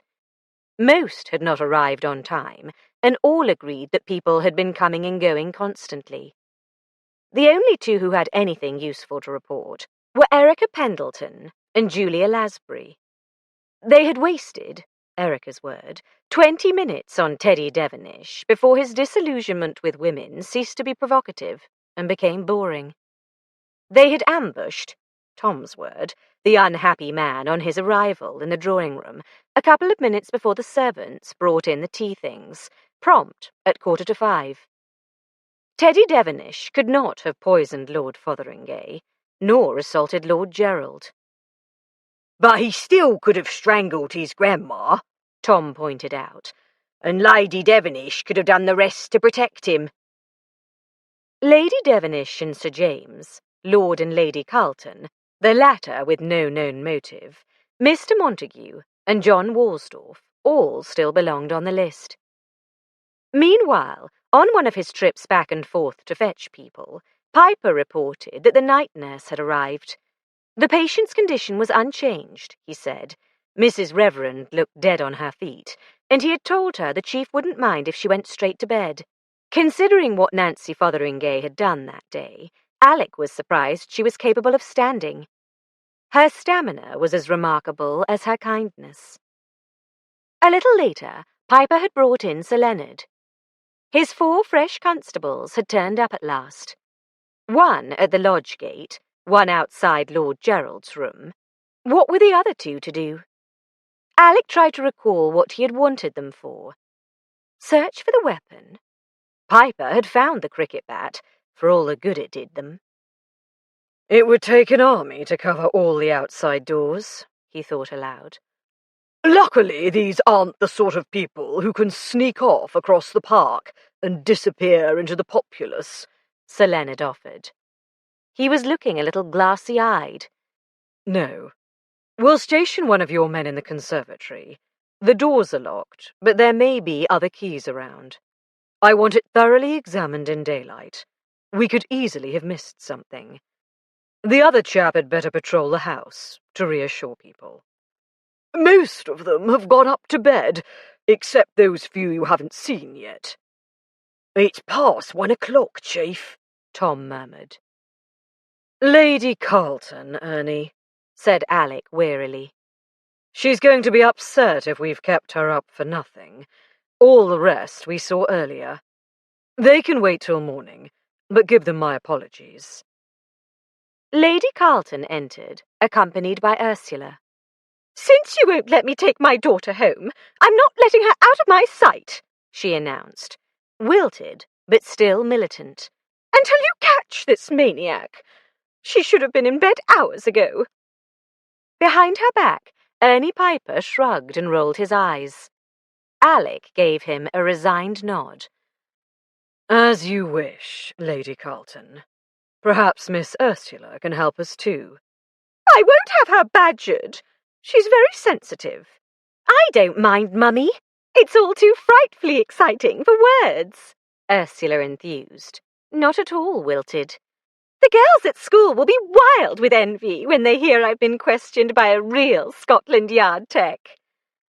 Let's start with you, then, Alec said with a smile. Tell me what you did at tea time.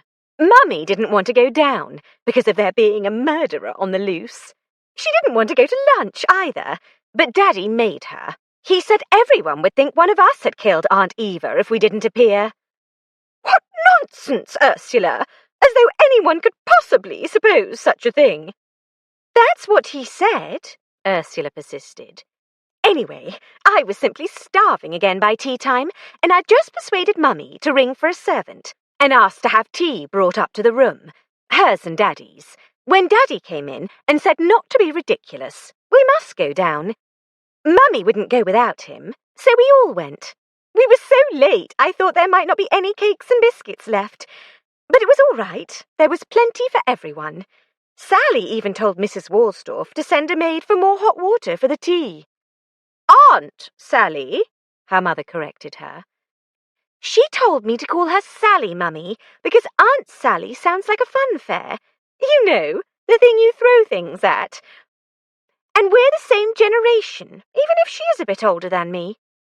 Thank you, Miss Ursula, Alec said, cutting off whatever Lady Carlton was about to say.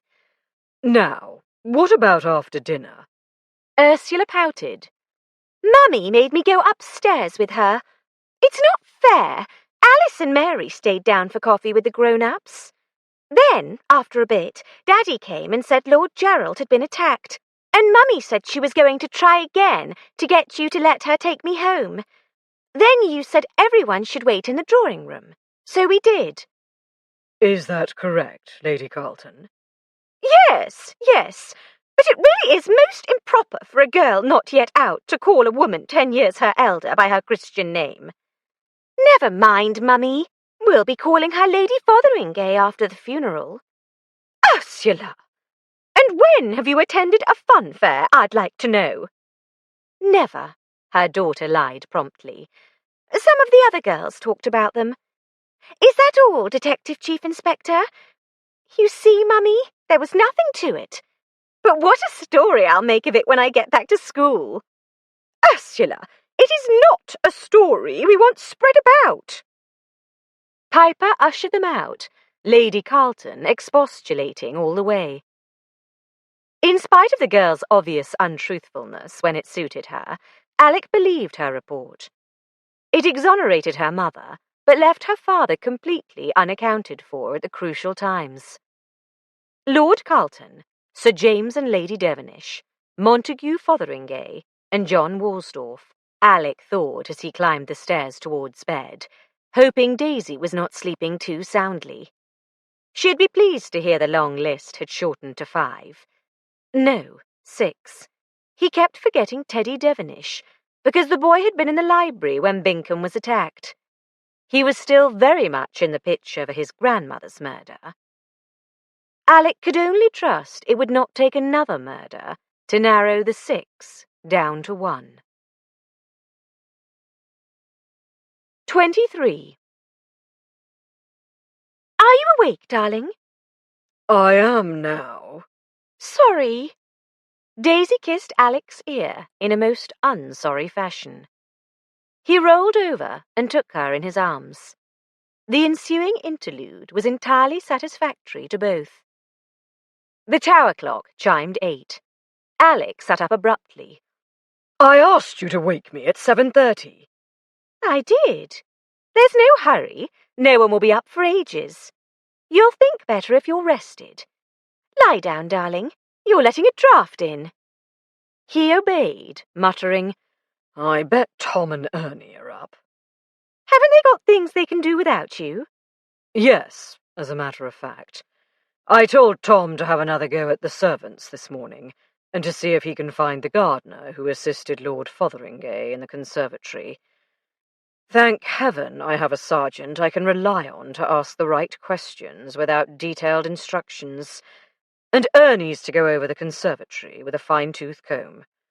We couldn't do a thorough job by oil lamp and electric torch. That made it even beastlier finding him. Daisy shivered, and Alec put his arm around her. The gloom and shadows, I mean. I hope he's survived the night. Or maybe I don't, if he's going to die anyway. I shouldn't tell you this, love, and you are absolutely not to repeat it to a soul, not even Lucy. The police surgeon is actually quite hopeful that Bingham will come round. Thank heaven! But why? Oh, you're afraid the murderer might have another go at him if he's afraid he's recovering. Have you any idea who it is? You must have knocked a few people off the list, at least. Just 6 names left. Last night that seemed an awful lot, but this morning it seems not too bad, considering how short a time we've been on the case, and how many suspects we started with. Good going. Who are they? Daisy, you know that's another thing I shouldn't tell you. Yes, you should, she argued. Otherwise, how can I know whom to beware of? After all, it's me he's likely to come after next. I hope not. It should be obvious that you've told me all you know. That's what I told people last night. But still, I'd be much more comfortable knowing, darling. With a sigh, he gave in.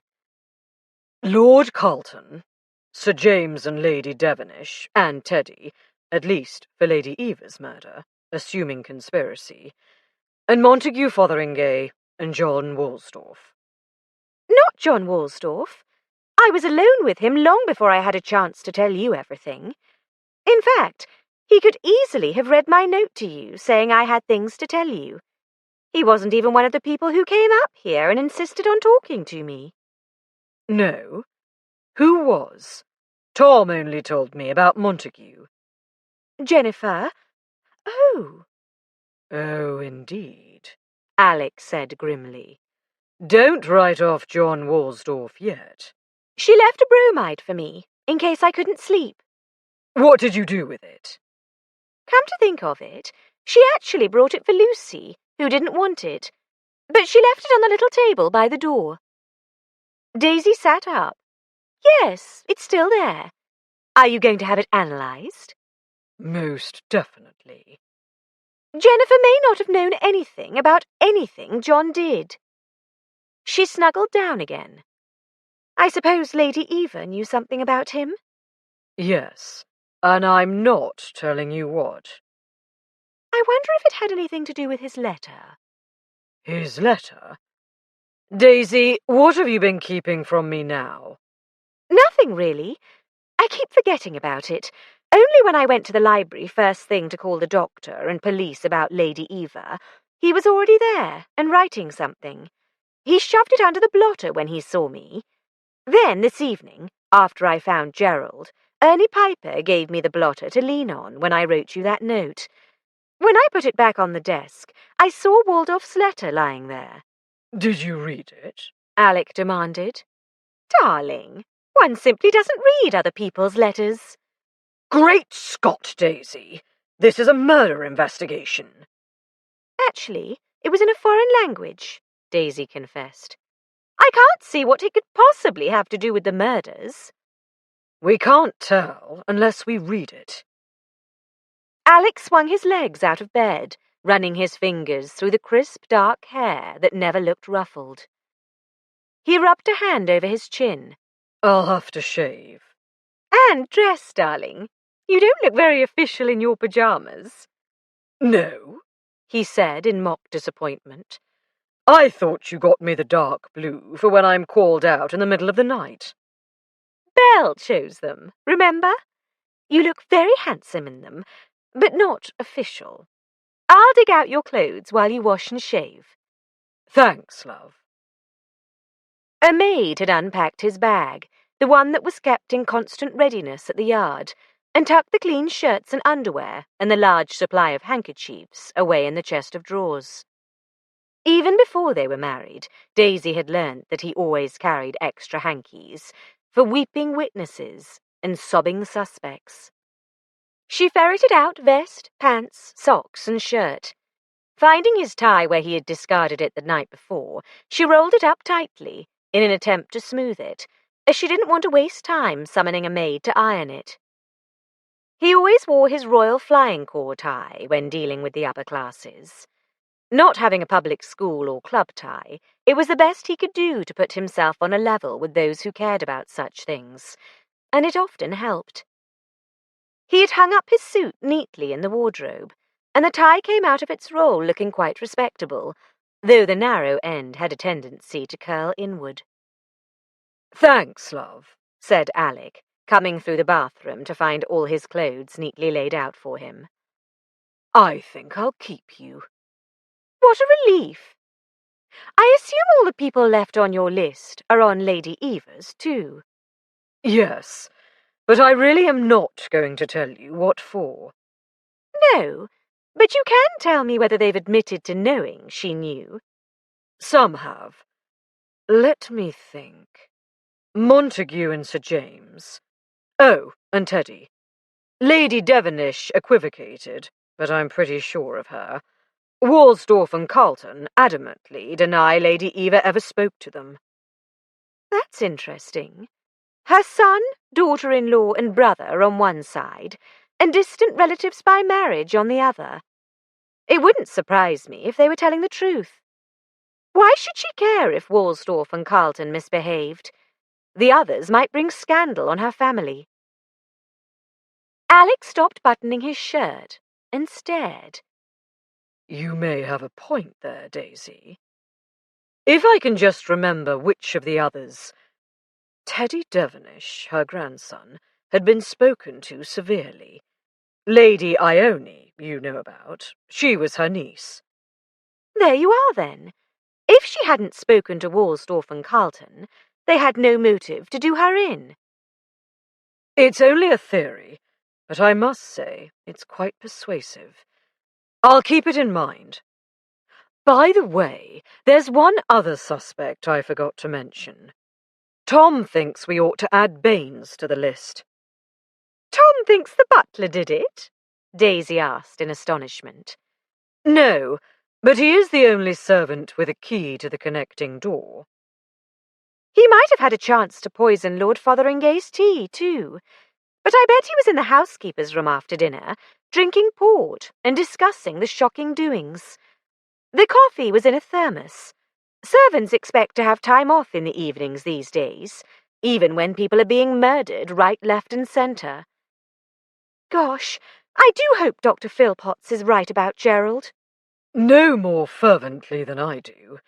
Quite apart from his being a good chap, I dread to think what Superintendent Crane and the AC are going to say about this debacle. There's absolutely no need to worry about that, darling, said Daisy. They will undoubtedly blame the whole thing on me. Downstairs, Alec went first to inquire after Lord Gerald. The young uniformed constable on guard came to attention and saluted smartly. Anyone asking after him? Alec asked. Just the one toff last night, sir. Gentleman, that is. Came when everyone else had just gone upstairs. He consulted his notebook. Lieutenant Colonel Fotheringay. Said he's by way of being acting host. And besides, he needed to know in case his grandfather asked. Which is Lord Haverhill, he said. which owns this place." And you told him? "Lord Gerald Binkham is unconscious, sir, and like to stay that way till he dies. That's what the nurse says anyways, sir. She come out a couple of times to the cloakroom, and that's what she told me. P.C. Jones, he's the man patrolling the house. He stopped here for a minute a couple of times so I could go piss, sir, and he said no one came while I was gone. Then this morning the butler came to ask, and I told him the same."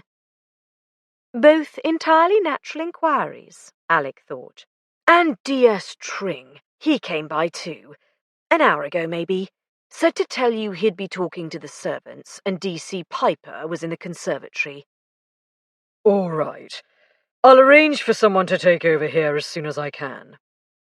He knocked gently and went on into the room.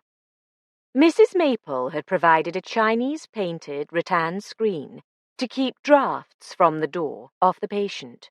The nurse came around it, finger to her lips. A plump, middle-aged woman, in a white cap and starched apron, she looked almost as crisp and alert as when Alec had spoken to her briefly last night, explaining what he wanted her to say about her patient's condition. "He's moving his hands about, sir," she said in a low voice, "and once or twice I thought I heard him muttering." A good sign. "Compared to what he was. Likely he'll come round, I'd say, but whether he'll make sense and whether he'll recover or relapse, your guess is as good as mine." Alec went round the screen. Binkham lay still as a log, but it was possible to imagine that he had a touch of colour in his face. Alec felt hope rising. If he says anything you can make sense of, make sure you write it down and let me know at once. You're all right until someone comes to relieve you? He asked the nurse. "Not to worry, sir. I'm good for as long as it takes. There's many a time I've been on my feet all night. This was nothing." He thanked her and went to join Piper in the conservatory. He found his detective constable helping a grizzled gardener repot the fallen palm. "It's what his lordship would have wanted," the old man said doggedly, tears rolling unnoticed down his ruddy, seamed cheeks. "Just done it a couple of days ago, us did, him and me, seeing it was getting cramped in the old pot. Very slow grower, this here tree, and a rare un. Us had it a done a many years. It grows leanin', see, on a slant like, and the top of the trunk's thicker nor the bottom. And the loose soil in the new pot didn't help none, else it wouldn't have fallen.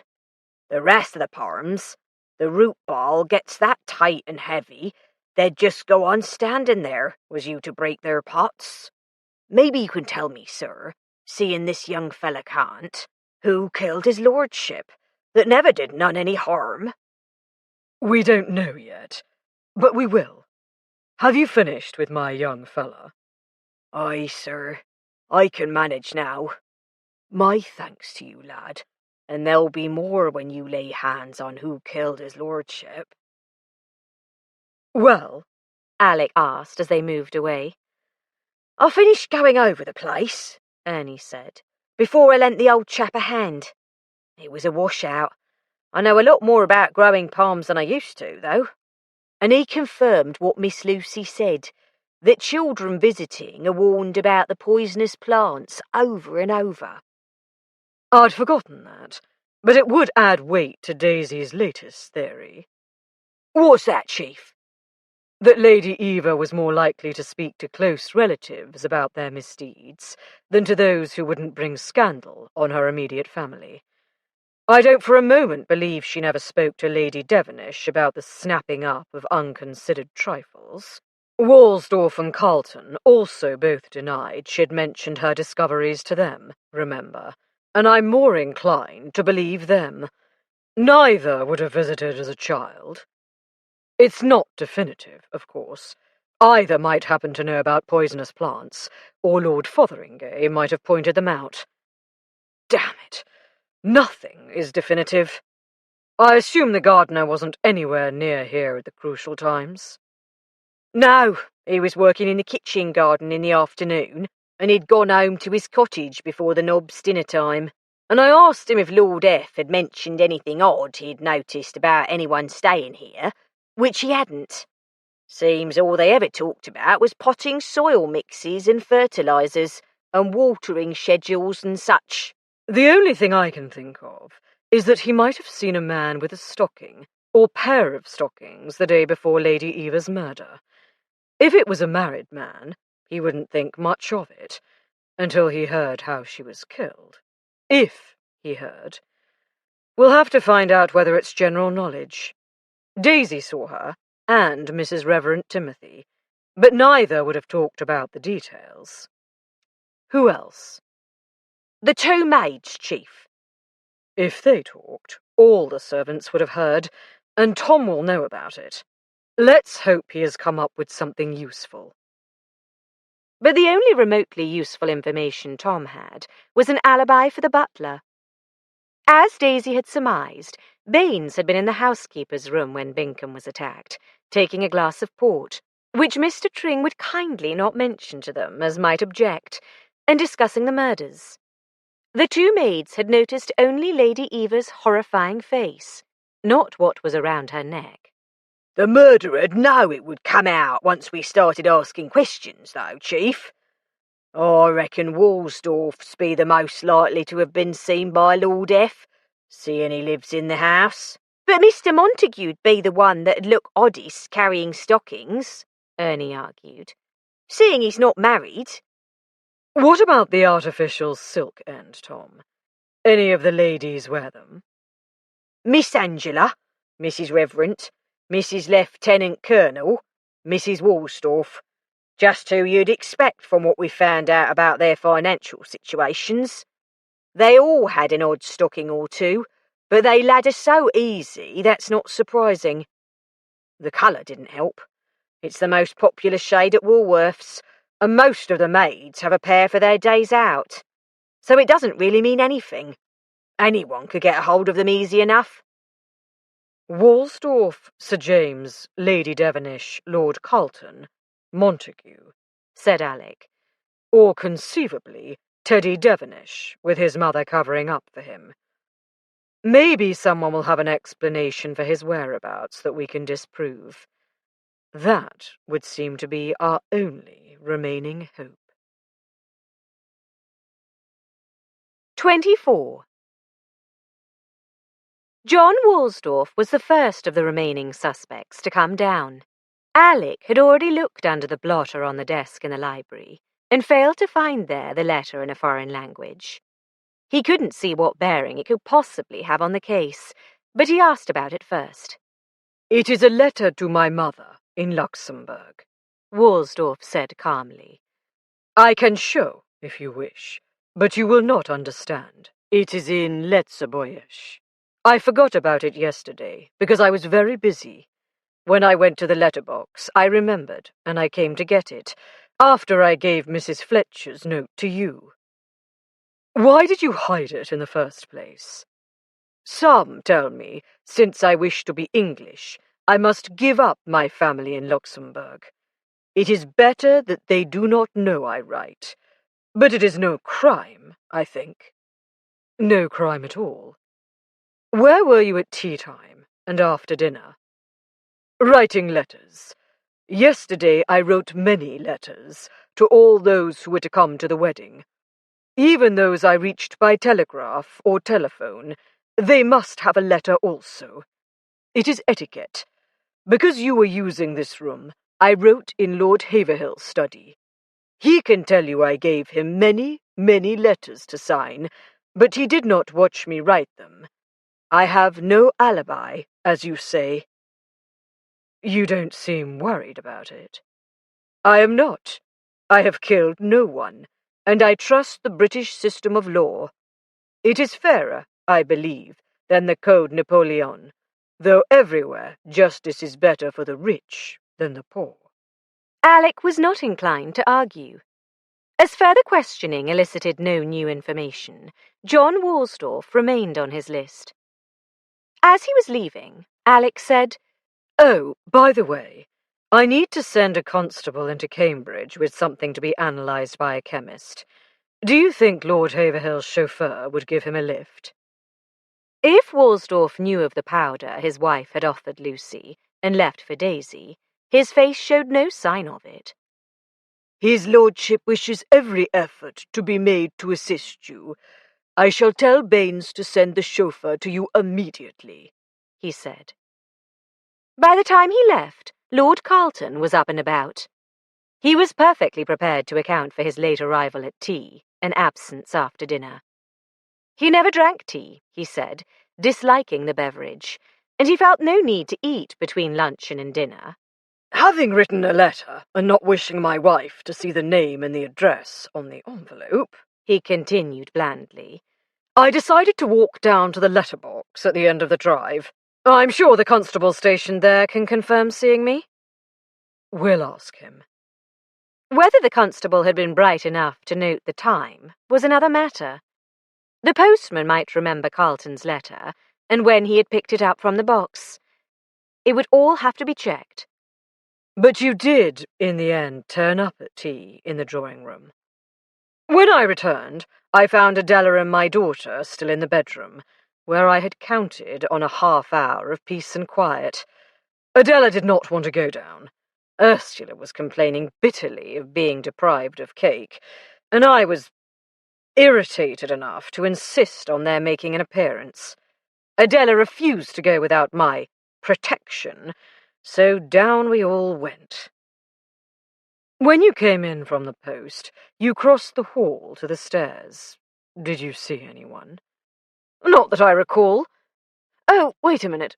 The butler was just disappearing through the baize door." No help there, unless Baines had chanced to turn his head and see Carlton enter the hall from the corridor or dining room or long gallery. Alec looked at Tom, who shook his head. Of course, Carlton could have come through the front door after going round the house from the conservatory.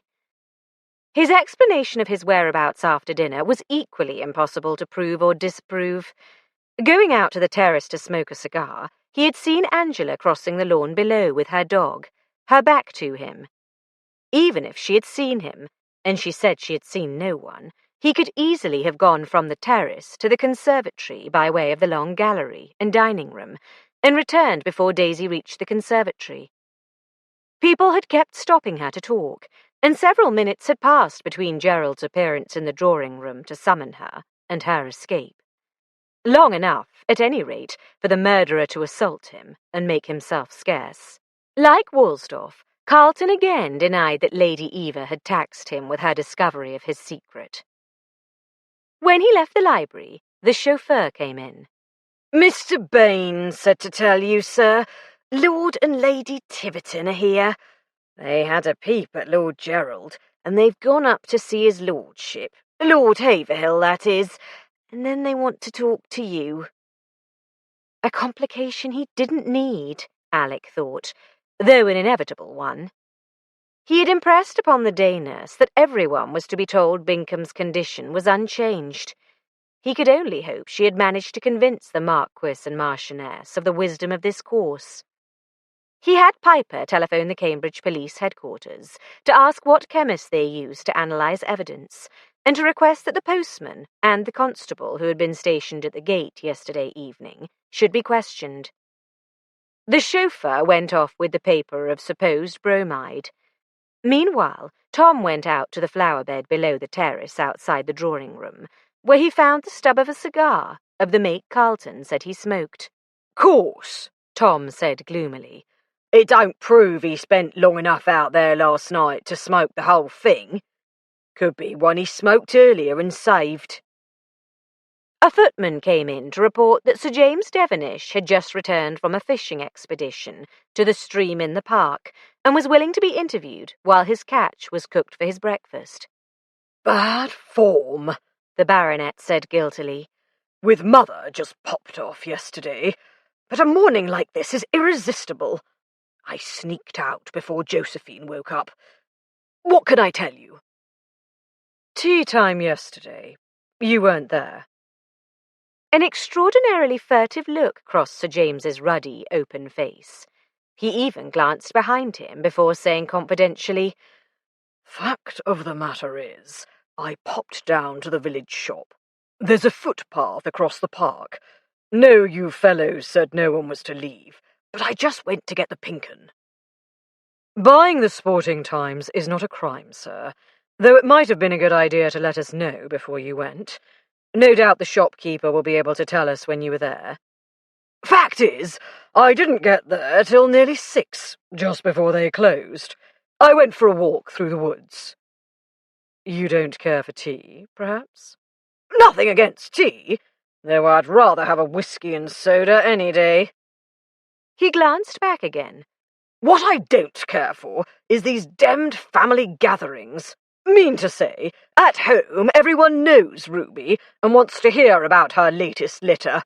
Here, no one gives a damn if I tell them Admiral's lame in the left foreleg.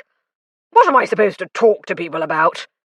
Must say, your wife put up a damned good show when they stuck the poor girl next to me at dinner, but I could see her eyes glazing over."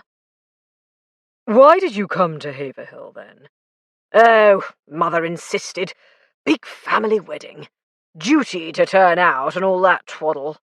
Besides, the stream is well worth fishing." "Did you meet anyone on your walk?" "Not a soul." "That's a pity. What about after dinner last night? I assume you were once again escaping the family." "Escaping Rupert." "But where did you escape to?" "Suggested a game of billiards to Henry, my cousin, don't you know, but he seemed to think he should be protecting Marjorie and the girls." "You didn't feel it necessary to protect Lady Devenish?" "God, no! I mean, there may be times when I'd like to put her out of her misery, but why should anyone else? Besides, she said she was going to wait in the hall for Teddy, and I'll be damned if I was going to stand around with her like a silly ass." "You didn't, by any chance, decide to put your mother out of her misery?" "Mother? Good Lord, no! Mother enjoyed life. Josephine don't seem to a lot of the time. Not that I'd touch a hair of her head, of course." "So, when Mr. Henry failed to cooperate, where did you go?" "The gun room. I like guns. Uncle Nick has a good collection. Not been out shooting in years, though. Not been properly taken care of. Aubrey, not interested." He brightened. "Young Rupert might be, come to think of it. Soldiers, guns. Anyway, just went to potter around. Thought I might go out today. Pigeons, rabbits, whatnot. But fishing seemed less disrespectful, somehow." "The gun room is opposite a door to the conservatory, which we have reason to believe was used when Lord Gerald was attacked." "Devil take it!" Sir James roared. "I can see why you might suspect me of doing in poor Mother, but why the deuce should I go for Binkham? Perfectly decent fellow." Alec ignored the roar and the question. "Did you hear footsteps, doors opening and closing, anything like that?" "Matter of fact, I did. Thought I heard a door close, and, damn me, I nearly looked out to see who it was. Then I remembered there wasn't anyone I wanted to talk to, and hoped he wouldn't come in. But it had caught my attention, and I heard footsteps in the corridor, then another door opening and closing." "A man's footsteps?" Sir James's forehead creased. "My dear chap, demmed if I can say. I assumed so. Gun room, billiard room, what? Most likely to be a chap. In a hurry, that's all I can tell you. Then I didn't hear anything for a bit. Then another door opening and closing, and footsteps going away. Damn me!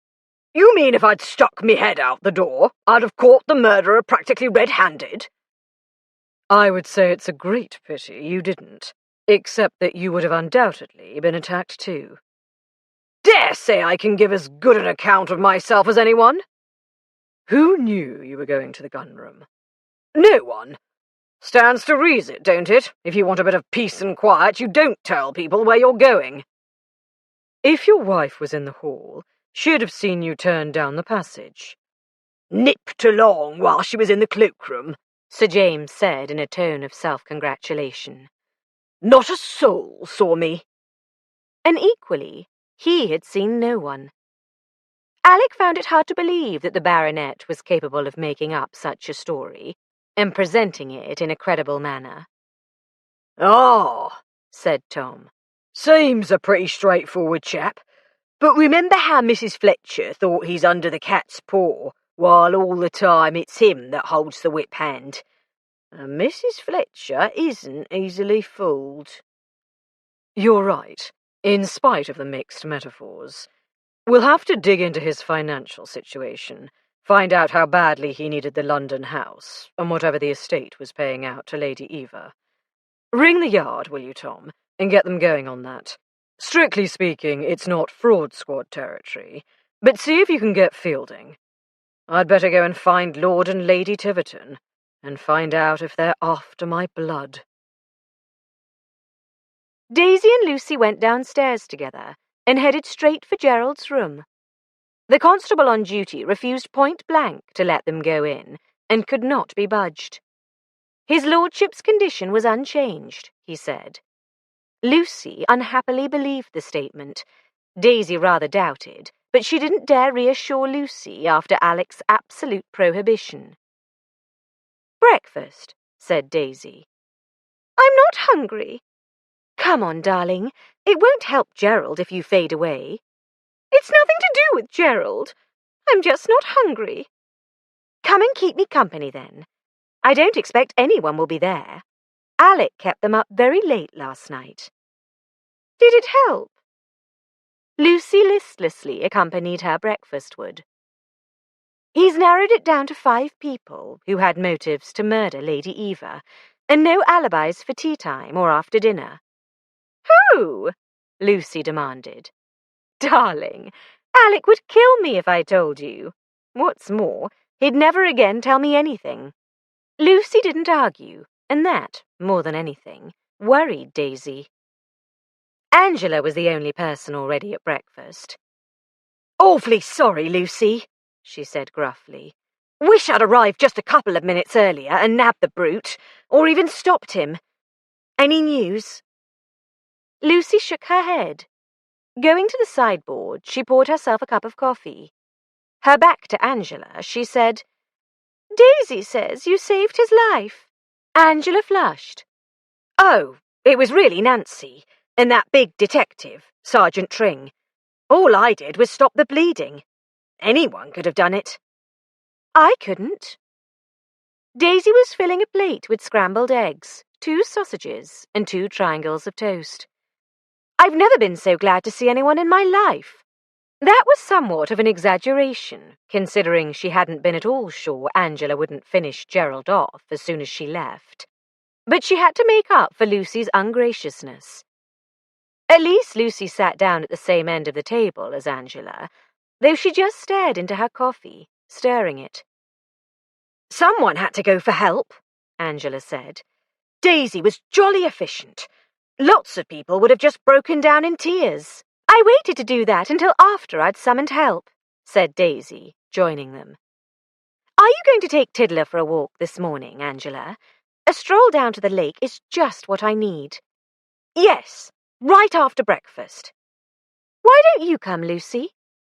"I can't. Gerald's parents are bound to turn up, and they'll want to see me. I can't think what I'm going to say to them." "Darling, would you like me to stay and face them with you?" Daisy offered. "No, thanks." Lucy returned to contemplation of her coffee. Later, walking down the track with Tiddler bouncing around them, daily more self-confident, Daisy said, "I'm sorry Lucy was so unappreciative." "Oh, I didn't mind.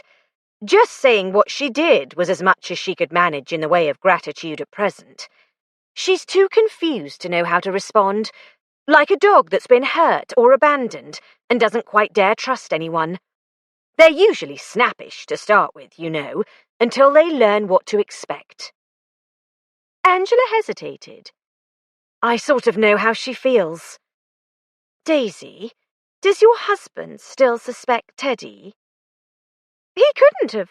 Not of bashing Lord Gerald, but my grandmother. I'm awfully afraid Mother might have poisoned Uncle Aubrey to protect Teddy, except that I can't see how he could possibly have known anything about Teddy. I mean, I don't know which way his bedroom faces, but I suppose he could have looked out in the night and recognised Teddy. Only how could Teddy or Mother know about it? Uncle Aubrey wasn't really interested in anything but his plants. He wouldn't have mentioned seeing Teddy to anyone. No, it's quite a puzzle. Besides, by the time he was killed, everyone knew Teddy had arrived in the middle of the night. The police did, anyway. And I absolutely can't imagine Mother hitting Lord Gerald. I shouldn't think she'd be strong enough to do so much damage, Daisy said. No, but what if Daddy did? I know he doesn't seem to care much for Mother or Teddy, but for the sake of the family. There have been Devonishes at Saxonfield forever, and Teddy's the only son and heir. Oh, Daisy, I don't think I could bear it if all three of them were arrested. That sounds most unlikely, said Daisy, but she wondered if Alec had considered the possibility. 25. The moment Lady Devonish walked into the library, Alec dismissed the possibility of her having hit Bingham. She was too short and too flabby. Last time he saw her, he had considered her a credible poisoner, but doubted her ability to strangle her mother-in-law. Now he was quite sure she hadn't the strength or the reach to wield a cricket bat in that near-deadly fashion. But now they knew more of the circumstances surrounding the poisoning of Lord Fotheringay's tea, and no one had reported seeing her in the drawing-room at tea-time. She claimed to have stayed in the sitting-room, set aside for the Devonishes, when Lady Eva's murder was discovered. "I had expected that tea would have been sent up," she complained. "In the circumstances. I dare say it would have been, if the rest of my family had not gone to the drawing-room." The rest of your family? James, Teddy, Veronica, Angela. None of them came near me, or thought to have tea sent up. Not being a Fotheringay, it would hardly have been proper for me to ring for it, so I went without. Not being a Fotheringay? Alec picked up. Had you ever visited Haverhill as a child? No, she said, surprised. I met James in town. My mamma-in-law was the only Fotheringay I met before our marriage. Lord Fotheringay must have been pleased to have someone new to show his conservatory to. Lady Devonish sniffed disapprovingly. In those days, it would have been considered most improper for a young married woman to meet a man in a conservatory. One in the eye for Daisy. Alec avoided looking at Tom, but was aware of the twitching of his moustache. Are you saying you were never given a tour of the conservatory? Oh, James and I strolled through it now and then, but I never had the least interest in plants. She admitted her children had mentioned to her that some of the plants in the conservatory were poisonous. She had simply forbidden them to go in there. It was disgraceful that Aubrey, who had children of his own, should grow such stuff. Alec could not get her to budge from the assertion that she had no idea which plants were poisonous, nor from her claim of remaining in the upstairs sitting-room at tea-time. She admitted waiting in the hall for Teddy after dinner. What else was to be expected of a mother whose only son had been dragged away from his meal by the police and might be coerced into confessing things he had not done because they needed to make an arrest? Whom did you see in the hall while you were waiting? Alec wished he had thought of this line of questioning earlier. Lady Devonish flushed. I wasn't watching, she said evasively. I remember Montague coming out of the dining-room and going upstairs. A couple of footmen went in to clear the table. When they left, Lord Gerald came out of the long gallery and watched them cross the hall. He went to the drawing-room door, looked in, then turned back to the dining-room. And a few minutes later, Mrs. Fletcher went running after him. Then, of course, she came tearing out like a hoyden, bumped into a footman, and made him drop his tray and dashed into the library. Teddy came out, so I didn't stay any longer. She insisted she hadn't noticed anything else. Alec let her go. "These mealy-mouthed women!" Tom exclaimed. "Mrs. Fletcher met her coming out of the cloakroom, so she must have seen Mrs. Fletcher going in, but not a word of it. I wonder who else she saw go in there and can't bring herself to mention coming or going." "It doesn't help," Alec agreed. "If necessary, we'll ask her point blank. We'll see Montague first, though it looks as if he just went upstairs and stayed there. Then it's past time we went over everything we've learnt so far. Let's hope we'll find something significant in our notes that we've been overlooking." Ernie Piper was sent off to inquire after Lord Gerald, and then go to find Montague Fotheringay. He came back after a couple of minutes. "Dr. Philpotts is here, Chief, and he'd like a word with you in Lord Gerald's room." The police surgeon greeted Alec with a grin. "Pity I didn't bet on my prognosis against Arbuthnot's," he said in a hushed voice. "The patient is sleeping normally now, not unconscious." "You're certain?" 99%. All the easily visible signs are present. I don't want to wake him by doing a more thorough examination. The longer he can sleep, the better. He's going to have one hell of a headache when he wakes up, and he may very well not remember much, if anything, of what happened. He is not, I repeat, not to be pestered with questions." "For how long?" My surgery is at 6. I'll try to drop in at about 5 to have a look at him. I'll tell you then." Philpotts departed on his rounds, and the nurse allowed Alec past the painted screen to take a peek at Bingham. Normal colour had returned to his face, and the flickering of his eyelids suggested that he was dreaming. Alec silently wished him happy dreams. "Don't tell anyone his condition has improved," he impressed upon the nurse. "His parents understand the need to keep it quiet." Not to worry, Mr. Fletcher. As if I'd do anything to endanger any patient of mine. We don't want the nasty brute that hit him having another go." Returning across the hall, Alec was intercepted by Baines. "Beg pardon, sir, but Mr. and Mrs. Pendleton arrived half an hour ago, and they're asking to see you." "Pendleton?" Alec asked blankly, his head ringing with Fotheringays and Devonishes. "Miss Erica's parents, sir." "Oh, yes. I expect they'll want to take her home. If that's all, tell them that will be all right as long as she remains available at a known address for questioning, should it prove necessary. And the same goes for the other girl, Miss Julia Lasbury, sir." That's the one. If her parents turn up, she may leave. And if you can get rid of them all without my seeing them, Baines, I shall be exceedingly grateful." Alec handed over a 10-shilling note, hoping it would be reimbursed as a necessary expense. But it was worth it anyway, though interviews with the Pendletons and Lasburys could not possibly be half as painful as the one with the Marquis and Marchioness of Tiverton. "I dare say it can be managed, sir," said the butler suavely as the note vanished. Piper caught up with Alec as he attained the haven of the library. "Mr. Montague says if you want to talk to him, you'll have to come upstairs to his room, Chief. Says he's not well, and I must say, he looks like death warmed up." "Did you ask him what's wrong?" "Rheumatism in his hip. The pain kept him awake all night. I asked, did he send for a doctor? He said the quacks just prescribe aspirin and a hot water bottle and a reducing diet." "And I bet he follows the first two, and won't have anything to do with the third. All right, Ernie. I'm going to leave him to you.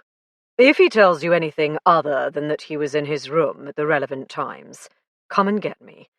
Otherwise, when you have his statement, find Lady Devonish and see if you can get her to describe how he went upstairs last night, without putting the words in her mouth." "Right, Chief." Ernie Piper's return coincided with the arrival of a footman bearing lunch. As they ate, he reported exactly what Alec expected. Montague Fotheringay continued to claim to have stayed in his room at tea-time yesterday.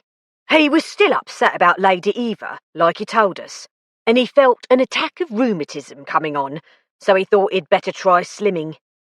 And returned thither immediately after his interrupted dinner. Missing tea didn't work, just made him hungrier at dinner. Lady Devenish, asked to describe his gait, said he had walked heavily from the dining-room to the stairs and ascended one step at a time, favouring his left leg. So it looks like he's out of it, said Piper. We can't cross him off the list, said Alec, spreading butter on a crisp roll to go with the cold chicken and salad. But I don't like the look of him. The trouble is, for one reason or another, I don't really like the look of any of them. Their lunch was interrupted by a telephone call from Sir Bernard Spilsbury's assistant. The Home Office's chief pathologist confirmed that Lord Fotheringay had ingested a fatal dose of oleandrin and associated glycosides. The lack of evidence of gastrointestinal distress might be explained by the victim's weak heart, which could have failed before the development of other visible symptoms. In a way, the confirmation of poisoning helped. If he had died naturally, after all, then the attack on Bingham made no sort of sense, and they would have had to reconsider the whole situation. On the other hand, it was absolutely no help in trying to guess what Lord Fotheringay could possibly have known that Lady Eva's murderer considered a threat. After lunch, Alec sent Piper to ask after Bingham. The nurse said he had roused enough to drink a glass of water, and then gone back to sleep. She had told Lady Tiverton when she looked in on her son. Her ladyship had promised to tell no one but her husband. They were keeping to the suite of rooms Lady Haverhill had put at their disposal, attended by their own servants, so none of the household would witness their relief. I asked the nurse if Lady Tiverton didn't want to sit with him, Ernie said. She thought it was natural that a grand lady who could pay for a nurse wouldn't want to take care of her sick child. But if you ask me, it's unnatural. I shouldn't worry, young'un, said Tom. You won't be marrying a grand lady. Ernie blushed, and Alec wondered briefly if his latest flame was turning serious. That was all well and good, as long as it didn't take his mind off his work. The thought made Alec wonder what Daisy was presently up to. It was not like her to keep her nose out of an investigation once she was involved, however peripherally. She hadn't even come to ask after Bingham. She must realize that he wouldn't tell her, that he was serious about her not meddling in his cases. He mustn't let her take his mind off his work. The three of them set to work collating statements. It was Ernie who realized that the Cambridge police had not yet responded to their inquiries. He telephoned. The constable stationed at the gate yesterday evening had seen two gentlemen come to post letters. He had made sure they returned up the avenue, but had not thought to take their names or note the times. The postman had picked up such a mass of letters he couldn't possibly recall any particular one.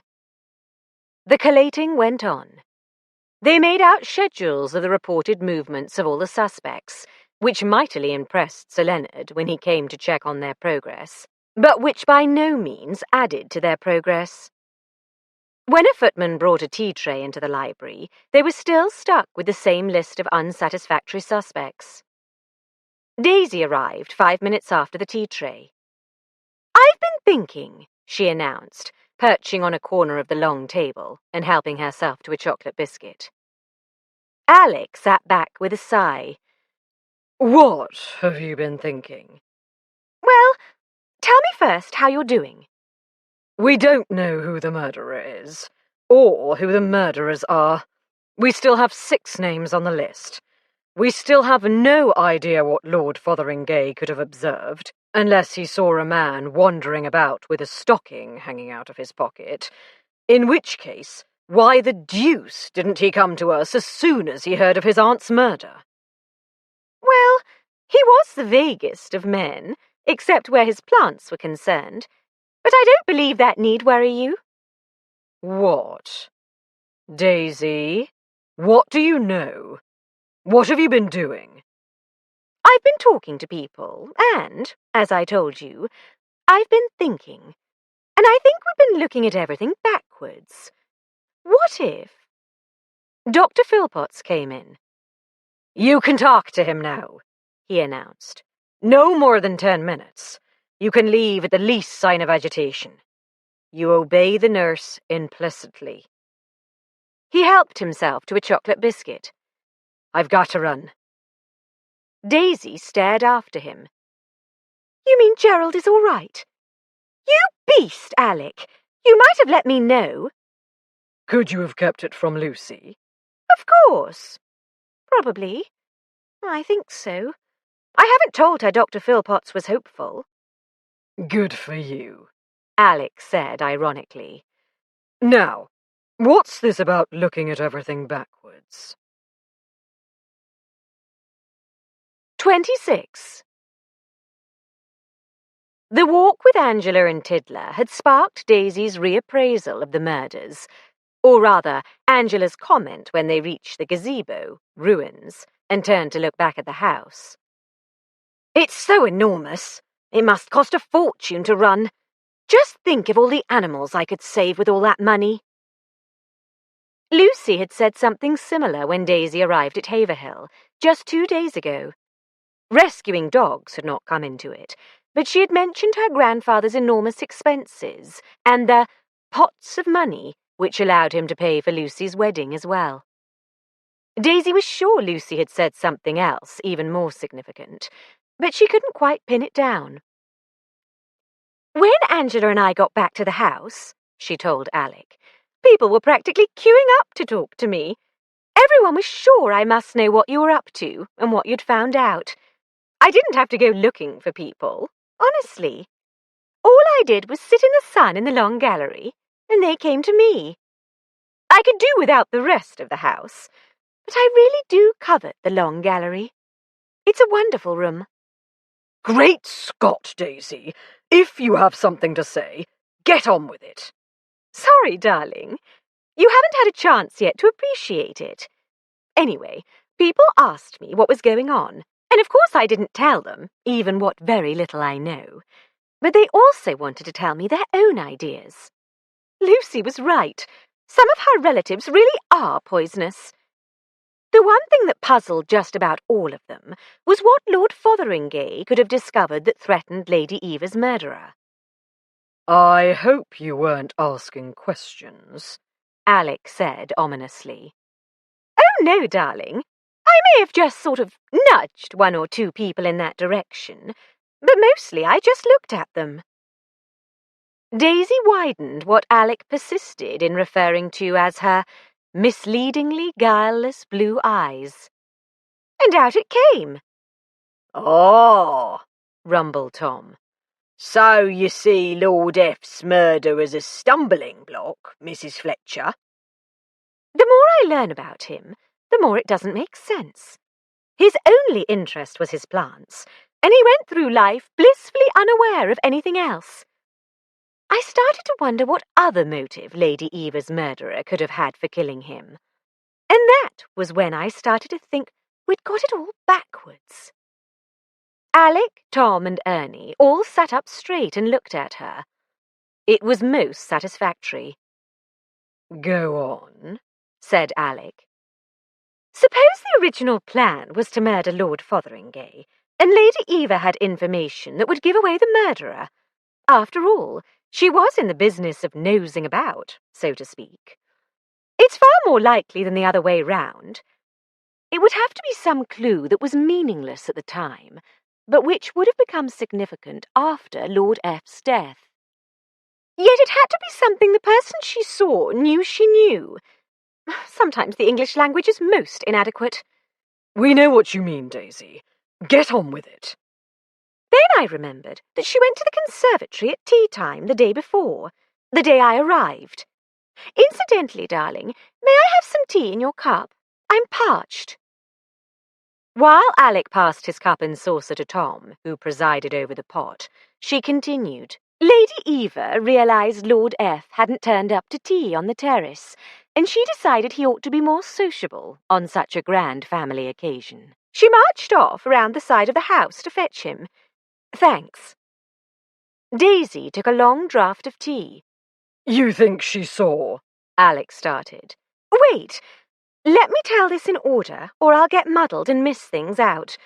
Any detail could be significant, she quoted him. The thing is, Lord and Lady F came out together, just a moment later, from the long gallery. He had left the conservatory before Lady Eva arrived. It was the perfect opportunity for someone to pick up a few oleander leaves unobserved. Which Lady Eva observed, Piper put in. He had started taking notes. Which Lady Eva observed. My feeling is, if she had seen a family member, who ought to have known better, picking the stuff, she would have scolded, and quite likely mentioned it when she came back. But if it was a relative by marriage, who might never have been told about the poisonous plants, she'd just warn them, and leave it at that. Oh, said Tom, ruminatively. Sounds reasonable. Pure speculation, Alex said. But it doesn't really matter. If she saw this person probably saw her, assuming your theory has anything in it.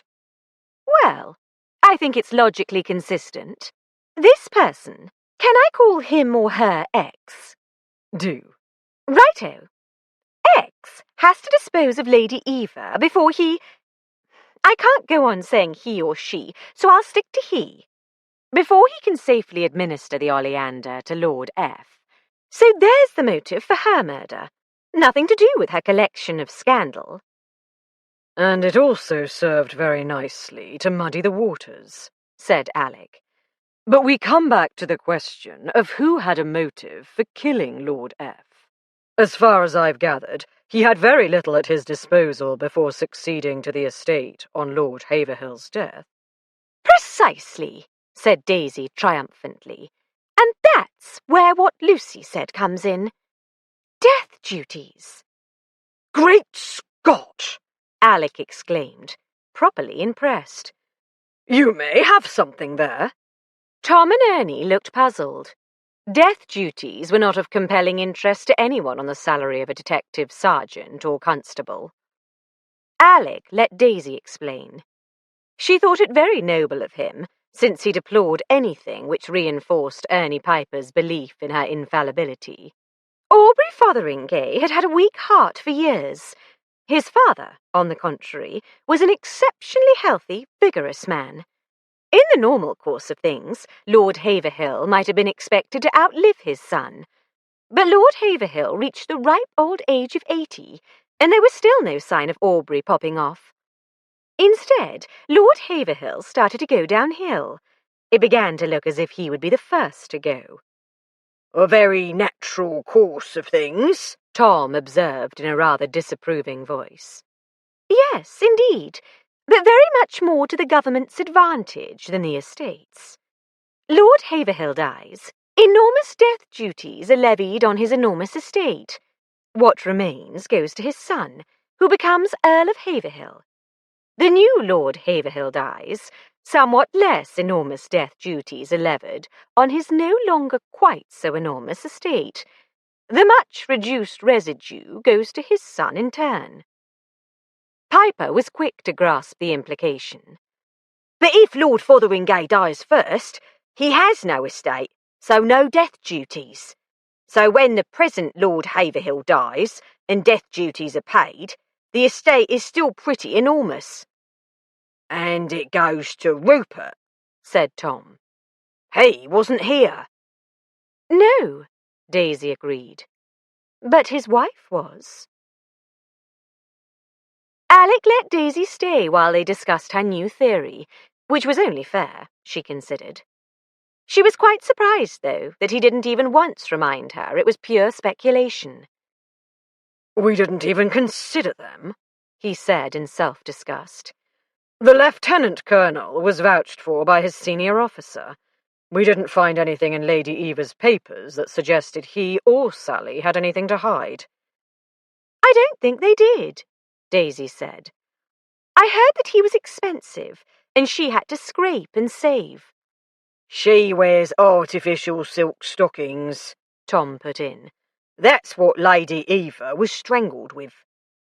There you are, then. I bet her pearls are artificial, too. But whenever Rupert wanted anything his pay and his allowance wouldn't cover, Alec said, he came to Haverhill, and his grandfather shelled out. Who told us that? Mr. Montague, said Ernie. Flora told me the same, Daisy observed. Lucy said Rupert found it humiliating to beg from Lord Haverhill. He's bored with the army. Lady Haverhill told me that. Why on earth? Why do people tell you these things, Daisy? Daisy fluttered her eyelashes at him. I didn't ask, I promise you. I had no interest in Rupert whatsoever then. She also said he doesn't want to come and live here at Haverhill either, to help run the estate. And I think it was Lady Ione who told me he wants to live a life of expensive, luxurious idleness in town, just bringing house parties down for the odd weekend to his country place. It wouldn't be half so luxurious after 2 lots of death duties, if he could even afford to run Haverhill. And Mrs. Rupert wants real silk stockings, said Tom. Not to mention real pearls. Do you think it was all her doing? She couldn't have attacked Gerald, Daisy reminded him. No, but she could have done the others and talked him into that, to protect her. I don't think so. I don't see her as a Lady Macbeth. I think he's firmly in command, and he told her to poison his father while he had a perfect alibi, just in case anyone suspected it wasn't a natural death, which would have been unlikely if she hadn't murdered Lady Eva first. I think she panicked when Lady Eva saw her pick the oleander. It certainly couldn't have been part of the original plan, Alec agreed. They might well have got away with just Lord Fotheringay's death. Sally was in a dreadful state this morning, Daisy went on. Everyone thought she was being rather feeble, affected more strongly than was quite decent by Lady Eva's death. But it makes much more sense if she was the one who killed her. And remember, she'd hoped for a nice, quiet suffocation with a pillow, and then had to strangle her after a fight. She must have taken the stocking with her, in case, said Piper. Then he blushed. Or what do you think, Mrs. Fletcher? It could have been in her pocket, assuming she was wearing a dressing gown. It's quite possible she stuffed her stockings in her pocket for some reason when she took them off at bedtime. I've done it on occasion. Piper's face was scarlet, his gaze glued to his notebook. As far as he was concerned, discussing a lady's stockings with her was far less decent than throwing a fit at the murder of one's husband's great-aunt. So Sally is in a state, said Alec. So much so that Lord Haverhill sends for Rupert, in spite of which she goes ahead and poisons her father-in-law. I wouldn't be surprised if she was afraid he'd be frightfully angry if he arrived and found she hadn't done it. Bang goes his alibi, or they have to postpone the real murder until he goes back to the army, risking Lord Haverhill dying in the meantime. Possible, Alec conceded, more grudgingly than Daisy considered quite decent. He must have been frightfully angry anyway, when he arrived and found out she'd botched it. And then she tells him she's afraid Gerald saw her. If he did see her, it'll be a big help. Which reminds me, said Alec, standing up. I'd better go ask him before he falls asleep again. Darling, I'm coming too. No, you're not. What if someone saw you going in? No one will. They're all at tea, and I bet you everyone is there, giving themselves an alibi in case someone else is poisoned, if you see what I mean. If there's anyone in the hall, I'll pretend I was on my way to the cloakroom. Let me see him, darling. I have to tell him Lucy's worried sick. Alec gave in. Tom, Ernie, go over the notes again. See if there's anything to confirm or contradict Daisy's fantasy. Fantasy, ho, said Ernie. Not quite sotto voce. Tom winked at her as she rose to follow Alec. They found Gerald not only awake, but sitting up. He was drinking lemonade. Dying of thirst, poor lamb, said the nurse with proprietary pride. Making up for loss of blood, you see. No one was to know he's awake, Alec exclaimed in annoyance. I asked for it myself, the nurse explained placidly. Gerald set down his empty glass on the bedside table, beside a nearly empty pitcher. That's better. Daisy, how's Lucy? Desperately worried. Alec won't let me tell her you're recovering. Are you really well enough to sit up? Nothing wrong with me, bar a bit of a headache. To tell the truth, I feel just as if I went on a bit of a bender last night. I promised the doctor I wouldn't get up till tomorrow, though. Fletcher, can't Lucy be told I'm all right? She's not going to spread it around, any more than my parents will. Have you talked to them? No, but Miss Robbins here told me they came when I was sleeping. The fewer who know, the safer you are. You still don't know who it was? Who killed Lady Eva and Lucy's uncle and hit me? No. I take it you don't remember seeing whoever hit you, nor whoever poisoned Lord Fotheringay's tea. Not a thing. I don't think it's that I don't remember. I just didn't see. I've been thinking, darling. Daisy ignored Alec's groan. Surely the oleander must have been put in the teapot soon enough to give it time to steep. Gerald only just got there when he drank it, so he couldn't possibly see who did it. Then why the deuce did he hit me? Gerald demanded. We didn't tell anyone exactly when you arrived, Alec said. For all the murderer knew, you could have arrived in time to see her, or him, leave the conservatory, and then waited around for your appointment with Lucy until he drank the tea. You see the importance of not revealing more information than absolutely necessary. Except, Daisy pointed out, in that case, it led to Gerald being hit on the head. Alec turned his most fearsome frown on her, but before he could speak, Gerald said, Listen, I have an idea. Alec turned the frown on him. Daisy could read his mind. Wasn't it bad enough her coming up with ideas, without someone else starting? Needless to say, Gerald was uncowed. You're afraid the murderer will have another go at me. Why not let him? Daisy burst into the drawing-room in a manner her mother would have stigmatized as thoroughly unladylike. Lucy? Oh, there you are, darling. Alex said Gerald's not going to die after all. Already pale, Lucy turned white. Fortunately, she was seated, with her parents and Tim and Nancy. Daisy forced herself not to glance at Rupert or Sally, keen though she was to see how the news affected them. Nancy beamed. He's going to be all right.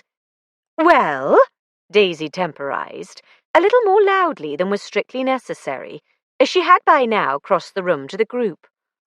The doctor came to see him. He's still unconscious, but Dr. Philpotts is pretty sure he'll come round within the next 24 hours. Giving her a surprised look, Nancy opened her mouth. Daisy sent her a desperate, if silent, appeal, and hurried on, He'll have a frightful headache, and he may not remember what happened, but there's a chance he will be able to say who attacked him. Then everything will be cleared up, and we can all go home.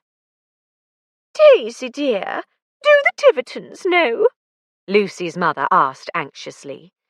I think Alec was going to tell them, Aunt Vicky, but I expect they'd be happy to see you. Yes, of course. Come along, Lucy. Not me, Lucy said grimly. You forget, Mother. I'm not going to marry him. Several people gathered around. Daisy managed to slip away. Lucy joined her before she reached the door. Did you have to tell me in front of everyone? She demanded irritably as they went out into the hall. Of course I'm glad he's going to be all right, But it's really nothing to do with me now. No, I'm sorry, Daisy said in her most soothing tone. I was so pleased I just didn't think. Isn't it wonderful news? Lucy's mouth trembled. Yes, of course it is. I'm so glad for his parents. She turned away towards the stairs, and Daisy let her go. Nancy caught up with her. Daisy, the doctor. Shh. Daisy drew her father from the drawing-room door into the middle of the hall, where no one could possibly listen without being seen. The doctor couldn't possibly be certain Lord Gerald will recover consciousness, let alone within a given period. You must have misunderstood, and it's a great pity you told Lucy. Oh, blast! I shouldn't have told her with a trained nurse sitting beside her. Alec will be furious. I think you'd better come to the library and talk to him. Alec managed to obfuscate the issue so that Nancy went away confused, but reluctantly willing not to contradict Daisy's story. When Alec returned to the desk from escorting Nancy to the door, Tom said, I don't want to be a wet blanket, Chief, but all this isn't what you might call according to Hoyle. Nothing ever is once Daisy gets involved. Darling, that's unfair. It's entirely Gerald's idea. Yes, and that's our excuse. The police surgeon himself told us not to agitate the patient, so we dared not contradict him.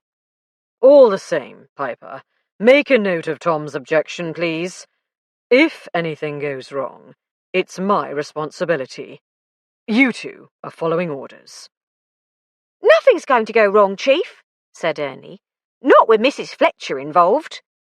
Ah, but this is where she ceases to be involved. Daisy? Wait, I've got an idea. Stebbins. Stebbins? If you have a bright young officer on duty, like the chap who's been guarding Gerald's room all day, it's going to look a bit fishy if he drowses off. If it's Constable Stebbins with his creaky feet, no one will wonder at it if he snores his head off. You've got a point there, Mrs. Fletcher, said Tom. Yes, Alec sighed. Ernie, ring them up and say we want Stebbins for night duty. They're not going to believe it, Chief. Ernie reached for the telephone. Fortunately, it doesn't matter what they believe. Stebbins is perfectly all right, Daisy said indignantly, as long as you don't make him walk too much. This is the perfect job for him, and I bet he doesn't really fall asleep. He'll be there to help if you need him. And I might have another bright idea, Alec, so you'd better let me stay. For the planning, all right, Alec conceded. But you are to be tucked up cosily in bed when the lights go out. 27. Not according to Hoyle, Alec thought ruefully as he sneaked down the back stairs. Tom was all too correct. He was breaking rules written and unwritten. He would never have suggested such a course of action, but when Bingham urged the plan upon him, he had not resisted very hard. The investigation was at an impasse. Bingham didn't know who had attacked him or poisoned Lord Fotheringay. He hadn't seen where Rupert went after dinner, since he himself waited in the long gallery for the servants to finish clearing. He did recall Rupert saying he was going up to the nurseries to look in on his little boy.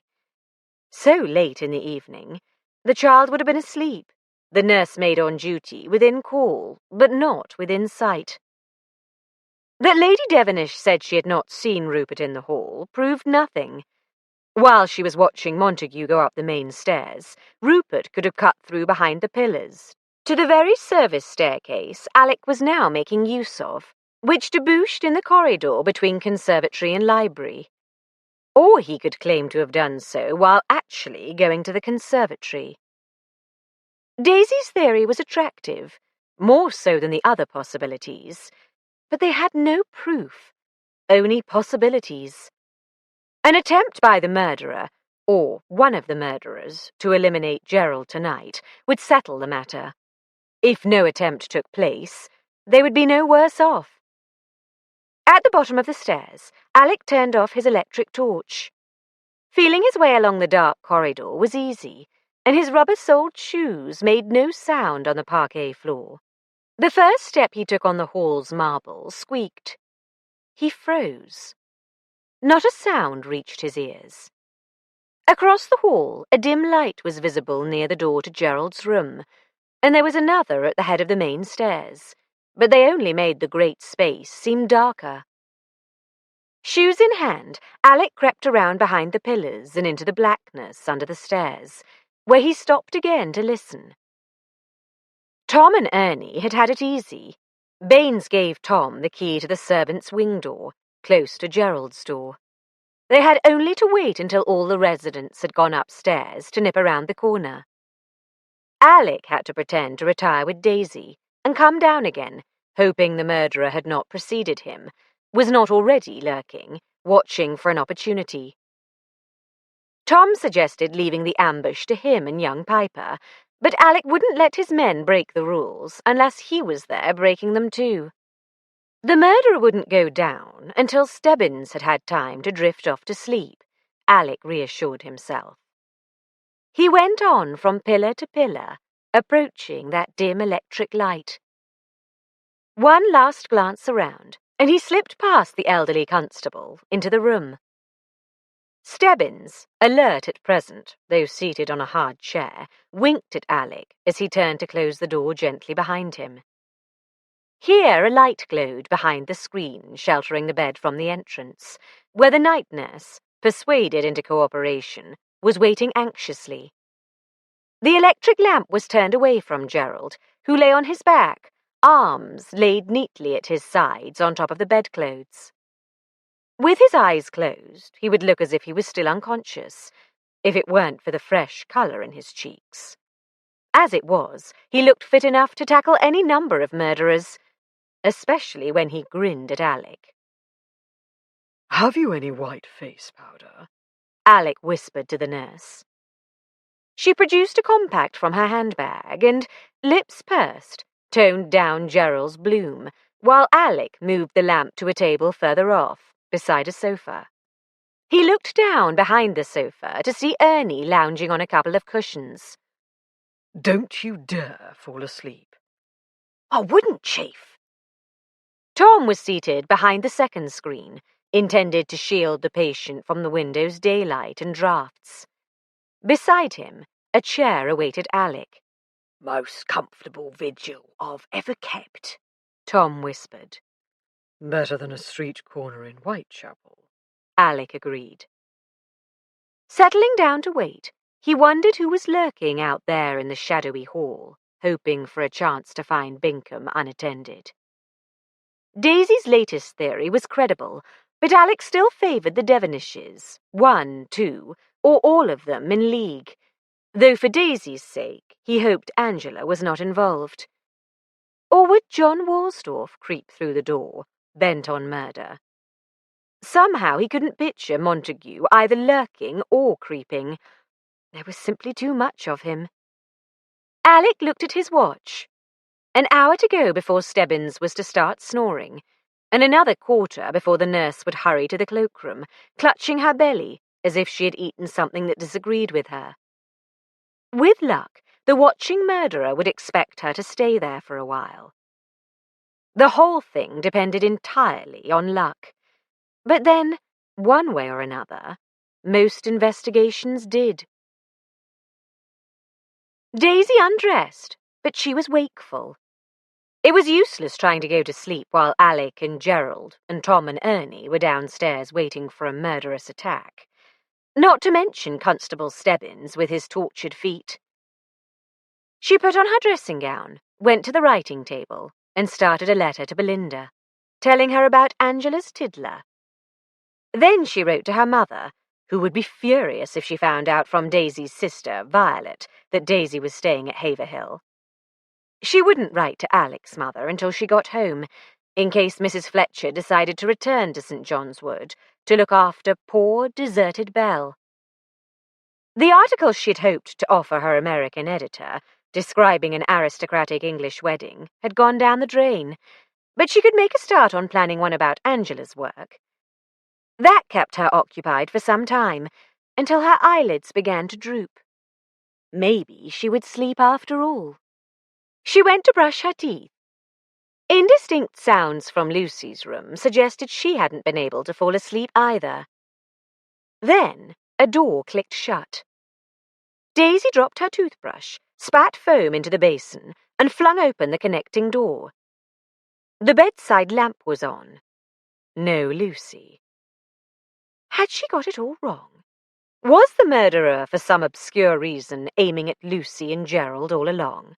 Heart in mouth, Daisy looked behind the bed, under the bed, in the wardrobe. No Lucy.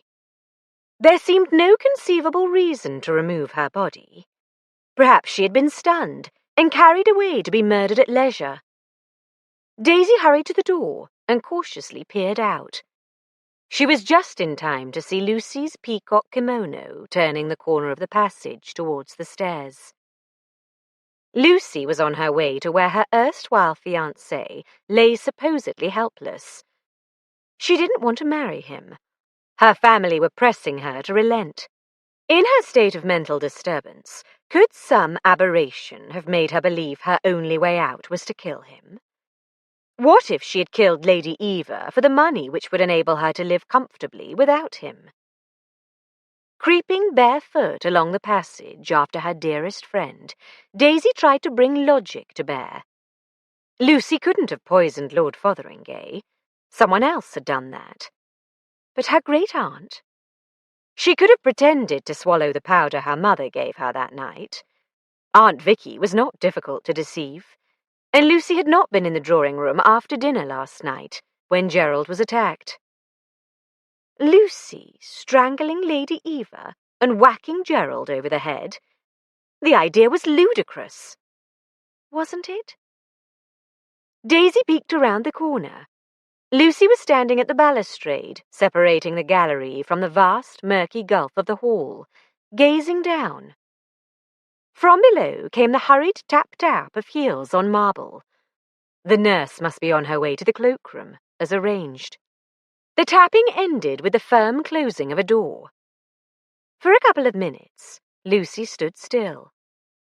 Daisy hoped she had come to her senses and would go no farther, but soundless, in soft slippers, she moved to the head of the stairs and paused again, staring down. Then she started to descend. Once the nurse had left, the dimly lit room was so still that Alec could hear Stebbins snoring on his chair outside the door. The constable was a willing, not to say over-enthusiastic, conspirator. Most of the bed was visible through chinks in the rattan screen Alec was hiding behind, though the door was hidden by the other screen. He had only to turn his head to see Bincom's bandaged head, calm, relaxed face, and closed eyes. His nearer hand lay open, palm up, fingers slightly curled, on top of the blue blanket. His feet beneath the bedclothes lolled slackly to either side. He was the very picture of an unconscious patient, neatly arranged by his nurse. Though Alec neither heard nor saw the door open, he was instantly aware when it happened. Tom Tring, who had a view of an upper corner, stiffened. The soft click of the closing latch was only audible because Alec was expecting it. Someone had entered the room stealthily. Someone was standing just inside, straining every sense. But if accosted now, that someone could say he had just come to see how Bincom was doing, very quietly, so as not to disturb him. They had to wait until the murderer's intent was clear beyond question, yet not allow him to further harm his victim. A dark figure approached the bed, silhouetted against the shaded lamplight. A man, tall, with a pillow in his hands. Come to make sure Bincom was well taken care of, had every comfort the house could supply. With startling swiftness, the pillow descended on Bincom's face. Alec and Tom sprang forward, flattening the screen. Piper erupted from behind the sofa. Quicker than any of them, Lord Gerald's fist flew up and connected with the intruder's chin. Rupert Fotheringay flew backwards, toppling the other screen, landing heavily on his back in its ruins, dazed. As Piper pounced with jingling handcuffs, the door was flung open. "Gerald!" cried Lucy. "Hello, old thing," said Bingham sheepishly, sitting up in bed and massaging his knuckles. Lucy took in the scene at a glance and turned into an avenging fury. "How dare you!" she yelled at Alec. "How dare you use Gerald as bait in your filthy trap?" "It was his own idea," Alec said mildly. "Lucy, you will marry me, won't you?" Bingham pleaded. "No, Don't be an ass, Lucy." Daisy's barefooted arrival on the threshold, with Constable Stebbins looming behind her, added the crowning touch to turn drama into farce. After lashing out at Alec like that because he put Gerald in danger, you can't pretend you don't love him. "I can't go through all this again," Lucy wailed. Darling, if you're talking about the family wedding, just follow our example and tie the knot at a registry office while the family is looking the other way. "Which they will be for some time," Alec said grimly, standing over the handcuffed lieutenant colonel. Tom and Piper had sat him against the wall, where he leaned groggily. "The trial for murder of the heir to the earldom is liable to keep the Fotheringay's attention occupied for the foreseeable future." Murder? Rupert sat up straight. I haven't killed anyone. It was... "It is my duty to inform you," Tom intoned, as Piper whipped out his notebook and a pencil, "that you are not obliged to say anything, but anything you do say will be taken down and may be used in evidence." I haven't killed anyone, Rupert repeated urgently. It was my wife, and she was never supposed to do in Aunt Eva, and then to bungle it and have to strangle her so no one could possibly believe it was a natural death. Just like a woman. She couldn't even manage to pick a few leaves without being seen, and then she panics and... Alec bundled Lucy and Daisy out of the room and closed the door firmly behind them. "What a revolting specimen," said Lucy in disgust. "I hope you're referring to your cousin, not to Alec. Rupert always was a bit of a cad, but I never thought he was such an out-and-out rotter, trying to blame the whole thing on Sally. He won't get away with attempted murder, will he?" I shouldn't think so. He seemed to be anxious to implicate himself as a co-conspirator or accessory to murder or something.